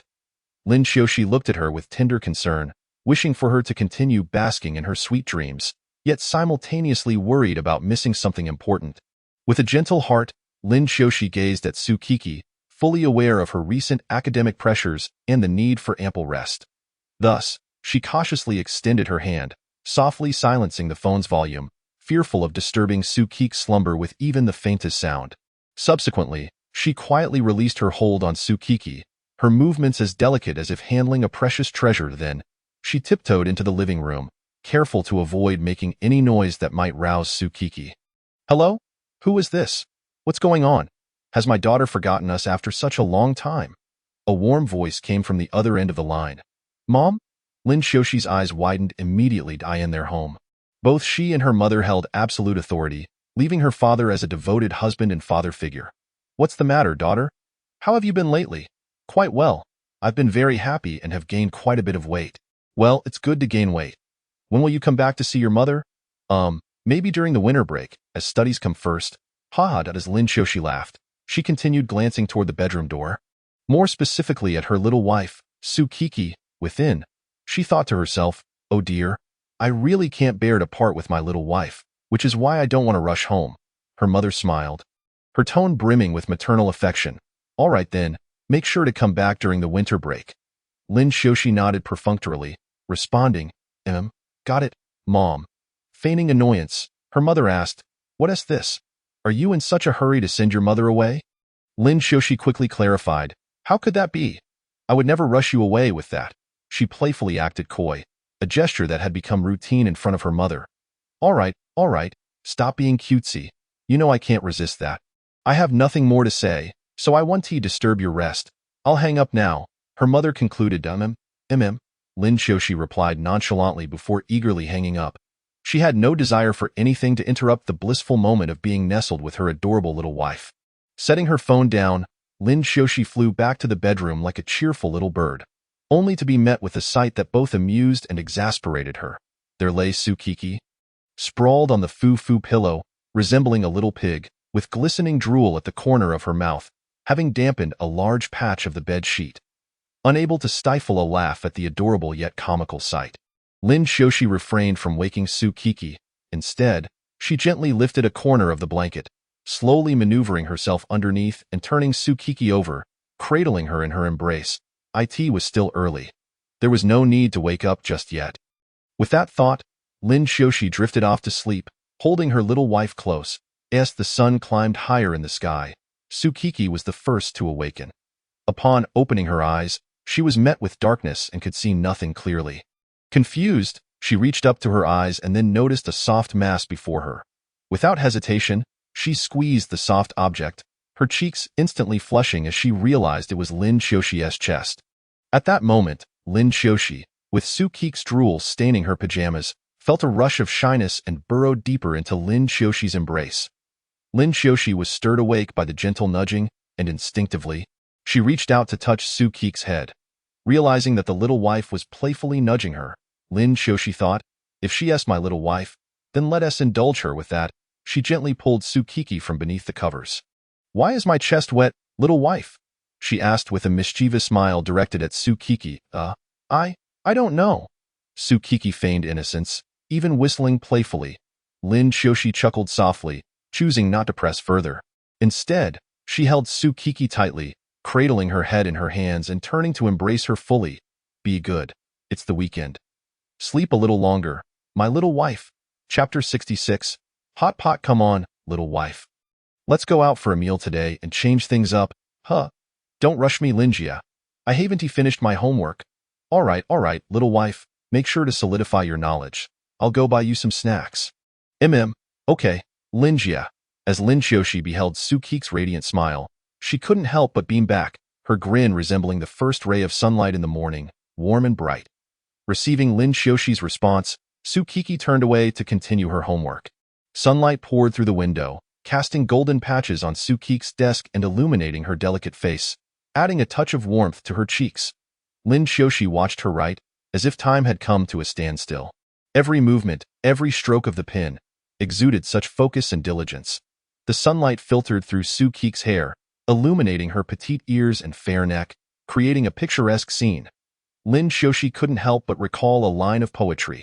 You stand on the bridge watching the scenery, while the one admiring the scenery is watching you. At that moment, Tsukiki was the most beautiful sight, and Lin Xiaoxi the one savoring it. This moment filled Lin Xiaoxi with unparalleled joy.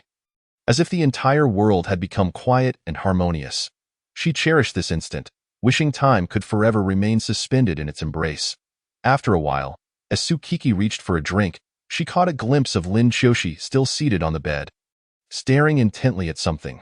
Curiosity piqued, she softly called out, Linjia, while waving her hand before Lin Xiaoxi, her playful hair bobbing along. What is it, little wife? Lin Xiaoxi was jolted back to reality by Tsukik's voice, pulling herself from her reverie. Linjia, you promised to buy snacks. Tsukiki pouted, her small fists on her hips, clearly a bit upset. Little wife. I was so lost in admiring the scenery that I forgot. Please forgive me, Lin Xiaoxi said, bending slightly to convey her sincerity. Tsukiki had no intention of being angry with Lin Xiaoxi. She merely wanted to remind her. Seeing Lin Xiaoxi's earnest apology made her feel somewhat bashful, and she quickly offered a way out to ease the tension. I'll forgive you this time, just because Linjia has been so good to me. Tsukiki turned her head away with a hint of pride. Thank you, little wife, for your graciousness. Lin Xiaoxi straightened up. Now, quickly go buy those snacks. Don't delay any longer. Tsukiki flashed a pure, enchanting smile, reminiscent of a child's innocent charm. All right, I'm off to be good at home. Little wife. Lin Xiaoxi affectionately ruffled Tsukik's hair before setting off. Tsukiki murmured softly to herself, her expression one of mild grievance as she turned back to her homework. Leaning slightly back, Tsukiki raised her arms above her head and gently stretched. Her back flexed slightly, allowing her body to relax in tandem. Her waist bent back as her hands continued to reach behind. A serene smile graced her face. As if she were enjoying the tranquility and comfort of the moment, a soft escaped her lips, a satisfied sigh, clearly indicative of her stretching. This stretch not only eased her body but also uplifted her mood. Picking up her phone, Tsukiki unlocked it and opened WeChat, sending Lin Xiaoxi a message. Linjia, when will you be back? After waiting a few minutes without a response, she sent a few more messages, yet still received no reply. Reluctantly, Tsukiki set her phone aside, continuing to await Lin Xioshi's return. By 4:30 in the afternoon, the sun was gradually sinking, its rays streaming through the window and casting golden patches on the floor. Suddenly, a faint sound emerged from outside the door, followed by the gentle turning of the lock, producing a crisp sound. A surge of joy filled Tsukiki's heart as she realized Lin Xiaoxi had returned. She hastily set down her phone and rose to approach the door. As she entered the living room, the front door creaked open, revealing Lin Xiaoxi, who was carefully dragging a large shopping bag into the house. "Little wife, I'm back." Upon stepping inside, Lin Xiaoxi noticed her beloved little wife quietly seated on the sofa, gazing intently at her. A gentle smile crept across her face as she hurried to Tsukiki's side. Upon seeing the bag brimming with snacks in Lin Xiaoxi's hand, Tsukiki's eyes sparkled with delight, shimmering like stars in the night sky. She could hardly contain her excitement, leaping from the sofa like a joyful bird. Darting to Lin Xiaoxi's front, Linjia, let me help you with that." Tsukiki lifted her head, showcasing a radiant smile akin to blossoms blooming in spring. "All right, little wife, do I not know you well? You are undoubtedly only thinking about those snacks, not genuinely concerned for me." Lin Xiaoxi feigned annoyance, yet her eyes brimmed with affection and tenderness. "How could that be? My utmost concern is for you." "Linjia," Tsukiki chuckled, extending a hand to assist Lin Xiaoxi. All right, we can enjoy the snacks later. Let's go have dinner first," Lin Xiaoxi said, placing the snacks on the table before turning to Tsukiki. "Okay, what are we having, sister?" Tsukiki naturally wrapped her arms around Lin Xiaoxi's waist, tilting her head to inquire. "Of course, we are having the hot pot that you adore, little wife." Lin Xiaoxi relished the embrace from Tsukiki, gently patting her head. "Linjia is so good to me," Tsukiki exclaimed joyfully, nuzzling her head against Lin Xiaoxi's abdomen. All right, little wife, you can nuzzle later. We need to go eat hot pot now." "Go change your clothes," Lin Xiaoxi said, though she allowed Tsukiki to continue holding her waist. "No need, Linjia. This Lolita outfit is perfectly fine," Tsukiki replied, standing on tiptoe and twirling around, her skirt flowing gracefully. "Of course it looks lovely. My wife looks beautiful in anything she wears." Chapter 67. Monthly exam. After their delightful hot pot meal, Lin Xiaoxi took Tsukiki's hand and strolled toward the road adjacent to the park. The night enveloped them in a deep, tranquil embrace, yet the streetlights illuminated their surroundings with a warm glow, creating a mesmerizing tapestry of night. The streets of the night market brimmed with an array of food stalls, the enticing aromas wafting through the air, luring numerous patrons to indulge in the culinary delights. People bustled about, pausing to savor the delectable offerings or engaging in light-hearted banter. The park buzzed with activity as well, with elderly women clad in vibrant dance attire performing lively square dances, their graceful movements radiating energy. Under the night sky, Tsukiki and Lin Xiaoxi's silhouettes appeared strikingly clear, their shadows elongated, merging harmoniously with the ambience of the evening. Their tightly clasped hands, akin to those of close sisters, revealed a profound bond. Their steps were light yet resolute as they meandered along the path, relishing the serenity and beauty of the night. In this tranquil and splendid weekend, they fully embraced each other's company and laughter, time seemingly accelerating as each moment brimmed with joy and warmth, rendering them immensely happy. Alas, such blissful moments are fleeting.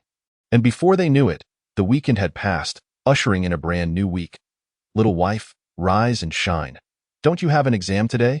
If you don't get up now, you'll be late. Lin Xiaoxi gently leaned over Tsukik's bedside. Gazing at the adorable figure cocooned in the blankets, a tender smile graced her lips. Tsukik's cheeks were rosy, her hands resting innocently on her abdomen, her breathing steady and rhythmic, reminiscent of a soothing melody. Lin Xiaoxi quietly savored this scene, her heart swelling with affection and care for Tsukiki. Her gaze was as warm as the sun on a spring day, casting a gentle light upon Tsukik's face. She lovingly stroked Tsukik's hair, relishing the soft texture as if caressing a priceless treasure. Each strand was as smooth as silk, captivating her heart. Let me sleep a little longer." Just then, Tsukiki seemed to sense Lin Xiaoxi's presence, pushing her away with a tiny hand while mumbling, then drifting back into slumber. Her voice held a hint of petulance that made one yearn to pamper her. Lin Xiaoxi chuckled softly, not at all vexed by Tsukik's refusal. She understood that Tsukiki was a little sleepyhead, yet today was indeed crucial, requiring her attention. Hence, She resolved to awaken Tsukiki in a special manner. Little wife, it's already 7:40. Do you truly wish to sleep a little longer? Lin Xioshi's voice softened, as if to avoid disturbing Tsukiki's slumber. She leaned closer to Tsukiki's ear, gently blowing air while tenderly repeating her words. Tsukiki seemed to sense Lin Xioshi's closeness, stirring slightly, yet remained in a peaceful slumber. Lin Xiushi shook her head helplessly, thinking how adorable this little sloth was. She decided to grant Tsukiki a bit more time to sleep, understanding that rest is vital for one's health. However, she would rouse Tsukiki at the appropriate moment to ensure she wouldn't miss her exam. You truly are a sleepyhead. Oh dear, I even deliberately delayed the time by 40 minutes, yet I still couldn't wake you. Well then, sleep a little longer. I'll tidy up your backpack for you. Lin Xiushi lovingly stroked Tsukiki's hair, treating it as if it were the softest thing in the world. Time ticked away, and around 7:20, Lin Xiushi exerted considerable effort to rouse the slumbering little one from her sweet dreams. Tsukiki, bleary-eyed and dazed, donned her school uniform in a state between wakefulness and sleep. After freshening up, she settled at the dining table to savor Lin Xiushi's meticulously prepared breakfast. All right, my little wife, I wish you exceptional results in your monthly exam. Hurry now. Leaving on time will give you more time to review. Lin Xiushi smiled, personally hoisting Tsukiki's backpack and gently patting her shoulder in encouragement. Linjia, it's just a monthly exam, not the college entrance examination, Tsukiki murmured, rubbing her sleepy eyes, seemingly displeased with Lin Xiushi's words. All right, my dear little wife, off to school you go. I'll prepare your favorite chicken drumsticks for dinner. Lin Xiushi's tone mirrored that of a mother lovingly advising her daughter. Tsukiki nodded and swiftly exited, while Lin Xiushi, without any classes that day, also ventured out, focusing on matters concerning the Zhang family. How about that, Aru? Am I impressive, or what? Tsukiki struck a pose with her hands on her hips, her face beaming with pride as she turned to the right, eager to express her joy. Impressive, Kiki is the greatest. Chu Wanru rolled her eyes, well acquainted with Tsukiki after being classmates and friends for 8 years. Aru, please don't look at me like that. It's not a lie. I truly will perform excellently this time. Tsukiki raised her hands to her mouth, her face flushed, passionately defending her claim. Yes, you will do splendidly. This time, you will indeed excel, Chu Wanru responded nonchalantly, having heard such declarations from Tsukiki since their first year of middle school. At this moment, Tsukiki felt anxious, tears welling at the corners of her eyes, as if she could no longer hold them back. All right, I was just joking, of course, Kiki will do remarkably well. Chu Wanru promptly donned a smile, her acting rivaling that of an Oscar-winning actor. Okay, the next exam is about to begin. Let us go. If you keep crying, our Kiki won't be cute anymore. Chu Wanru wiped away Tsukiki's tears, revealing a sincere smile. Tsukiki, with tears having ceased to flow, broke into a hearty laugh. If Lin Xiushi were to witness this moment, it was likely that Chu Wanru would truly be in tears. Just the thought of such a possibility made Chu Wanru wipe the non-existent sweat from her forehead and swallow hard, attempting to mask her nervousness. This matter soon passed, and Tsukiki found herself once again immersed in the tension of the examination. Before long, the time for school dismissal arrived. After completing the day's assessments, Tsukiki felt that the exams had not been overly challenging, and she was confident in her performance. Chapter 68. A unique barbecue time slipped away like a fleeting shadow, and in the blink of an eye, Tsukiki's monthly exams had concluded.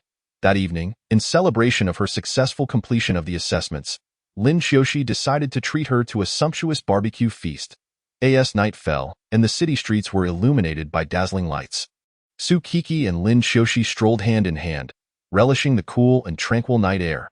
Engaged in conversation about their experiences, they eagerly anticipated the culinary delights that awaited them. At last, they arrived at a bustling barbecue restaurant. The establishment was brightly lit, filled with swirling smoke, and the air was rich with the aroma of grilled meats. Tsukiki's face beamed with excitement, her eyes sparkling with anticipation as she scrutinized the menu. Selecting her desired delicacies, her fingers danced over each dish, accompanied by exclamations of delight. Seated across from her, Lin Xiushi rested her chin in her hands, gazing at Tsukiki with a tender expression and a smile that radiated affection. For her, the choice of food was secondary. The essence lay in sharing the meal with someone special. Lin Xiaoxi observed Sukiki with great joy, knowing her fondness for such foods while simultaneously worrying about her health due to excessive consumption. Consequently, Lin Xiaoxi typically monitored Sukiki's portions closely, lest she transform from an adorable little girl into a plump cherub. However, that day, Lin Xiaoxi resolved to loosen her reins. She wished for Sukiki to revel in the joy of culinary indulgence, even if it meant a fleeting moment of indulgence. Therefore, when the waiter inquired about dessert, Lin Xiaoxi promptly ordered a chocolate cake and an ice cream, adding, "Please add extra frosting for our little princess." Her gaze remained fixed on Sukiki, the love in her eyes deepening. Before long, the waiter brought forth a platter of sizzling skewers, including lamb, chicken wings, and fish balls. Sukiki could hardly contain her eagerness as she seized a lamb skewer. Taking a bite that revealed succulent, tender meat, perfectly seasoned, prompting her to marvel in delight. "Sister Lin, why aren't you eating?" she asked, her voice filled with curiosity. To her surprise, Lin Xiaoxi remained in her previous posture, chin resting on her hands, attentively watching Sukiki rather than indulging in her own meal. "These don't look appetizing to me, so I certainly won't eat," Lin Xiaoxi responded with a playful smile, her eyes narrowing into a mischievous slant, which caused Sukiki to feel a twinge of apprehension. "Not tasty? How could that be?" Sukiki stammered, her nerves evident as she swallowed hard. Lin Xiaoxi chuckled softly, finding amusement in Sukiki's anxious demeanor. Seizing the moment, Lin Xiaoxi playfully bit into the skewer that Sukiki had nibbled, and then, with a swift motion, she licked Sukiki's small hand. Startled, Sukiki recoiled her hand as if shocked. Her cheeks flushing a deep crimson. "Naughty!" she exclaimed shyly, her voice adorably soft. It's still delicious," Lin Xiaoxi remarked, nodding in satisfaction, her tongue sweeping across her lips, a look of sheer enjoyment on her face. As she noticed Sukiki's pouty expression, Lin Xiaoxi's heart melted, and she quickly offered comfort. All right, my little wife, eat up. You need to fill your belly to have the strength to get angry." Her tone softened, a smile illuminating her face. As time passed, they ordered additional barbecue items, such as grilled eggplant, chives, and enoki mushrooms. These vegetables, after being grilled, became delectable, complementing the meats splendidly. Additionally, they indulged in specialty snacks like stir-fried snails and stinky tofu, further enriching their gastronomic experience. While savoring their meal, Sukiki and Lin Xiaoxi also enjoyed some beverages, enhancing the light-hearted atmosphere. "Sister Lin, I actually have a question I've been wanting to ask you," Sukiki said, one hand resting on her belly, the other clutching a bottle of cola, her head gently leaning against Lin Xiaoxi's shoulder. "What is it, my little wife?" Lin Xiaoxi inquired, tenderly stroking Sukiki's hair as if caressing soft cotton. "Sister Lin, what if my parents or yours disapprove of our relationship?" Sukiki's little feet swung restlessly, igniting Lin Xiaoxi's protective instincts. "Don't worry, my little wife, if they disagree, I'll elope with you. Although my finances may not rival my father's, they are sufficient to support you, my little wife. From now on, the roles are reversed," Lin Xiaoxi declared proudly, her gaze filled with deep affection for Sukiki. Yes, roles reversed." Sukiki smiled, her worries dissipating as she recognized Lin Xiaoxi as her greatest protector.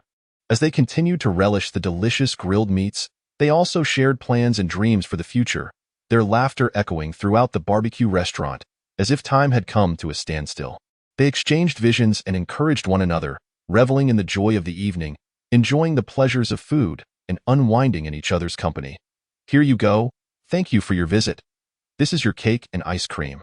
If you enjoyed it, please recommend us," the staff member offered with a professional smile, gently handing over the packaged cake, while the ice cream was directly passed to Sukiki. Sukiki delicately extended her tongue, cautiously tasting the ice cream. As her tongue brushed against the cold surface, a shiver coursed through her, yet it brought a refreshing sensation. She closed her eyes, savoring this unique taste experience, as if she were reliving the summer when she first met Lin Xiaoxi. As they departed the barbecue restaurant, it was already late, yet Sukiki's heart brimmed with contentment and happiness.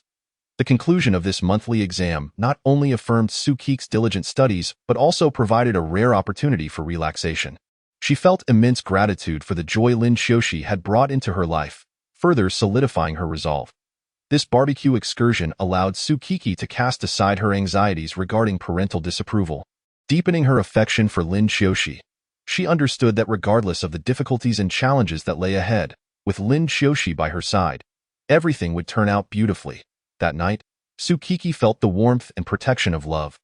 Recognizing the importance of cherishing the present moment, she looked forward to creating more unforgettable memories with Lin Xiaoxi in the future, yearning for their journey together to last. Chapter 69. The Tablet, My Little Wife. It's already noon. Don't sleep any longer. Lin Xiaoxi gently patted Sukiki's cheek, mindful not to cause any discomfort to her beloved.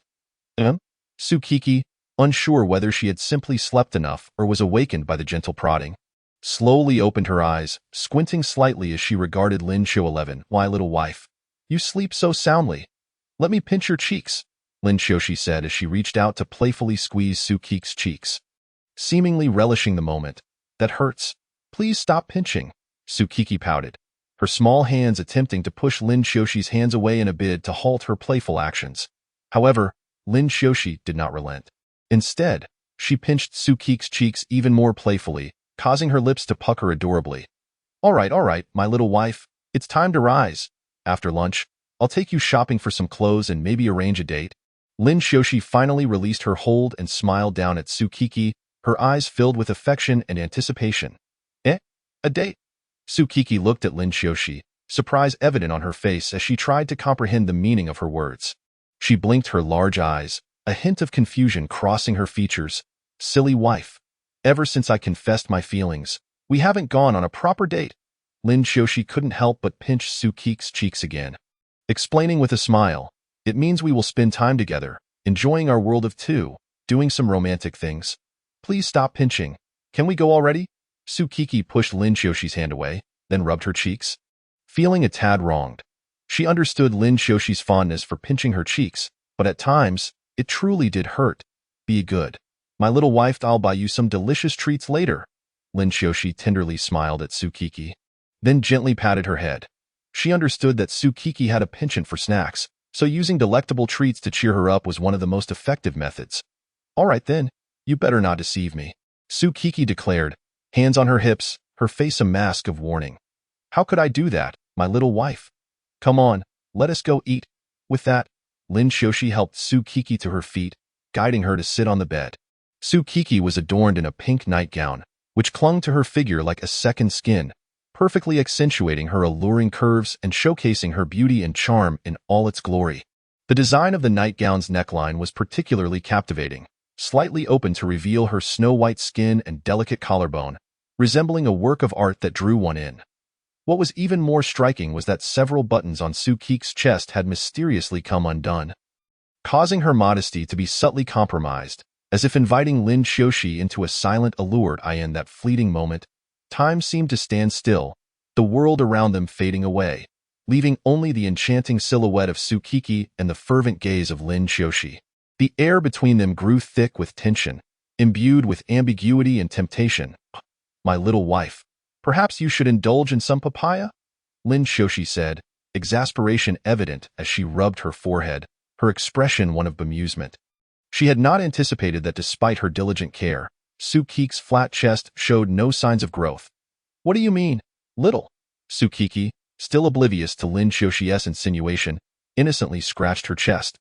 Staring at Lin Xiaoxi with a puzzled expression, my little wife. I mean your flatness. Lin Xiaoxi, feeling increasingly at a loss, pointed to Sukiki's chest, but realizing the inappropriateness of that gesture, she redirected her finger to the area below. Attempting to clarify that she was referring to Sukiki's decidedly flat chest, Sukiki continued to gaze at Lin Xiaoxi in confusion, unable to decipher her meaning. Only when she followed Lin Xiaoxi's gaze downwards did she comprehend that Lin Xiaoxi was alluding to her lack of curves. Lin, sister, Sukiki pouted, her face a mixture of displeasure and indignation. She pushed Lin Xiaoxi with all her might, attempting to expel her from the room. Go away. Don't come in, she insisted, shoving Lin Xiaoxi towards the door, her tone laced with annoyance. With a resigned demeanor, Lin Xiaoxi was ushered out of the room, glancing back at the door with a sigh. She understood that her previous comments had upset Sukiki. Yet to Lin Xiaoxi, it was merely a statement of fact. Sukiki was simply too petite. With a resounding slam of the door, Sukiki confined Lin Xiaoxi outside, standing inside with her hands on her hips. still brimming with unresolved irritation. Throughout their meal, Lin Xiaoxi incessantly attempted to engage Sukiki in conversation, but each time she opened her mouth, Sukiki would pout her rosy lips and turn her head away with a huff. This exasperated Lin Xiaoxi, yet she found Sukiki's behavior endearingly charming.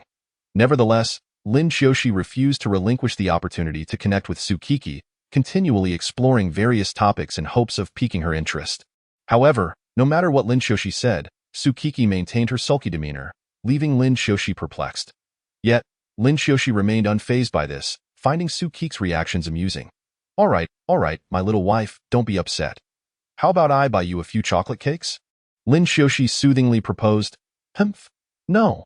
Sukiki turned her head away again, her expression conveying that it was insufficient.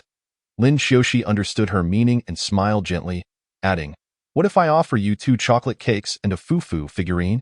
2 fufu figurines. Sukiki snapped her head back, her lips pursed. Fine, I'll yield to my little wife. Are you still angry? Lin Xiaoxi leaned in, wrapping her arms around Sukiki's waist, inhaling the sweet scent that enveloped her. No, it's because you called me little. Sukiki maintained her irritated posture, though she made no effort to resist Lin Xiaoxi's embrace. Lin Xiaoxi recognized that Sukiki's proud nature had been triggered, so she merely smiled, indulging her little wife's whims. What must my little wife do to forgive me? Lin Xiaoxi inquired, offering a piece of meat. Unless Lin's sister lets me, are you? Sukiki suddenly wore a mischievous grin as she looked at Lin Xiaoxi. Lin Xiaoxi was taken aback, having anticipated many possibilities, yet never this request from her little wife to argue her slime as that not permissible. Sukiki's pout threatened to return. Of course, it is. Chapter 70. Departure. After indulging in some playful argue, Sukiki's pout dissipated, replaced by a gleeful laughter, as if her scheme had succeeded. Although Lin Xiaoxi felt somewhat helpless, her little wife's happiness was paramount. Everything else paled in comparison. Eventually, they finished their meal, with Lin Xiaoxi spending most of the time comforting Sukiki, relieved that her little wife was no longer upset. All right, my little wife, go change your clothes. Wear a beautiful dress and put on some makeup. After all, it's a date, and we can't have you looking less than splendid, Lin Xiaoxi said, lifting Sukiki's chin with her finger, gazing down at her with a teasing glint in her eyes. As if challenging Sukiki's limits, in the next moment, Lin Xiaoxi leaned down, swiftly capturing Sukiki's soft lips in a passionate kiss. Her movements were decisive and fervent, leaving Sukiki momentarily stunned. Lin Xiaoxi's tongue danced gently within Sukiki's mouth, tender and intricate, eliciting sensations unlike any she had ever experienced. As the kiss deepened, their tongues intertwined, exploring and entangling with one another. Sukiki passively surrendered to the kiss, entirely under Lin Xiaoxi's control. Just as Sukiki mustered the courage to take the reins, Lin Xiaoxi slowly withdrew, their lips parting with a delicate thread connecting them momentarily before snapping apart. This left Sukiki in a flurry of agitation, nearly on the verge of tears, while Lin Xiaoxi simply smiled, encouraging her to change her outfit. With a pout, Sukiki scampered back to her room to change. This time, she emerged clad in a blue and white sailor uniform, its design simple yet elegant. The intertwining blue and white lines seemed to narrate a tale of youth. The uniform's tailored fit accentuated Sukiki's slender figure, enhancing her cuteness while imbuing her with a unique charm. The dress's puffiness added to the effect, granting Sukiki a sense of lightness and grace, reminiscent of a butterfly in flight. This buoyancy allowed her youthful spirit to shine through, making her irresistibly approachable. Finally, a blue bow was expertly tied at her neckline, a subtle detail that rendered her even sweeter and more adorable. The bow enriched her overall appearance, lending depth and vibrancy to Sukiki's image. As soon as Sukiki opened the door, she found Lin Xiaoxi gazing at her with an expression of delight.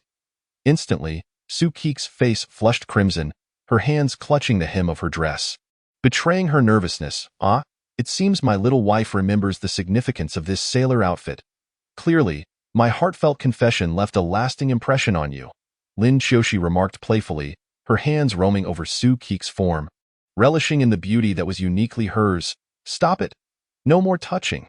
Sukiki trembled, seemingly overwhelmed by her sensitivity. Why, little wife, I never anticipated you were so sensitive. Lin Xiaoxi chuckled mischievously, her mind racing with playful ideas. What do you intend to do, Lin sister? Sukiki asked anxiously, her face a portrait of shyness. Hee hee, what could I possibly do, my dear little wife? As they set off, Sue Keek's cheeks were as red as ripe apples. Her face flushed with warmth, the glance downward revealed the telltale strawberry marks adorning her neck, which left Sue Keek utterly embarrassed, wishing to bury herself in Lin Shoshi's embrace, to RU her fiercely. And never emerge, my little wife. There's no need to be so bashful. Really, what is there to be shy about? Lin Shoshi observed, having kept a keen eye on Sue Keek, who remained in a state of fidgety agitation. Inducing a chuckle from Lin Shoshi, "Ugh, Lin sister, look what you've done. My neck is adorned with numerous strawberry marks, and what if others see them later?"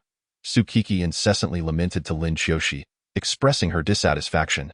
Her eyes sparkled with a blend of shyness and playful reproach, as if blaming Lin Shoshi for the predicament she found herself in response. Lin Shoshi chuckled and said, "Oh dear, who could resist leaving marks on such an adorable little wife?" Upon hearing this, Sue Keek's face flushed an even deeper shade of red. She lowered her head, gently biting her lip, her heart brimming with sweetness. Though somewhat bashful, she relished the intimate interaction with Lin Shoshi. She merely hoped that these strawberry marks would not be too conspicuous to attract unwanted attention. All right, I shall make it up to you by buying you a few extra cakes later. Don't be upset. It pains me to see you distressed," Lin Shoshi said, casting a playful wink at Sue Keek. After catching a glimpse of this, Sue Keek immediately shyly retreated to the other side of the car seat, her cheeks visibly reddening at a remarkable pace. Lin Shoshi gazed at the bashful little darling before her with great interest, a wave of satisfaction washing over her. She always found it delightful to tease this adorable creature. Watching her blush and flounder, which she found exceedingly amusing, however, she acknowledged that her little wife was still quite young, not yet ready for certain pleasures. Thus, she resolved to patiently wait, nurturing her until she blossomed into a fuller version of herself. When that day eventually arrived, she envisioned peeling away layer after layer of Sue Keek's clothing, savoring every inch of her skin and experiencing her purity and delicacy akin to white jade. The mere thought caused the corners of Lin Shoshi's mouth to curve upwards, her eyes glimmering with anticipation, as if she could already envision a future moment where she had Sue Keek beneath her. Listening to her cries and pleas, igniting a fervor within her. Just as she was lost in this reverie, the green light abruptly illuminated, yanking her back to reality. Lin Shoshi inhaled deeply, gently pressing the accelerator. Guiding the car slowly towards the shopping mall, naturally, Sue Keek harbored her own thoughts. After her initial shyness subsided, she reflected on how she had come to meet Lin Shoshi, how step by step she had been ensnared into becoming her wife, and how she had surrendered her first kiss. The mere recollection brought a radiant smile to Sue Keek's face, for meeting Lin Shoshi marked the pinnacle of her fortune. Chapter 71. Peculiar attire due to it being the weekend? The entire mall was teeming with people, so crowded that it made one suspect that half the city's population had congregated there. The throngs surged, jostling against one another, to the point where adding even one more person might render entry impossible. Lin Shoshi tightly clasped Sue Keek's little hand, anxious that she might get lost in the crowd. They struggled to navigate through the bustling masses, their eyes scanning for familiar sights. Suddenly, Lin Shoshi's gaze landed on a familiar store, the very milk tea shop where they had ventured together when they first met. "Little wife, how about a cup of milk tea?" Lin Shoshi's lips curved into a slight smile as she pointed towards the shop. "Sounds great, Linjia." Sue Keek, not following Lin Shoshi's gaze, was instead consumed by thoughts of the milk tea. "All right, little wife, shall we go for pearl milk tea again?" Lin Shoshi inquired, leading Sue Keek towards the shop. "Not this time. I want to try a different flavor." Sue Keek mused, her little tuft of hair bobbing slightly. "How about taro balls?" Lin Shoshi said with a mischievous grin, her eyes fixed intently on Sue Keek. That sounds good, Linjia. I'm quite curious about how it tastes," Sue Keek replied, lifting her head to smile at Lin Shoshi. In a swift motion, Lin Shoshi bent down and planted a kiss on Sue Keek's ear, producing a soft pop sound, before chuckling, "All set, little wife? All set?" "Not really, Linjia," Sue Keek responded, touching her cheek where Lin Shoshi had kissed her. "It's just your taro ball milk tea, little wife. There's no taro or milk tea, only the balls," Lin Shoshi teased, raising an eyebrow at Sue Keek. Linjia, that's naughty." Sue Keek's face flushed, as she could never help but blush whenever Lin Shoshi teased her. Linjia is not naughty. It's just that little wife doesn't he love it, right? Ultimately, as they exited, Sukiki held a fragrant cup of taro ball milk tea, her face radiating a blissful smile. She took a gentle sip, savoring the sweet flavor that danced in her mouth. Reflecting on her last visit to this milk tea shop with Sukiki when they were merely friends, she now found herself in a sweet relationship, prompting Lin Xiaoxi to feel a swell of emotions. Time had flown by so quickly. It felt as if yesterday they were strangers, and today they had become deeply in love. This transformation filled her with immense happiness and contentment. Come on, little wife, let me buy you some clothes. Your wardrobe is far too sparse. A girl-esque closet should be brimming with outfits. Lin Xiaoxi gently ruffled Sukiki's hair. Her affection evident. Sukiki was too engrossed in her milk tea to fully engage, offering only a perfunctory reply. Seeing Sukiki's response, Lin Xiaoxi could only smile helplessly. What could she do? She would pamper her wife as she pleased. Lin Xiaoxi said no more, firmly holding Sukiki's little hand as they made their way upstairs to the clothing section, intent on selecting some suitable attire for her beloved. Welcome. How may I assist you today? The attendant greeted with a professional smile upon noticing the customers. No need for that. I'll choose for myself, Lin Xiaoxi replied with a smile, as she intended to pick outfits that would delight her eyes. To conceal her true intentions from her little wife, Lin Xiaoxi planned to select a few more conventional garments to maintain the ruse. After a short while, Lin Xiaoxi emerged with several lovely dresses, each in Sukiki's size. Here you go, little wife. Try these on and let me know if you dislike them, and I shall find more, she said, handing over all the dresses to Sukiki. Why are they all dresses? Sukiki pouted, casting a disgruntled glance at Lin Xiaoxi. Oh, but little wife, you're so petite. Pants wouldn't suit you as well. Dresses look far better, Lin Xiaoxi hastily justified.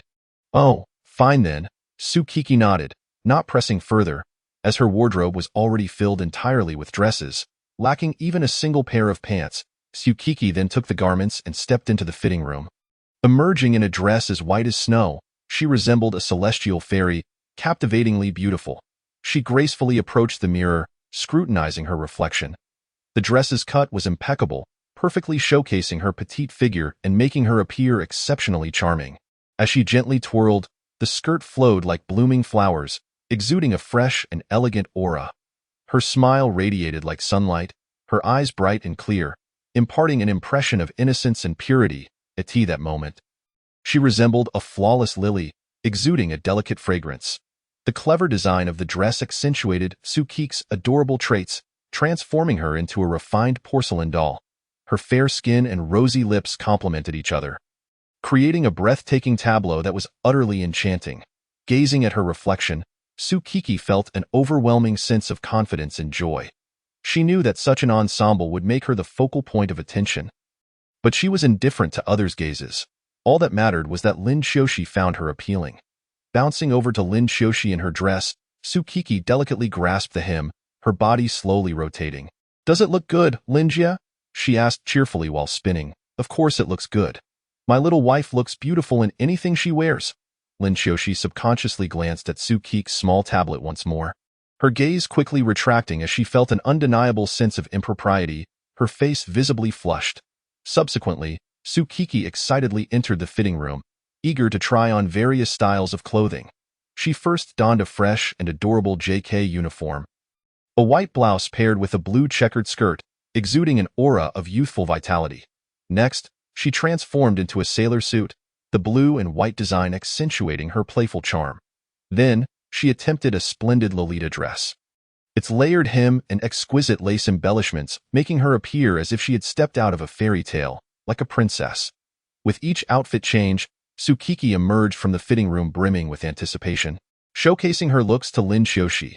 The beautiful garments rendered Sukiki even more enchanting, captivating even the nearby sales staff, who had never encountered such a delightful girl and praised each of Sukiki's ensembles. Observing Sukiki's innocent smile and vibrant demeanor, the sales staff felt her inner joy and satisfaction. This uplifting atmosphere permeated the entire store, immersing everyone in a delightful shopping experience.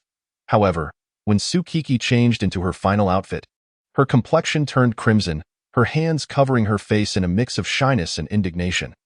Although the last piece was labeled a nightgown, it could hardly be deemed so. It was far too revealing. The specifics I shall refrain from describing, lest I face scrutiny. Imagine it as exceedingly exposed. Chapter 72. An entertaining homecoming. Lin, come here for a moment. As Lin Xiaoxi waited for a considerable time without seeing Sukiki re-emerge.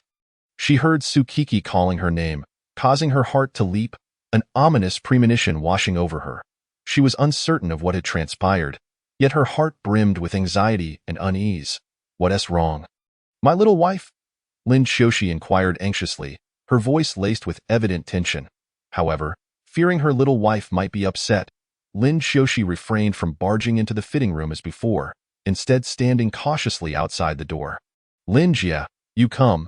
Su Kik's delicate voice floated from the fitting room, tinged with a hint of shyness and anticipation. Upon hearing this, Lin Xiaoxi felt a slight alleviation of her tension, realizing that Su Kiki had at least not encountered any danger or unpleasantness. With Su Kik's permission, Lin Xiaoxi took a deep breath, gently pushing open the fitting room door and entering. As she stepped inside, Lin Xiaoxi was greeted by the sight of Su Kiki, her skin as white as snow. Resembling a flawless piece of jade, radiating an alluring sheen, Su Kik's physique was perfect, akin to a work of art, every curve exquisitely defined, exuding an irresistible charm. Lin Xiaoxi's gaze unintentionally fell upon the smooth expanse of Su Kik's chest, devoid of any excess flesh, showcasing a unique beauty. Her delicate collarbone stood out prominently, and her slightly protruding ribcage was clearly visible, enhancing her slender figure. At that moment, Su Kiki was nearly entirely unclothed, indistinguishable from being bare. Lin Xiaoxi, captivated by the scene before her, felt an overwhelming surge of desire. She instinctively swallowed hard, as if her inner longings could no longer be contained. Her eyes brimmed with yearning and anticipation, as though she wished to devour Su Kik's form. Just then, Su Kiki sensed a scorching gaze fixed upon her. Her heart raced, and she instinctively turned her head, only to find Lin Xiaoxi staring at her intently. Su Kik's face flushed a deep crimson, as if it could bleed. She shyly lowered her head, attempting to mask her embarrassment and timidity. However, Lin Xiaoxi's gaze remained affixed upon her, leaving her feeling trapped. Lin Jia, don't stare, Su Kiki murmured softly, her voice laced with a blend of playful reproach and shyness. Her fingers were tightly clasped together, trembling slightly, revealing her inner unease. Really, my wife, what is there that I cannot look at? I have seen every part of you, Lin Xiaoxi replied with a slight smirk, her expression revealing a sense of dominance and possessiveness, as if to declare her absolute claim over Su Kiki. Yet, at that moment, Lin Xiaoxi seemed to forget that Su Kiki had called her in for a discussion, completely immersed in their intimate interaction. Upon hearing Lin Xiaoxi's words, Su Kiki gently bit her lip, a complex array of emotions surging within her. She slowly raised her head, holding the few pieces of fabric in her hands, her eyes shimmering with confusion and incomprehension. Lin Jia, what is this about? Am I really supposed to change here? Su Kiki frowned, looking at Lin Xiaoxi with bewilderment. She could not fathom why Lin Xiaoxi had suddenly presented her with such an exposing nightgown and suggested she change into it here. This unexpected action left her feeling perplexed and flustered. Ha ha ha, my little wife, perhaps I took the wrong one, Lin Xiaoxi replied, a hint of embarrassment crossing her features as she hastily snatched the nightgown from Su Kik's hands. Gazing at the familiar garment, Lin Xiaoxi was engulfed by a wave of anxiety and panic, realizing that her oversight had inadvertently led Su Kiki to see it. Huh? Lin Jia, why do you have this kind of clothing? Su Kiki inquired, her face a mask of confusion, her large eyes blinking innocently, akin to a curious little rabbit. She tilted her head slightly, a pure and innocent smile gracing her face, utterly adorable. Well, I must have taken the wrong one. Right? Why would I give my little wife such clothing to share with others, right? Ha ha ha. Lin Xiaoxi looked at the innocent Su Kiki, her heart softening. She smiled as she explained, her eyes reflecting a blend of affection and exasperation, while she awkwardly touched her nose. Oh, well, that's fine then. Su Kiki seemed to accept this explanation, nodding in understanding. However, upon seeing the sheer fabric of the garment, she couldn't help but shiver. Once assured that Lin Xiaoxi did not intend for her to wear it, Su Kiki felt a wave of relief and hastily urged Lin Xiaoxi to leave. Hey, my little wife, don't rush me out, Lin Xiaoxi said, though her feet moved obediently towards the exit of the fitting room. Quickly, quickly, I need to change, Su Kiki exclaimed, pushing Lin Xiaoxi as she spoke, eager to try on her new clothes and show them off to Lin Xiaoxi. Pushed to the door, Lin Xiaoxi still held the enticing nightgown. A mischievous smile playing on her lips, her eyes sparkling with mischief. She secretly thought to herself, hee hee, there will be quite the show when we get home. Lin Jia, I'm all changed, Su Kiki exclaimed, bounding out of the fitting room, still clad in the outfit she had worn upon departure. Good, hand it over. I'll pay, Lin Xiaoxi replied, taking the bag containing the clothes from Su Kiki's hands. By the way, Lin Jia, what about that nightgown made of just a few pieces of fabric? Su Kiki inquired, her face brimming with curiosity, clearly intrigued by the topic. Well, that... Lin Xiaoxi stumbled, unable to respond, for while Su Kiki was changing, she had purchased the nightgown along with other enticing outfits. Of course, I returned it, Lin Xiaoxi said, wiping her forehead as if she were sweating profusely. Upon hearing this, Su Kiki was delighted, as Lin Xiaoxi had bought her many beautiful little dresses. All right, my little wife, let us go. We have more shopping to do. With that, Lin Xiaoxi held the bag of clothes in one hand and took Su Kiki's small hand in the other. My little wife. If you ask me where we're going, you'll find out when we get home. Just don't blush and want to take it off when you wear it, Lin Xiaoxi thought to herself. A smile creeping upon her lips, though its meaning was far from simple. Why, little wife? Do you remember the self-service restaurant we went to when we first met? Lin Xiaoxi asked, entwining her fingers with Su Kiki's. Shaking them playfully. Yes, of course, Lin Jia. What about it? That place has launched a promotion. Couples get a 20% discount, Lin Xiaoxi said, her face beaming with a smile, already harboring thoughts of introducing Su Kiki to her parents. Chapter 73. The Fufu figurine. The two spent an extended period in the mall, shopping for clothes, watching movies, sipping milk tea, and indulging in delicious food, marking one of their most eventful days since their relationship had transformed. My little wife, I feel like something is missing, Lin Xiaoxi said, stopping in front of a small shop, a beaming smile on her face as she looked at Su Kiki, leaving her intentions ambiguous. What is it? Su Kiki asked, brushing off the tone, considering that in public, Lin Xiaoxi wouldn't do anything inappropriate. Why, little wife? We've enjoyed all the food and fun, but we've forgotten one crucial element. Lin Xiaoxi's lips curled into a meaningful smile. What is it? Lin Jia, don't be cryptic. Su Kiki found herself in a flurry of curiosity, recalling how forgetful her little wife was. Do you not remember what you were holding the first time we met? Lin Xiaoxi said with a playful smile, gently teasing Su Kiki's nose with her other hand.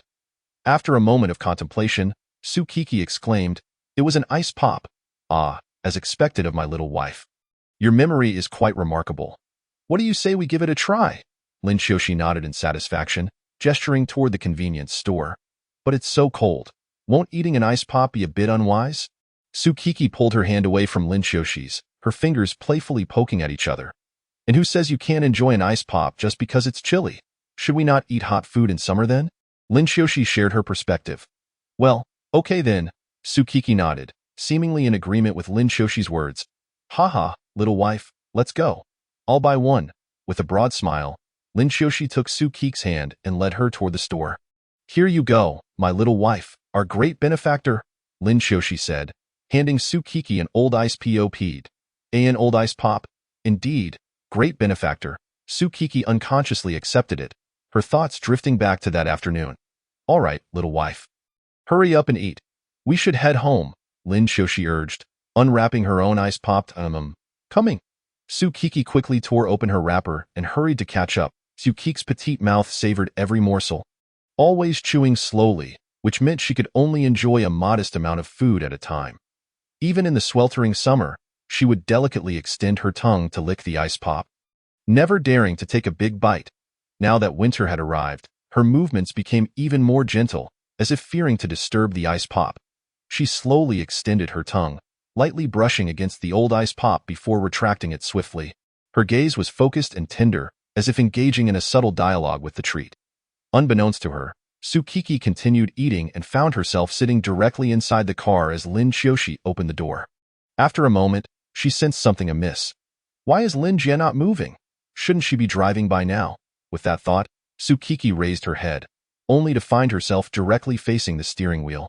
In a fluster, she glanced toward the door, spotting Lin Xiaoxi standing at the driver's side, watching her with amusement.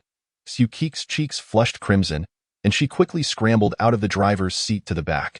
Hey, little wife, why are you running away? I wouldn't laugh at you.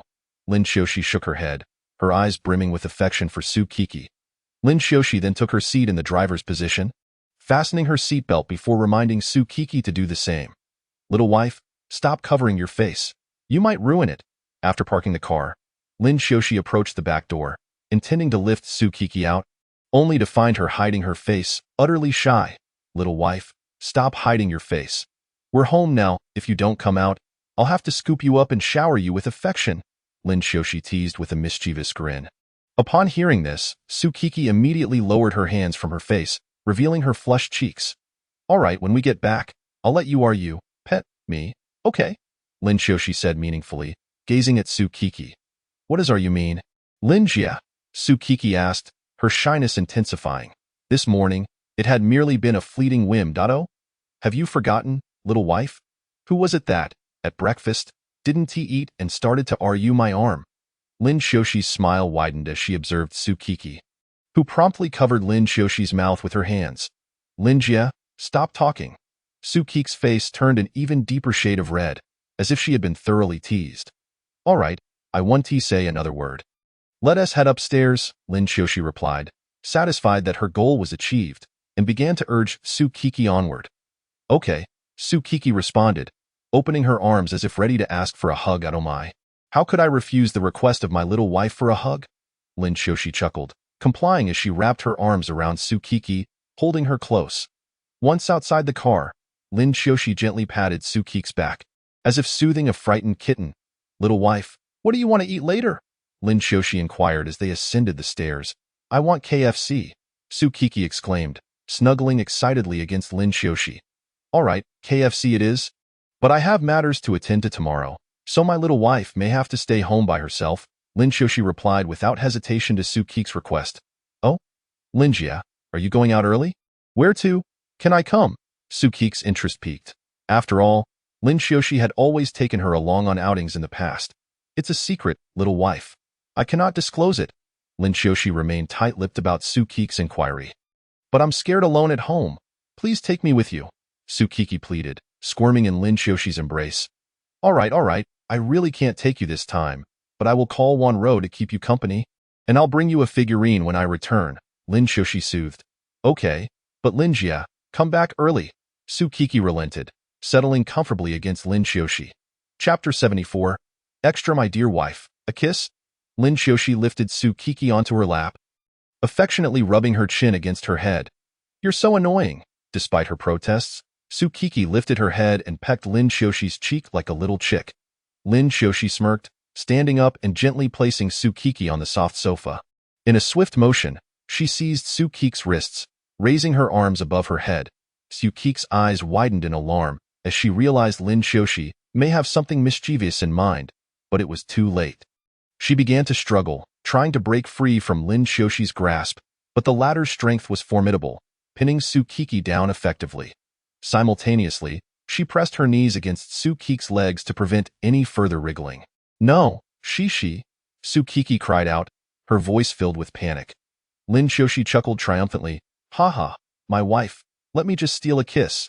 I promise it will be just that, nothing more. Leaning in, she brought her face closer to Su Qiqi's, her eyes glinting with playful mischief, rendering Su Qiqi unable to resist. Let me go, you naughty Su Qiqi protested, unable to escape Lin Xiaoxi's embrace, resorting to verbal threats. Don't worry, dear. I won't do anything, Lin Xiaoxi said, licking her fingers with a wicked grin. Dio, you really believe what you just said? Su Qiqi shot Lin Xiaoxi an incredulous look. Lin Xiaoxi said nothing more, slowly lowering her head until their lips met. After a prolonged moment, their lips finally parted, leaving a delicate strand connecting them. Lin Xiaoxi smacked her lips in satisfaction, savoring the moment. You naughty Su Qiqi gasped, breathless from the kiss. Once she regained her breath, she began to tease Lin Xiaoxi. What? Am I stinky? Lin Xiaoxi, intrigued by Su Qiqi's remark, flashed a wicked smile, pressing down even more firmly with her knee to my dear. Repeat that. Seeing Lin Xiaoshi's mischievous expression, Sukiki felt a surge of dread. Her waist beginning to ache. All right, you're not stinky. How could you be? Sukiki quickly backpedaled, her survival instincts kicking in, knowing a wrong answer could lead to discomfort. It seems my wife has gained quite the experience lately. Well, consider yourself spared for today, Lin Xiaoshi replied, standing up and releasing Sukiki. Breathing a sigh of relief, Sukiki quickly sat upright on the sofa, wary of any sudden reversal from Lin Xiaoshi. But remember, dear, if you dare to use the Fanina life-sized pillow again, prepare for 3 days and nights of confinement in bed. Lin Xiaoshi turned abruptly, her tone laced with mock threat.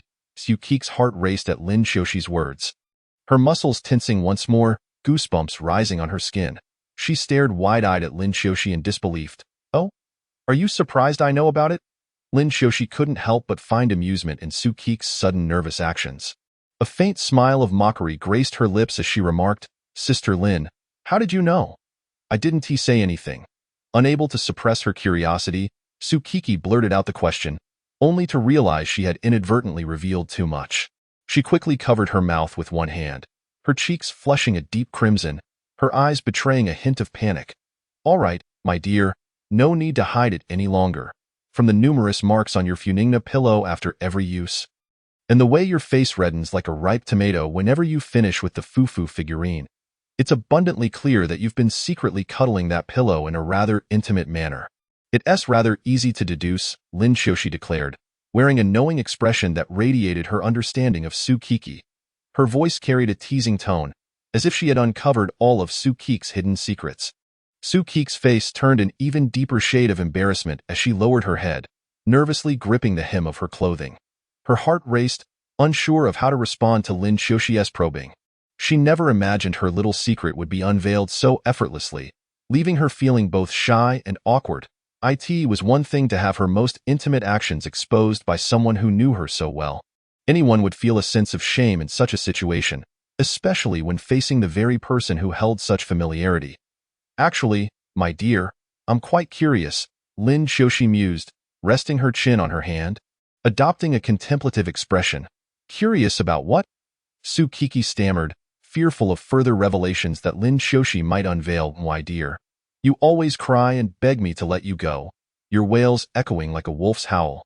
Yet it seems you are never truly satisfied, Lin Xiaoshi commented, her expression laden with meaning, as if to say, if you're not satisfied, then don't plead for mercy next time, no? How could that be? Sukiki swallowed hard, her fingers fidgeting nervously, betraying her current tension. No? What do you mean by that? Am I unable to meet your needs, or what? Lin Xiaoshi's voice rose, taking on a tone of accusation. Sister Lin, I was wrong. I won't do it again. Sukiki lowered her head, concealing her expression, though sincerity seeped through her apology. Never mind. My intention was not to scold you, dear. All right, don't cry now. I'll pretend this never happened. But next time, you truly must lie in bed for 3 days, understood? Lin Xiaoshi observed Sukiki's tearful visage, her heart softening, unwilling to continue the teasing, for after all, she was still her beloved. Remember this? Sukiki wiped her eyes, seemingly on the verge of tears. Lin Xiaoshi felt a pang of compassion for Sukiki, knowing that whether in the past or present, seeing her cry always tugged at her heartstrings. Come now, darling, stop crying. If you want something next time, just tell me, and I'll let you take the lead, Lin Xiaoshi said, gently patting Sukiki's head. Really? Sukiki lifted her tear-filled face, her eyes brimming with doubt. Of course, when have I ever lied to you? I want it now, she added, recalling her storyline, realizing there had been no intimate scenes in the main plot, prompting her to add a side chapter. Chapter 75. Just playing with you. The next morning, sunlight streamed through the curtains into the room. Lin Xiaoshi rose early, preparing breakfast for Sukiki. She expertly fried eggs and toasted bread, determined to make a healthy and delightful meal for her beloved. To ensure Sukiki wouldn't forget anything important, Lin Xiaoshi wrote a sweet note and placed it on the dining table. Having completed her tasks, she quietly closed the kitchen door and returned to the bedroom. Gazing at Sukiki, who was still peacefully asleep, Sukiki lay curled up on the bed, half covered by the blanket, revealing her adorable face and slightly parted lips. Her breathing was even and steady. as though she were lost in a beautiful dream. Unable to resist, Lin Shoshi chuckled softly and leaned closer to Tsukiki, tenderly kissing her forehead, savoring her warmth. However, Lin Shoshi remained vigilant. She knew that even when she was not by Tsukiki's side, she could not allow her to come to any harm. Therefore, she had arranged for bodyguards to be stationed around Tsukiki, ensuring her safety at all times. These guards were highly trained professionals, ready to protect Tsukiki from any threat without hesitation. Lin Shoshi stepped out of the house and into the parking lot. This time, she opted for a plain white car rather than her luxurious sedan. Though it appeared unremarkable, for Lin Shoshi, it was a form of discreet camouflage. So, where was Lin Shoshi headed? In truth, her intentions were clear: to decisively resolve the issue with Zhang Jieli. Despite having maintained her composure and restraint previously, circumstances had shifted. Zhang Jieli had once again targeted both Tsukiki and herself, endangering her beloved's safety. Thus, immediate action was imperative. Lin Shoshi understood that failing to address this issue promptly could lead to greater troubles for both herself and Tsukiki. She resolved not to wait any longer and to confront Zhang Jieli head-on to eliminate any future risks. This was the reason for her abrupt change of plans. Driving towards her destination, Lin Shoshi was filled with resolve and courage. She would use her intelligence and strength to protect her loved ones and ensure that those who dared to challenge her boundaries would face consequences. "Hey, Uncle Lu, I'm on my way." "Where are you?" Lin Shoshi inquired as she navigated the road, determined to avoid any unforeseen complications. "Miss, I'm all set here." "Wait, they are about 400 meters behind you," Uncle Lu replied, skillfully maneuvering his drone. "Huh?" Lin Shoshi glanced at the rearview mirror, but with so many vehicles on the road, she couldn't discern whether she was being followed. "How do you know?" "Miss, I have a drone right above your car," Uncle Lu said, intentionally making the sound of the remote control. "Wait, how did they recognize my car?" Lin Shoshi quickly realized the critical issue at hand. She frowned, a flicker of doubt and concern crossing her mind as she pondered the possibilities. Firstly, if someone had indeed identified her, they must possess prior knowledge about her. However, she hadn't disclosed any details about her vehicle, making it difficult to be detected even while traveling incognito. Secondly, even Tsukiki was unaware of this car's identity, let alone anyone else. Thus, only two explanations remained. The first possibility was that Zhang Jieli's influence had extended to her neighborhood or parking lot, allowing them to track her movements. Yet, she was uncertain about this, as there had been no prior indications of such formidable intelligence on their part. The second possibility was that Uncle Lu could be an insider, leaking information to the enemy. Though she was reluctant to believe that Uncle Lu would betray her, she couldn't entirely dismiss this possibility. The thought chilled her, and she mused silently. Could the Uncle Lu she had always trusted truly turn against her? Ultimately, Lin Shoshi leaned toward the first explanation. "Uncle Lu, what do you suggest I do? I doubt I can handle them alone." "Miss, are you familiar with the expressions burning bridges and fighting to the last breath?" Uncle Lu detected her anxiety through the phone. "Yes, of course. Are you implying that I should put myself in a desperate situation?" Lin Shoshi immediately grasped his meaning. "Moreover, miss, if this issue isn't resolved now, you may find it too late to regret when they target you and your girlfriend in the future." Uncle Lu's words dispelled any doubts and invigorated Lin Shoshi's resolve. Soon, Lin Shoshi drove her vehicle down a rugged, inescapable road, arriving at her destination. "Is this the place, Uncle Lu?" Lin Shoshi confirmed one last time with Uncle Lu from inside the car, for she was about to face everything alone. "Yes, Mississippi, remember what I said. You must hold your ground. The rest is up to me," Uncle Lu instructed. "Understood." Lin Shoshi took a deep breath, then opened the car door, stepping out onto the precipice of a steep cliff. "All right, no more hiding, I know you're here. If you don't show yourselves, I won't hesitate to drag you out myself," Lin Shoshi called out as soon as she alighted from the car. In an instant, a flock of birds took flight from the nearby woods, signaling her that someone was indeed present. "Come out, I see you," Lin Shoshi called out loudly once more. "Miss Lin, how astute you are." A calm voice emerged from the depths of the forest. Shortly thereafter, a slender man, not particularly robust in stature, stepped forth from the foliage, chuckling as he approached. "What? Is it just you?" Lin Shoshi gazed at the birds that had scattered in fright. Disbelief etched across her face, "Of course, but I must admit, Miss Lin, I never anticipated that you had already discerned our movements." The man halted 50 meters away, refraining from closing the distance to Lin Xiaoxi. Hee, do you truly believe I am inferior to you?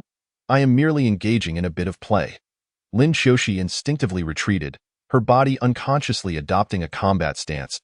There's no need to be so tense. Miss Lin, I am not here to engage you in battle. Observing Lin Xiaoxi's rapid shift into a fighting posture, the man wore an expression of disdain. Really, how tiresome. Are you here to negotiate? Lin Xiaoxi remained vigilant, fully aware of the necessity to stay alert at all times.